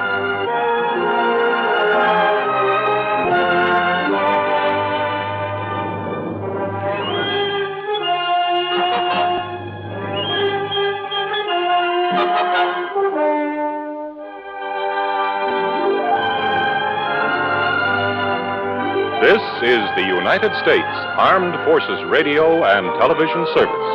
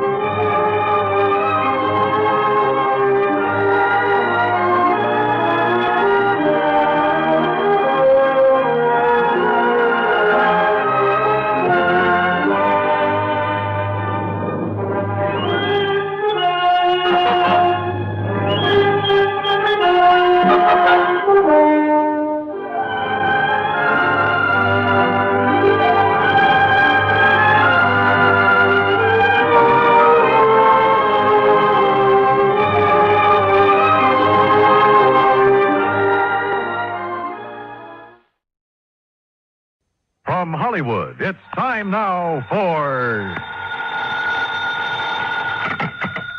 Johnny Dollar. You smell smoke, Johnny? What'd you say?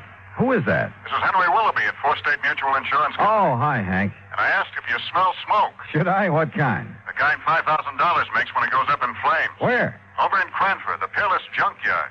Junkyard? That's right. But if there's only a $5,000 loss, how can you afford me?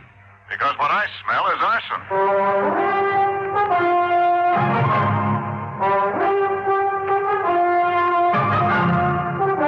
Bob Bailey in the exciting adventures of the man with the action-packed expense account. America's fabulous freelance insurance investigator. Yours truly, Johnny Dollar.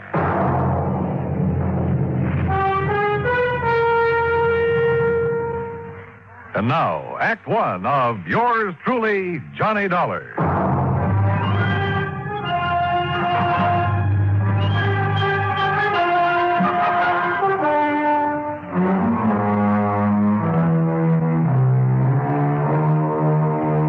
Expense account submitted by Special Investigator Johnny Dollar to the Fourth State Mutual Insurance Company, Hartford, Connecticut. Following is an account of expenses incurred during my investigation of the Peerless fire matter.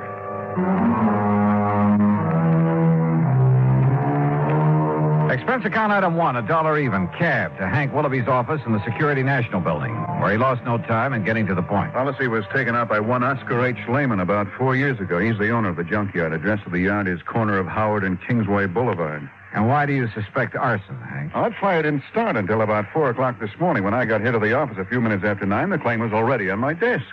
Almost as though he'd had it filled out and waiting, even before the fire occurred, huh? Precisely. How much do you know about this man, Lehman? Well, nothing really outside of the data on the policy. His home address is 232 East 4th Street. Also in Cranford. Yeah. Okay, Hank.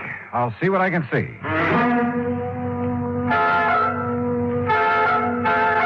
Item 2, 40 cents phone call to make sure the suspect, or at this point, I guess I better call him the client, to make sure he'd be around for questioning. Here speaks Oscar Lehman. Mr. Lehman, this is Johnny Dollar representing your insurance company. So why do you waste time at the telephone? Well, then maybe you're coming here with my check for $5,000 right away, huh? Well, you see, there are a couple of things that... So, all right, I'll be waiting for you when you come with the money. Goodbye. Huh?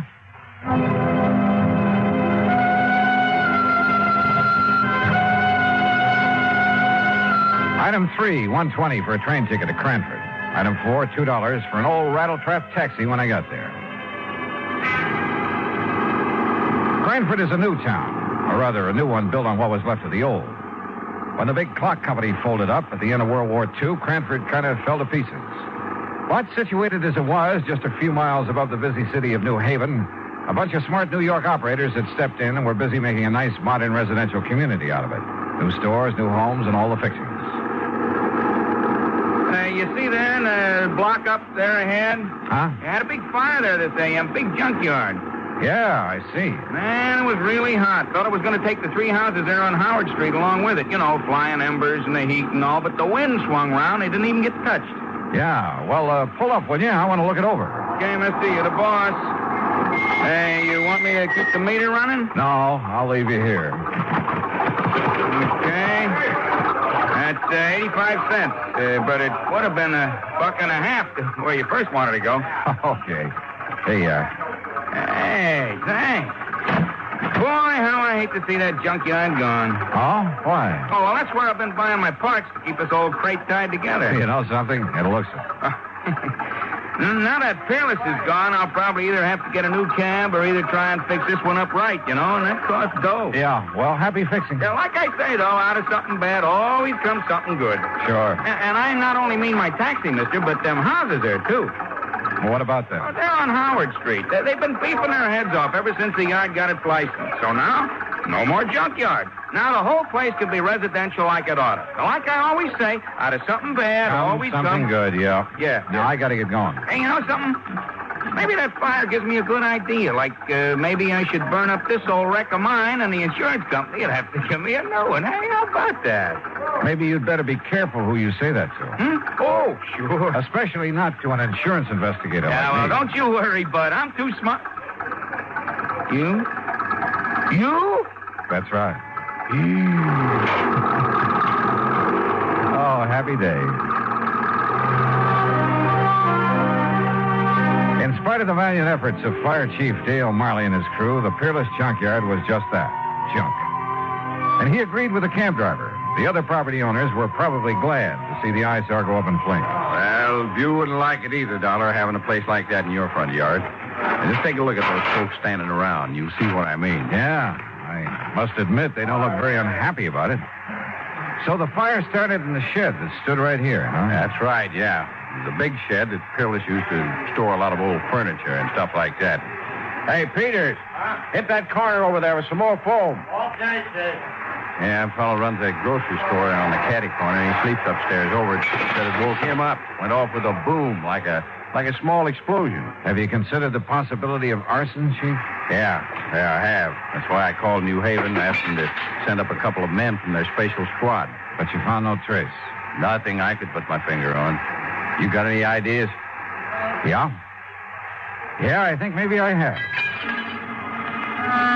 I learned a long time ago that a lumber yard or furniture factory were about the worst places in the world to look for signs of arson. The wood goes up so hot and so fast. And the remains of this shed wouldn't be much better. So I walked over to the little grocery store and spent item 5, 21 cents, for a loaf of white bread. Then I rejoined Chief Marley at the ruins of the shed. The arson experts can come up from it. Hey, what's the matter, Dollar? You get to eat breakfast? Oh, something like that. Hey, you want a chunk? Not without strawberry jam and a cup of coffee. Hey, Herb, take it easy over there. Hey. Stomping around like that, you wipe out all the clues. Now, like I told you, Dollar, the fire started somewhere right around here. Uh-huh. And the quick shift in the wind moved it over that way. Uh-huh. Chief. Yeah. Here, chew a piece of this fresh bread. What? That's right, chew it. Get the taste of it in your mouth. What for? Just do it, will you please? Here. Well, you got an idea, son? You bet I have. Here. You mean chewing on a hunk of bread is going to what? Now swallow it. What is this, a gag or something? No, not by a long shot. Now watch. Well, don't throw it away. Now you got my appetite up. I'll have some more. Here now. Chew on this piece. What? After you dropped it in the ashes? That's right. Chew on it. Oh, now, Go wait. ahead, do it. I'm serious. Holy kerosene. That's right. Well, I'll be doggone. Yeah? Fresh bread will pick up even the slightest trace. Even after the fire? Even after a fire. That means kerosene was brought in and poured over the floor of this furniture shed to set it off. And, Dollar, I'm going to get in the police and have them lock up old Oscar Lehman so No, fast. wait. What for? Until I can talk to Lehman. Well, now, look. You look. This isn't any absolute proof of arson. Well, it's good enough for me. It's good enough for a suspicion charge. I'll tell the police what I found out. Who found out? Well, What I found out. Now, don't forget that. But if it puts us on the trail of an arsonist, if you like, you can take the credit for it. Only if you'll cooperate. Yeah, but Dollar... Otherwise, you'll lose any cooperation from me. Okay? Okay. Item 680 cents cab to the address on East 4th Street where Oscar Lehman lived. Like the Howard Street address, this was a has-been section. Lehman's home reminded me of some of those on the other side of the town, next to the junkyard. When the old character let me in, I wasted no time in getting to the point. You ask why I should be staying here in my home instead of at the yard? And I'm asking you why not? What good can I do over there? My lovely junkyard is gone. There's nothing I can do. So I'm waiting here to collect the money your company owes me. So are you going to pay me or not? Well, now, that depends. As I started to say, Mr. I Lehman, tell you, I didn't even know about the fire till I went down there to open up the gate and start the day. What time did you go down there, Mr. Lehman? 11 o'clock, like always. Well, you sure didn't waste any time getting your claim into the office in Hartford, did you? Of course not. So soon as I see what's happened, I sign up the claim and take it to Hartford. And the office is closed, so I leave it under the door. Yeah, well... What else could I do? Sit around and wait to think about it while the money's coming to me? It's my money, so I should have it. You know how much merchandise I have in that yard? $25,000. Retail? Yeah. Then why'd you burn it up? You think I'm crazy I should do such a thing? Don't you understand now I'm out of business, for God? Oh, what do you mean? My license for the yard on condition, you know? A conditional license? Yeah, that's right. If I'm not in business every day, I lose the license. I lose the lease on the land. Then they make houses, little stores. It's a big development company. So you're crazy to come and talk to me, tell me I should set fire. Maybe I've suddenly changed my mind, Mr. Lehman. Maybe I've already met the arsonist. Huh? And I was just too blind to see him.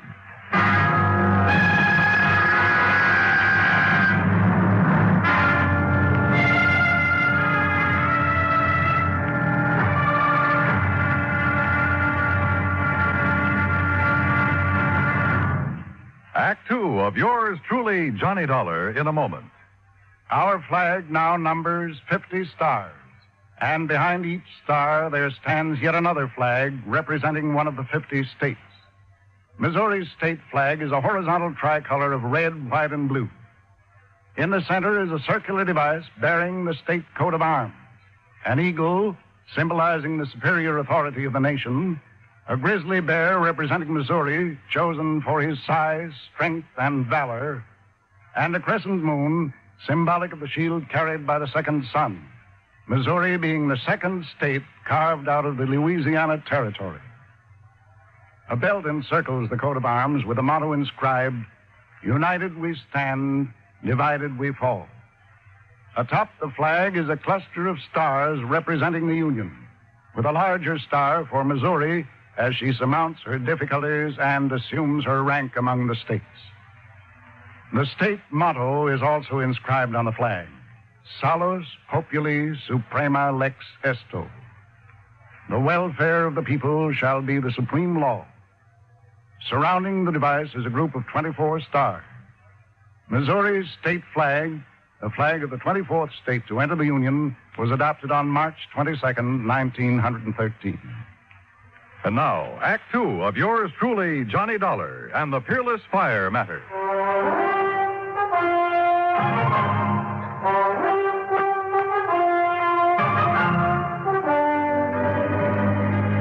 Something the cab driver had said while taking me to the scene of the junkyard fire had suddenly come back to me. He'd been talking about the nearby property owners, homeowners. They've been beefing their head off ever since the yard got its license. So now, no more junkyard. Now the whole place can be residential like it oughta. Yeah, like I always say, out of something bad always comes something good. Item 785 cents, another taxi back to the scene of the fire. The men from the department were still busy cleaning up. Their chief, Dale Miley, had been busy with some detective work. Had some answers that seemed to make good sense. Now, look here, Dolly. You see this hardware? See this groove in the foundation wall? Yeah. Big sliding door, huh? That's right. And here, the lock was still in the hasp. Yeah, I see. It's hardly likely somebody tried to pull a big sliding door closed and lock it after starting a fire with kerosene. It's too dangerous. Unless he used a wick of some kind. Yeah, but look here. On the side that faced Howard Street. Street? I'd just call this an alley. Yeah, pretty narrow from the old days. Now, look here. Well, it's window glass. Right. Yeah, there was a window here. You see, here's the two parts of the catch from it. The catch was open. Yeah, but the question is, was it open from the inside or outside? And I think I've got the answer. Look across the street. So? Those homes and the little lawns and gardens in front of them. So what? Well, you see the rocks they all use to border their flower beds? Go on, Chief. Now, look here. Just inside the shed where the window was, I found this rock under the ashes. And, Dollar, it looks to me like somebody threw that rock through the glass, opened the catch, climbed in, spread the kerosene, climbed out, tossed in a light of some kind, and left in a hurry. Yeah, but who? That's just it. You got a better idea than old man Lehman? You talk to him. Yeah, I think I have. Like who? I'll let you know when I find out the name. Well, now, wait a minute, Dollar. I hope that last crack would keep Chief Marley from sending the police after Oscar Lehman. Maybe he was guilty of firing his own junkyard. But with only $5,000 insurance, it didn't make sense. And I had a couple of better ideas. At least about people who might have had reason to do it. 3, as a matter of fact. For there were 3 residences on Howard Street facing what remained of the junkyard. Thanks to the sudden shift of wind, they'd received little damage. I walked down the short length of Howard Street to the first old house. The name Howard McNeil was on the little metal mailbox. Yes, well, what is it? Mr. McNeil, I'm Johnny Dollar, insurance investigator, looking into this junkyard fire. This is a fine time to come around selling insurance after the fire's out. You should know better, young fellow. No, you misunderstood me. I'm Why, not do selling. you know what would have happened if that wind hadn't changed? It would have set this whole block on fire. That's what it would have done. Would have burned us all out. We'd have been helpless. Yes, Mr. McNeil. Especially that poor widow lady, Miss Cummings, down there in the third house, right across from the shed where the whole thing started. Mr. McNeil. Yes? I'm not here to sell insurance. I'm investigating the fire, understand? Well, don't. What's that? You can stop right now. Just leave things as they be. Don't you know that fire was a blessing? I'm not quite sure I said blessing. That fire was the finest thing that's happened around here in years. Oh, you like its having happened, huh? Just bet I do. The only way we could ever get rid of that awful pile of junk right in our front yards. Now, maybe they'll give us back our nice little park that used to sit there. Or build a lot of track houses. Yeah, all right. What do they do? Anything is better than that wretched junkyard. I've hated it. Everybody's hated it. I hated it. Enough to set it on fire? Yes, sir. Absolutely. Oh, no. Me? Well? Mr. Dollar. A quiet, peace-loving person like me? Oh, no. Why, I wouldn't even think of such a thing. Especially since that fire might have got out of control and burned me out. Well, you carry insurance, of course. I do not. I don't believe in it. No, so don't you try to tell me anything. I told you I'm an investigator. Well, why don't you ask that Nazi if he had insurance? Nazi? Yes, that Oscar Lehman that owned that dirty junkyard. Why do you call him that? Well, he's a German, isn't he? Well, that doesn't make him a Nazi. Well, it does to me.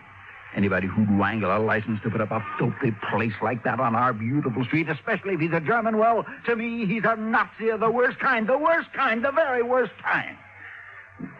Thinks he's a ladies' man, too. All right, now, have you any idea who, besides you, would have liked to see that place burned out? I certainly have. Oh. Why don't you ask the police?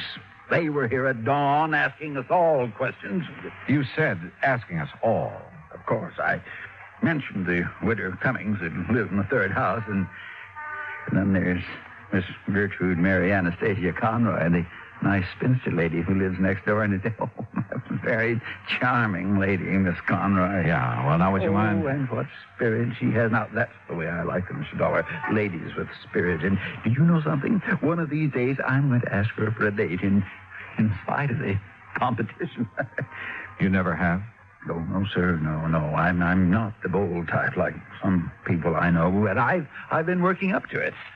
And how long have you been a neighbor? 16 years, and you mark my word, one of these days I'm going to march right up on her front porch, and Miss Conroy, I'm going to say... Yeah, well, thank you very much, Mr. McNeil. Yes, but I was going to tell you, but... oh, dear, I must have said something wrong.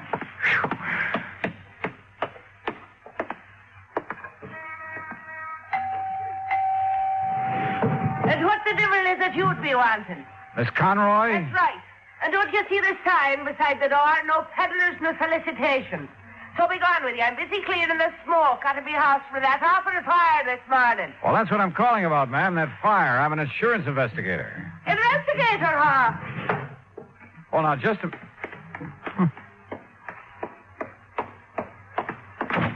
If you're an investigator, young man, let me see your badge. Badge? That's right. If you're an investigator, you're a detective. And if you're one of them, you're with the police force. No, And if you are, you can go right back and tell your chief I've had me filled right up to here with answering fool questions about that fire. As if I myself did it, huh? Well, did you? For years now, I've connived and connipted how to get that terrible, dirty, filthy junkyard out of this neighborhood. And now, poor soul, he's lost it. Oh, I could cry my eyes out. You what? Oh, such a lovely old man he is when I finally met him, that dear Mr. Lehman. Oh? Oh, the horrible things that Hitler done to him before he escaped them Nazis that took over his fine old country. And when he got here, he put all his savings in that lovely second-hand lot. Lovely. So he could earn an honest living. I'm afraid I don't understand. Such a fine man. Such a gentleman. The way he'd click his heels and bow when he come calling on Sunday afternoon. Oh, he was such a gentleman. Wait a minute, Miss Conroy. I don't get it. A couple of minutes ago, you sounded as though you hated that junkyard. Second-hand lot. Oh. And so I did. Until I got to know that nice Mr. Lehman. And I'll tell you this.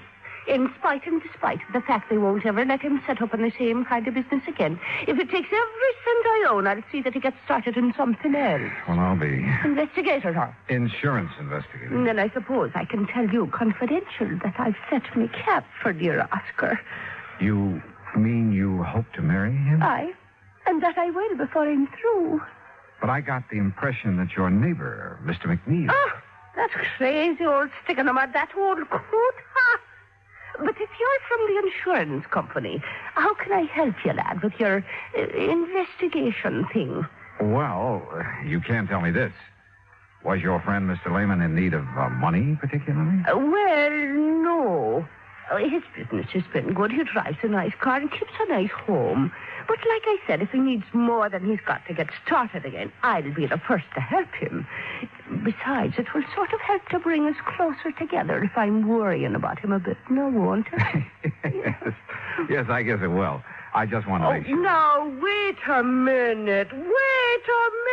Yeah? It's so blind I was thinking of me darling Oscar. So that's what you were up to with your nasty questions. What? Implicating that he might have burned up his place by his own self to get the insurance money. Is that what your evil, filthy mind was thinking of? I didn't say that. But that's what you meant, now ain't it? No, after all, somebody set that fire. And if he was in need of money... And just because I told the poor soul to get his claim in real quick this morning... You told him. Of course I did. Give him something to do besides standing around in the ruins crying his poor old eyes out, keeping his sorrows to himself. But I'll soon put a stop to that. I'll cook him up a real nice mess of corned beef and cabbage, a German style, that is, and take it over for his supper to comfort and keep him company. And what will you be doing for the poor soul? Well, that depends. Oh, it depends, does it? Well, you and that insurance company better pay up what you owe him instead of making snide talk about maybe he himself set that fire in his... Oh, get out. Go on, get out. Why should I be wasting my time talking to the likes of you when I've got cooking to do for me? Oh, brother.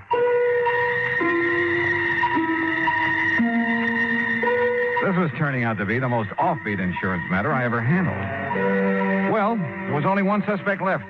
The woman living in the third house opposite the shed where the fire had started. The widow Cummings, McNeil had called her. I went up on the porch, rang the doorbell. And again.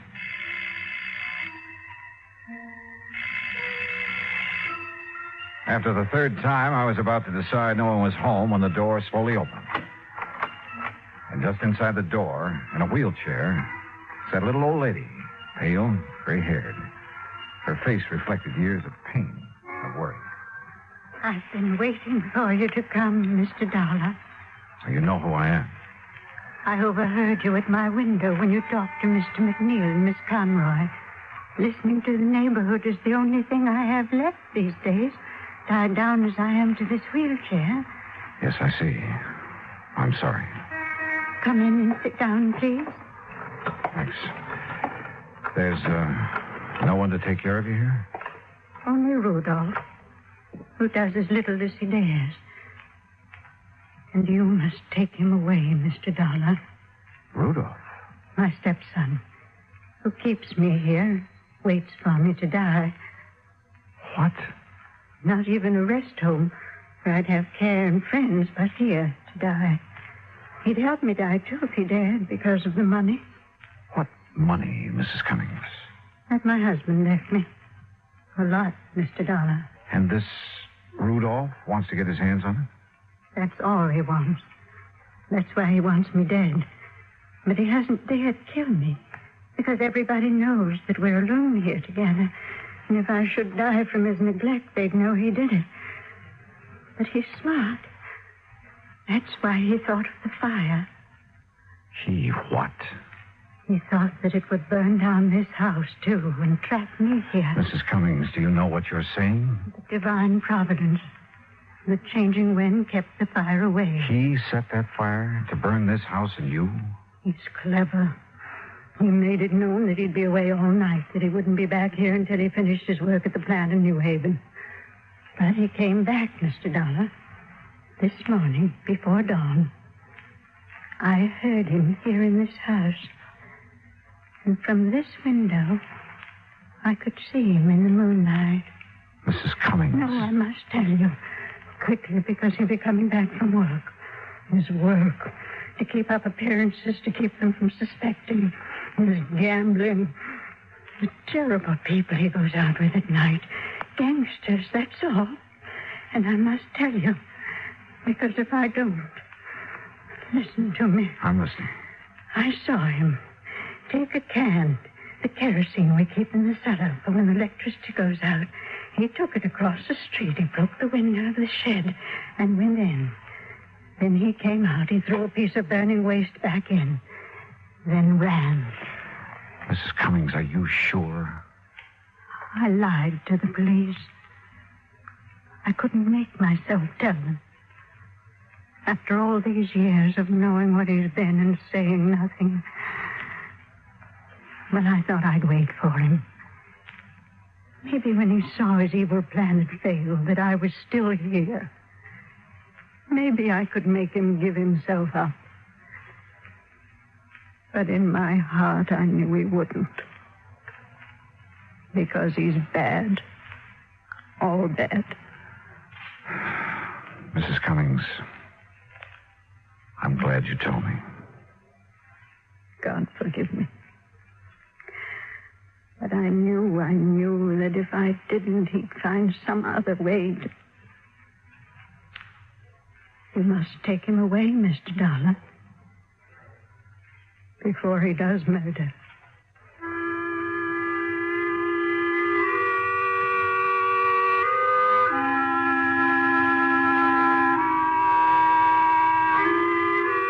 Expense account item 8, $10, board and room. I've stayed an extra day in Cranford to clear things up. For while I waited for Rudolph to return, I found the kerosene can he'd used down in the cellar. Chief Marley found the top from it in the ashes.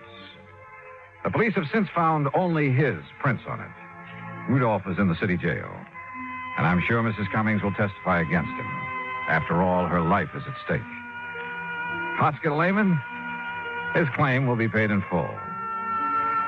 Well, I hope he and Miss Conroy live happily ever after. Expense account total, including incidentals on the way back to Hartford, $14.46. Yours truly, Johnny Dollar.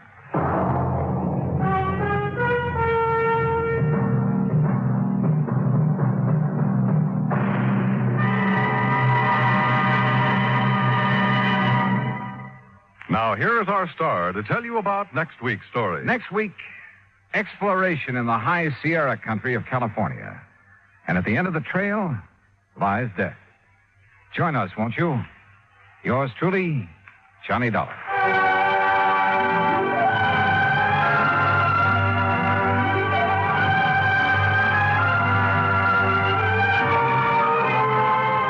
Yours truly, Johnny Dollar, starring Bob Bailey, originates in Hollywood.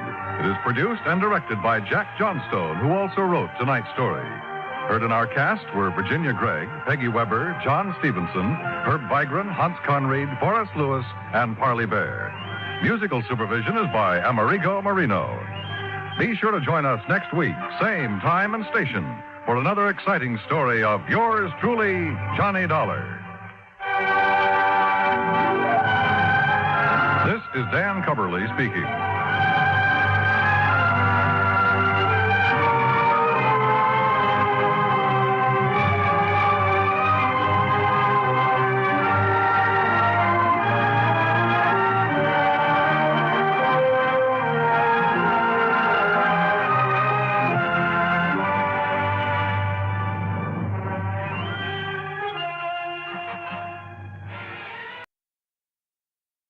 From Hollywood, it's time now for...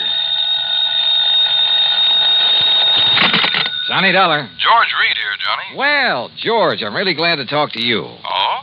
Why do you say it that way? Because every insurance case I handle for that company of yours pays me a nice fat fee. And right now I can use a little extra cash. Well, now, Johnny... So tell me all. What's Floyd's of England upset about this time? Well, I'm not sure. Uh-oh, here we go again. But, Johnny, I just received a transatlantic telephone call from Paris, France, from a man who wanted to contact you but didn't know where to call you.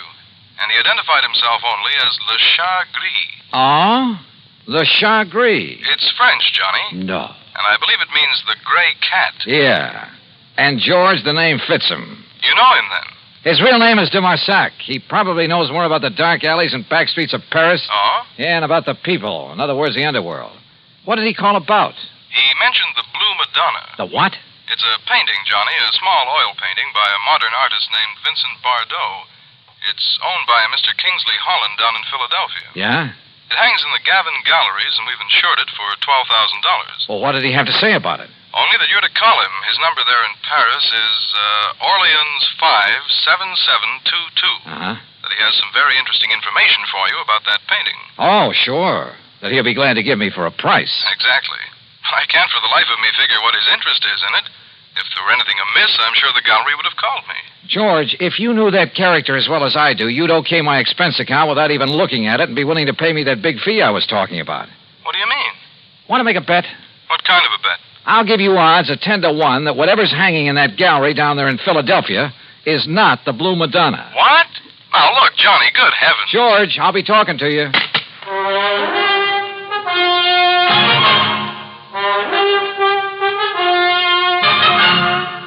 Bob Bailey in the exciting adventures of the man with the action-packed expense account. America's fabulous freelance insurance investigator. Yours truly, Johnny Dollar.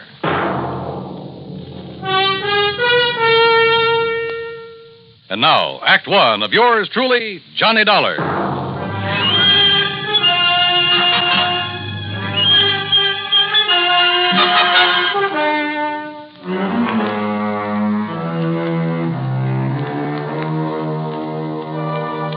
Expense account submitted by Special Investigator Johnny Dollar to Floyd's of England, North American Office, Hartford, Connecticut. Following is an account of expenses incurred during my investigation of the Blue Madonna matter. Expense account item 1, $12 even for a phone call to my underworld contact in Paris, France, a man by the name of de Marsac, who calls himself the Gray Cat. Oh, oui, Monsieur Dollar. This is your very dear friend, Le Chat Gris? Very dear friend, huh? Now listen, you telephoned George Reed that you have some real hot information about a painting his company insured. Ah, oui, Le Madonna Bleu. What did you call the Blue Madonna? Okay. How much you want this time? Oh, monsieur, you touch me to the quick. Well, one might think that I slave and suffer and risk my life on your behalf only for money. How much, de Marsac? Say, $1,000. 1,000? Look, if your info's worth anything, I'll send you a check for $50. 50 bucks? No. 900? Okay, I'll make it 75. But, monsieur, 750? How about an even 100? 500. 2. 4? 3, that's final. Oh, please. 200? Okay, 200. Oui.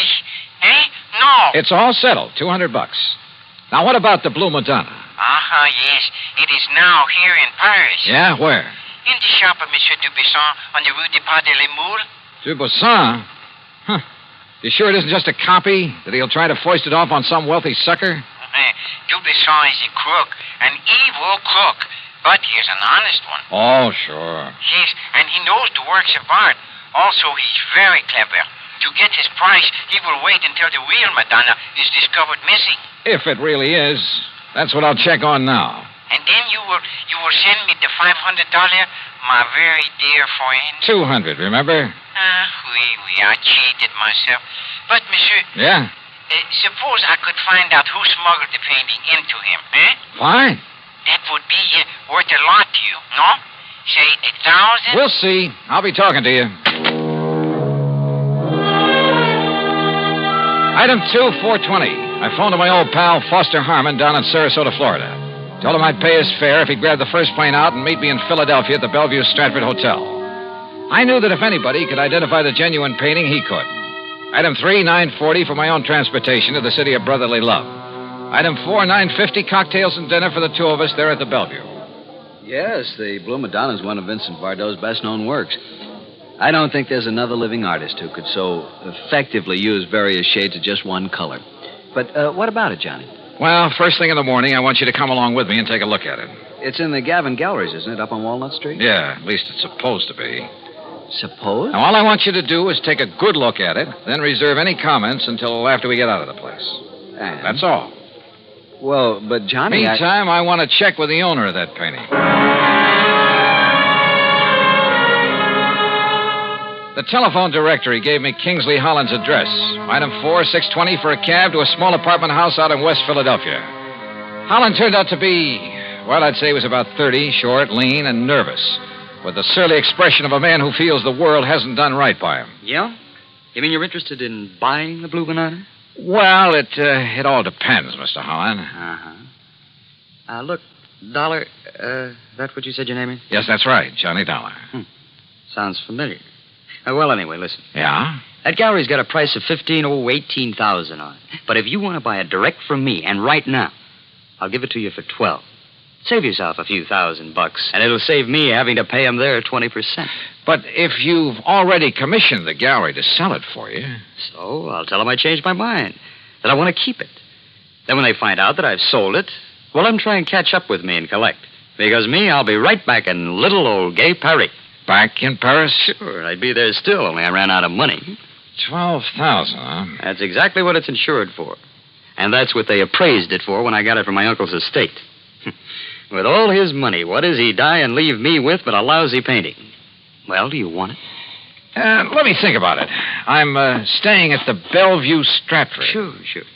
Just don't tell them at the Gavin Gallery about our little deal, huh? What those crooks don't know won't hurt them. Crooks? You think for a minute all that stuff they've got laying around the place is genuine? But the Blue Madonna is. You're sure? Huh? What do you mean by that? Just stick around, Mr. Holland. Any reason why I shouldn't? I don't know. Is there? Now, wait a minute, Dollar. I'll be in touch with you. Act 2 of yours truly, Johnny Dollar, in a moment. Now, Act 2 of yours truly, Johnny Dollar, and the Blue Madonna matter. Had Kingsley Holland, the owner of the painting, recognized my name? I thought so. And if a switch in that painting had been made and he knew about it, well, I'd do well to look out for him. Yeah, the more I thought about it, the more certain I became that whatever hung in the Gavin Galleries was not the Blue Madonna. Item 5, another $6 for a taxi back to my hotel. Item 6, $5.80, breakfast the next morning for Foster Harmon and myself. By 10 o'clock, we were at the Gavin Galleries, looking at a pretty modern, but I must say beautiful painting. Amazing, Johnny. Amazing. The most extraordinary... Well, I just can't believe it. Can't believe what, Foster? That it's the real thing or just a good copy? Oh, good morning, sir. That's just it. You see? I've helped these gentlemen. Johnny... Hold it, Foss. That painting, you know, is a genuine Bardot. Yeah? My name is Johnny Dollar. This is Mr. Foster Harmon. Gentlemen, I'm Arnold Gavin. You're interested in buying the Blue Madonna? If this is really it. Johnny, listen. Wait, Foster. What is the price of it, Mr. Gavin? 20,000. Mr. Dollar, did you say? Yeah, but, wow. Haven't you got a Bardot that's a bit cheaper? His Laconic Lagoon is priced at 10,000. Holy. Well, how about a copy of this? Bardot has never allowed his works to be copied. Johnny, listen. Yeah, Foster. It looks like this stuff is too rich for our blood. No. Come on, let's go back to the Bellevue Stratford. No, listen. Perhaps there's something else that might interest you. No, I'm afraid not, but thank you. That's quite all right. Now, look, suppose I come back later. Johnny, listen. Come on, will you? Yeah, I'll see you tomorrow, Mr. Gavin. Now, Johnny. Just take it easy. Well, Foss? It's a fraud, Johnny. It's a copy. I'm sure of it. Hey. Did you say that Blue Madonna's a copy, mister? Yes. Wait, Well, I thought you were looking at it kind of funny there in the gallery. Yes, sir. It's a fraud. Foster. You don't mind my asking, who are you? My name is Foster Harmon. Harmon? From the John Ringling Museum down in Florida? That's right. Well, then you ought to know. Now, just a minute, mister. Say, aren't you Johnny Dollar, the insurance investigator? So what? Who are you? Me? Well, I'm Rube Alloway of Transworld News Service. News service? Oh, fine. Yeah, I'll see you, boys, and thanks a lot. Well, Foss, it looks like you opened your mouth and stuck my foot in it. Well, I'm sorry, Johnny, but what I said is true. That Blue Madonna is an imitation, a phony. That much I already knew. At least I was pretty sure of it. But don't you see the amazing thing? Well, Johnny, that copy is so perfect, so exactly in the style of Vincent Bardot, even to little things, little idiosyncrasies that even the finest copyist couldn't match.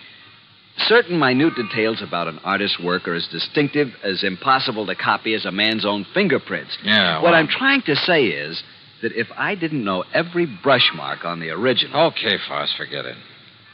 Forget it? Hey, listen. Kingsley Holland, the owner, and I wouldn't trust him for a minute. I think he knows who I am. If so, and if he knows that painting is just a copy, well, he's pretty sure to figure out what I'm doing here. Johnny, he must know it's a copy. If he gave it to the galleries to sell. Perhaps. Or maybe the switch was made after it was hung there. Then what you're saying is that either one of them could be responsible for the fraud. That's right. How well do you know the Gavin galleries? Well, they're not very big. You could see that for yourself. And, of course, they're rather new in the business. I think I'd better get a rundown on this Arnold Gavin while we're waiting at the hotel. Waiting? What for? Well, you plant a couple of seeds. You hope that one of them will sprout. I'm afraid I don't understand. Foss, I told both of them who I am in the hope they'd guess at why I'm here. I also gave them reason to suspect I think that Blue Madonna's a phony. Well, I'm afraid that I may have led Arnold Gavin to feel that way. Same thing. I also made it very plain to them that I'm staying at the Bellevue Stratford. In other words... Good heavens, Johnny, if you mean what I think you do. Yeah? Like what, Foss? You think that one of them, the crook, will come to the hotel and try... Well, don't you see, Johnny, knowing that you're on to him, he might try to kill you. Can you think of a better way to bring him out in the open? Johnny. Come on, let's get back to the hotel. And wait.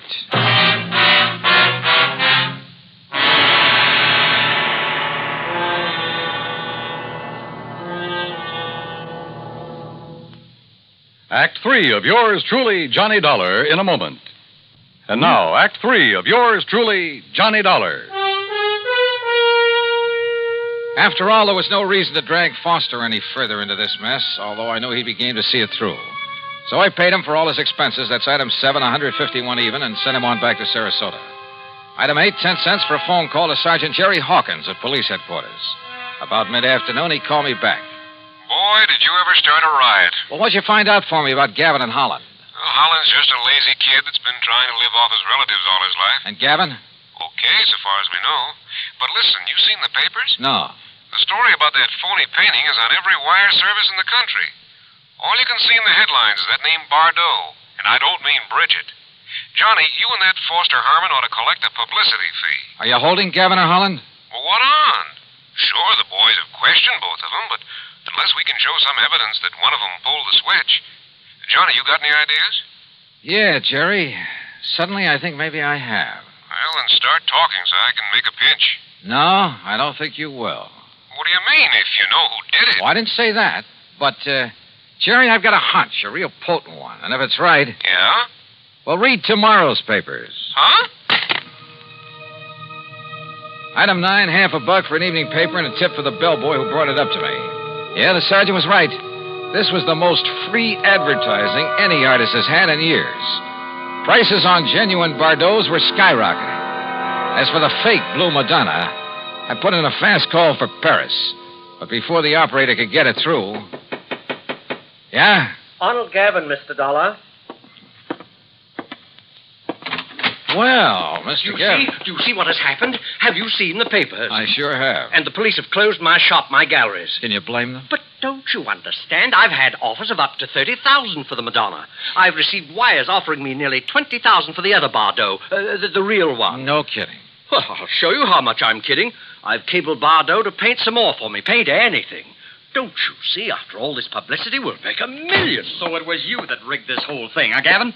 I, Mr. Holland? Why, of course not. Sure, to raise the price of some of your lousy paintings. Why, how can you say that? You who gave me that copy. Expert, huh? You trying to tell me you didn't know that was a copy? No. It was only this morning when the authority from Sarasota, when I called in the people from the museums here in Philadelphia. Do you know what they said? What? And it better be good. They said the only one who could have made that copy... Wait a minute. The only artist in the world who could have possibly... Hold it. Hold everything. Holland, you said you got that painting from your uncle's estate. That's right. It was willed to me. Where did your uncle get it? Why, Well, listen. I'm listening. Dollar, that Madonna was smuggled into it. Smuggled? That's right. But by whom? Well, believe it or not... I think I can tell you who. And if this is my call to Paris, well, maybe I can even tell you where he is now. Johnny Dollar. This is your dear and faithful friend, Le Chagris. Good. Now listen. And for the information I can give you this time, you will have to pay me a vast sum of money. You're about to tell me that the Blue Madonna was smuggled into Paris by none other than the artist himself. What's this? By Vincent Bardeaux. Exactly. So that should be worth it, but how did you know? All right. All I want to know now is where is he? You know. He's not in Paris. Where is he? For $100? 150? 300. Oh, for that much I'll find out for myself. Goodbye. No. Okay, 200 or I hang up on you. Well, only for you, my oldest friend. Where? He is aboard the plane for the United States. I might have guessed it. He has the Madonna Bleu with him. He received the cable this morning. Great. I'll send you a check. You hear any of that, Mr. Gavin? Holland? Well, yes, but I'm afraid I don't understand. Well, I sure don't. Then maybe this call will help you.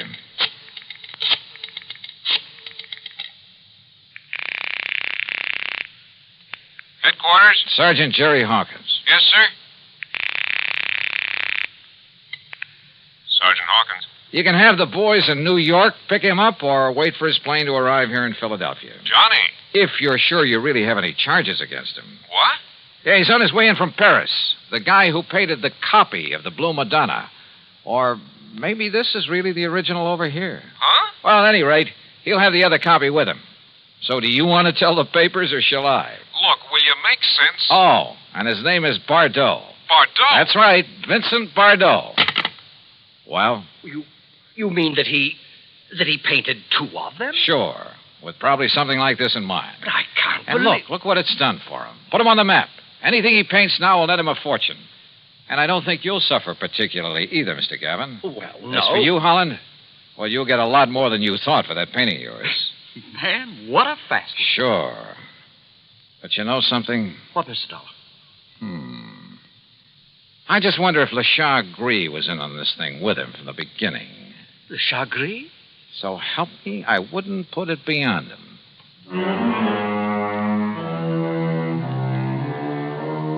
Sure he was in with Bardeaux. And probably collecting plenty from him. Anyhow, the insurance company isn't on anything. But I hope they'll be a lot more careful the next time they insure a painting. Any so-called original. Expense account total, including $400 for Le Chagris, the hotel, and the trip back to Hartford, $620 even. Yours truly, Johnny Dollar.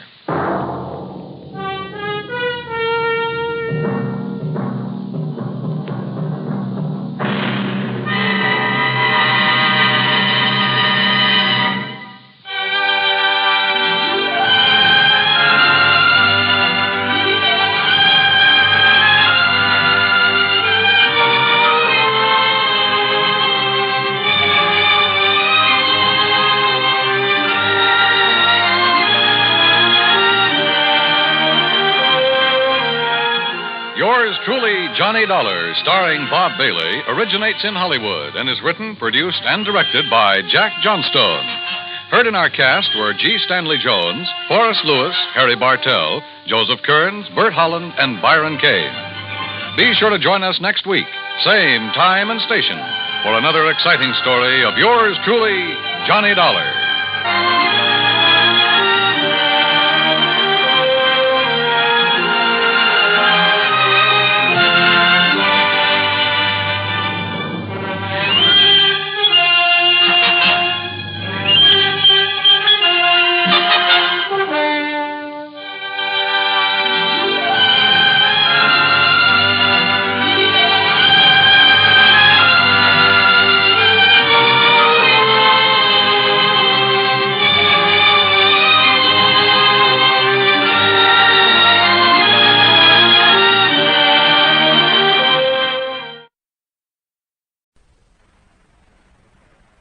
Time now for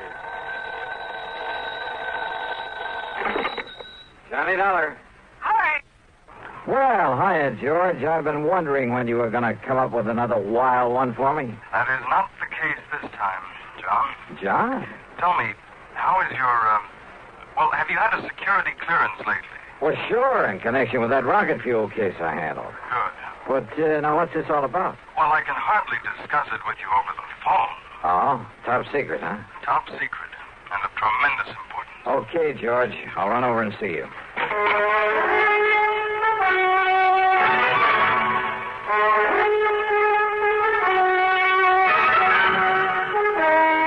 CBS Radio brings you Bob Bailey in the exciting adventures of the man with the action-packed expense account, America's fabulous freelance insurance investigator. Yours truly, Johnny Dollar.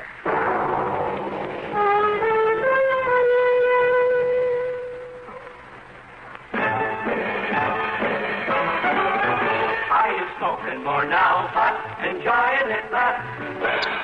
Have a real cigarette, have a Camel. Are you missing the smoke, the nation like that? Have a real cigarette, have a Camel. Are you looking for flavor and mildness? Have a real cigarette, have a Camel. The best tobacco makes the very best smoke. Have a real cigarette, a real cigarette, a real cigarette, have a Camel. If you're smoking more today, but enjoying it less, try Camels. More people smoke Camels than any other cigarette. Any filter, any king, any regular. The Camel blend of costly tobaccos has never been equal for rich flavor and easygoing mildness. The best tobacco makes the best smoke. Have a real cigarette, a real cigarette, a real cigarette, have a Camel. And now, Act One of yours truly, Johnny Dollar.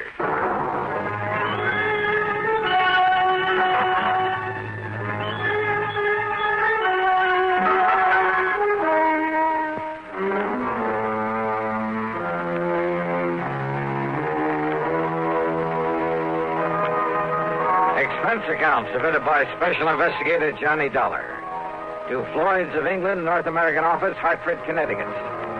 Following is an account of expenses incurred during my investigation of the missing missile matter.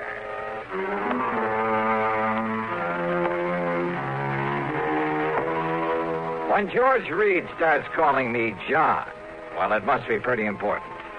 So expense account item 1, $1.25 for a taxi over to the square on the office of Floyd's of England. We'll use this rather isolated office in the back so as not to be disturbed. Yeah, okay. Or overheard. Now, if I seem to be somewhat vague about this whole thing, I assure you it's only because of my own rather limited knowledge of... Well, sit down, Joe. Oh, yeah, sure. Well, you can hardly expect me to investigate something unless I know what it's all about. Well, John, out on the West Coast... Oh, come off this John stuff, will you? I'm sorry, Johnny. But now listen. Yeah, shoot. Out near Los Angeles, in North Hollywood to be exact, is a small plant that operates as the Smithwick Paint Remover Company. What's so all-fired mysterious about that? Not one drop of anything even faintly resembling paint remover has ever been put out by them. Huh? Actually, that name is only a blind, a cover-up. Yeah? For what? An outfit that might better be called the Smithwick Missile Development Company. Government stuff, huh? Johnny, they have no official connection with our government whatsoever. But unofficially? That's the sort of question we never ask. So far as anyone knows, our government simply doesn't recognize them, gives them no support, financial or otherwise. So far as anyone knows. Which means they receive no protection from Uncle Sam either. So Floyd's of England writes the insurance? Precisely. Under orders from our top brass. Well, what's happened out there? What's the trouble? Johnny, it appears from what Smithwick told me on the phone that one of their missiles is missing. Oh, well then. What? Yes. Oh, now look, George, I heard of a guy who mislaid a bass drum once and somebody who had an elephant stolen. Johnny. Oh, one of those missiles? Oh, wait. Hey, maybe he was talking about one that got lost in outer space. But then why send for me? They have nothing whatsoever to do with the firing of those things. But don't you... A small plant out there, did you say? Yes. Oh, then it simply doesn't make sense. Now, George, Johnny, all I know is what Dr. Smithwick told me over the phone. I agreed to have you go out there immediately. He'll be waiting for you there whenever you get there. Well? Okay, George, whatever you say.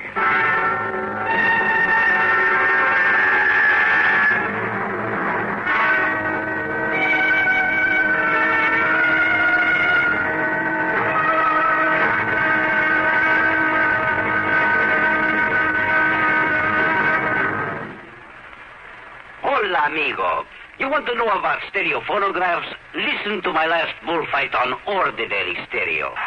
Olé! But now, Columbia Stereo 1.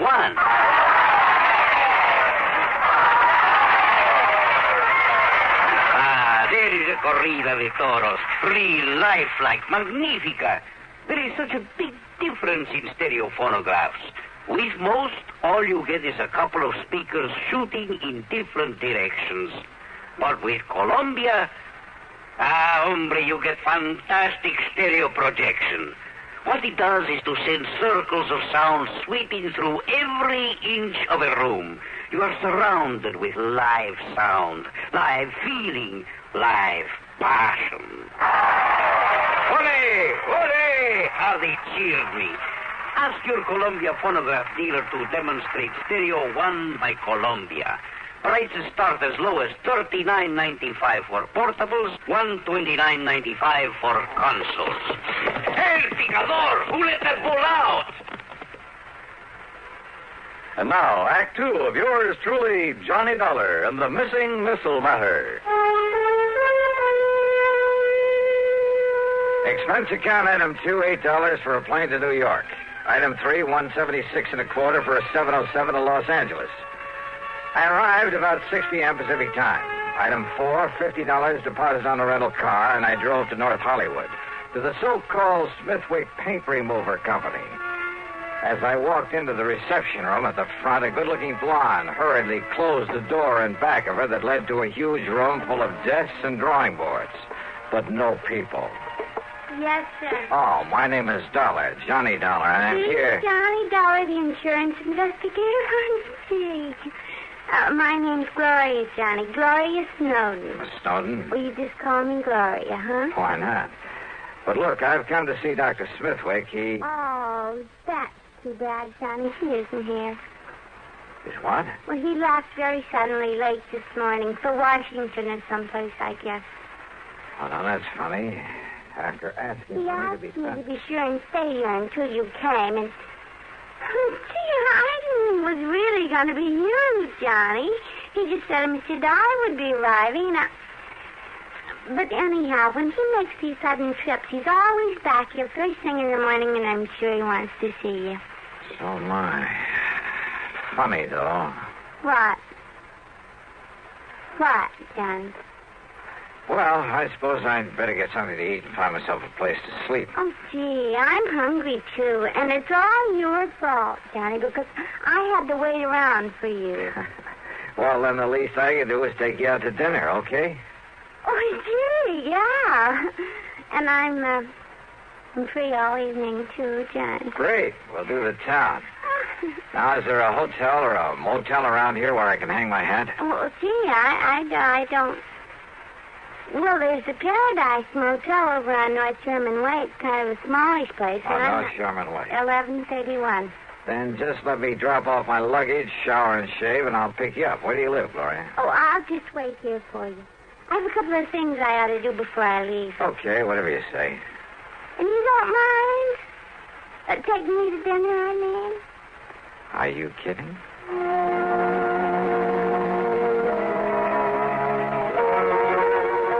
Funny, all this big emergency, all this hurry. The man who'd sent for me was off somewhere else. I should have asked for directions because it was over half an hour before I finally found the Paradise Motel. It was hardly the place I would have picked, but oh well.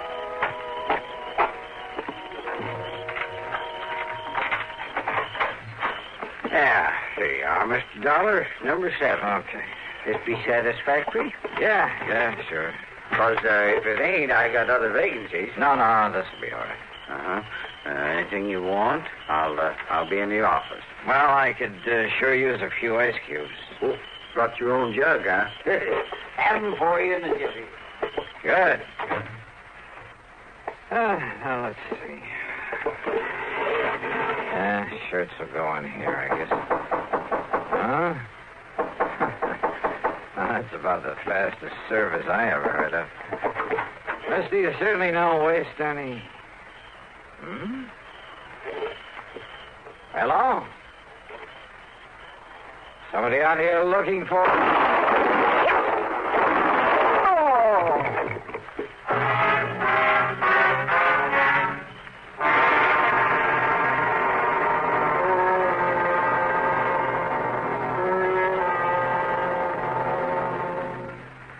Act 3 of yours truly, Johnny Dollar, in a moment. Welcome, recording star Mel Torme. It's terrible trying to sing with a bad cold. So I always take 4-way cold tablets to relieve cold miseries fast. Good idea. Tests of all the leading cold tablets proved 4-way fastest acting. 4-way starts in minutes to relieve muscular pains, headache, reduce fever, calm upset stomach, also overcomes irregularity. When you catch cold, try my way. Take 4-way cold tablets. A fast way to relieve cold distress and feel better quickly. 4-way, only 29 cents. Now, here's a word about another fine product of Grove Laboratories. To get rid of embarrassing dandruff in 3 minutes, change to Fitch Dandruff Remover Shampoo. 3 minutes of Fitch regularly is guaranteed to keep unsightly dandruff away forever. Apply Fitch before wetting hair, rub in 1 minute. Add water, lather 1 minute. Then rinse 1 minute. Every trace of dandruff goes down the drain. 3 minutes with Fitch and embarrassing dandruff's gone. At the same time, Fitch can brighten hair up to 35%. Get Fitch Dandruff Remover Shampoo today. And now, Act 3 of yours truly, Johnny Dollar.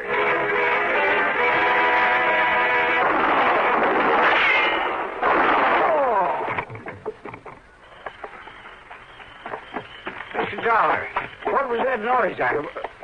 Well, you been hurt? Then that was shots I heard. Mr. Dollar? Whoever fired him was a pretty lousy shot, thank heaven. Oh, then you're okay? You mean he missed you? Oh, how do you know that wasn't just a backfire you heard?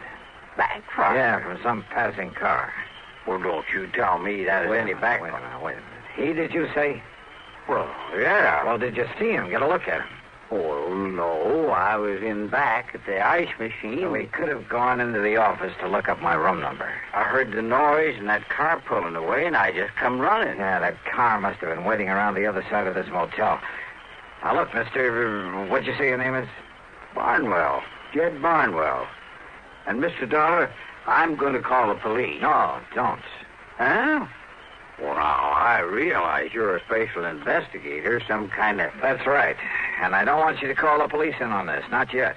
But now, look... That's an order. You got the authority? Not only that, but, look, I want to rent another room from you. Oh, you mean you'll pay for both of them? That's right. You have another vacancy? Well, if you want the truth, you're the only guest I got tonight. I can understand that. So you take care of whichever unit you want, and I'll sign you into it. No, just let my name appear on the register for this one.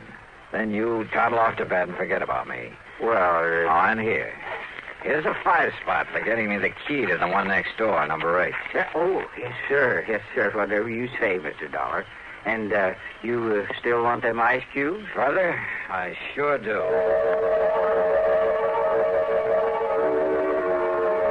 I left one handbag and its contents in number 7. Then I sat quietly in the darkness of my own room and waited. But I suddenly remembered my dinner date with Gloria Snowden, so I jumped into my car and drove back to the missile development plant. The place was dark.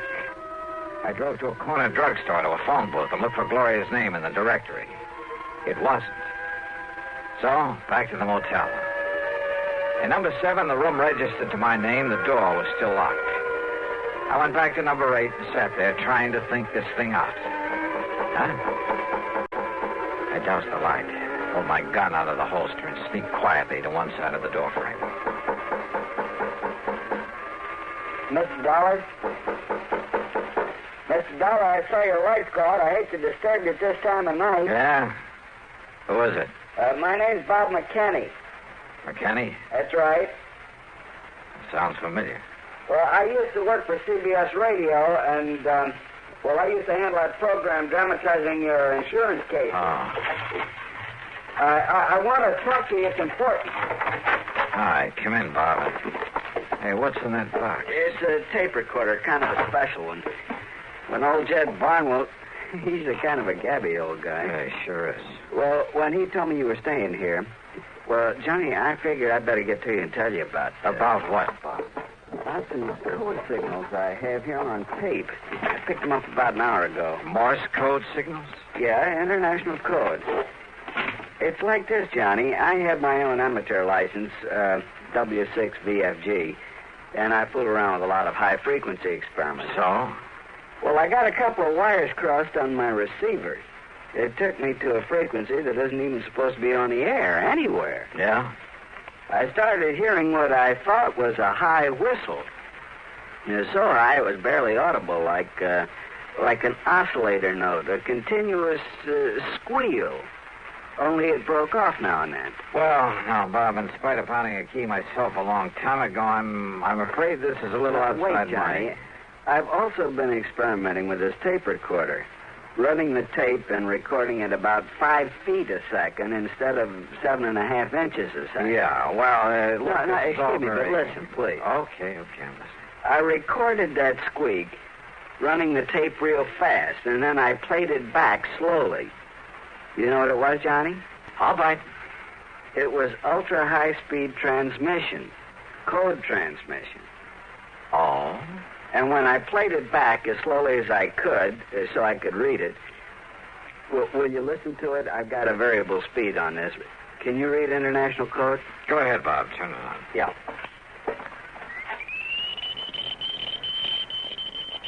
Oh, can't you slow it down a bit? Maybe if I hold it back on the reel. Wait a minute. Listen to that. That's what I mean, Johnny. It's legitimate code, all right, only... Well, have you any idea what language that is? I certainly have. Well, what? Whatever that message is, well, it wasn't intended for anybody this side of the Iron Curtain. And did you understand just, maybe a couple of words? Yeah. Now, look, have you any way of telling where that signal comes from? Well, it was mighty powerful, like it was real nearby. Ultra-high-speed transmission. And on a frequency that nobody in the world's supposed to be using. Bob, if there was some way to spot that transmitter, if we could only... Kenny McManus. What? If I can rig that direction finder at Kenny's to my receiver when it's rigged to catch a signal... Then do it. Get hold of McManus and his direction finder and trace down the source of that signal. Meantime, leave this tape recorder with me. I'm going to round me up an interpreter. Then you caught those 2 familiar words in that message. My name. That's right, they were. Johnny Dollar.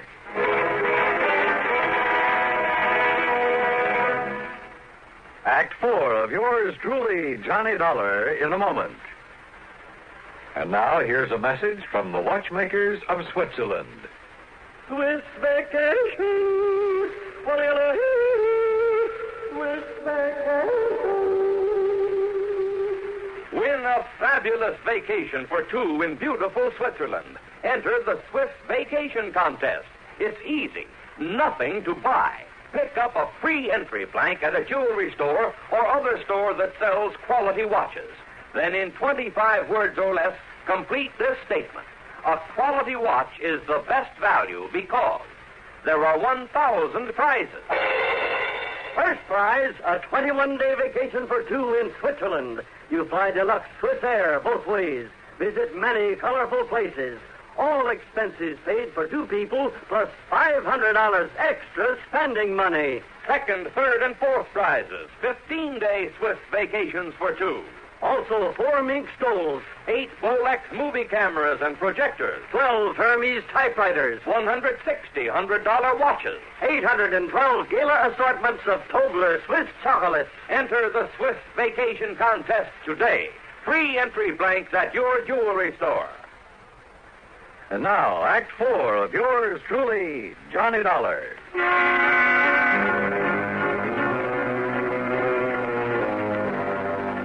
Two familiar words and that high-speed code message that Bob McKinney had intercepted.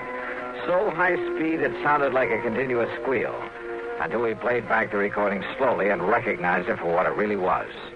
A secret message in that foreign language. Those two words were my own name, Johnny Dollar. My one good police contact there on the West Coast was Lieutenant Harry Golden of the Homicide Squad. Sure, it was out of his line. It was the middle of the night. But he rounded up Alan Orloff, an interpreter, sent him over to see me. It was nearly 8 a.m. by the time I transcribed the code message. And then when Orloff finished translating it. Mr. Dollar, do you see what this means? I certainly do, Orloff. But not only the threat against you, sir, because you are working on this very case. I know. But the sender of this message has somehow got hold of secret plans for a missile, a space rocket. Orloff. Has copied those plans, is holding them for an agent of this other government to pick them up later on today. Which means that somehow I've got to locate the sender of that message. But how? And it must be done immediately before the contact with this other agent. I know. Then don't you see, Mr. Dollar? Wait. Yeah? Who is it? Bob McKinney. Oh, Bob. What'd you find out? Johnny, that secret transmitter's right here in North Hollywood. It's been working ever since I talked with you, up until just about an hour ago. Here's the address and the name of the person who owns the house. Good. Only the antenna must be set up in the attic or something. What do you mean? There's no outside antenna to show there's a transmitter working there. And, of course, using that frequency that nobody would ordinarily be able to pick up. If it hadn't been for my dumb luck in receiving an ultra-high-speed transmission. Did you record any further messages? I got them right here on tape, on this recorder. Good. Then while you transcribe them so Mr. Orloff can translate them, I'm going to the address you have on this... Huh? Kind of figured the name of that sender might surprise you. Surprise, huh? That is the understatement of the week. I'm going over to that missile development outfit. And I hope and pray Dr. Smithwick is there now.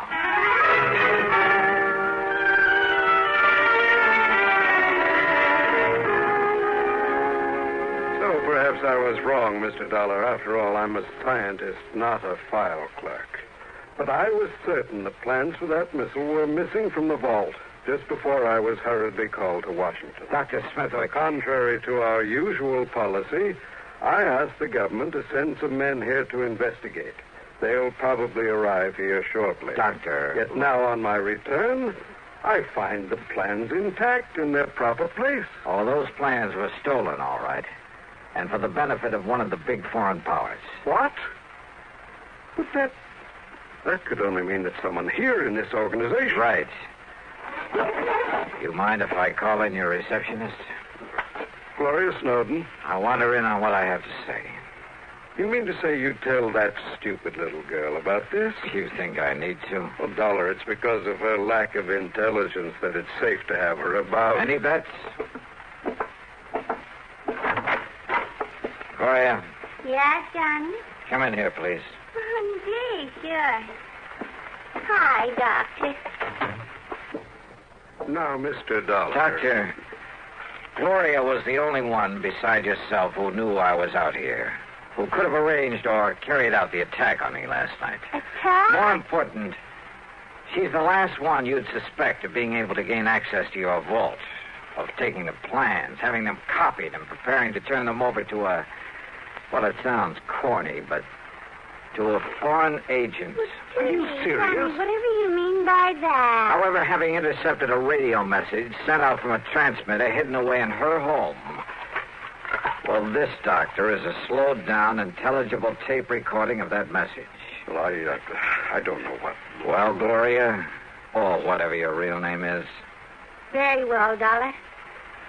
And of course, neither of you gentlemen can be allowed to leave this office. Gloria, that gun.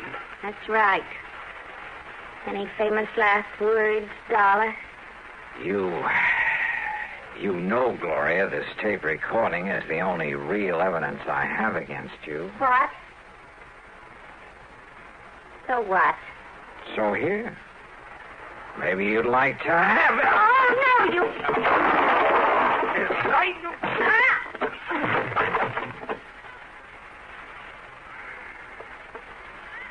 Mr. Dollar. Yeah, Doctor. And maybe those G-men you sent for will keep the date she made with her contact, the one supposed to pick up those plans from her.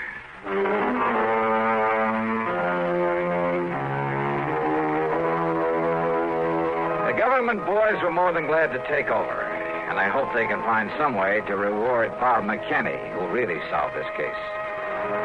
Expense account total, including the trip back to... wait a minute. Forget it. In so good a cause, it was the least I could do. Yours truly, Johnny Dollar.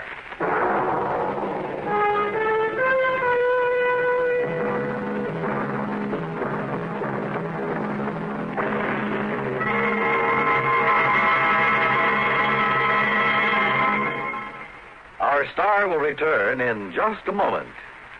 Constipation is something people don't talk about much, but it can be a problem for anyone, even doctors.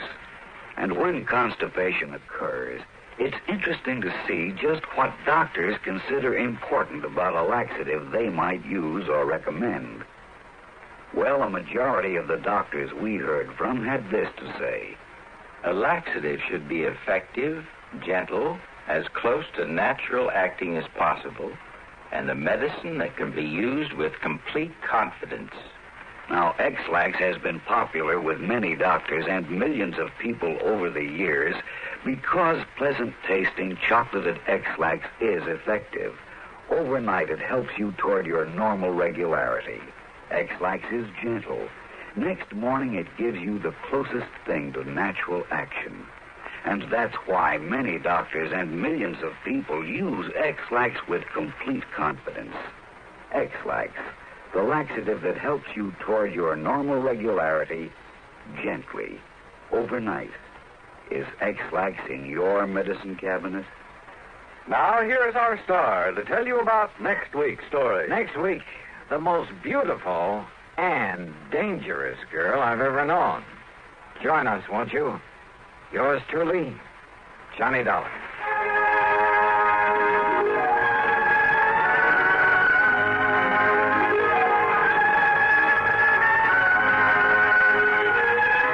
Yours truly, Johnny Dollar, starring Bob Bailey, originates in Hollywood and is written, produced, and directed by Jack Johnstone. Heard in our cast were Virginia Gregg, G. Stanley Jones, Horace Lewis, Harry Bartell, Don Diamond, and Bartlett Robinson. Be sure to join us next week, same time and station, for another exciting story of yours truly, Johnny Dollar. This is Dan Coverly speaking. This is the CBS Radio Network, and this is Radio 59 WROW. From Hollywood, it's time now for... Johnny Dollar. Here Jameson, the Paramount Insurance Adjuster, Johnny. Hi, Perry. It's been a long time. I'd begun to think you're neglecting me. Oh, how you talk. Matter of fact, I've just been waiting for a nasty enough case to come along for you. Yeah, you do have a habit of handing me the dirty ones. What is it this time? 4 states, out in Denver. Oh, yeah, I've heard of them. Well, they're a small outfit. By contract, all their claims are routed through us. Damage appraisals, payment disbursals, and so on. So what's happened? Well, we've had to pay a lot of claims for them recently. Too many. What's more, they've all been big ones and on fairly young policies. Well, Perry, you know as well as I do that things will average out in the long run. Unless something's wrong. $60,000 on one policy, $35,000 on another, $70,000, and a cool $150,000 on one just last week. Shoot. And the beneficiary in each case has been the same man. Then no wonder you...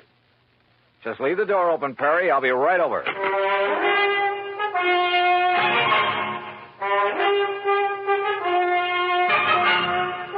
Bob Bailey in the exciting adventures of the man with the action-packed expense account. America's fabulous freelance insurance investigator. Yours truly, Johnny Dollar.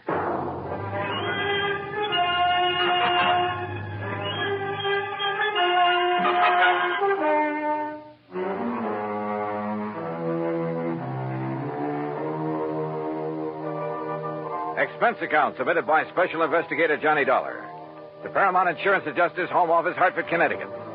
Following is an account of expenses incurred during my investigation of the Denver dispersal matter.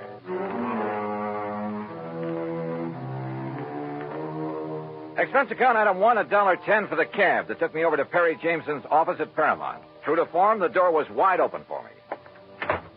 I kind of thought this thing might get you down here in a hurry, Johnny. Sit down. Yeah, thanks. And I took the liberty of calling TWA and getting you a seat on the plane to Denver. Good idea. When? Well, there's one leaving New York at 6 p.m. Okay. And I'll get you into Denver about, 10:30 Mountain Time. Uh-huh. Think you can make it? Sure. Charge your expenses to us. That's the deal we have with 4 states. All right. And the man to see out there, it's almost a one-man outfit, his name is William Whitney. Got it. Now, look, Perry, I've been thinking on the way over here. Woo, wonders will never cease. Thanks, pal, but how well do you know this man, Whitney? Well, maybe he's in cahoots with this big beneficiary, this Don Ricardo. Is that his name? Yeah. Such things have happened. No, Johnny, you're wrong. Poor old Willie Whitney's a mild, timid milquetoast. His wife, an ex-chorus girl who probably thought he had money. Well, you can be sure she's the one who wears the pants in the family. Well, Willie would cringe at the thought of hurting a fly. Well, it was an idea. I don't blame you, but no, forget it. Well, what makes you so sure something's wrong? Well, I didn't say I was, but $215,000 to one beneficiary in a period of only 3 months. Well, I just want to be sure it's okay. And I called you in because I am willing to pay to make sure. No, don't worry, Perry. You will.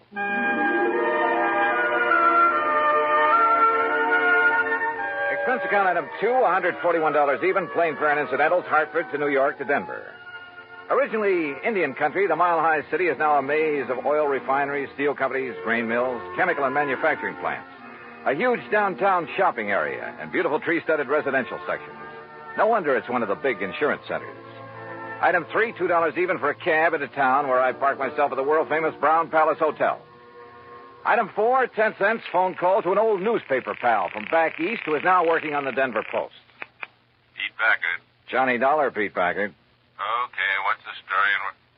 Johnny Dollar, hey, how are you, Keith? Great. You gonna be here long? We gotta get together. Where you stay? The Brown Palace. Pete. Look, you want I should dig up a couple of dates? We'll go out on the town. Remember the last time we tied one on together? Ooh, are you kidding? I had such a headache the next morning, it hasn't left me yet. Well, hey, look, listen. Keith, I get away from the desk at 2 a.m. No, you look. Huh? I'm out here on a job, insurance investigation. Did you ever hear of a man named Don Ricardo? You know Don Ricardo? No. What do you know about him? Well, they say, now mind you, I don't know for sure, Keith, but don't forget I did a hitch on the Chicago Sun-Times a few years back. What's that got to do with Don Ricardo? It was back in the days of the Capone mob. Oh. And Don Ricardo, well, mind you, nobody was ever able to pin anything on him. Yeah, I see what you mean. Where does he live, Pete? 20, 30 miles east, the other side of Golden, a little place called Millville. Uh-huh. Now, mind you, Keith, I don't want to really say anything against him. I mean, if I don't seem to be really telling you anything about him... Pete, I think you've told me plenty. Well, now listen, Keith. Thanks, and I'll be talking to you.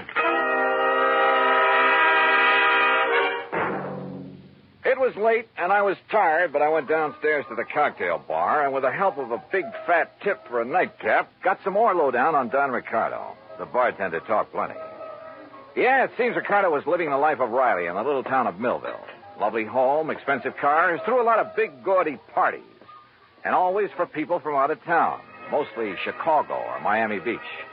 Yeah, the bartender talked plenty. Until he spotted a lean, well-dressed, rather too well-dressed man sitting alone at one of the tables watching him. A man who'd somehow forgotten to take off the light gray hat that shaded his features and slightly narrowed eyes. The bartender clammed up. I paid for my drink, that's item 5, and was conscious of being watched closely as I casually sauntered out and took the elevator up to my room. First thing in the morning, I looked up the address of 4 State. Instead of the striking new mile-high center as I'd expected, it was a dingy old office building on South Broadway.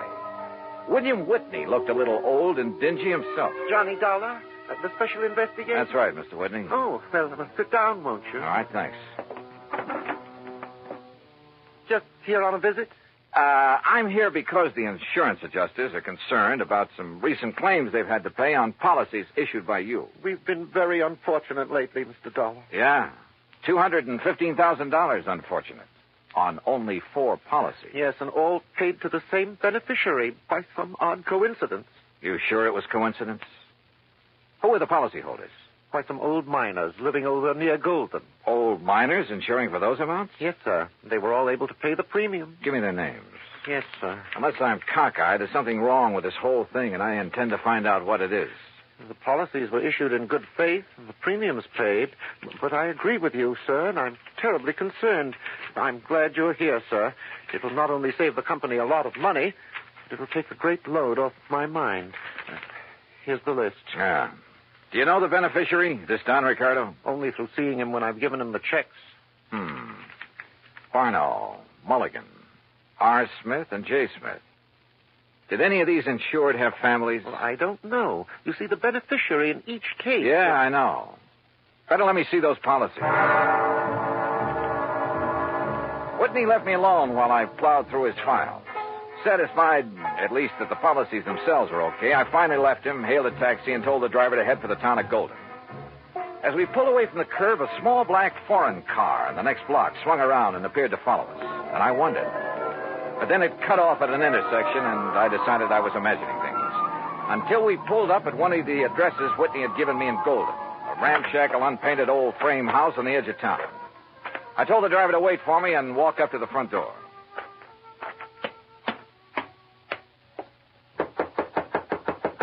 It looks to me like that house is empty, mister. You sure you give me the right address? Yeah, this is the address, all right. But I guess that... Huh? Hey, that door open by itself? I don't know. Hello? Hello? Anybody? No!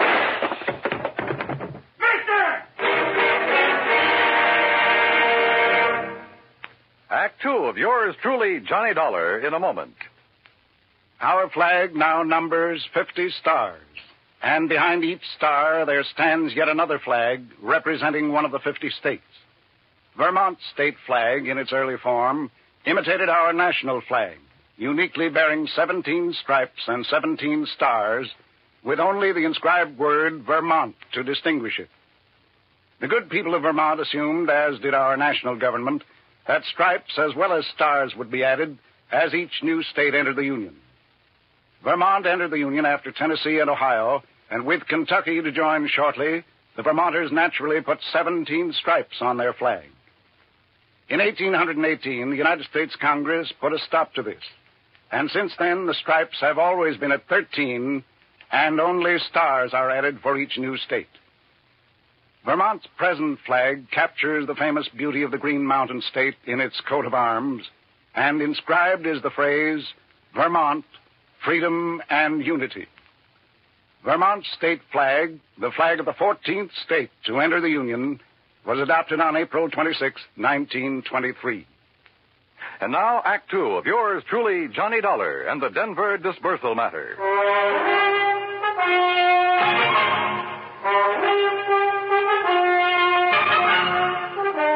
The old house at the edge of Golden, Colorado looked empty, but I knocked anyway. You sure you give me the right address, mister? Yeah, driver, this is the address, all right. But I guess that... Huh? Hey, that door open by itself? I don't know. Hello?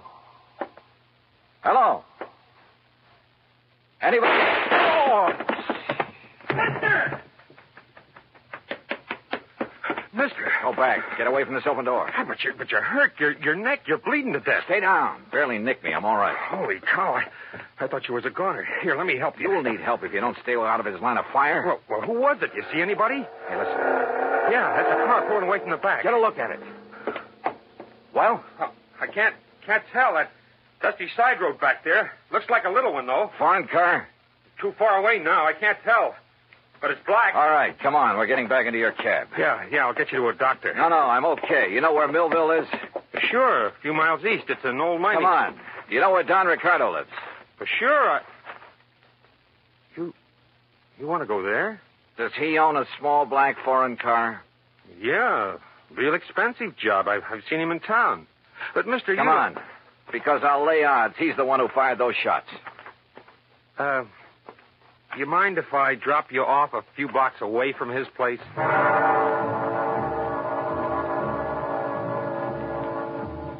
cab driver relented, dropped me off at Ricardo's front door, then hightailed it for other parts. It was a nice home, very modern, seemingly out of place in what had once been a prosperous mining center, but was now a little more than a ghost town. Yes? Mr. Ricardo? That's right. Who are you? I think you know, but I'll tell you anyhow. I'm Johnny Dollar, insurance investigator. Oh, come in, Mr. Dollar. We can sit in the den. Would you like a drink? No, thanks. What happened to your neck there? It's been bleeding. I will get to that later. I've been rather expecting someone like you to call in view of my good fortune in insurance money lately. Sit down. You sure you wouldn't like a drink? Tell me one thing. Yes. Who paid the premiums on those 4 policies that netted you a couple of $100,000? Why, the policyholders, of course. At least to the best of my knowledge. 4 old broken-down miners? They were still quite active, Mr. Dollar, hoping to find a new vein in some of the old workings in this region. Then maybe you grub-staked them, huh? Well, as a matter of fact, I did. And they promised me a share of whatever they might find. In return, they named me in their insurance policy. Oh, you must have given them plenty. More than a worked-out mine could ever yield. How do you mean? To afford the premiums on those hefty policies. Now, look, Dollar, it was all perfectly legal on the up and up. How old were they? Barno? About 68, I believe. Mulligan and Smith and the other Smith? About the same. So what? Oh, the company was crazy. How did they die, Ricardo? By some strange coincidence, the poor old fellows all went the same way. Accidents there in the mine they were working. Did the police investigate those accidents? I imagine so. Now, look, Ricardo, as you know very well, I was shot at a few minutes ago. Shot at? At a little isolated house on the edge of Golden. You were a lousy shot. Now, look here. Also, you should have known better than to park that little foreign job of yours in the driveway, at least without washing it down. What are you talking about? That kind of purplish dust it's covered with.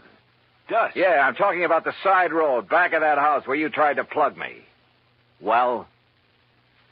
Okay, Dollar. Maybe you're right about the whole thing. So what if I did try to knock you off? Oh, you admit it, huh? Yeah, why not? But since I didn't kill you then... Oh, no, you're not.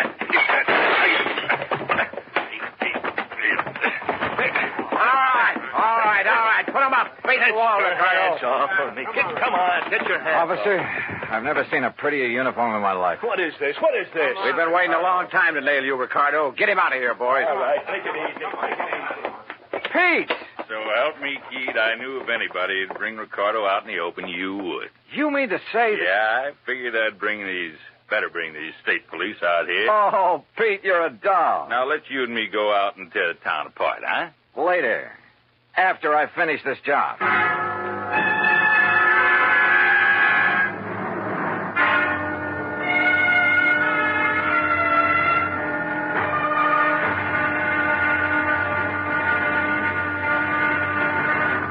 Act 3 of yours truly, Johnny Dollar, in a moment. Over 150 years ago, the Swiss poet Henri Amiel wrote, "Heroism is the brilliant triumph of the soul over fear. Heroism is the dazzling and glorious concentration of courage." During the Korean campaign, Corporal Ronald Rosser was attached to the heavy motor company of the 38th Infantry, 2nd Division, United States Army. Rosser, a veteran of World War II, rejoined the Army and shipped to Korea when he heard that his brother had fallen in the winter assault of the Chinese Communists. One day, Rosser's company moved into enemy territory. At the time, the corporal was a forward observer and carried a radio. Suddenly, in the midst of an enemy attack, Rosser handed his radio to a buddy, slipped the safety off his carbine, and filled his shirt with hand grenades. He charged at the enemy through fierce mortar and artillery fire, shooting from the hip. Straddling a bunker, he riddled its occupants. Still advancing, he accounted for 2 more of the enemy, shooting one through the head and clubbing another to death. Continuing his one-man charge, he jumped into a trench full of enemy soldiers, opened fire, and forced his way relentlessly down the length of the trench, killing right and left with grenades and carbine fire. Out of ammunition, he returned to his company, where he replenished his supply. Then he charged the enemy again and again. Finally, he returned to his own area, and taking the radio back from his friend, he moved out with his company. Corporal Ronald Rosser was awarded the Medal of Honor for his action.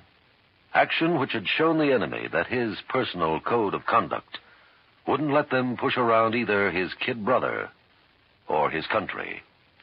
And now, Act 3 of yours truly, Johnny Dollar, and the Denver Disbursal Matter. It took hours, even with Pete Packard's help, when he finally had to go back to his job at the Denver Post. But there in Don Ricardo's house, carefully hidden away under a drawer lining and a sideboard, I found what I was looking for, a handful of canceled checks. It was well after dark when I appropriated one of Ricardo's fancy cars and drove back to Denver, to a little house in the south end of town, not far from the office of Four State Insurance Company. As I pulled to a stop, a big passing truck nearly sideswiped me. Good. It covered the sound of my stopping there. As unobtrusively as possible, I walked up to the front door of the place. Even above the sound of passing traffic, I could hear voices, loud ones, coming from somewhere in the rear of the building.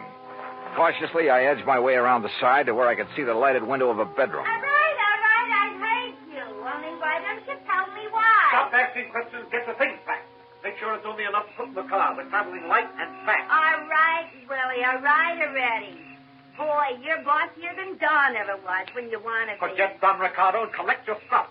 If it wasn't for me, you'd still be working in one of his nightclubs in Chicago. Lucky you never talked this way down to that insurance office of Oh, yours. stop that. I thought we was going to stay in Denver until you made a lot of dough at the insurance racket, huh? I left this happy domestic scene to walk slowly back to the front door. Yep. My original hunch at the office in Hartford had been right. What's that? Somebody at the front door.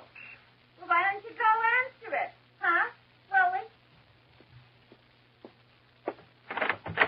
Oh, Mr. Dollar. That's right. Oh, my, I'm glad you're here, sir. Well, you look upset, Mr. Whitney. I am, sir. I am terribly upset. Handbags? They're in the hall? Yes. Going somewhere? It's that Don Ricardo. Oh? I thought you didn't really know him. I didn't. Oh, if only I'd done it before. I'd never have issued those policies naming him as beneficiary. Done what, Mr. Whitney? Investigated that Ricardo. But I did. After you left me this morning. He's a gangster. An ex-gangster, Mr. Dollar. No. Yes. I suddenly realized that in your investigation, you'd investigate him, and he'd think I'd had you investigate him. He'd think I was trying to make trouble for him. It frightened me terribly. And that's why you decided to leave town, huh? Yes, of course. Until this whole thing blows over. He's a dangerous man. He'd stop at nothing. He might even try to kill me. I must leave here immediately. Oh, I wouldn't be too sure of that. Where did you plan to go? Far away, anywhere where he couldn't find me. And where maybe I couldn't find you. Of course. But why did you say that? Well, I was just thinking. This morning when I was going through the files at your office, you left me alone for a while. Yes, I recall that I did. Why? To make a phone call, maybe? To Don Ricardo? What? Is that why he just happened to be waiting in his little foreign car a block or so up the street about the time I left your office in a cab? Oh, Mr. Dollar. Pretty good theory, isn't it? Especially when I have these little scraps of paper to back it up. What are those? Some of Don Ricardo's canceled checks. Made out to you. 20% of the take on those big, fat insurance payments. Where did you get those? Funny, too. They're all dated one day after you paid off on each of those big claims. Give me No, those. you don't. We're going to need these in... No, I'll kill you. Mr. Milktoast, huh?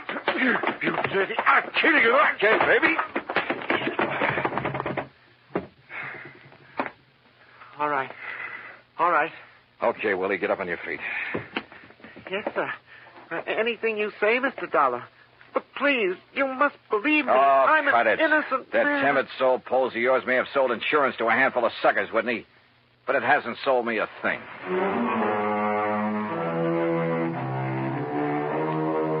Oh, I suppose you find them in every trade. That still doesn't justify their even being alive, though. Fortunately, in the insurance business, they never get away with it for long. Even a team like Whitney and Ricardo. I wonder if they're sharing the same cell. Expense account, item 6, $10 to the doctor who sewed up my neck. Item 7, $84 for a night on the town with Pete Packard. Strangely enough, I still have a bit of a headache from it. Expense account total, including a little gift to that taxi driver, incidentals and transportation back to Hartford, $391.80. Yours truly, Johnny Dollar.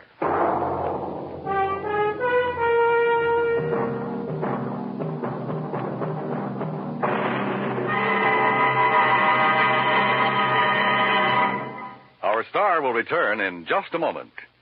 Our flag now numbers 50 stars, and behind each star there stands yet another flag representing one of the 50 states.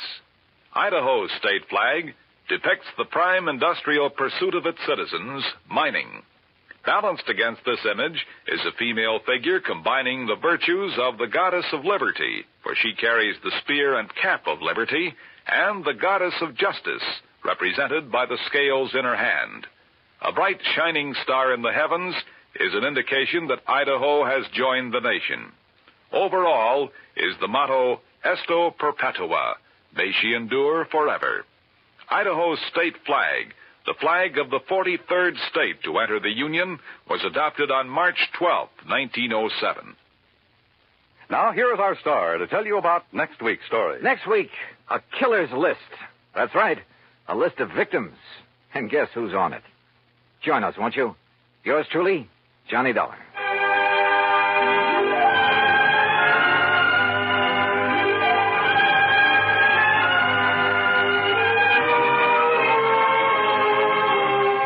Yours truly, Johnny Dollar, starring Bob Bailey, originates in Hollywood and is produced and directed by Jack Johnstone, who also wrote today's story. Heard in our cast were Virginia Gregg, Forrest Lewis, Barney Phillips, Edgar Beria, Frank Gerstle, and Peter Leeds. Be sure to join us next week, same time and station, for another exciting story of yours truly, Johnny Dollar. This is Dan Cubberly speaking.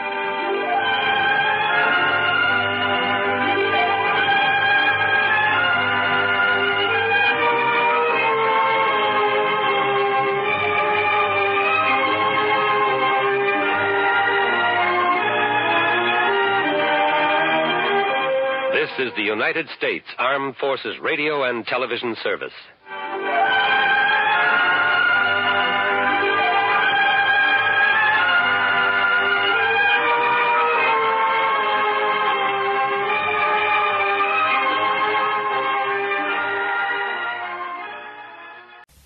From Hollywood, it's time now for...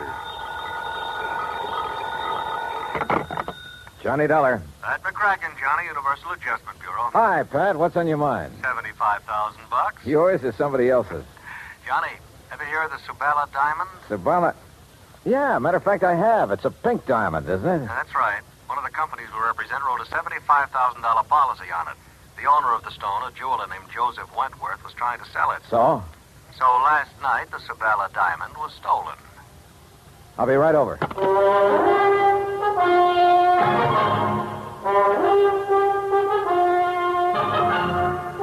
Bob Bailey in the exciting adventures of a man with the action-packed expense account. America's fabulous freelance insurance investigator. Yours truly, Johnny Dollar.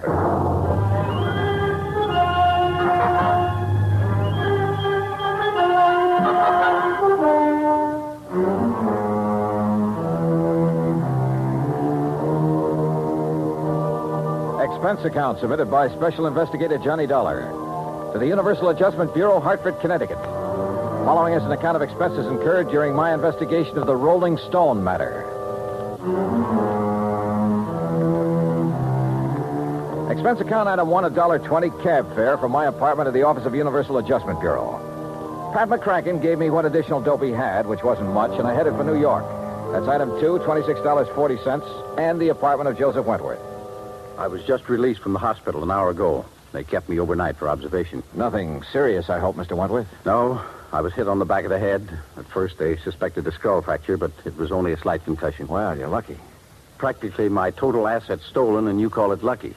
You mean the Sabala diamond? I borrowed heavily to purchase that stone, Mr. Dollar. I'm afraid I'm just about ruined. Well, if I'm not mistaken, it was insured for $75,000. You don't understand. The insurance money will barely cover the loans. The diamond wasn't insured for its full value. Oh, I see. And what's worse, I had a customer for it. I was almost ready to close the deal. Could have gotten at least $100,000, maybe more.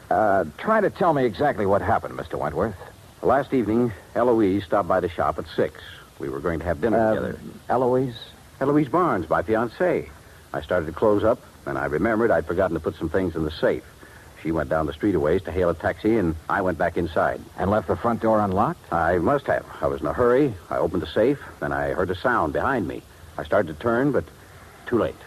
That's the last I remember. The police figure out what you were hit with? Yes, a heavy brass candlestick in my shop.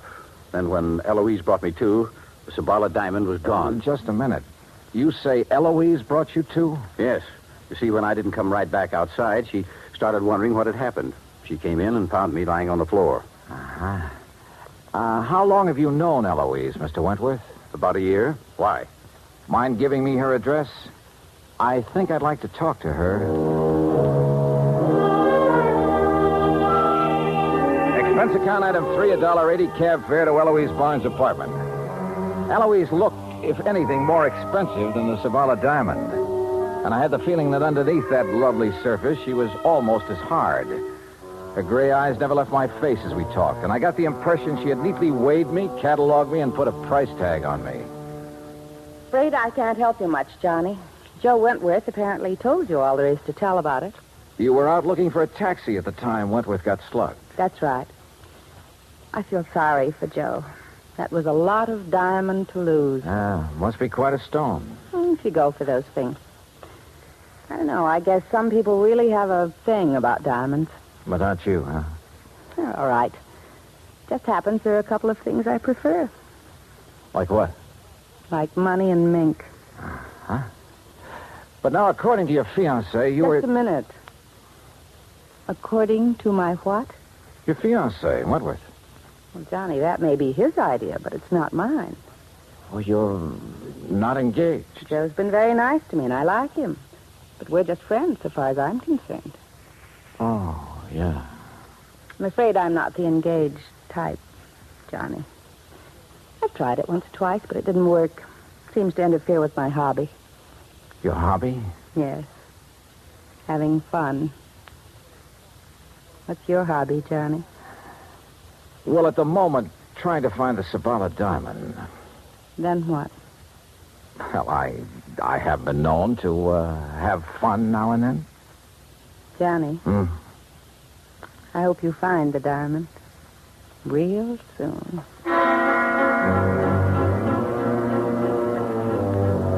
The invitation was printed in large type, but this was no time for an RSVP, especially since I remembered Wentworth mentioning a customer who had been anxious to buy the diamond just before it was stolen.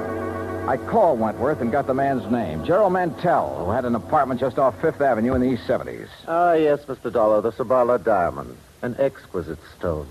The pink radiance of it when it caught the light. Positively hypnotic.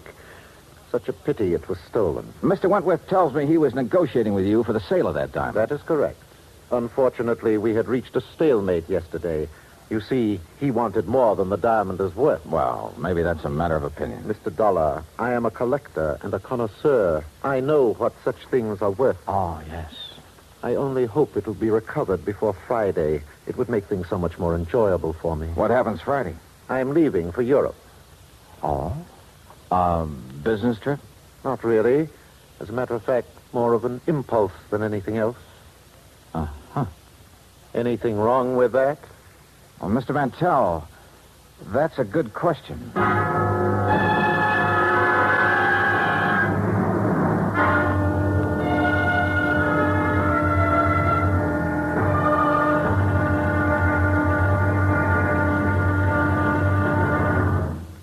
Act two of yours truly, Johnny Dollar, in a moment. Our flag now numbers 50 stars. And behind each star there stands yet another flag representing one of the 50 states. Alabama's state flag is of St. Andrew, the symbol of the Confederacy and the national flag of Scotland. Alabama's state capital, Montgomery, served as the first capital of the Confederacy, and it was on the steps of its Capitol building that Jefferson Davis took the oath of office as President of the Confederated States of America. The Scottish cross is in the form of an X, or saltire, and is also found on the state flags of Georgia and Mississippi. Perhaps it is the independent, rugged spirit of the Scots that recommended its national symbol to the Confederacy as a symbol of its rebellion. Alabama's state flag, the flag of the 22nd state to enter the Union, was adopted on February 16, 1895. And now, Act two of yours truly, Johnny Dollar and the Rolling Stone Matter. I went back to my hotel, stretched out on the bed, and went over the whole thing in my mind. Eloise, who liked the things that money could buy, and who supposedly had been looking for a taxi while Wentworth was slugged and the diamond lifted. Then there was Gerald Mantell, the collector, who was now suddenly leaving for Europe. Yeah, could be either of them. Johnny Dollar. You looking for the Sabala diamond, Mr. Dollar? What's that? Well, that doesn't matter. I know where the diamond is. Oh, where? Not so fast, Dollar. I'm sure the insurance company you represent would pay quite a bit to get that stone back. The question is, how much? Oh, there's a bigger question than that, friend. Whether you're on the level or not. Suppose I can show you the case the diamond was kept in. Would you be convinced then? Maybe. Antonio's bar on East 53rd? Yeah.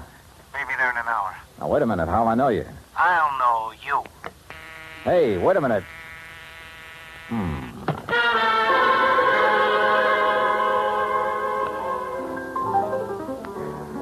Item 4, $2 even drinks at Antonio's while I waited for my telephone buddy to contact me. A half hour went by. Nothing happened. Then somebody came in and went to a corner booth. Not the person I'd been expecting, but just as interesting. So I went over. Hello, Eloise. Johnny. Sit down. Oh, thanks. Expecting someone? All sorts of people. But this is a pleasant surprise. What brings you around here? Business, I thought. You know, Johnny, you've got a one-track mind. Always business. With that attitude, you miss a lot. I don't doubt it. Oh, here you are, Eloise. Oh, why, it's Mr. Dollar. Well, Mr. Mantell. Sit down, Gerald. I didn't know you two knew each other. Oh, yes, we've been friends for years. As a matter of fact, it was Eloise who told me about the Sabala diamond. Oh? You didn't tell me that, Eloise. You didn't ask me, Johnny. Oh, Gerald, the head waiter seems to be signaling to you. That's so I see. I'll be right back. Well, look, Eloise, I think I better be getting along. Don't leave, Johnny. Well, you've got a date with Mantell. He just wanted to have a drink with me before he left for Europe. I told him I was meeting Joe Wentworth here, so he said he'd stop by for a minute. Did Wentworth know that you and Mantell are old friends? I saw no reason to tell him, Johnny. Joe's very tiresome about things like that. You mean he's jealous? I wonder what happened to Gerald. This trip he's taking to Europe, I gather he got the idea rather suddenly. Gerald's very impulsive that way. Yeah. Well, I'll be getting along, Eloise. Looks like the man I came here to meet isn't going to show. I can't imagine what's keeping Joe. I'd say we've both been stood up, Johnny. Maybe we should do something about it, Well, as I told you right now, the only thing I have on my mind is... I know. That diamond. A girl could get tired of waiting, Johnny. Eloise, I don't think you've ever waited very long for anything. See you later. I'll count on it, Johnny. Dollar? What? Oh, Wentworth, we were wondering what had happened to you. Mr. Dollar, I'm certain you're a very efficient investigator, but it seems to me that you've questioned Eloise all you need to. Oh? Or have your conversations with her now reached the unofficial stage? Oh, now look, if Wentworth. that is the case, and I suspect it is, I'd better remind you that Eloise... Maybe I'd better remind you of a couple of things, Wentworth. In the first place, you... Mr. Johnny Dollar? Yeah, over here, wait. Dollar? Oh. Mr. Dollar, it's a note and a package for you, sir. A gentleman just left with me. Did he give his name? Oh, no, sir, no. But he was a short man, stocky, and he wore a gray suit. Okay, thanks. Here you go. Oh, thank you. As I started to say, Hold Dollar... on, will you, Wentworth? Couldn't take a chance contacting you. Somebody was following me. Contents of the package will show you I know what I'm talking about. We'll contact you later. What's this all about, Dollar? It's from a man who phoned me a couple of hours ago. If it's what I think is, then this package...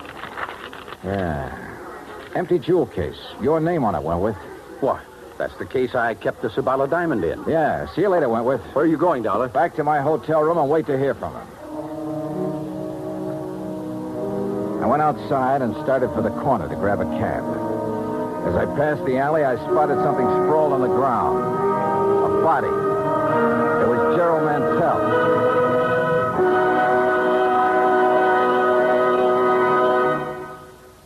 Act 3 of yours truly, Johnny Dollar, in a moment. The way a man conducts himself at ease or under stress shows what he's made of. It shows his character under the strongest light. This is particularly true when a man becomes a prisoner of war. One of the points of the Code of Conduct of the American fighting man says, "If I become a prisoner of war, I will keep faith with my fellow prisoners. I will give no information nor take part in any action which might be harmful to my comrades. If I am senior, I will take command. If not, I will obey the lawful orders of those appointed over me and will back them up in every way." The very essence of the ideals set forth in those words were displayed by Commander, later Rear Admiral, Richard Antrim in April 1942, while a prisoner of war in Macassar, Dutch East Indies, during World War II. Acting instantly on behalf of a naval officer who was subjected to heavy punishment, Commander Antrim boldly tried to quiet the guard and to persuade him to discuss the charges against the officer. The guard refused. Tension increased. The entire enemy prison force was faced by 2,700 Allied prisoners. An order was given to continue the punishment. Suddenly, Commander Antrim, at the risk of his own life, stepped forward and volunteered to take the remainder of the punishment. This sudden move got a roar of acclaim from the inspired Allied troops and so amazed the enemy that both men were spared any further indignities or punishment. Commander Antrim's heroic and unselfish conduct brought about better conditions for the prisoners and earned new respect for American officers and men. Commander Richard Antrim upheld the highest ideals of an officer and earned for himself the Medal of Honor. And now, Act 3 of yours truly, Johnny Dollar and the Rolling Stone Matter.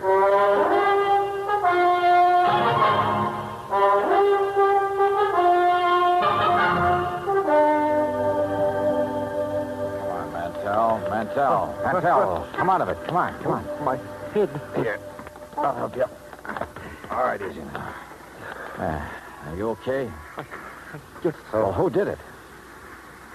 I don't know, Dollar.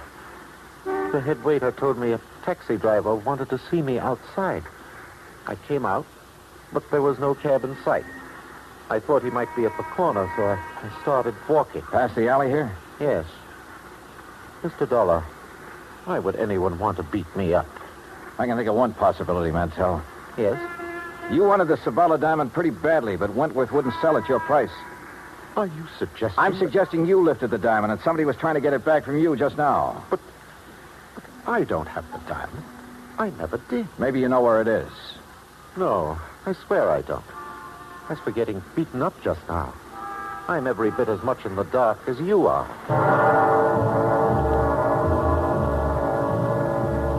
I didn't know whether he was telling the truth or not, but I had no proof he was lying. Item 5, $1 even, a pot of coffee in my hotel room when I tried to pull some threads together, but they didn't pull. If Mantell had the stone, who'd phoned me and sent the empty jewel case to convince me he had information? How did he fit? Yeah, coming. Oh, Wentworth, come in. Here, Mr. Dollar, I have some information that will interest you. Yeah? Yes, first, though, I owe you an apology for, flying off the handle when I saw you with Eloise at Antonio's. Okay. So you're touchy about Eloise. Now, what's the information? Well, just a few minutes ago, a man telephoned me at my apartment. Huh? Yes, I think he was the same one who phoned you and sent the empty jewel case. Well, what'd he say? That he knew where the diamond was, and for a price would furnish the information. Ah. Now, I wonder why he suddenly switched negotiations from me to you. Well, perhaps he thought it too dangerous to continue with you. Yeah, maybe. Speaking of danger, I wish I could locate this character before something happens to him. That's the point, Mr. Dollar. I think I know where he is. How? Well, he must have placed his call to me through a switchboard, because I heard an operator in the background saying, Hotel Maysfield. Hotel Maysfield, huh? Thanks for the lead, Wentworth. I'll check with you later. I headed for the Maysfield and described the man I was looking for to the desk clerk. The clerk said his name was Krause, that he'd checked out that morning. This I didn't get because he'd called Wentworth from the hotel shortly before. I had the clerk let me into Krause's room, hoping I could find some lead on where he'd gone. I did. A scratch pad with the imprint of a pencil still visible. A phone number and a name, Cathcart Hotel. I headed there fast and was referred to room 413.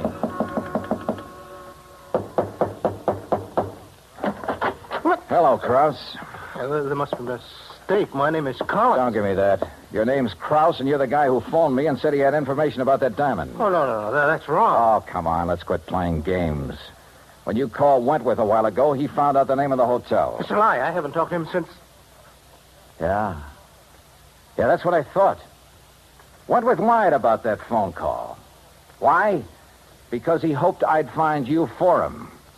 But you had talked to him earlier. Yeah, the theft of that diamond was rigged between you and Wentworth, wasn't it? And you slugged him to make it look legitimate. Well? Yeah. But now you're hiding from Wentworth. Why? What happened to your cozy little partnership? It was blackmail, Dollar. Wentworth. Don't move, either of you. Well, Wentworth, it looks as though I figured you right. You thought I might have better luck finding Krause than you had, so you gave me his last known address and followed me.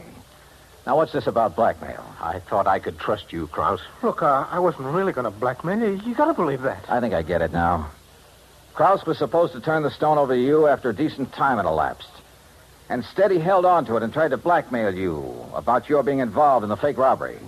That's why he pretended to open negotiations with me, to scare you into buying. Yes, but you made a big mistake, Krause, trying to blackmail a desperate man.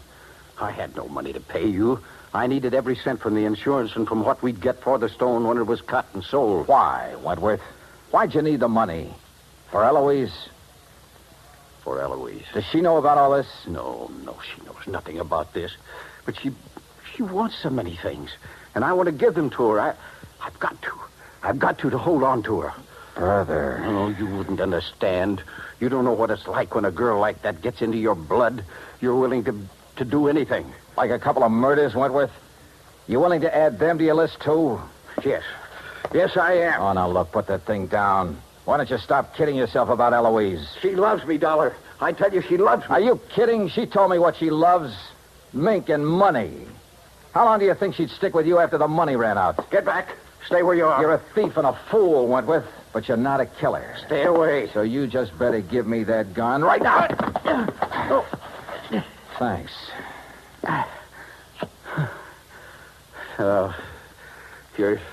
You're right about Eloise. I guess I always knew it, but I just couldn't face it. You just did. And you were right about me, Dollar. I'm no killer. You want to know something, Wentworth? I wasn't sure about that at all.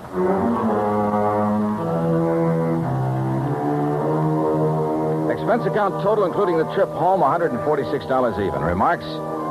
Krause handed over the diamond. He and Wentworth are both in custody. It was Wentworth who beat up Mantell for hanging around Eloise. And Eloise, last I heard, she was going her merry way, having fun, as she calls it. I never did accept her invitation to join her after the diamond had been recovered. And I'm not about to. Yours truly, Johnny Dollar.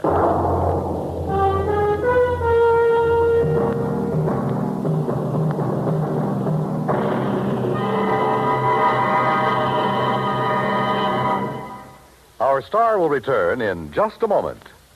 Our flag now numbers 50 stars, and behind each star there stands yet another flag representing one of the 50 states. The origin of Hawaii's state flag has been the subject of much debate.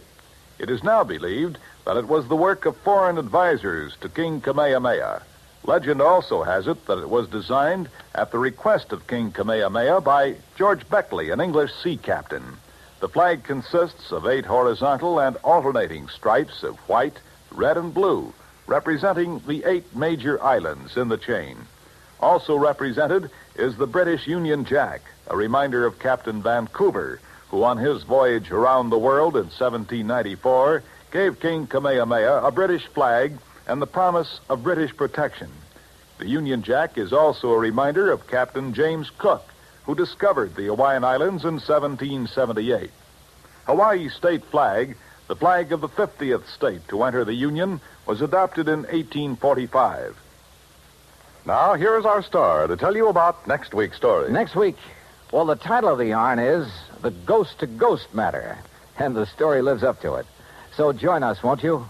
Yours truly, Johnny Dollar.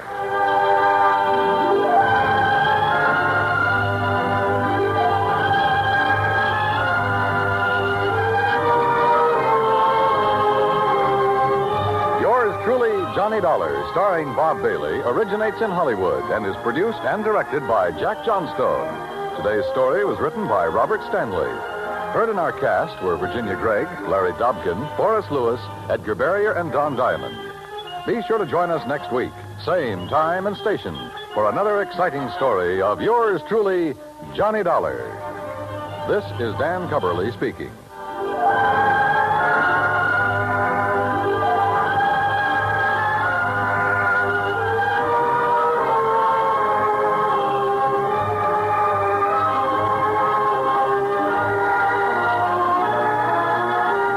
United States Armed Forces Radio and Television Service.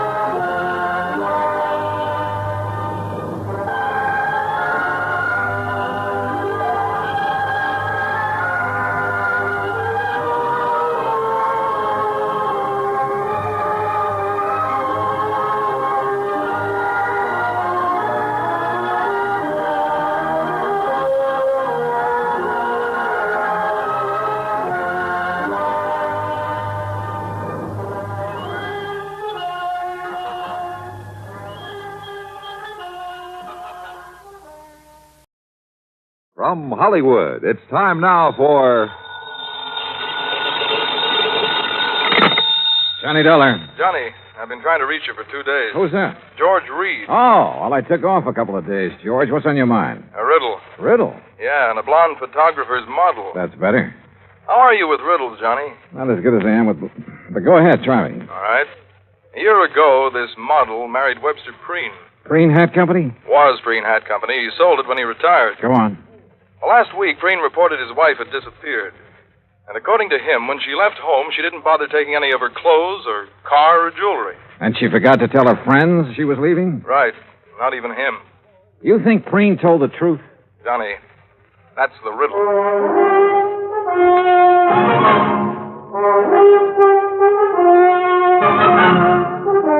Bob Bailey in the exciting adventures of the man with the action-packed expense account, America's fabulous freelance insurance investigator. Yours truly, Johnny Dollar.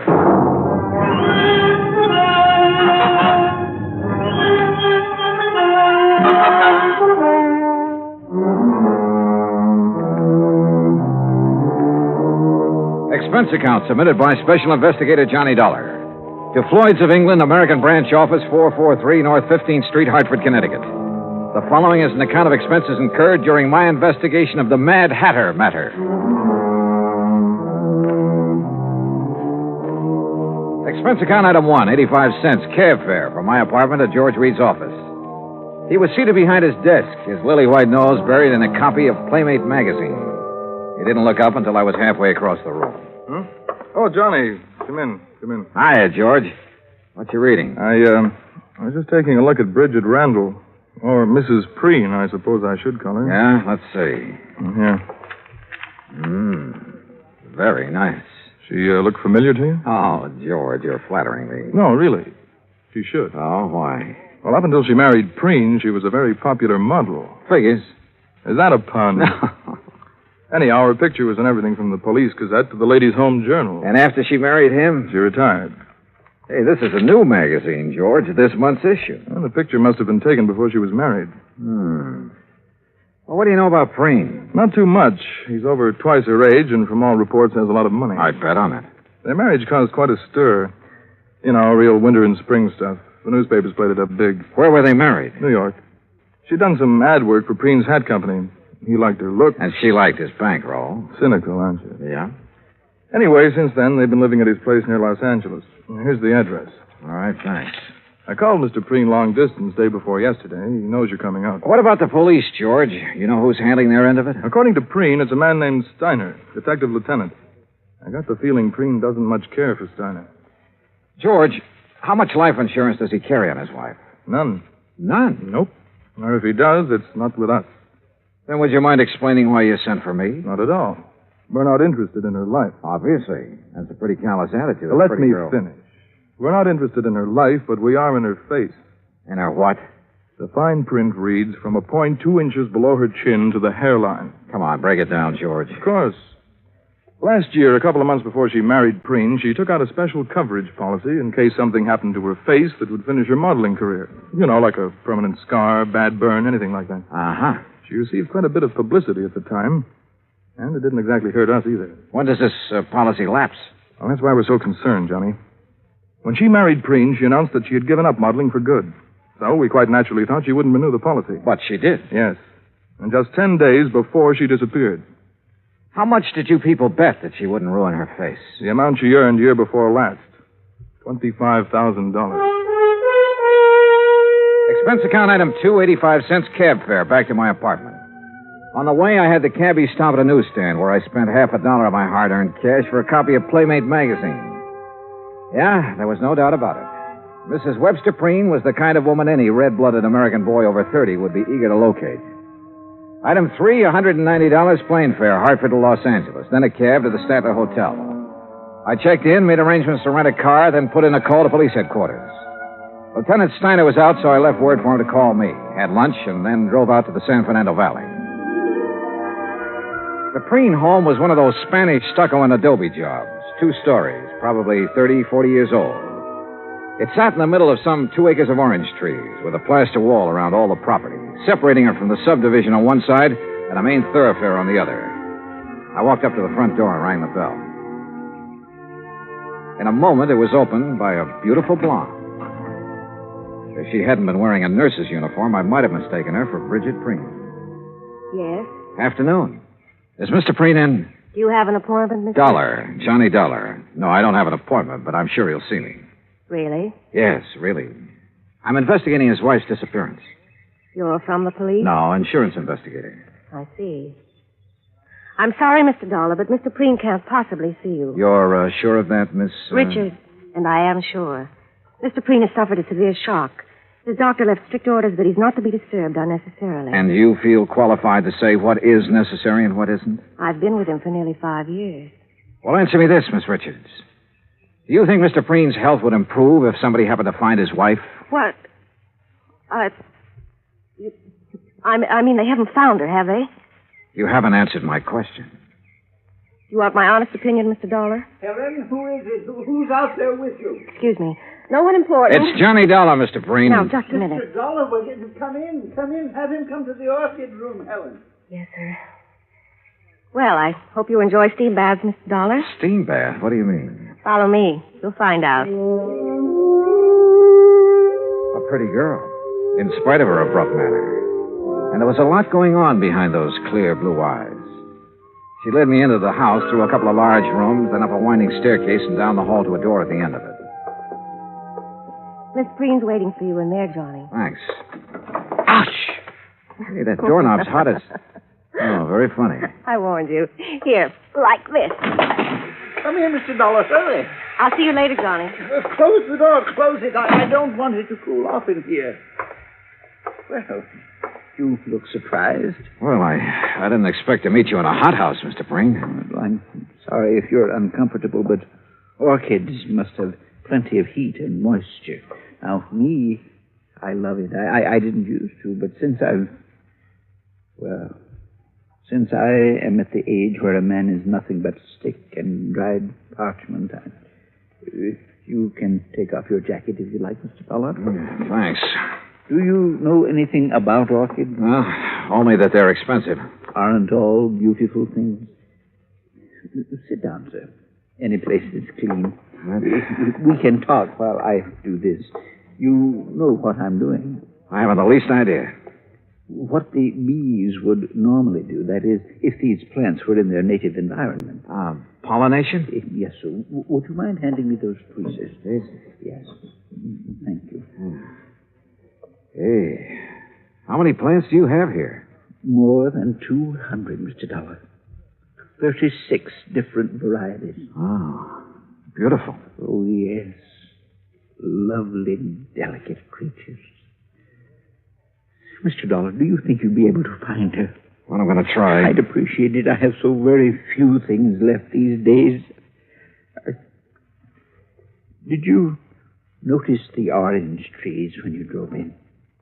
Well, yes. When I bought this house, the land on both sides was nothing but orange groves. Beautiful orange trees. Green, growing things as far as the eye could see. And now it's a housing project. Yes, well, Mr. Preen, I understand you aren't entirely satisfied with the efforts the police are making to find your wife. And you understand correctly. They have done nothing but ask me the same asinine questions over and over again. Have you talked to them? No, sir. I felt that I should see you first, get all the information you have. I will cooperate with you all the way, Mr. Dollar. All right. When exactly did she disappear? Just 10 days ago. She'd come down from our place up at Lake Arrowhead, where she'd spent Saturday and Sunday. Uh-huh. We had planned on going up together that weekend, but I developed a cold. Oh? The evening she returned, I retired earlier than usual, and then when I awoke about 11:30 that night, she wasn't in her room. I called to her, searched the grounds, then waited up. But she never came home. I see. Was anyone else in the building that evening? No. We were alone. Rather, I was. Any sign of a injury to her face, blood, anything like that? Nothing. Uh-huh. Do you remember if she made any remark earlier? Anything that had given you some indication as to whether she planned to go out? She had no plans. She was tired from the drive home, had already put cream on her face and her hair up in curlers. But... Yes? Well, she did say something about wanting to go back to Arrowhead the next day. And you're positive she didn't that night? Mr. Dollar, my wife is a very beautiful woman and an extremely vain woman. She would never leave this house with her hair in such a state. Oh? And even if it were brushed, she wouldn't leave on an overnight trip without taking along a complete wardrobe. All right. What do you think has happened to her? I don't know what to think. If I did, I wouldn't have gone to the police. A few minutes later, I left the lonely old man with his orchids and started toward the stairs. I was about halfway down when I suddenly felt as though I'd forgotten something. Only I was sure I hadn't. Still, something was wrong about this setup. I was trying to figure out what it was when Miss Richards called me. Johnny? Yeah. I'm in here. Better put your jacket on. You'll catch cold. Yeah, well, you better let me worry about that, huh, nurse? Helen, Johnny. I'm sorry I was so rude. But I thought you were just another detective who was going to upset Mr. Preen. Well, now, what makes you think I didn't? Because he didn't shout at you. Does he usually shout at detectives? He ripped into Lieutenant Steiner yesterday morning. Oh? You know why? Well, the police have a crazy idea that Mrs. Preen's body could be buried somewhere on the grounds or upstairs in the hothouse bed. Well, how do you know that? Well, they've been after him trying to get his permission to dig. If they were really serious about it, they wouldn't need his permission. They'd get a warrant. Johnny, you don't believe Mr. Preen killed his wife, do you? At this moment, I have no reason to. Well, everyone knows what a kind and gentle person he is. What about Mrs. Preen, Helen? Well? I hate her. Why? You, care for him? I don't like that. All right, sorry. He's a fine man, a gentleman. There aren't many left. No, I guess not. He called Mrs. Preen extremely vain. Would you go along with that description? It was made for her. Suppose something had happened to her that night. Suppose, well, something that scarred or burned her face. What do you think she'd do? If she lost her beauty, she'd kill herself. Even if she threw away $25,000 by doing it? I know about that policy, but even if it was doubled, she'd still do it. Why? Because she wouldn't have the nerve to face her friends? Friends. Bridget Preen never had any friends. But that isn't what happened to her. What did? I don't know, but I'm sure she's dead. Why? Why, Helen? Johnny, please. Tell me. Now, come on. I know you have a good reason for saying that. Now, let's have it. All right. Come over here. I put them away in this drawer. See? What are they? Caps. What? Plastic dental caps. Actresses, models wear them over their teeth to give a perfect appearance. Bridget wouldn't leave a bedroom without them. Where did you get them? I found them on the floor of the garage 2 days after she disappeared.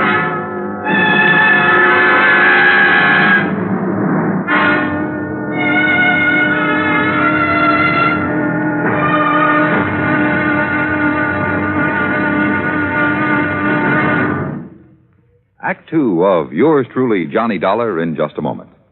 Democracy. What does it mean to the farmer? How can democracy benefit the farmer better than any other form of government? These are easy questions to answer because the facts are there. Only in a democracy can the farmer get the most aid from his government, own his own land, produce, and equipment, and still earn a standard of living that is comparable to workers in the manufacturing industries. That's because the people in a democracy tell their elected representatives they want it that way.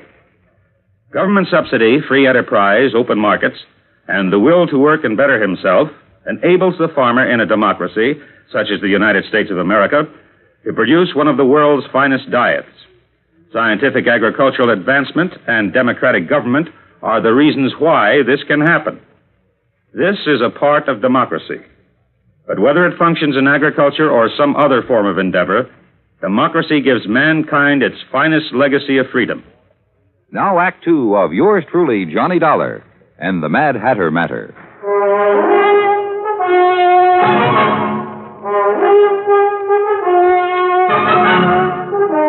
Helen, Mr. Preen's nurse, gave me the set of dental caps that Bridget Preen had used to beautify her teeth.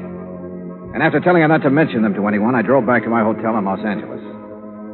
Along the way, I racked my brain about whatever it was, something that had bothered me at Preen's home. Then as I passed the newsstand in the hotel lobby, it hit me hard. I had been in almost every downstairs room of Preen's house, and not once had I seen a single picture of the beautiful and vain Bridget. In my room, I was about to call Preen and ask him why when somebody began pounding on my door.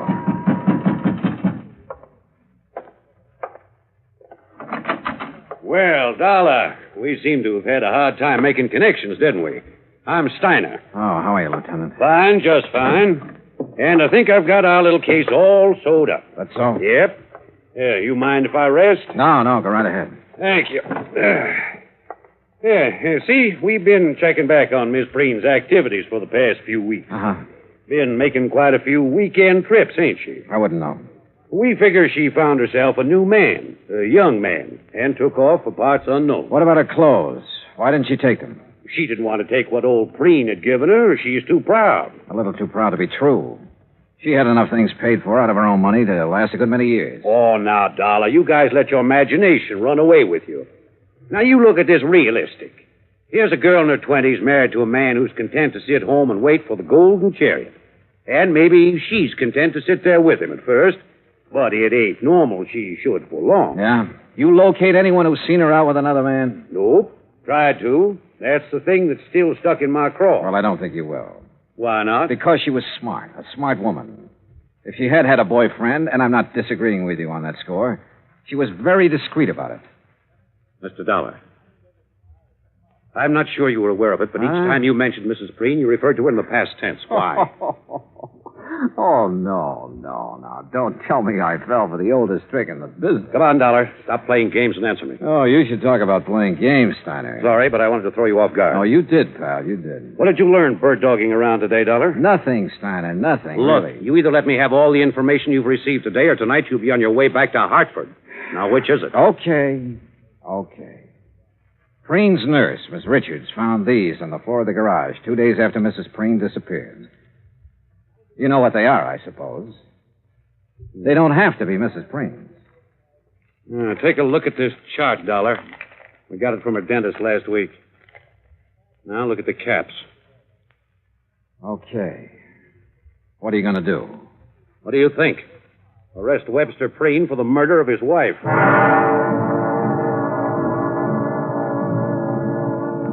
I told Steiner he could never get an indictment. The teeth caps definitely belonged to Bridget, but they were found in her own garage. She could have dropped them any time during that evening she came home from Arrowhead. And I reminded him of Preen's position in the community, his money, how well he was liked, everything. Hoping I could still stall him long enough for me to try something that had been in the back of my mind since I left Hartford. I opened a copy of Playmate magazine to Bridget's picture. Then I placed a long-distance phone call to New York City. We're ready with your call to Mr. Howard, Mr. Dollar. Okay, thank you, operator. Go ahead, please. Hello? Hello, Mr. Howard. This is Johnny Dollar, insurance investigator. Yes, Dollar? A client of ours has her picture in the current issue of your Playmate magazine. Oh, yes.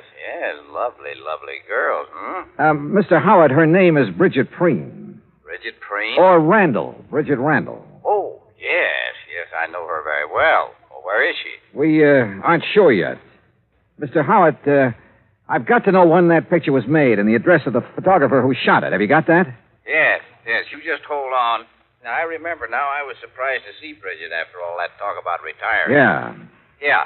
Yes, here it is. Photographer's a new one as far as we're concerned. What's his name? Tracy. Russell Tracy. Address? Box 17. Got it? Box 17. Lake Arrowhead, California. What? Lake Arrowhead. You ought to know where that is. Yeah, I do. It took me a little less than 2 hours to drive up to Lake Arrowhead. When I reached the village, I stopped in at the post office. Yes, sir. What can I do for you? Well, I'm looking for an old friend of mine. He's got a place up here somewhere. What's his name? Tracy. Russell Tracy. Oh, yeah, sure. Nice little cabin on the lake, about a half a mile down toward the left. You just follow the road. Okay, thanks. The cabin just before you get to Russell's has a big mailbox out in front with the name Preen on it. Got it? Preen? Yeah, I sure have.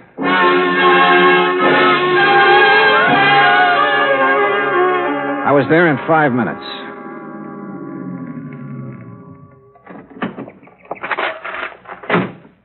It was small, 2 rooms at the most. A dog came from the direction of Preen's cabin to bark at me, then went back into the woods again.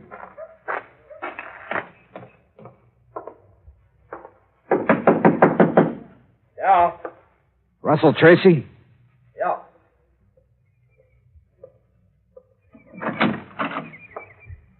Who are you? Name's Dollar, insurance investigator. May I come in? Yeah, come on in. Thanks.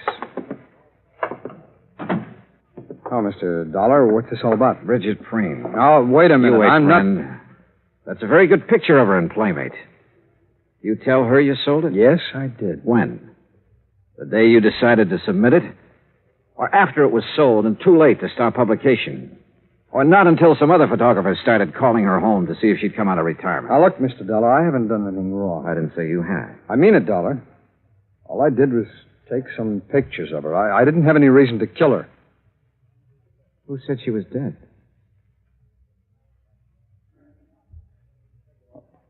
All right, Dollar, sit down. I'll give you the whole story, at least all I know of it. Okay, go ahead. Bridget liked modeling. She liked it better than anything else, I guess. And when she found out I was a photographer, well, she was over here most of the time. What about the day she disappeared? I'm getting to it. I'd needed some money a few weeks before that. I needed it bad. I had a run-in with the law in Texas a couple of years back. I haven't been able to hold on to a good job since. Go on. Well, I had this one shot of her, and I knew it was right, so I sent it in without her knowing about it. When did she find out? Well, like you said, photographers called her house. Her husband answered one of them. You ever meet her husband? Yeah, a couple of times when he was up here. He knew you were a photographer? He's been trying hard to get back at me for taking that shot of his wife. How do you mean? There's a dry well out in the back, about 20 yards from the fence line. After he killed Bridget. He killed? Yeah. Yeah, because the next morning I was out with my dog and we found her face down in the well. I guess he figured the sheriff would find her before I did and figure I did it. How do I know you didn't? If I had, I wouldn't have dropped her in my own well, would I? Besides, why? All right, she's still there. No, I took her out that same morning, and it's a good thing I did, too. The sheriff and some detectives from L.A. were up here nosing around the next day. Why would Preen want to kill her, Tracy? All right, now, don't ask why, but Bridget was in love with me. The night she went back to L.A., she was going to tell him. I guess that, on top of the picture, was just too much for him to take. Dollar, you believe me, don't you? Why didn't you report this to the sheriff? I've got a record, Dollar, and Preen's got more money than he knows what to do with.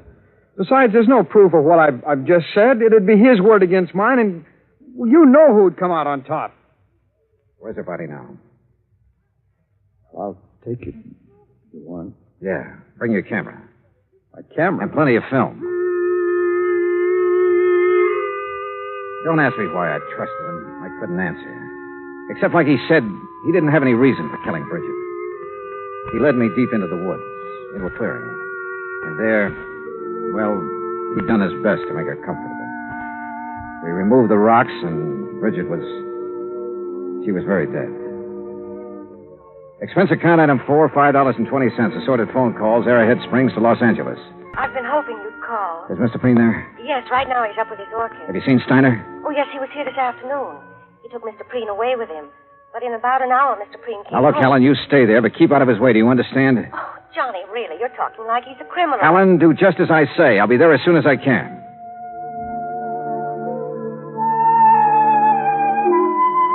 After seeing that Russell Tracy was safe in the custody of Steiner, I took the freeway out to the San Fernando Valley. It was a little after 9:30 when I pulled into the Preen driveway. The porch lights were on, and Helen opened the door. Johnny, you look awful. You had dinner? No, not yet. Well, let me fix you something. No, please, Helen, no thanks. What's in the envelope? Nothing important. Where's Mr. Preen? Where do you suppose? Upstairs with his orchid. Would you mind if I went right Of up? course not, Johnny. You go ahead. When your dinner's ready, I'll call you. Yeah, okay, thanks. Careful of the doorknob. Yeah, I remember.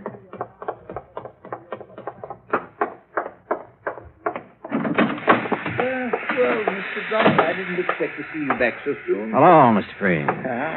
Didn't dress for it again, I see. You'd better take off your jacket, Mr. Dollar.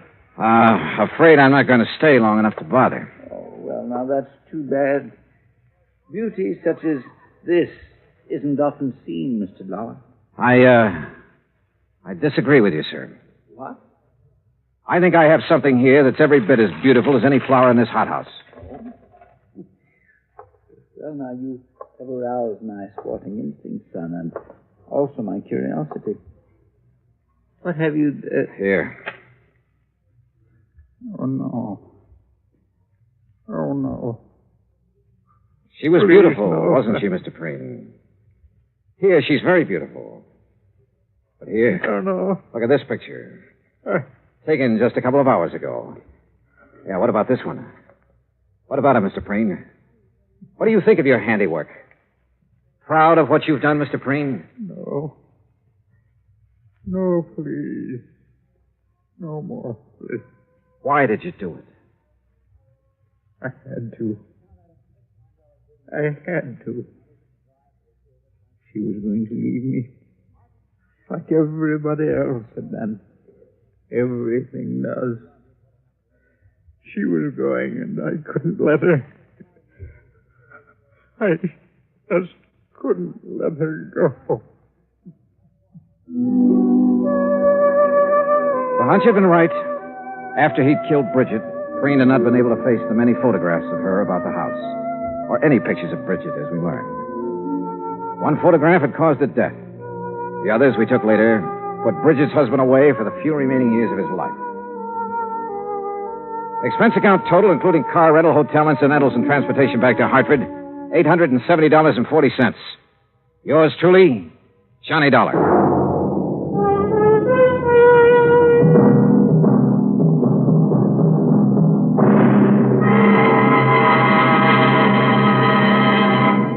Now here is our star to tell you about next week's story. Next week, a fishing trip that could be very pleasant. Except that one of the fishermen is deaf. Join us, won't you? Yours truly, Johnny Dollar.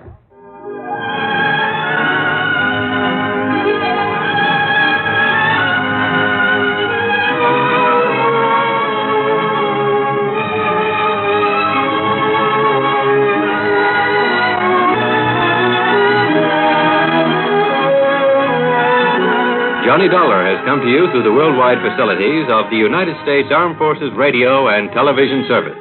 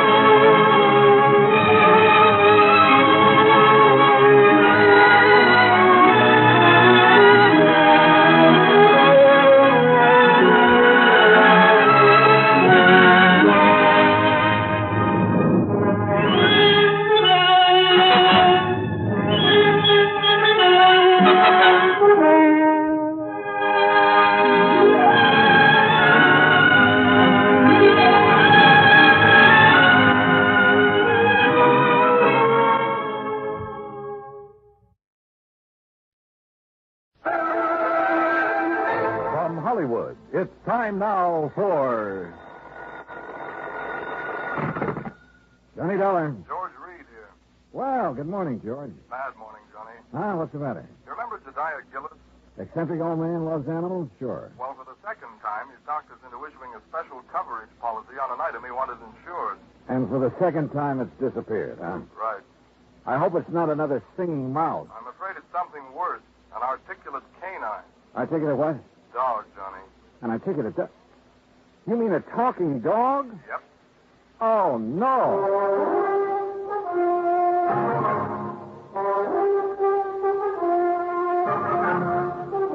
Bob Bailey in the exciting adventures of the man with the action-packed expense account. America's fabulous freelance insurance investigator. Yours truly, Johnny Dollar. I didn't know about mice. I do know about dogs. And I've never heard one yet that could say anything but rough. Well, maybe you haven't, but Michael Murphy has. Michael Murphy? Iron Mike Murphy, vice president of Milford Steel. Oh, what's he got to do with this? Well, he's the former owner of the articulating canine. Gillis bought the dog from him? According to this application, he did. When did it happen? Oh, about 3 weeks ago. First I heard of it was when Gillis called from New York asking for the coverage. How much insurance does he have on the critter? The maximum we'd allow, $7,500.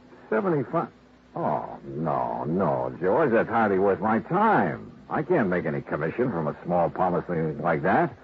Why don't you pay him off and forget it? I'd like to, Johnny, but it isn't that simple. No? No. Since you found his mouse, Gillis thinks you're some kind of a miracle worker. No, Pied Piper, I mean. Or Pie-Eyed something or other. Anyway, the boys upstairs have agreed to let you write your own ticket again, providing... Yeah?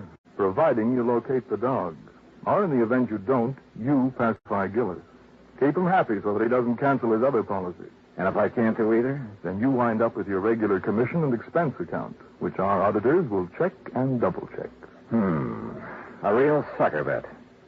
But okay, George, you've got yourself a deal. Expense account item 2, 85 cents cab fare back to my apartment. Item 3, $26, transportation Hartford to New York City, including cab fare to the Statler Hotel. By the time I checked in, changed my shirt, it was 8:30. I picked up the phone and called the number George Reed had given me.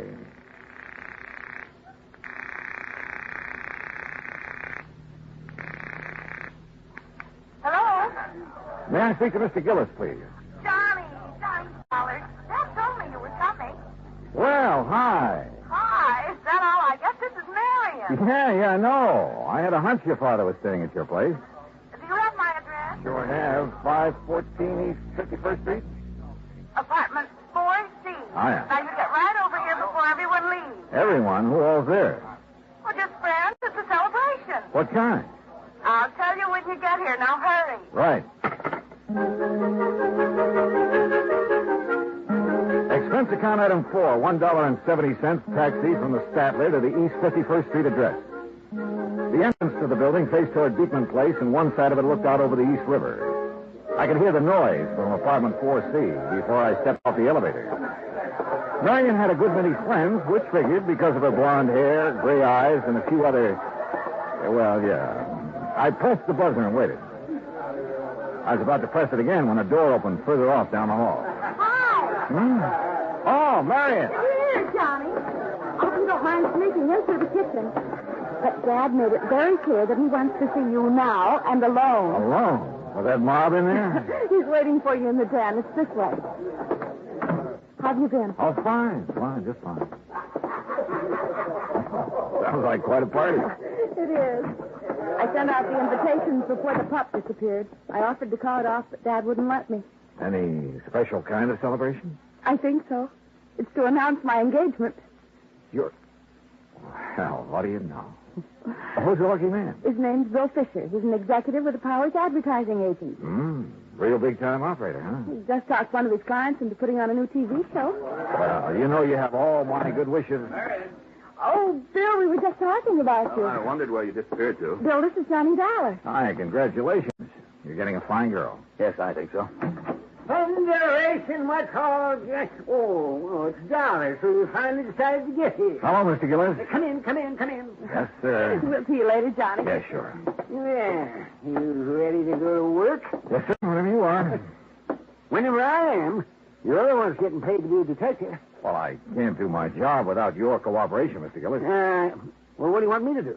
Just answer a couple of questions. Just answer, well, didn't that sweet pea of an agent tell you all you need to know? Well, he couldn't. He didn't know anything except that a dog you have insured. A dog? A dog, you say? Is that what you call her? Why, you miserable, cold-hearted... A dog. Well, isn't that what you've lost, Mr. Gillis? No! And don't you ever let me hear you calling that... She's a little lady. If you must refer to the type of being she is, well, she's a canine. Okay. Do you mind telling me under what circumstances the canine disappeared? I wouldn't mind at all. And please call her Ming Toy. Beg your pardon? Ming Toy, that's her name. Ming Toy Murphy. What's the matter, you dog? Are you deaf? No, isn't that kind of an unusual name for a dog? A canine? Oh, you think so? Shows how stupid you are. She's a Chinese.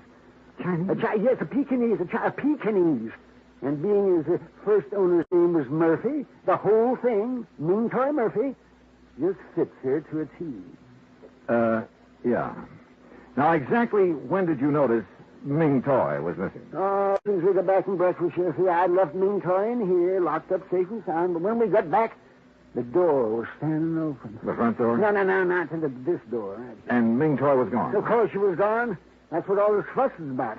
But the front apartment door was closed. It was, and if somebody's come in here and stolen her, they'd have had sense enough to close the front door when they left. You're, for sure somebody did steal it. I don't know what to think. All I know is Ming Toy missing. Canine animals like her don't grow on trees. Oh, what do you mean? Because of her, special talent? Well, now you're getting it, my boy. Yes, because she can talk. Oh, Mr. Gillis, can you honestly say you've heard her speak? Speak? Well, man, all dogs can speak. But Ming Toy talks. Just like a human being, I suppose. Yeah. I see you don't believe me. Well, you just march yourself over here to this tape recorder? Oh, Mr. Gillers, if she can talk like you say, it's still going to take me a while to kind of get used to this. You and the whole country, providing we get it back. The whole country? TV, boy. What? Television. A new show called The Big Shock. The first one's on tomorrow night. What's the matter? Don't you read the papers? Anyway, they started advertising about 2 weeks ago. Looking for a dog that could say, Happy Hollow Dog Food is yum, yum, yummy. Happy Hollow Dog Food? That's the company sponsoring the show. Go on. They're going to open their show with the animals saying that slogan, you see. And today I was going to take Ming Toy down there and let her say it and collect the $50,000. What $50,000? The $50,000 they're offering to give for a dog that can say, Happy Hollow Dog Food. All right, I know. Yes, well, anyway, when I first heard about this, I remembered Mike Murphy had said something to me over a year ago about having a canine in his kennel that could talk some. So I went over there 3 weeks ago, and I bought her. Was the ad in the paper at that time? Of course it wasn't. Well, how did you know it was going to be? Marion told me. How did she know? That dressed dummy she's fixing to marry.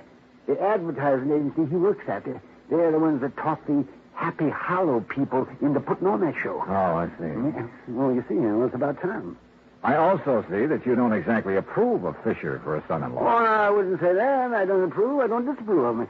If she wants to marry a stuffed shirt, that's her business. Let me play this tape recording for you. You're going to hear the sweetest little voice this side of town. Now then, me little pet. You see, ready we for the made time. this with Mike Murphy. All right, girl. Now talk to me. Pretty now. Talk pretty. Hello, everybody. Hey, she said hello. What's a dog? It's canine. Be quiet. Very good, lad. Now tell me, how are you feeling these fine days?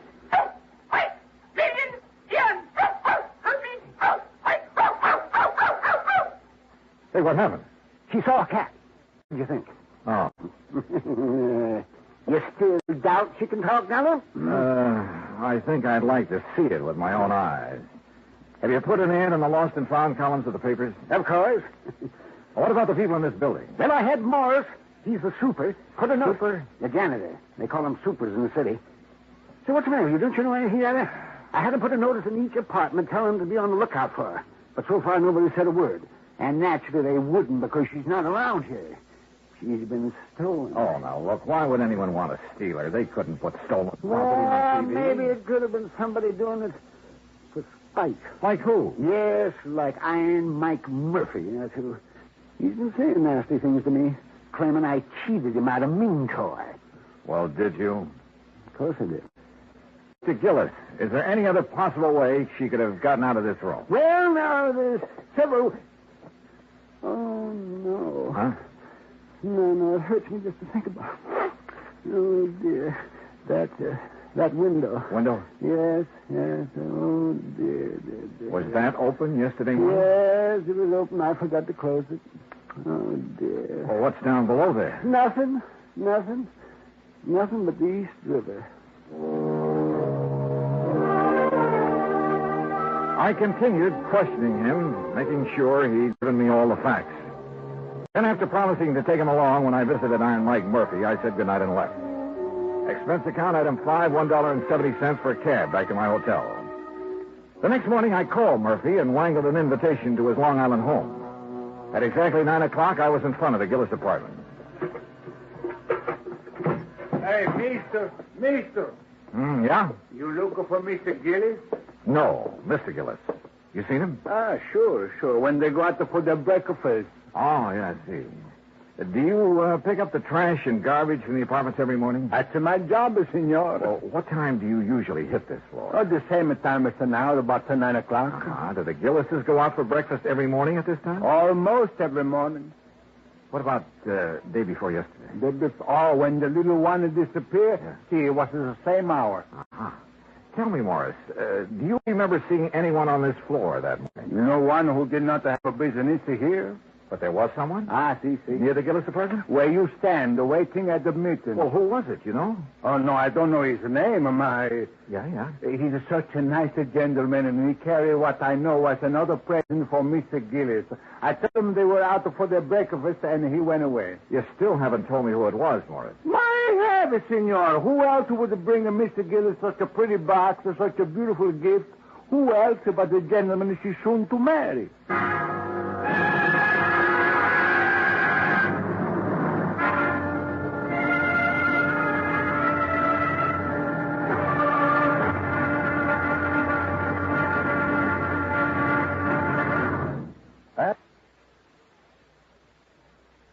Now, Act Two of yours truly, Johnny Dollar, and the Ming toy Murphy matter.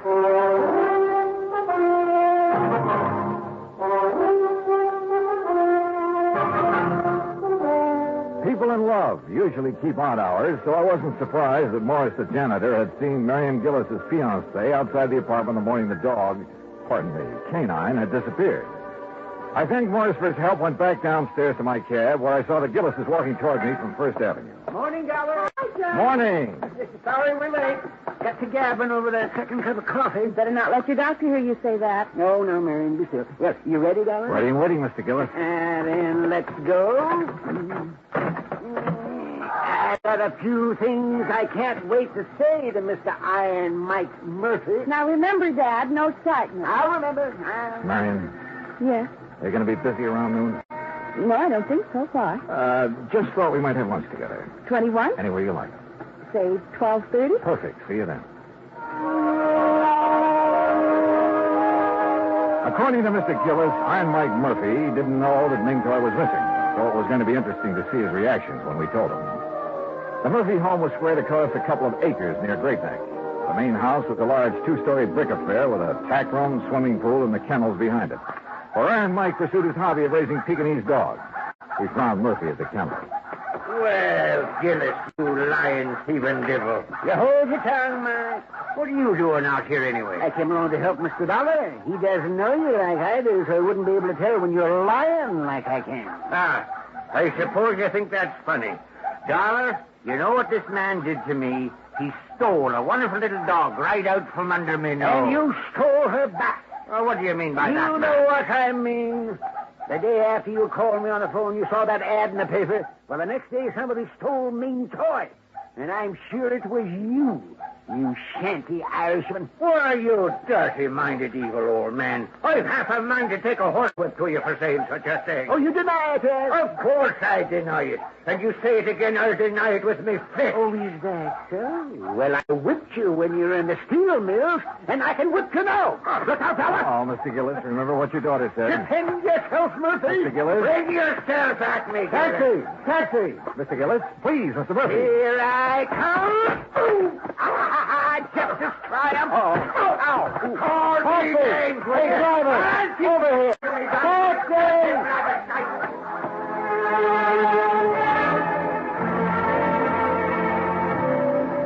When it was over, Mr. Gillis had a black eye and Murphy a bloody nose. Gillis and I went back to town. Kids there $12. That's item 6. After seeing Mr. Gillis safely to his apartment, I went across town to the 21. Marion arrived. We were shown to a table, and I told her as quickly as I could what had happened at the Murphy home.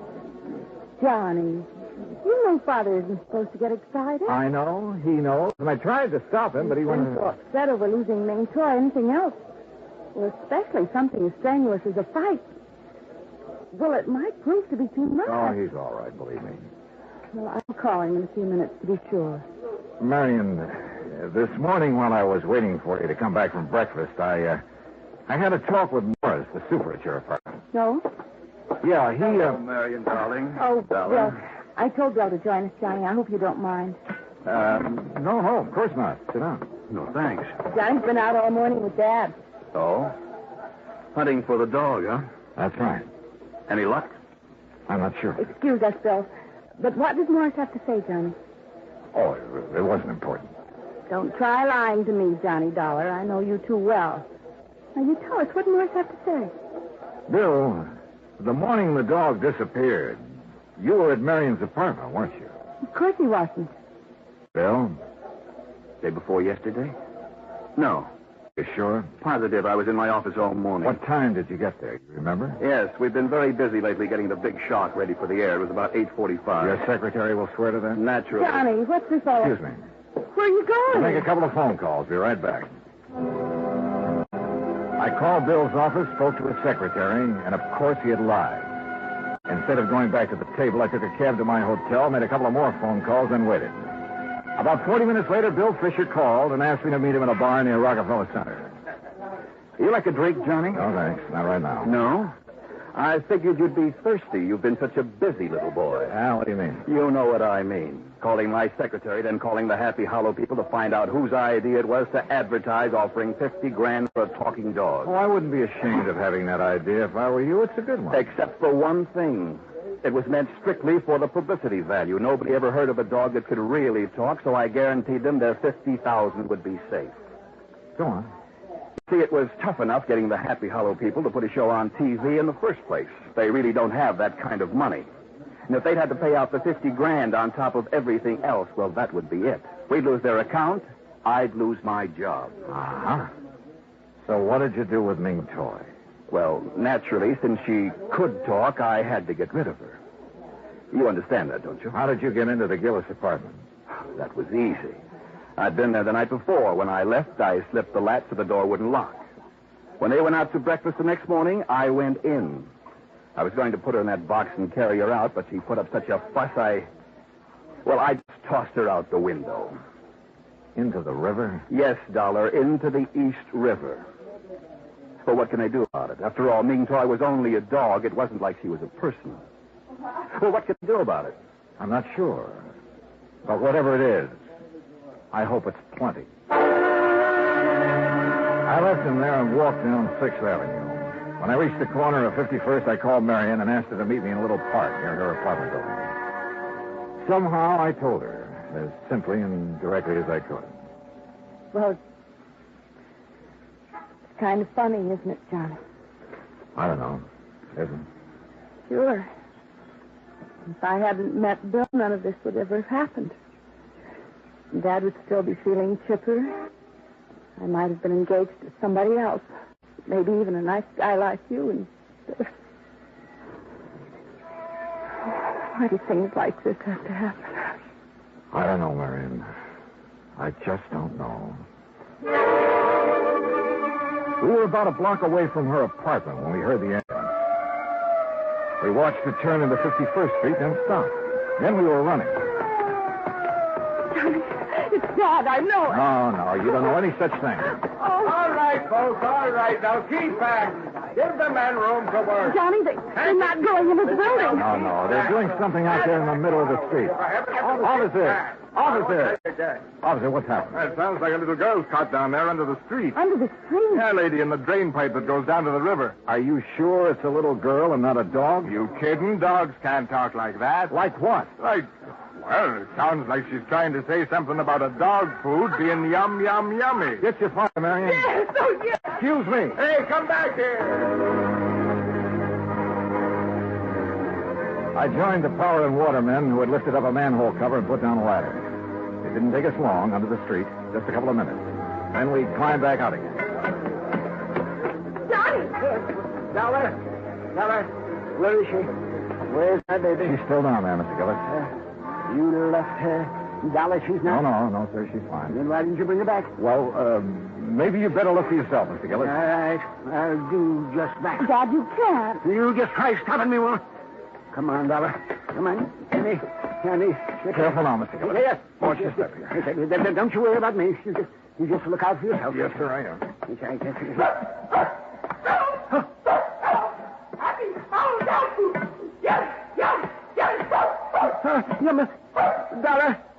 Dollar. Do you hear? She's saying Happy Hollow dog food. Yes, sir. By George, boy. Here, let me down here.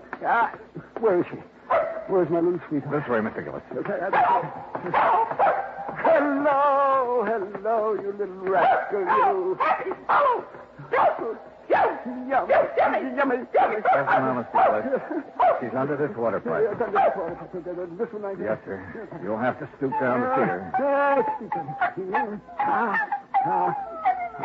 What's that mewing sound, Dollar? Well, I'll be jigs with it. Puppies, darling. Yes, sir. 6 of them. Yes, well, that little rascal. Puppies. So that's why she disappeared, huh? To have her family. Oh, she called me Papa. Papa. Well, you naughty little girl. By golly. Papa. Well, sir, by golly. Well, who would have thought? I guess Ming Toy did, sir. Yes, he must have. Yes, indeed. Oh, Papa. Look, Johnny. I'm a grandfather.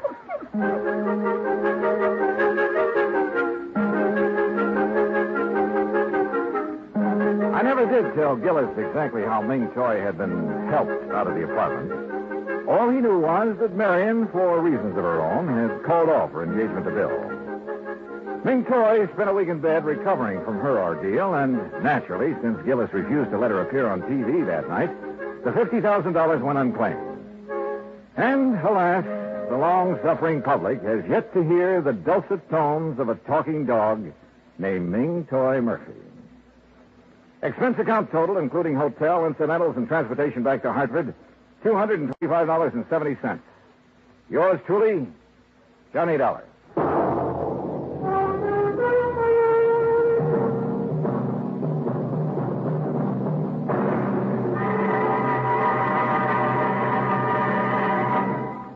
Now, here is our star to tell you about next week's story. Next week, a vessel that was lost at sea suddenly turns up, thanks to the true love of my gay young life. Join us, won't you? Yours truly, Johnny Dollar.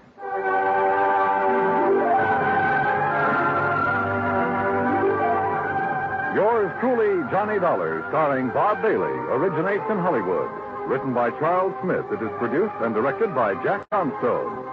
Heard in our cast were Virginia Gregg, G. Stanley Jones, Herb Ellis, Joseph Kearns, Jay Novello, Bill James, and Howard McNear.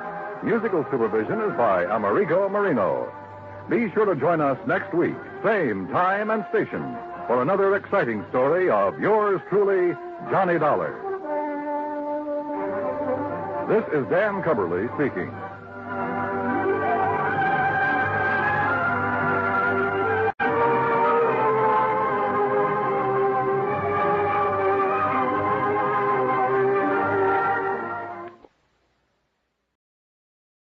From Hollywood, it's time now for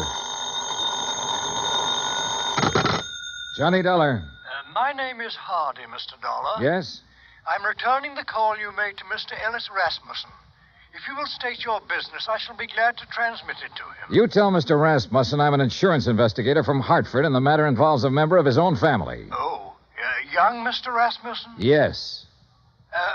Could you hold on a moment, sir? I could. Mr. Rasmussen will send a car for you at 6 o'clock. Look, I can take a cab. Oh, well.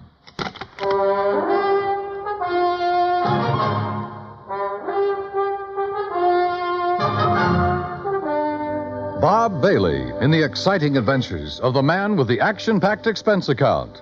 America's fabulous freelance insurance investigator. Yours truly, Johnny Dollar.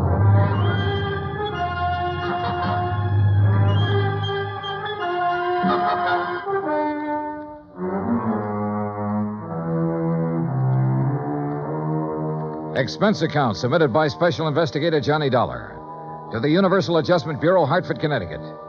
The following is an account of expenses incurred during my investigation of the Rasmussen matter. Expense account item 1, $204.35, airfare from Hartford to San Francisco to Los Angeles. Trying to compile the details of the Rasmussen case. I'd been on it 3 days when I was stonewalled in Los Angeles with a Holmby Hills address and the phone number of Ellis Rasmussen. At 6 o'clock, a liveried chauffeur in immaculate uniform stepped up to me at the desk. Mr. Dollar? Yes? My name is Sculptor, sir. I have Mr. Rasmussen's car outside. Well, gee whiz, Stauffer. Ain't it the truth, sir?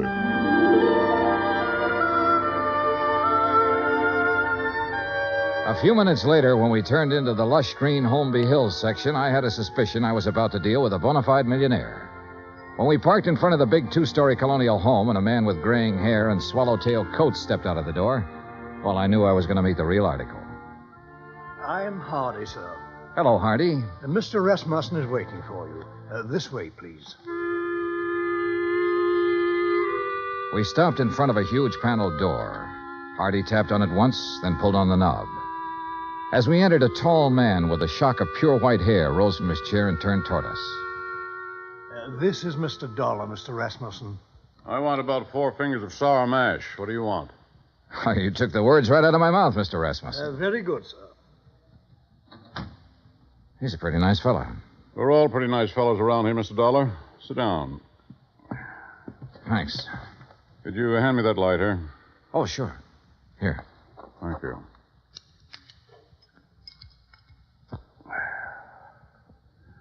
What are you doing in Los Angeles? Why, federal underwriters of Hartford wrote a blanket policy for all Imperial Rubber Company employees. Your son was an executive with Imperial when he was killed in Malaya last spring. Federal owes his widow $25,000. I don't know where she is, Mr. Dollar. I see. I doubt if you do. Let me put it this way. I never met the young lady. Fred married her one night in Elko, Nevada. 2 days later, they were on their way to Malaya. 6 months there, and the development station was raided by guerrillas one night. And I suddenly no longer have a son. Have you eaten your dinner, Mr. Dollar? Oh, I wouldn't want to trouble you. Hardy, set a place for Mr. Dollar. Very good, sir.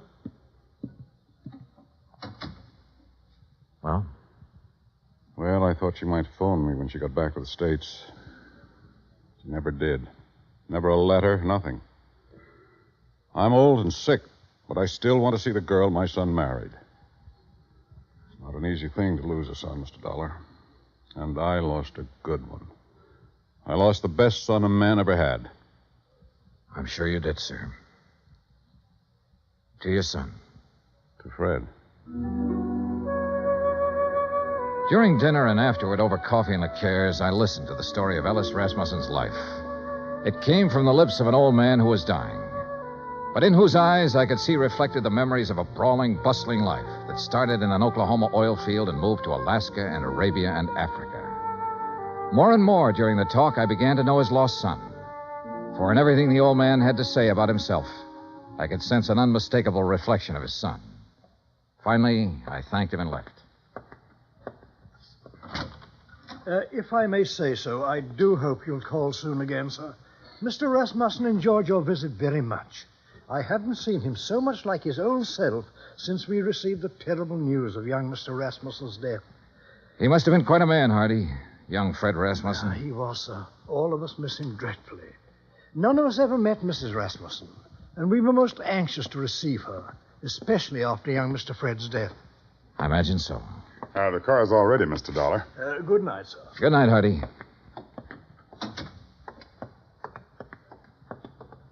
Fine night, Mr. Dollar. Yeah. Stomper.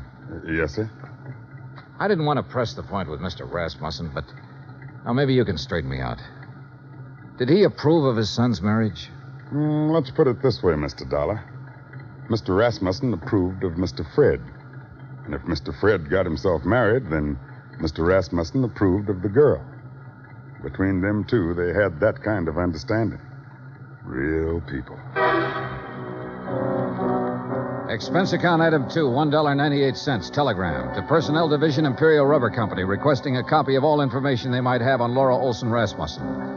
Item 3, $6. One long-distance phone call to the Universal agent working the case in San Francisco. Mrs. Rasmussen left the Malaya Peninsula by boat from a town called Cosheti 3 days after the news of her husband's death. A week later, she booked plane passage in Hong Kong with Trans-Pacific Airlines. She changed planes in Honolulu. She cleared the Port Authority in San Francisco. From there on, we lost her. Get a list of all the passengers who were on that plane. Okay. Get someone checking the hotels in the Bay Area. She might have checked into one when she hit Frisco. Okay. Now listen, we're looking for a woman whose husband was brutally murdered about 2 weeks before she got back to the States. If she's anything like I think, she was probably about at the end of a rope. Now start asking questions at places where people like that go. Right. On Wednesday morning, I rented a car. That's item 4, $25, and made the rounds. First stop, Los Angeles Board of Education. By 4 o'clock in the afternoon, I had found 35 Laura Olsons who had attended public school in Los Angeles and were more or less in the proper age bracket. The next day, the folder arrived from Imperial Rubber Company. Among other things, it contained a passport picture and a complete description of Laura Olson Rasmussen. She was a blonde girl with a pouting, sultry kind of mouth and wide, dark eyes.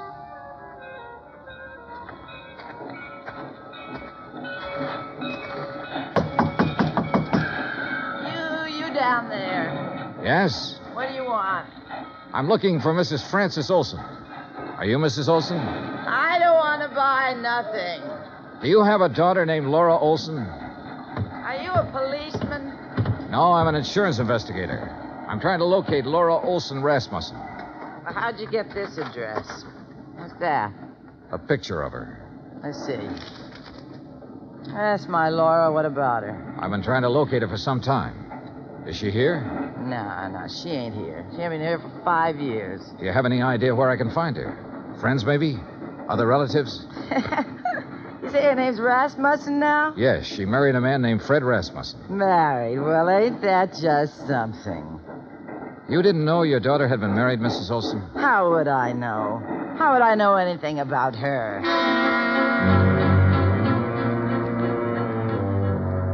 Saturday at noon, a registered letter arrived from the agent in San Francisco containing the list of passengers who had been on the plane with her. 3 of the names were in the Los Angeles area, including a Mr. Oberlin who lived in Pasadena.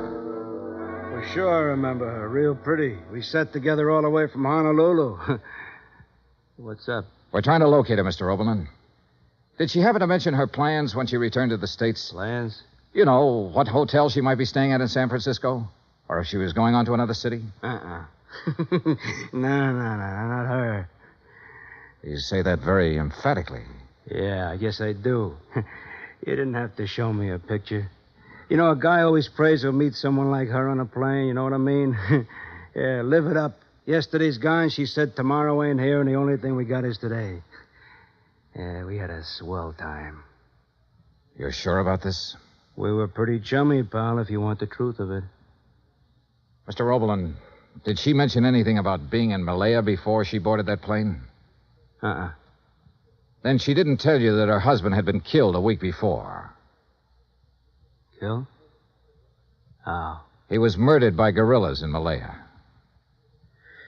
Oh, no, she didn't mention that. She didn't mention that at all, Mr. Dollar.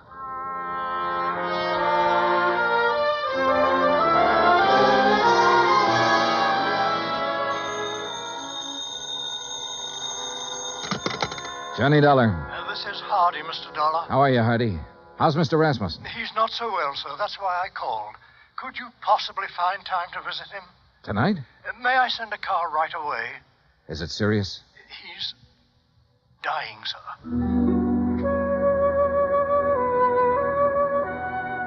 I knew why he wanted to see me. Have you located my daughter-in-law yet? No, I haven't located her, Mr. Rasmussen. But I know something about her. I know she drank whiskey and flirted with a fat salesman on an airplane all the way from Honolulu to San Francisco. I know her mother's a drunk. I know she didn't think enough of you or your son to contact you or anybody else when she got back. Mr. Rasmussen, it looks to me like your daughter-in-law's a first-class bum.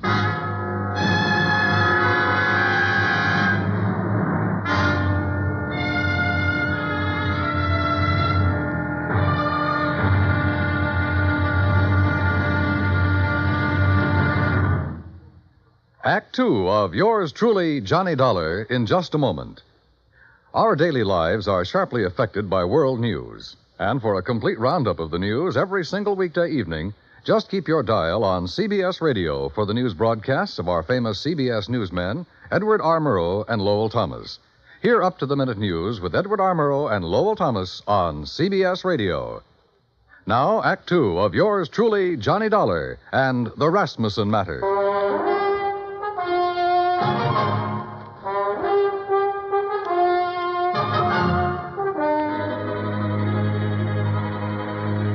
There was a black coupe with MD on the license parked in the driveway of the Rasmussen house when we pulled up. In the bedroom, a silvery-haired man in a black suit was sitting beside the bed that held Ellis Rasmussen. He was introduced as Dr. Butler. Then I shook the hand of Mr. Rasmussen. Someone suggested that Dr. Butler might like to use the library for his calls. And I was alone with the old man. If you want some whiskey, I keep it in the sideboard over there. Not now, thanks. I wish I had some news for you, Mr. Rasmussen. We're finding out things, but we haven't found her yet. What things? Oh, things. Nothing important. Dollar, if I judge you right, you know your business. And if you haven't found my daughter-in-law by now, you've certainly found out what kind of person she is. So tell me. I haven't met her. I don't know. You're being evasive. I don't work for you, Mr. Rasmussen. I'm an insurance investigator trying to locate a woman and pay off a claim. If I don't find her, the case will just have to sit, unless you or someone else concerned makes a report to missing persons. Then the cops can take over, and maybe they should right now. My son was a fine man.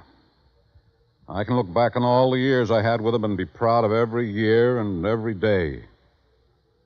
He married a girl named Laura Olson. I don't know where she came from or who she was, but I know my son wouldn't have married her unless he loved her, unless she loved him in return and was worthy of his love. You know a lot, Mr. Rasmussen. Perhaps I should go to the police. No, don't do that. We'll find her, Mr. Rasmussen. We're getting it narrowed down. Well, I'd better leave now. As you say. Mr. Dollar. Yes, sir. I want to see her. Yes, sir. I'm sorry I talked to you the way I did.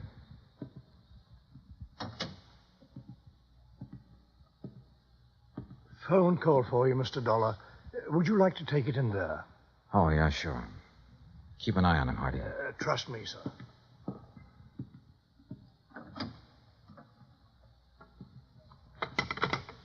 Johnny Dollar. This is Officer Daly, Los Angeles Police. Oh, yeah. You the insurance guy looking for a Laura Olson Rasmussen? Yeah, have you got anything? We got her. Huh? She's here with the rest of the girls in the drunk tank.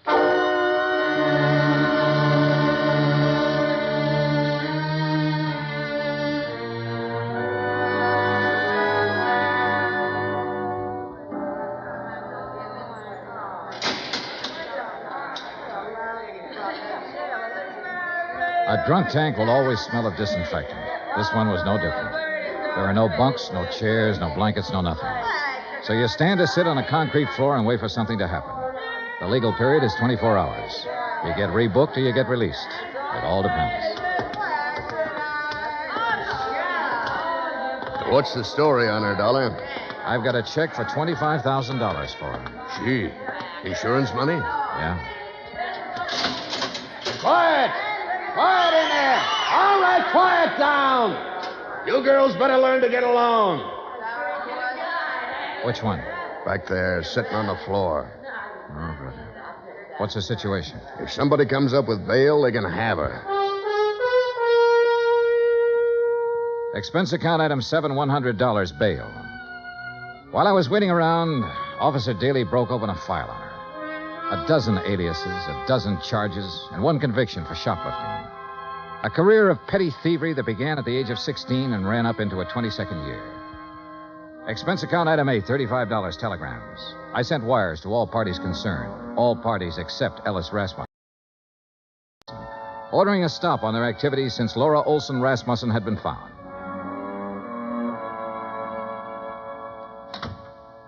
Over there. Who are you? My name's Johnny Dollar. Thanks for getting me out. Why? I did it for a friend. Friend. I didn't know I had any.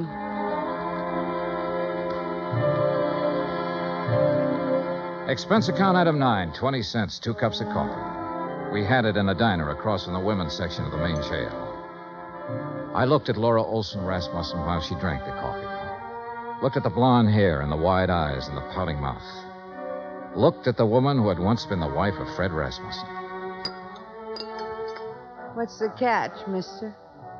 No catch. You put up $100 for me. I don't know you from a load of coal. No, you don't. Where do you live? I've been staying at the Piedmont Hotel. You know where it is? No. Well, not many people do. Especially people with clean shirts. What have you been doing since you got back from Malaya? I've been getting along. You got something to do with Fred? You know about Malaya. I know about a lot of things. I've been looking for you for a month. So what? Why didn't you contact your father-in-law when you got back? Why should I? What would he care about me? He never met me. What do I mean to him? Right now, since he no longer has a son, you mean everything to him.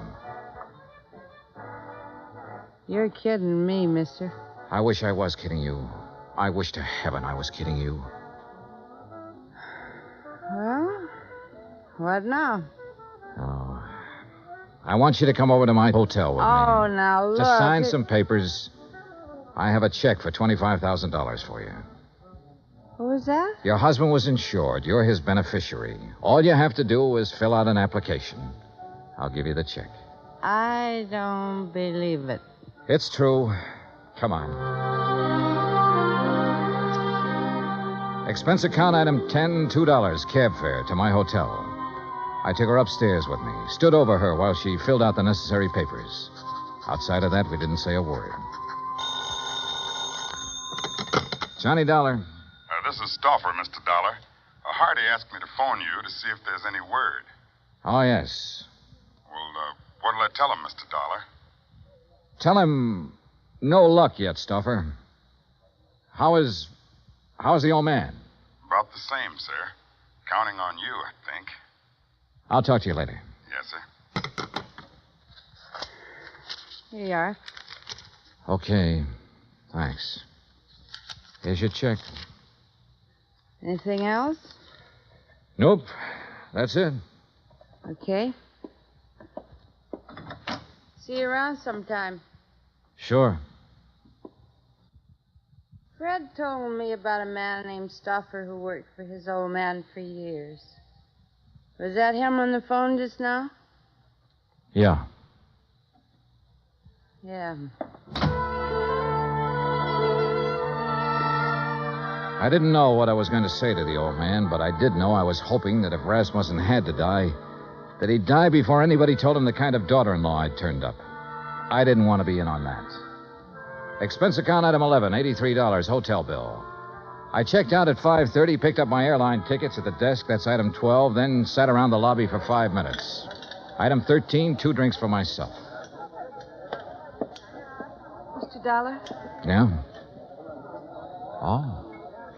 I read in the paper that Alice Rasmussen is dying. Is that true? That's true. Mind if I sit down? Suit yourself. What are you drinking? Nothing. I know why you didn't tell them you found me, and I don't blame you. If Fred's dad is anything like Fred was, then I know how you felt. Finding me the way you did. Let's forget it, Mrs. Rasmussen, shall we? I'd like to meet Fred's father. So you want to meet him, huh? The human thing would have been to see him when you came back. But not a line, not a word. That old man in that house knows his son was really a man. And on that basis, he believes, without seeing you, that his son married a real woman. He had love and sympathy and help and devotion and all the things you don't seem to have any use for waiting for you in that house. Oh, never mind. I loved Fred. Loved him from the first minute I saw him. You know what I was doing when I saw him? I was serving cocktails in a place like this. He didn't ask me what kind of a family I came from, whether I was good or bad. He just put one of those big arms around me one night and said, "You're mine." He said that to me. He said it because he loved me. No one ever loved me. No one. But he did. I told him who I was and where I came from, and all he said was, "You're with me now."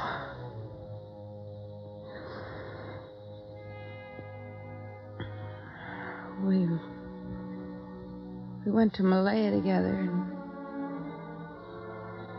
I never knew in all of my life. What I knew then. How it was to be wanted by someone who was decent, kind. And then he was killed. He told me one afternoon when I was in Cochetti. I took a boat, and then I took a plane back here. Go on. I want to see Fred's father. I took a car to the house, and I saw what kind of a house and what kind of people his family were. I didn't go in.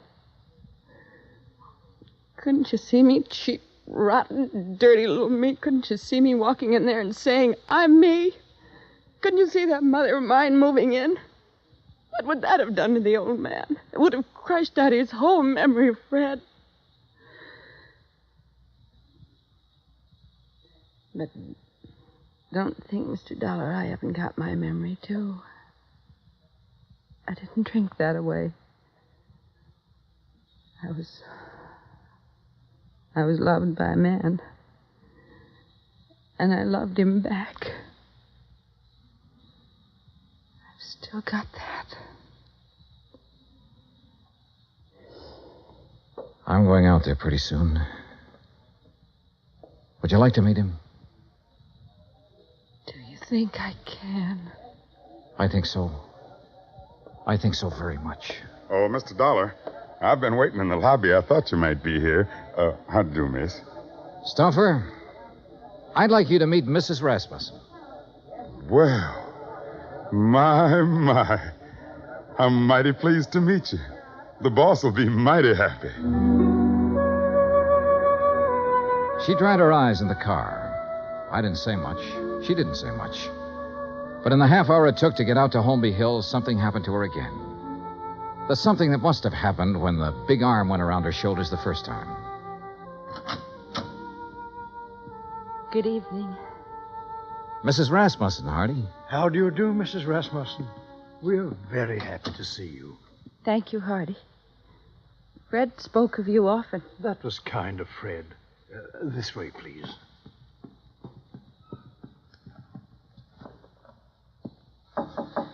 Come in. I think you can introduce Mrs. Rasmussen, Mr. Dollar. Ring if you need me, sir. I'm scared. Laura, if there ever was a man for you not to be scared of, it's that man in there. Oh, how can I tell him about myself? I've been in jail. I can't. Watch. Well, Mr. Dollar, come in. I've brought someone for you to meet, Mr. Rasmussen. Come here. You'd be my son's Laura. Yes, you're Laura. Hello. Yes.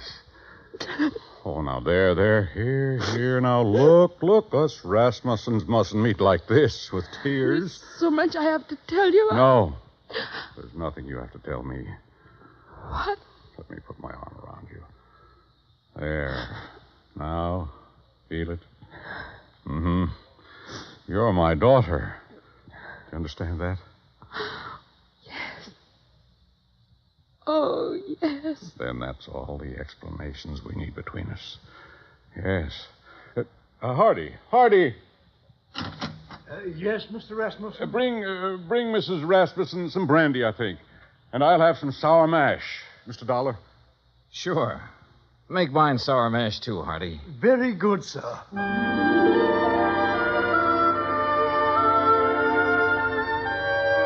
Expense account item 14, $40. Miscellaneous. Item 15, $35, stenographic.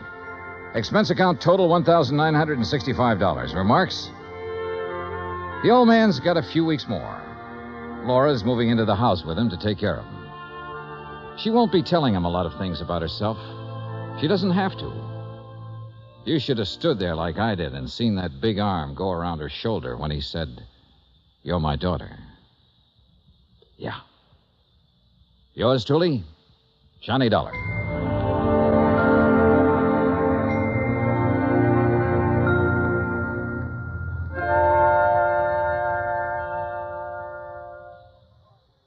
Our star will return in just a moment. Folks abroad want to know more about us Americans, how we live, how we eat, what we do in our leisure time. You know something? You can help promote international goodwill by corresponding with someone abroad. For the name of a correspondent, write to Letters Abroad, 45 East 65th Street, New York.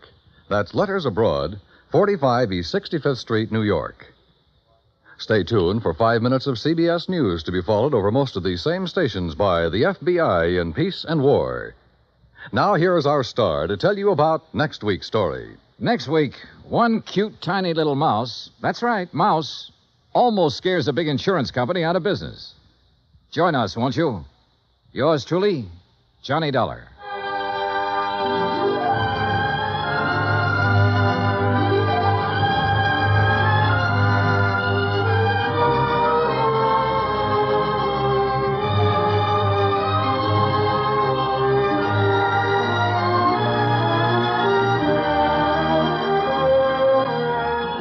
Yours truly, Johnny Dollar, starring Bob Bailey, originates in Hollywood. Written by John Dawson, it is produced and directed by Jack Johnstone. Heard in tonight's cast were Virginia Gregg, Gene Tatum, Eric Snowden, Roy Glenn, Will Wright, Frank Nelson, and Jack Crucian. Musical supervision is by Amerigo Marino. Be sure to join us next week, same time and station, for another exciting story of yours truly, Johnny Dollar. Dan Cubberly speaking.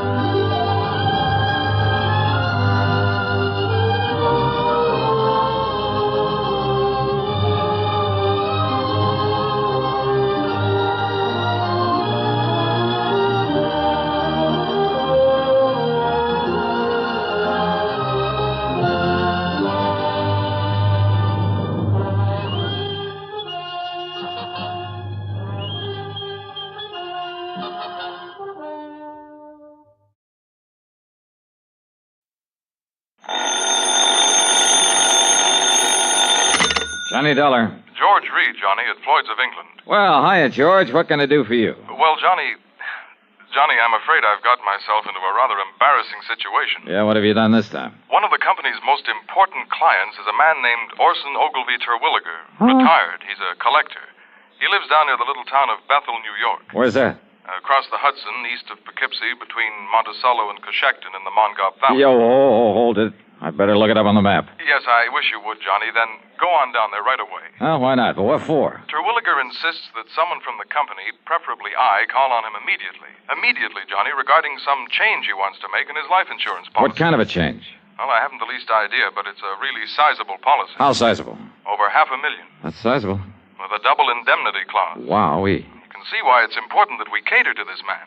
All right, so why don't you tear on down there? Well, you see, Johnny, oh, dear. Yeah? What's the matter, Georgie? I'm making this call from the city jail.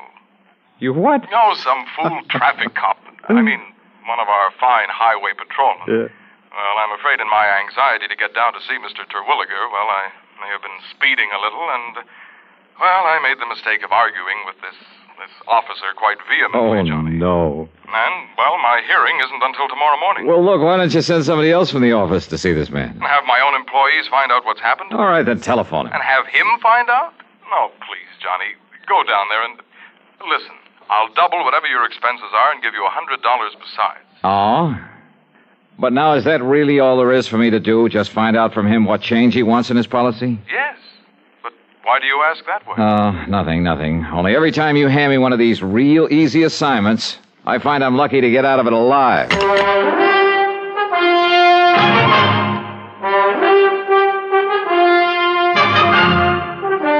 CBS Radio brings you Bob Bailey in the exciting adventures of the man with the action-packed expense account, America's fabulous freelance insurance investigator. Yours truly, Johnny Dollar.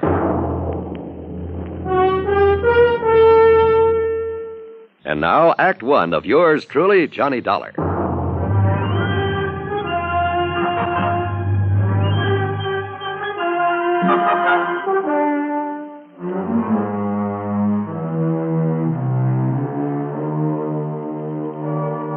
Expense account submitted by Special Investigator Johnny Dollar to Floyd's of England, North American Office, Hartford, Connecticut.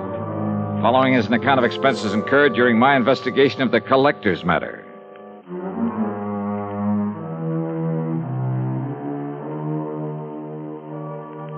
Expense account item 1, $9.85 for a cab to Bradley Field and a plane to New York.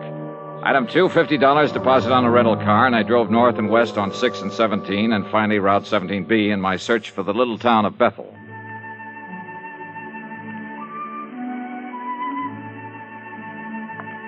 The foot of the Catskills country is mighty beautiful this time of year. I wonder it's a famous vacation spot for thousands who spend most of their lives in the noise and dirt of the big cities. Lots of mountains, trees, fresh air, and flowers. The so-called town of Bethel was little more than a crossroads with a couple of general stores and gas stations and Emma's Hotel. At Emma's, I asked directions to the Terwilliger place. Oh, you mean the big place over the lake? Well, I don't know, is it? Yeah, it's a beautiful place. And if they do decide to sell it, well, you know the rumors about it. Yeah, well, how do I get there? Well, you see that road right across the highway? Yeah, I see it. Well, first you pass Lake Superior, the Scott place. Yeah. About a mile and a half, maybe 2 miles. You see a turn to the left. Uh-huh. It takes you up the side of the little mountain to the big house. Okay, thanks. Such a narrow, twisting road, though, so be careful when you drive. Oh, sure, and I'm but not sure... such a beautiful view it gives of Mr. Terwilliger's private lake. Oh, that's fine. I'll give it a good look. And maybe he'll show you his wonderful collection of guns and weapons that he has. Yeah, beautiful guns. Yes, I'll ask him about them, and thanks again. And when you come back, if you feel like a nice cool beer on this hot weather... Yes, I'll stop by again. Thanks.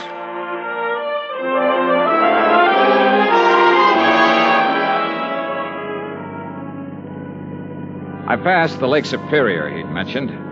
Then a couple of miles beyond, made a left turn that put me on the narrow, winding road up the side of a hill above another, a smaller lake.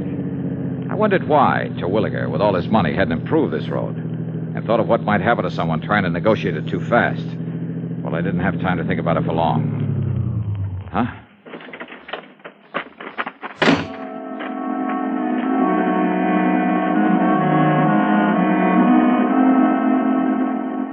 The other car must have been coming down the hill, but apparently had taken the narrow little turn much too quickly, then skidded and rolled over to land against a huge boulder that stuck out on the side of the hill just below the road. After a struggle with it, I managed to get one of the doors open to see if the man inside was still alive. He wasn't, though his body was still warm. I reached into his pocket, pulled out a billfold, looked at the driver's license in it. Yeah. Orson O. Terwilliger. In the history of America, the inventor has had a place of importance equal to that of statesmen and other national leaders. Indeed, our inventors, many of them mechanics, craftsmen, or even thoughtful tinkerers, have strongly influenced our destiny. They have contributed greatly to our amazing development from a barren outpost of civilization to the foremost industrial nation in the world.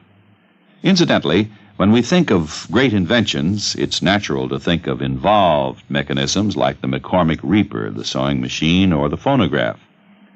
However, some inventions are so simple, one wonders why they weren't thought of centuries before. An invention in this category is, of all things, the universal, all-important safety pin. This was the invention of Walter Hunt, who lived in New York in the first half of the past century. Between 1832 and 1859, he created and patented more original and worthwhile inventions than any man in the country. A revolver, a repeating rifle, and a bullet with a metal cartridge containing its own explosive charge. But of all his simple inventions, the safety pin is the most useful. It was patented in 1849, and he gave the patent to a draftsman in discharge of a very small debt. Perhaps it is safe to say that Walter Hunt's little invention has been known and used from infancy to old age by more people than any other mechanical contrivance in the world. In recognizing the need for a safety pin, Walter Hunt had the viewpoint of so many American inventors. Somehow there must be a way. Let's find it. Now, Act Two of yours truly, Johnny Dollar, and the Collector's Matter.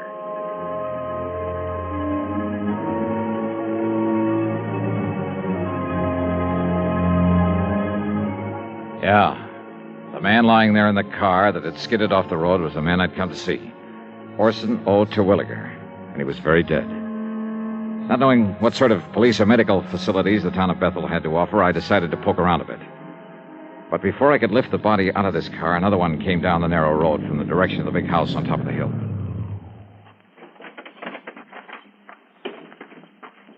Well, stranger, did you have some trouble with your... Oh, no, that's Orson's car. This gal was a doll. Maybe 5'2" with blonde hair and, for a moment, sparkling blue eyes. And a figure inside her tight blue capris and yellow silk shirt that would have made any man turn his head. She stood there a moment, staring at the body, a look of utter disbelief on her lovely face. Then I caught her as she started to slump to the ground, hands covering her face, her whole body shuddering with her sobs. I'm sorry. I'm terribly sorry. Why did a thing like this have to happen? Just when Orson and I were... Easy now. Easy. Just take it easy. If it makes you feel better, go ahead and... No. What good is it to cry over him? It won't bring him back to life. No, I'm afraid nothing will now. Why does it have to happen to people like... I'm terribly sorry. I didn't mean to throw myself into your arms. That's perfectly all right. The shock of suddenly... I'm Blanche Terwilliger, his wife. Who are you? My name is Johnny Dollar.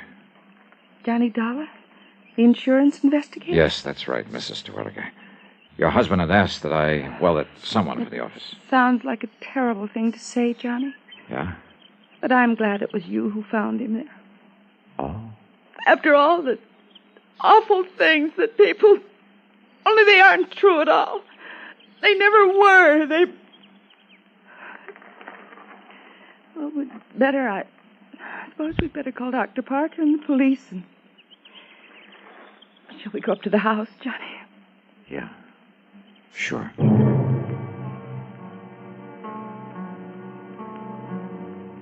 At the house, I made the call to Dr. Parker. In a matter of minutes, he and another man, a Mr. Harry Allen, arrived, and together we went back and inspected the scene of the accident. No question to me.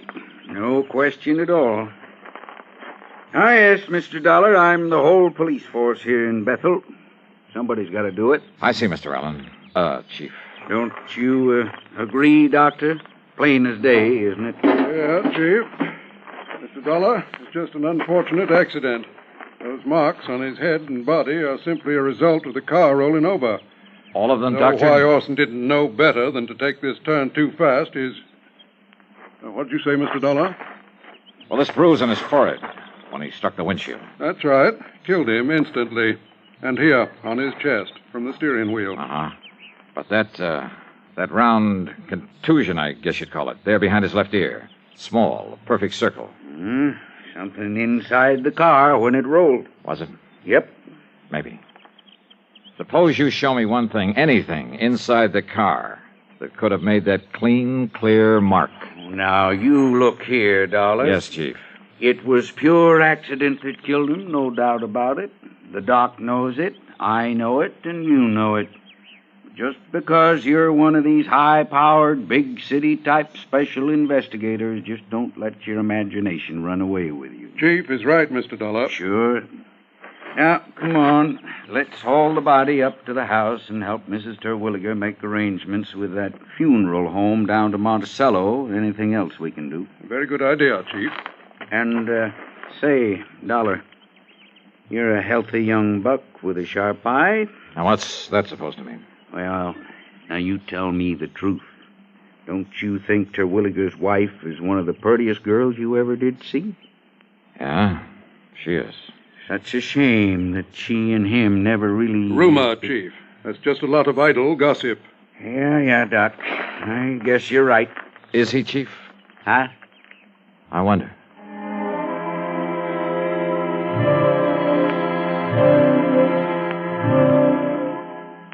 Up at the big home on the hill, Mrs. Terwilliger, only I called her Blanche now, at her insistence, she called to make arrangements for her husband's funeral. Considering her obvious shock over the whole affair, she was doing very well. She'd also call one of the local garages to remove the wreck of the car. It would be so horrible to have to see it there day after day. That car, the thing that killed him. Yes, I know what you mean. You're very understanding, Johnny, and I like you for it. Yeah, well, Yeah, I guess there's nothing further that we can do now. I've made out the death certificate and, Blanche, my dear. Yes, Doctor. You sure you wouldn't like to come down the hill, stay with Mrs. Parker and me until this is all over? Oh, no, Doctor, but thank you very much. You've all been wonderful to me, and I appreciate it. That means you too, Chief Allen. Oh, now, it's a real pleasure, Miss Blanche. Well... Yeah, I suppose we... Oh, but Johnny, Yes? would you stay and help me make out the insurance? Oh, it sounds terrible to talk about it at a time like this. Yeah, but all those things have to be done, my dear. So, Mr. Dollar, if you'd like to stay here... No, I'd better run on down to Emmer's Hotel and arrange for a place to stay overnight. A hotel when we have this nice big house with plenty of... I'm sorry. I forgot that I'm alone now. You really shouldn't be, my dear. Johnny, maybe you'd come back to tell me what I must do about the insurance. And maybe have dinner with me? Well, that would be a good idea. Yeah, maybe it is.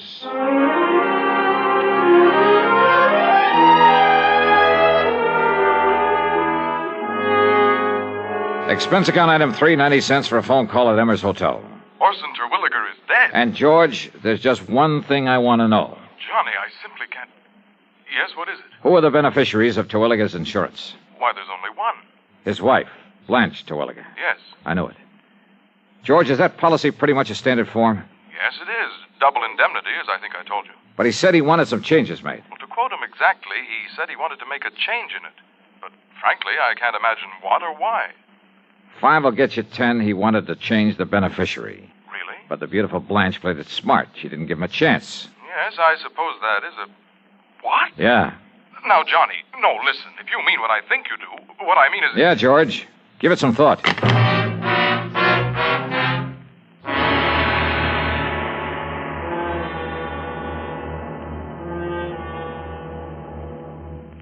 Who administers the oath of office to the President of the United States? And for that matter, what is the oath of office? You may not know the answer to the first question. You should know the answer to the second. Because before a man can become president, he must pledge himself to do 2 things. First, he must pledge that he will in fact perform the duties of the president. And second, that he will perform them in accordance with our Constitution. This pledge is called the oath of office. It is very short and reads as follows. I do solemnly swear, or affirm, that I will faithfully execute the office of President of the United States and will, to the best of my ability, preserve, protect, and defend the Constitution of the United States. That is the oath of office. The President takes it. But who administers it?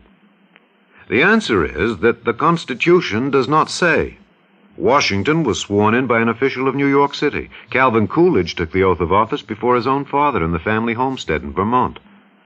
Frequently, it's administered by the Chief Justice of the Supreme Court. But the important point is not who administers the oath, but that the President, before he becomes President, shall swear to preserve, protect, and defend the Constitution. Because it is the Constitution which ensures that your country and mine shall be our country under God. Now, Act 3 of yours truly, Johnny Dollar.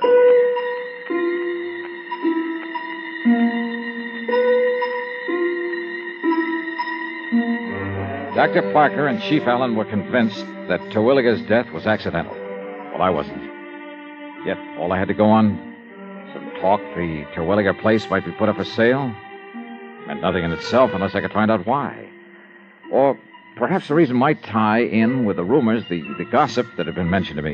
Rumors of what? That Blanche and her husband weren't getting along?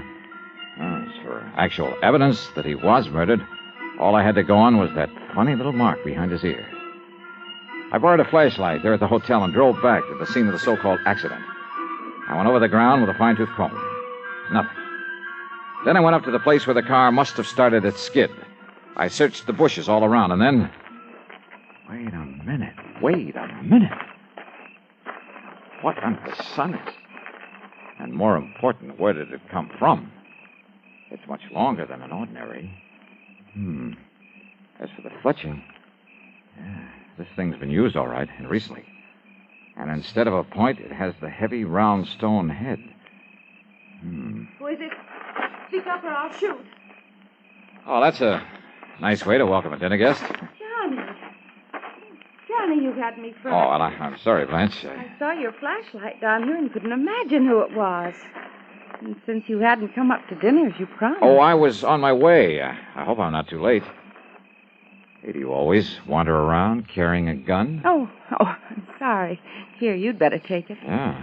I'm not used to these things, though heaven knows I've seen enough of them. Your husband's gun collection. But why'd you stop here, Johnny? What were you doing, and what in the world's that? Oh, well, there must have been some Indians around here at one time or another. Oh, yes, I understand this was great Indian country. But now, Johnny. Yeah? My invitation to dinner still stands. Great, I'm starving.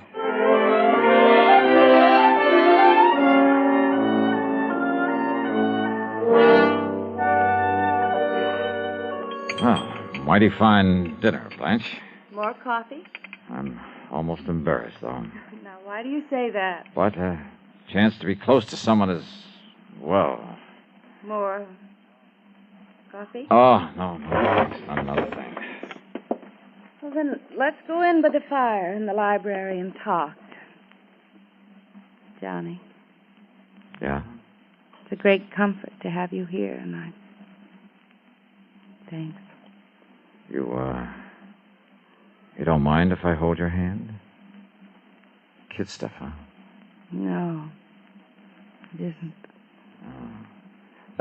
Now, this collection of weapons you were going to show me. No, you have to look at it. Well, I'd kind of like to. All right. It's in the library, too. Okay. You know, Blanche, with your figure... what I meant was you must have been quite the athlete when you were in college. Now, what brought that on? Swimming? Tennis? That sort of thing? Sure, everything. Blanche Ransom, girl athlete. Pistol team? The way you handled this gun a while ago. Only a person who knows guns has the proper respect for them. Well, I still don't like them. Then all things considered, it's better that I keep this one. What? All things considered? Your husband had to drive very slowly around that curve, didn't he? Yes, but I guess he didn't for once, or he wouldn't have... Slowly enough so that somebody couldn't have missed him with a pea shooter, much less a deadly weapon. Johnny, what in the world... Archery was your best event, wasn't it? Archery? Yeah. I'm afraid that's why I took your hand. Johnny... Calluses like that come from only one thing, using a heavy bow, a hunting bow. This one here on the wall? Now, Johnny, listen, honestly... Honey, why did you do it? Why did you do it, Blanche? I don't know what With this bow and with the arrow I found out there... Johnny! With its flat, round, heavy stone head, just before he reached that curve in the road. Well? All right, Johnny. But listen, if you knew how long If you knew what I had to... Listen, please. Murder. For a chance on a lousy $1 million. I guess I lost, didn't I? Oh, yeah. You lost.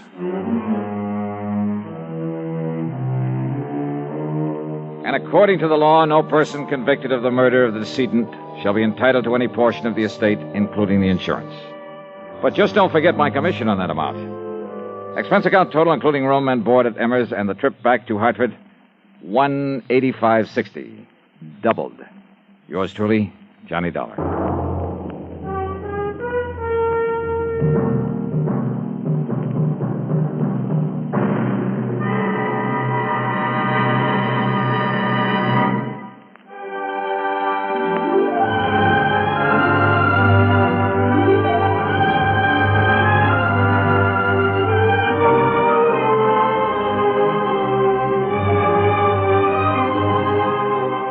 Yours truly, Johnny Dollar, starring Bob Bailey, originates in Hollywood and is written, produced, and directed by Jack Johnstone.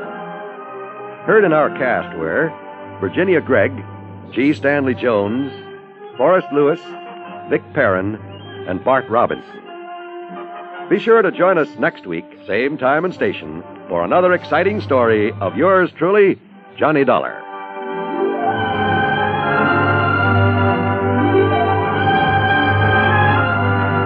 This is John Wall speaking.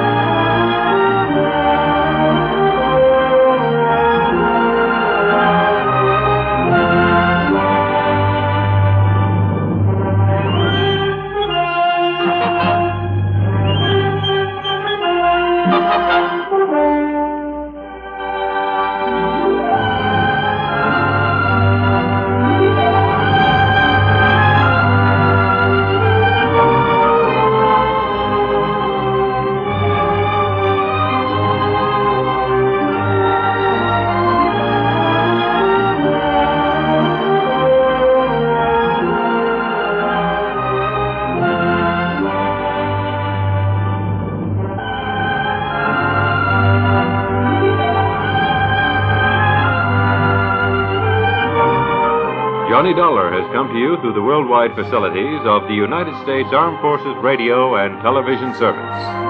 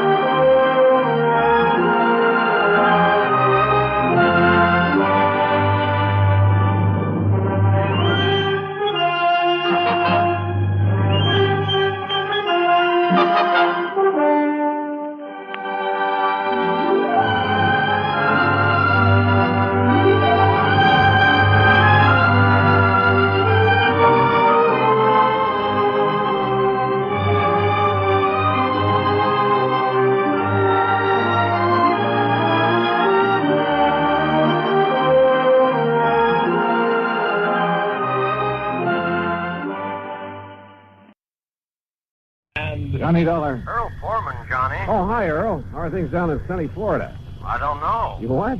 I'm calling from Green Mountain Falls, Colorado. What under the sun are you doing out there? Fishing trip? Hardly. Because if it is, I'll join you. I want you to join me, all right, but no fishing. I got a problem, Johnny. One of my important clients has disappeared. Ah, I see. Okay, Earl, I'll grab the next plane.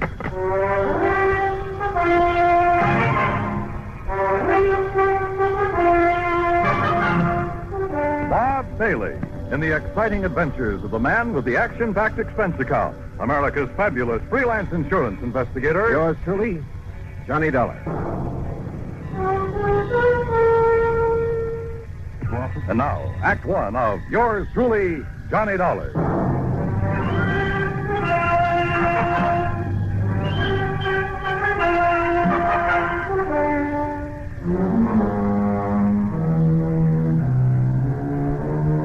Expense account submitted by Special Investigator Johnny Dollar to the Tri-State Life and Casualty Insurance Company. Attention, Earl Foreman. Following is an account of expenses incurred during my investigation of the Three Sisters matter.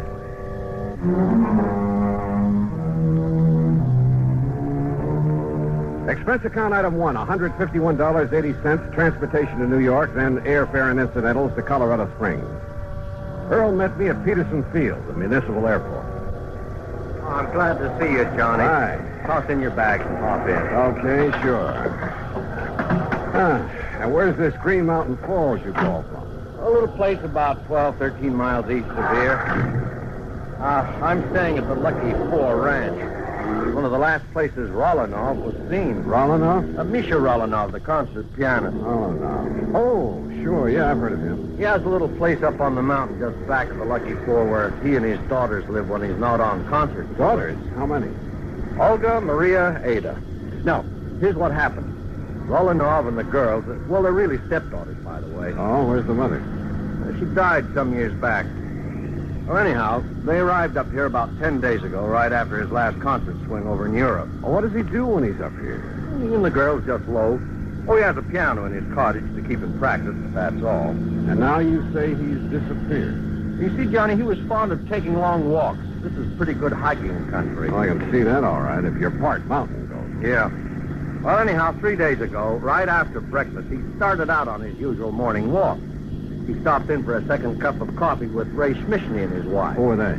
Ray and Glee run the Lucky Four. Oh, yeah. Well, go on. Well, that's all. That was the last time Rolanov was seen. Well, has any kind of a search been made? Yes, and that's not easy terrain to search. There's been quite a bit of snow, too, enough to cover up any tracks he might have made. All right. Do you know of any reason he might have wanted to disappear? No, I don't think so. I knew him very well, Johnny. I've known him for years. Of course, he occasionally got fed up with having 3 girls around his neck all the time. Silly man. Well, that who wouldn't, but he loved them, I'm sure. Especially Ada, the youngest. She's a brilliant pianist. Hey, Earl, tell me, how did the girls feel about him? Really feel about him? Oh, now, just a minute, John. Well, you said yourself they aren't his own blood. Well, just wait till you meet them and decide for yourself. Yeah, Earl, I will.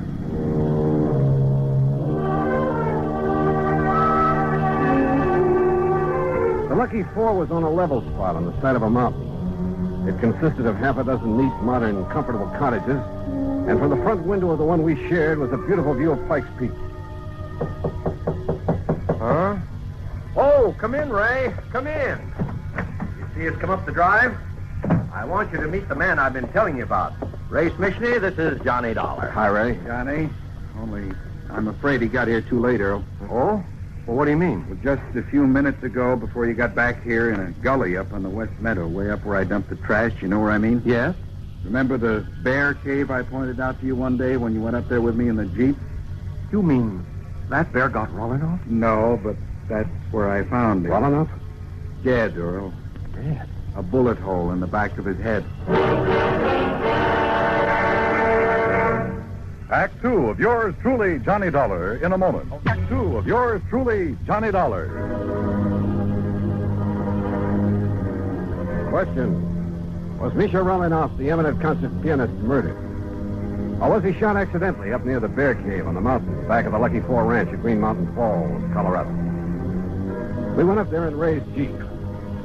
A careful inspection of the body and the gully in which he found it revealed nothing by way of clues to the riddle. One thing, Johnny. Yeah, what's that, Ray? Well, like I told Earl here, I was planning to shoot that bear myself. Yeah. Letting him get nice and fat on the garbage from the ranch. So what? What's that? He used to come down every day, regular as clockwork, and tip over the pails and gorge himself. Well, what are you trying to say? It's been over a week now since I've seen him. Well, I don't see what you're getting at, Ray. Well, it could mean only one thing, Earl. Somebody else got to that bear before I could. And it must have been some time before Rolanov disappeared. That's right. So his being killed here couldn't have been accidental by somebody gunning for that bear. Look here, Johnny. This cartridge case I picked up. Oh, let's see. Here.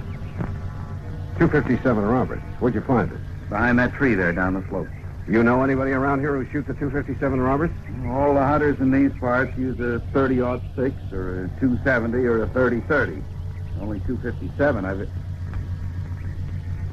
Well, what's the matter, Ray? You look sick. Yeah. There's a 257 up in the Rolanov cottage, and one of the girls, she's a pretty good shot. Ray, you know what you're saying? Which one, Ray? Olga? Maria? Ada?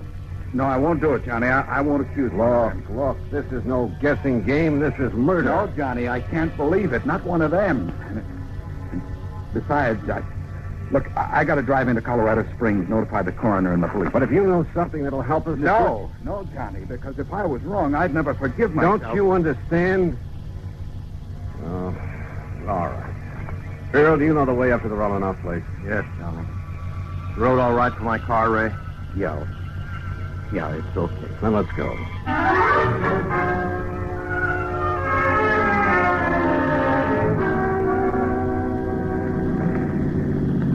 Hey, take it easy, Earl. This road isn't much wider than the car.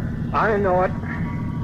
Rolonov's cottage is right up in that clearing, middle of that big meadow. You know those daughters, stepdaughters. You figure which one of them might have wanted to kill Rollinov? Oh, no, Johnny, no.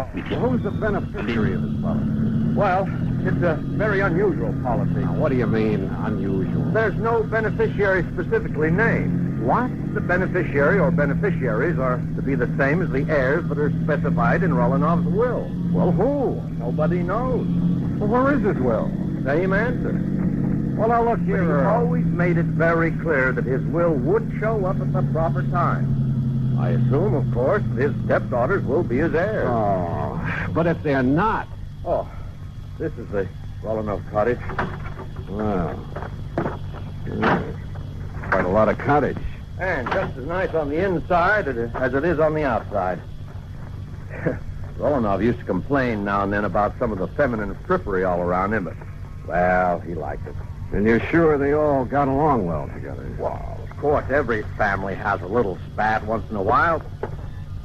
Johnny, now listen to me. Well, we shall see what we shall see. I know that after what Ray said, the evidence kind of seems to point to one or all of them, but, well... Yes? Oh, hello. To say the girl who stepped through that door was beautiful would be the understatement of the week.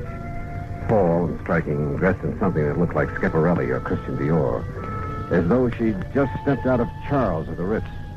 And if her two sisters were anything like this... Johnny, I said this is the older sister, Olga Rolinov. Johnny. Oh, I'm sorry. Hi, Johnny. Hi. Daydreaming? Yeah, I guess so. So you're the investigator Earl told us about. Come in, won't you? Sure, thanks. Have you found out anything about Daddy? Olga, that's what we... No, Olga, we haven't. Oh, dear, such a terrible... Oh, wait a minute, Johnny. You wait. Ada, we have guests. Oh? Hello, Earl. Oh, hello, Ada. And this good-looking man is Johnny Dollar. Hi. Hello. Well, that's a nice, warm welcome. Ada, why don't you go in and fix your hair? You look a fright. That plain old house dress, really. What's that you're playing, Ada? It's the last thing Daddy wrote.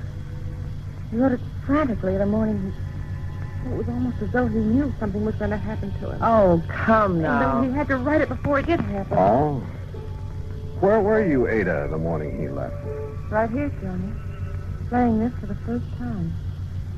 Ever since he's disappeared, I've been trying to figure if it has some special meaning. Oh, Ada, that's such a silly idea. Is it? What did you mean by that, Olga? Oh, it's really... Well, it's like a lot of other silly ideas she gets over her music. Yeah, like what? A lot of things. As though she should be the concert artist in the family instead of Daddy. Maybe now that he's gone, I will be. I'll be greater than he ever was. Oh, sure. And I'll do it in memory of him. You'll do it for your own self-glorification. I'm sorry, son. That's all right. Incidentally, where were you that morning, Olga? In Colorado Springs. I went shopping right after breakfast. Or rather, window shopping. Oh.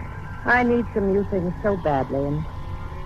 Well, you know, I have to keep up with the styles, or I'd look like our poor little artist here. Oh, yeah. Where was your other sister, Maria? I don't know. Oh, Ada, stop that. When I left the house, she and Ada were doing the dishes. Well, you weren't helping. I told you, Johnny, I had to go into the spring. Oh, yeah. Where is she now? Oh, Maria's probably out in the hills somewhere, camping all Maria's right here, Olga. Hello, Earl. Well. Oh, come in, dear. This is Johnny Dollar, the investigator Earl said that you was getting. Yes. So I see. Well, investigator? I saw two. And I didn't like what I saw. Maria was dressed in khaki shirt, breeches, and hunting boots. And hanging in the crook of her arm was a high-powered hunting rifle.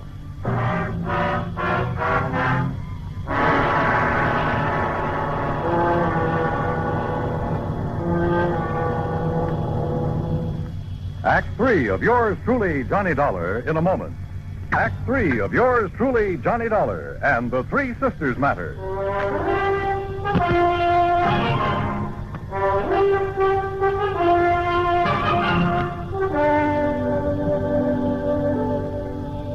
about aiming that rifle the other way, Maria? Oh, sure. I'll set it down in the corner. It's empty, needless to say. Better let me see it, huh? Oh, I told you it's empty. Are you a hunter too, Johnny? You talk as if you were, dear. Are you, Maria? Do you do a lot of shooting? Shooting, yes. Killing. Oh, Tramping around these mountains, blazing away at anything that moves just for the sake of... How about that, Maria? Well, it gives me something to do. Kind of a relief. What else is there to do in this godforsaken place? Have you any other guns? A little 22 that I use for plinking. We all use it. Why? I want to see that one you put in the corner, Maria. Sure. And please don't start waving it around the way you did. Here you are. Why are you so interested in it? Well, 30-06. That's right. Johnny? And your only other one is a 22. That's right. But why? That's no 22 up there over the mantel. That's Daddy's son. An LT-57. Oh? Get it down for me, Maria. Why? And why all these questions, Johnny? Better tell them, Johnny. Yeah, I guess. Tell us what? We found your father's body. Body? Johnny, you can't mean that. I'm sorry. He was shot by a high-powered rifle. Where? Where is he? What happened? This is terrible, Johnny. Tell me. What are you crying for, Olga? I suppose you're glad, Maria. Because now you can do what you please.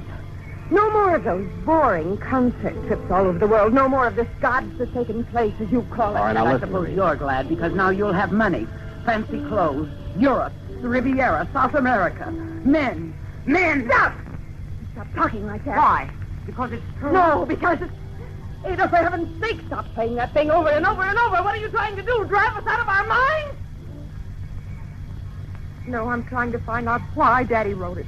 What compulsion made him feel he had to write it before he left that morning? Hey, wait a minute. Well, all I have to say... Wait, I said. What is it, Johnny? Ada, get back to that piano. What? Sit down. Play that thing again. Now play it, slowly. Stop. Johnny, what under the sun are you doing? Listen, Earl. The notes on the piano run from A to G like this. Don't you see? The first three notes of that thing she's been playing are A, D, A. Listen. A, D, A. Ada? Yes. Daddy wrote it as a message to me. Oh, now, wait a minute. The rest of it now, quickly.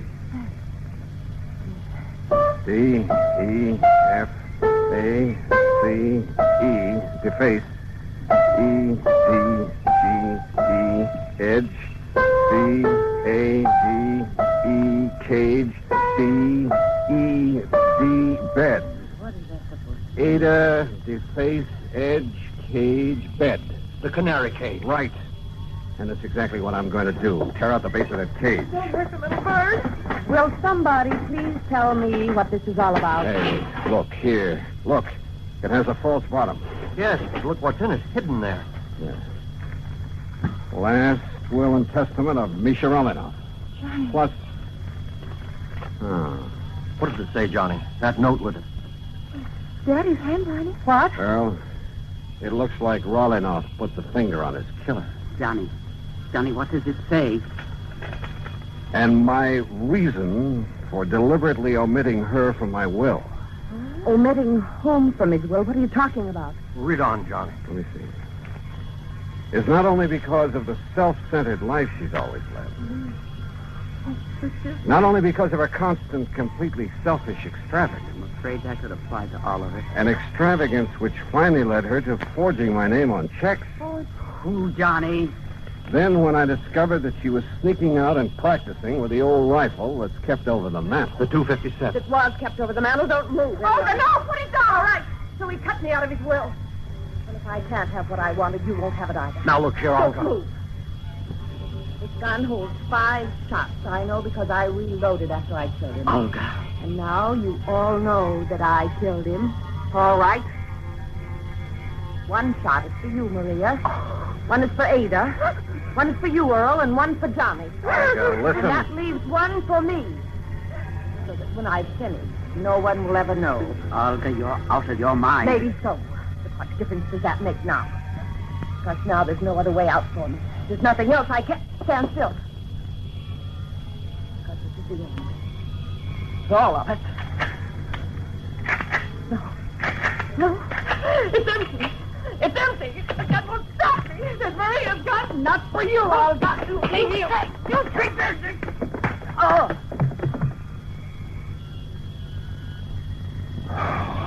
Thank God somebody emptied the bullets out of that gun. Yeah. Maria? Yes, Johnny.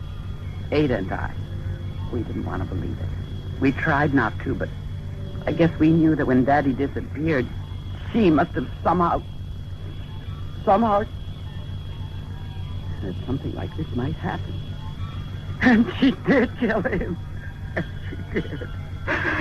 Oh, Johnny.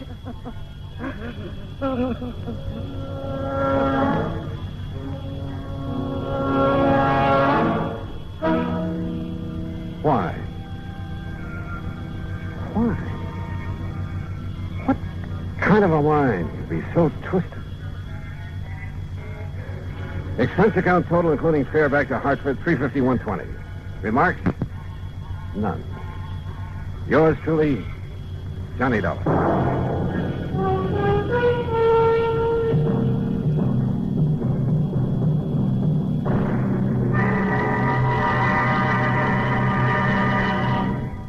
Our star will return in just a moment to tell you about next week's story. Star to tell you about next week's story. Next week, a beautiful girl, a model, in fact. And, unfortunately, a model crime to go with her. Join us, won't you?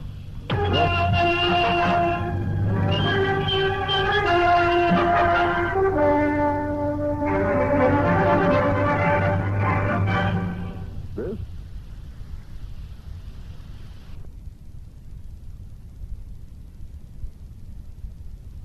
From Hollywood, it's time now for...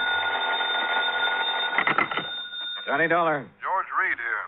Oh, hello, Georgie. How's Floyd's of England doing these days? If payments keep on the way they started this morning, the company will go broke. What's that mean? One of our old clients, quite a character, by the way. Oh, now, wait, George. For just once, give me a case involving some nice, ordinary, normal person. No, Johnny. First, it was that old fuss-budget Jediah Gillis. Yes, but now... Then big bad Michael Meany, who thought he owned half the state of Louisiana. Well, yes, I know, but compared to them, Durango Laramie Dalhart is as normal as they come. Durango what? Except for one thing, of course. The payment of his insurance premium this morning. What was the matter with it? $4,500, Johnny, in $100 bills. They're still here on my desk. $100 bills? You call this character normal? Listen, will you? Every one of these bills is counterfeit. Oh. I'll be right over.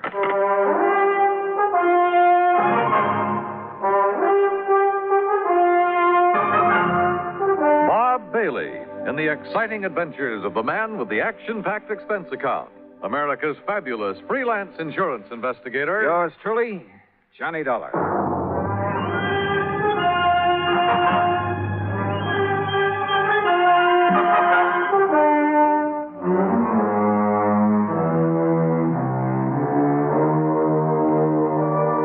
Expense account submitted by Special Investigator Johnny Dollar to Floyd's of England, North American offices, Hartford, Connecticut.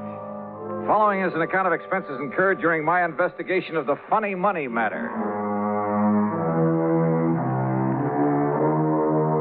Expense account item 1, $1 even, taxi from my apartment to George Reed's office. I found him sitting, staring grimly at a pile of paper money spread around on the top of his desk. Well, there they are, Johnny. 45 $100 bills, and every one of them as phony as I've ever seen. Look at them. Yeah, I see what you mean. Whoever turned these out didn't even have sense enough to use the proper kind of ink. Yeah, it looks like he must have diluted it. Yeah. Have you ever seen such washed-out-looking money in all your life? Good tough paper, though, just like the real McCoy. Yes, real crisp and new. But, Johnny, look at those colors. Even the black isn't really black. Yeah. You'd think they'd at least have tried to wrinkle them up a bit and dirty them. Yeah. This is the most obviously flagrant... What are you looking at, Johnny? Oh, this is unusual. For counterfeit, that is. What? Well, they've all been printed up with different serial numbers. See? Here. And here. Huh? How about that? Pretty smart. Funny, isn't it? The thing that usually makes this stuff easy to spot is the same number on all the bills. Sure. And whoever made these was clever enough to think of that. Had sense enough to use good paper, too. Uh-huh. But he certainly slipped up when it came to the color and quality of the ink. As for the press work... Well, I don't pretend to know much about phony money, George. Who needs to? And heavens knows I don't see too many $100 bills. But to me, this engraving looks just about perfect. That's just what I'm saying. Perfect plates, sense enough to change the numbers, good paper. Yet look at the result. Yeah. Has he ever tried anything like this before? What? Durango? Yeah. And just for the sake of the record, what is his real name? That's it. Durango Laramie Dalhart. Oh, I can't believe it. And the answer to your first question is no. Durango is as honest as the day is long. Well, maybe you mean he was. Well, maybe. But if so, I want to know why. There'd have to be a mighty good reason, believe me. Running out of dough is the best one I can think of. But he's always had plenty. After all, $4,500 to spend on insurance year after year. Well, just who is he? And where is he? He lives on a ranch in Oklahoma. What kind of a ranch? I don't know. But it must be awfully big. Where in Oklahoma? A place called Bum Spung. Bum Spung? Yes. Oh, now, look, George, this whole thing is beginning to get a little too thick. Durango, Bum Spung, Laramie Dalhart, whatever it is. Look, counterfeit money is for the Secret Service for her, so why don't you just put in a phone call to them and let them carry the ball? No. Why? Because of Durango. I simply can't believe he'd deliberately hand over a lot of phony money. He's been paying on that policy for years. Always in cash? Always in cash. Crisp, new, legitimate $100 bills. Up till now. Were you here when he left these? No. Now, look, Johnny, if somebody is trying to take him, it's up to us to protect him. Oh, that's a big if, George, from where I stand. Johnny, we've always tried to give more personal service to our clients than some of the other companies.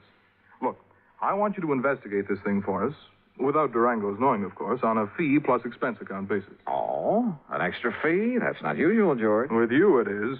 You know as well as I do, the padding that goes on your expense account is plenty fee for anybody. Oh, George, you cut me to the quick. All right, where is where is Mr. Dalhart now? Back in Bum Spung, Oklahoma, or at least on the way. But I thought he just left this money this morning. Every year he follows the same pattern. Comes east for a fling. You know, New York and all the nightclubs, that sort of thing. Then, just before leaving, he drops in here, makes his premium payment, and is gone. So? George, I still think you should have called in the Secret Service.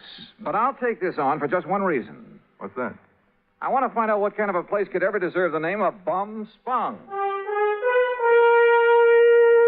Since George had already arranged for plane travel as far as Enid, Oklahoma, item 2 is a mere $8.55 for incidentals along the way. I arrived in Enid shortly after noon. Item 3, $2.60 for lunch. Item 4, $50 deposit on a rental car. And the owner of the Drive Your Own agency wore a silly little smile as he gave me the directions to Bum Spung. Anyway, I headed due north on Highway 81 across the Oklahoma flatland. Some 26 miles or so further on, after passing through Pond Creek and crossing the Salt Fork of the Arkansas River, I spotted a rather crude, weather-beaten sign indicating that the place I was looking for was somewhere up a dirt road to the left. Road? That's a laugh. And it twisted and turned for seemingly endless rough miles along the riverbank. I just about decided that Bum Spung was a bum steer when suddenly I almost ran into the gate of an old wooden fence, surrounding some 2 or 3 acres of sandy ground.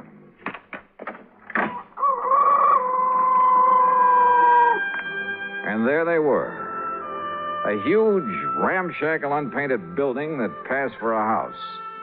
An even more dilapidated affair, propped up with timbers that probably served as a barn. There were a couple of broken-down outbuildings, too. And on a small irrigated plot in the back, 2 cows. Steers? Well, anyway, 2 rather sad-looking bovines munched on the faded grass. There were some decrepit-looking chickens, a mangy old dog. There was a horse of sorts in a small corral. The windmill? Its whole tower sagged with fatigue, and the rudder on it slapped idly against the broken vanes. But right next to it, in complete contrast, stood a spanking new Cadillac convertible. And on the other side of the house, hanging some flimsy pretties on a clothesline, she was maybe 23 or 4, a brunette, and wearing a pair of well-tailored white riding breeches and a tight flowered silk blouse. She was slim, and she was pretty, and had a couple of rosebuds tucked in her hair. Hi. And about as out of place as anything I ever saw. I said hi. It was like seeing the vision of a goddess. And... Come on in. Just swing aside that post that you left. It's what Durango called the gate. Oh, yeah. Durango, did you say? Don't tell me this is Bum Spunk. It sure is. Didn't you see the sign down the road? The vast acreage within this broken-down fence is the cattle ranch of Durango Laramie Dahlhart, who happens to be my uncle. I'm Carol Dahlhart. Who are you? Why, my name's Johnny Dollar. Dollar? That seems to me I've heard that somewhere. Oh? What are you doing out here?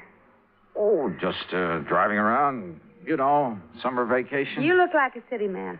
I was intrigued by that sign down the road. Curious about what Bum Spunk could mean. Bad water. Bad spring, so the Indians called it Bum Spunk. Ah. Durango liked the name, so he bought up these 2 acres and settled here. And this is all there is to his ranch? What's the matter with it? He likes it. But I'd had an idea. Well. Yeah? Nothing. From what you've told me, I think I'd like to meet Durango. Is he around? You trying to kid me or something? I haven't told you anything about him. Now look, Johnny Dollar. Yeah, look! Suddenly she turned, drew an old Colt 45, and as I ducked, she let go with it. Holy! I got him, see? She got him all right. A small snake that had poked up out of a hole in the ground some 25 feet away, and she'd got him right through the head with both shots. Oh, God darn rattlesnake? Rattlesnakes? That looks to me like a poor old gopher snake. What's left of him? So what's the difference? Could have been a rattlesnake. Hey, you were plenty fast with that gun. Yeah, gotta be. Or old Durango wouldn't have me on the place. It's no use for anybody that... Hand me a couple of those clothespins, will you? I gotta get these things hung up. Yeah, sure.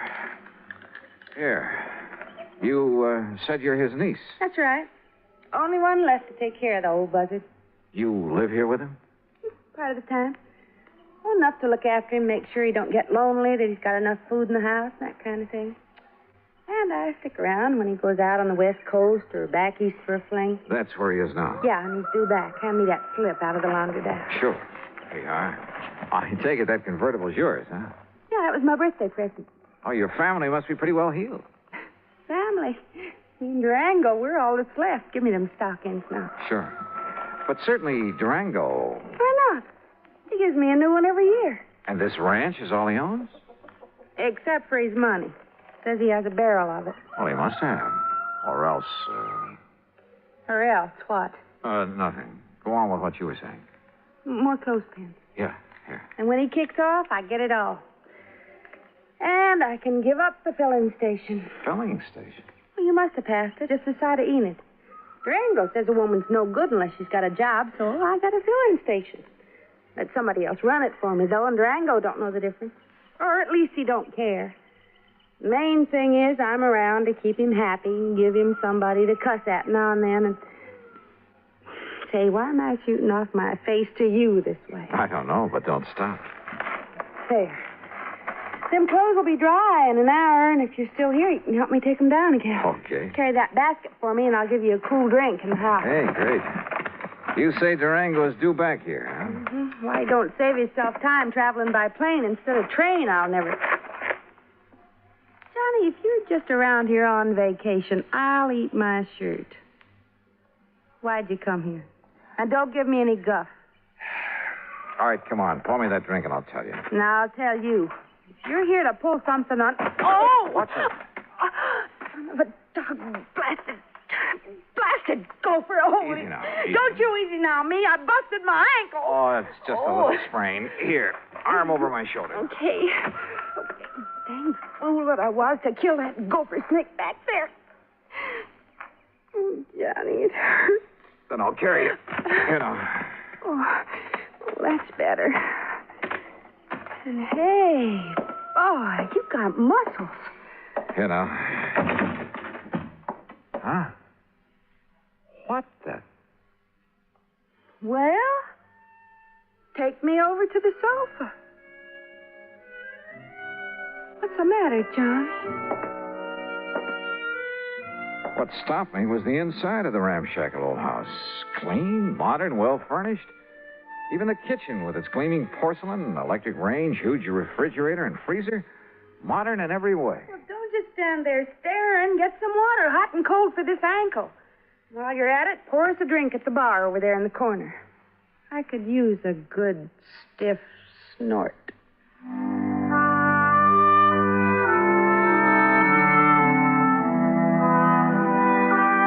I did what I could to reduce the swelling in her ankle. But by the time I'd taped it up and she was snoozing comfortably on the sofa, it was getting dark. So I hied myself into the well-stocked kitchen to see what I could scratch up to eat. And I'll be honest about it. With this mighty attractive patient on my hands, I'd completely forgotten about my mission in these parts, the investigation of one Durango Laramie dollheart. I wasn't allowed to forget it long, though. As I opened and was about to reach into the ample freezer... Stop right there, you. Huh? There's only one way to deal with a thieving, stealing, dirty varmint like you. Now, wait a minute. Put that thing down. And that, partner, is this way. Holy, no. Hey, no, you're out of your... No!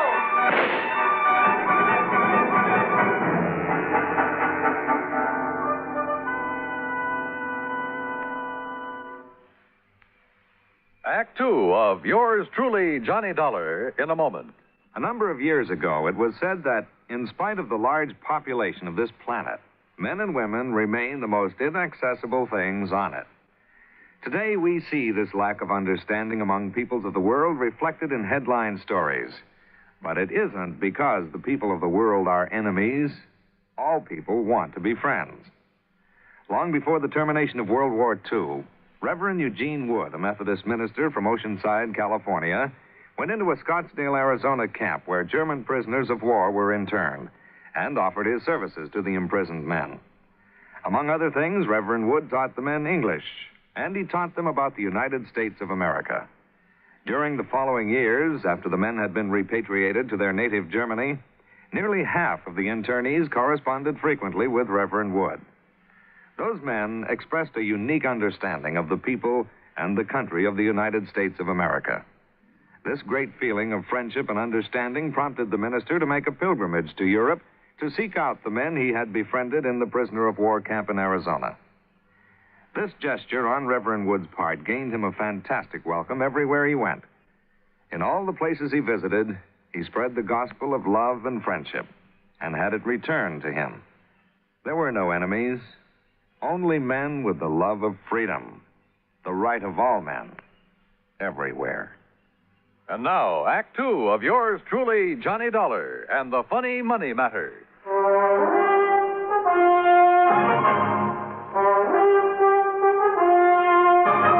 Robbing my house, eh, you No. thief? Now, wait a minute. Not my old Durango's around. Durango, you old maverick! Watch it. Cut out that shooting while I'm trying to sleep.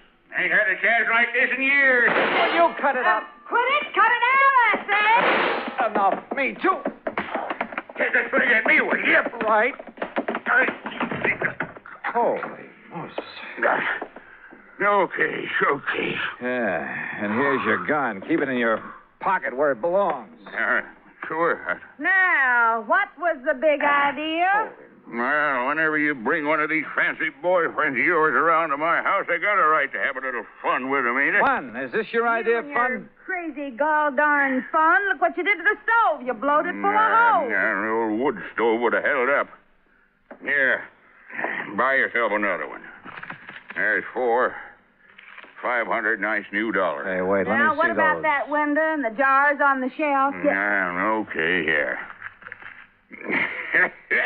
You should have saw him when I started throwing that lid all around him. Sure. Here, Johnny, let me wipe off some of that jam that fell on your head. Johnny?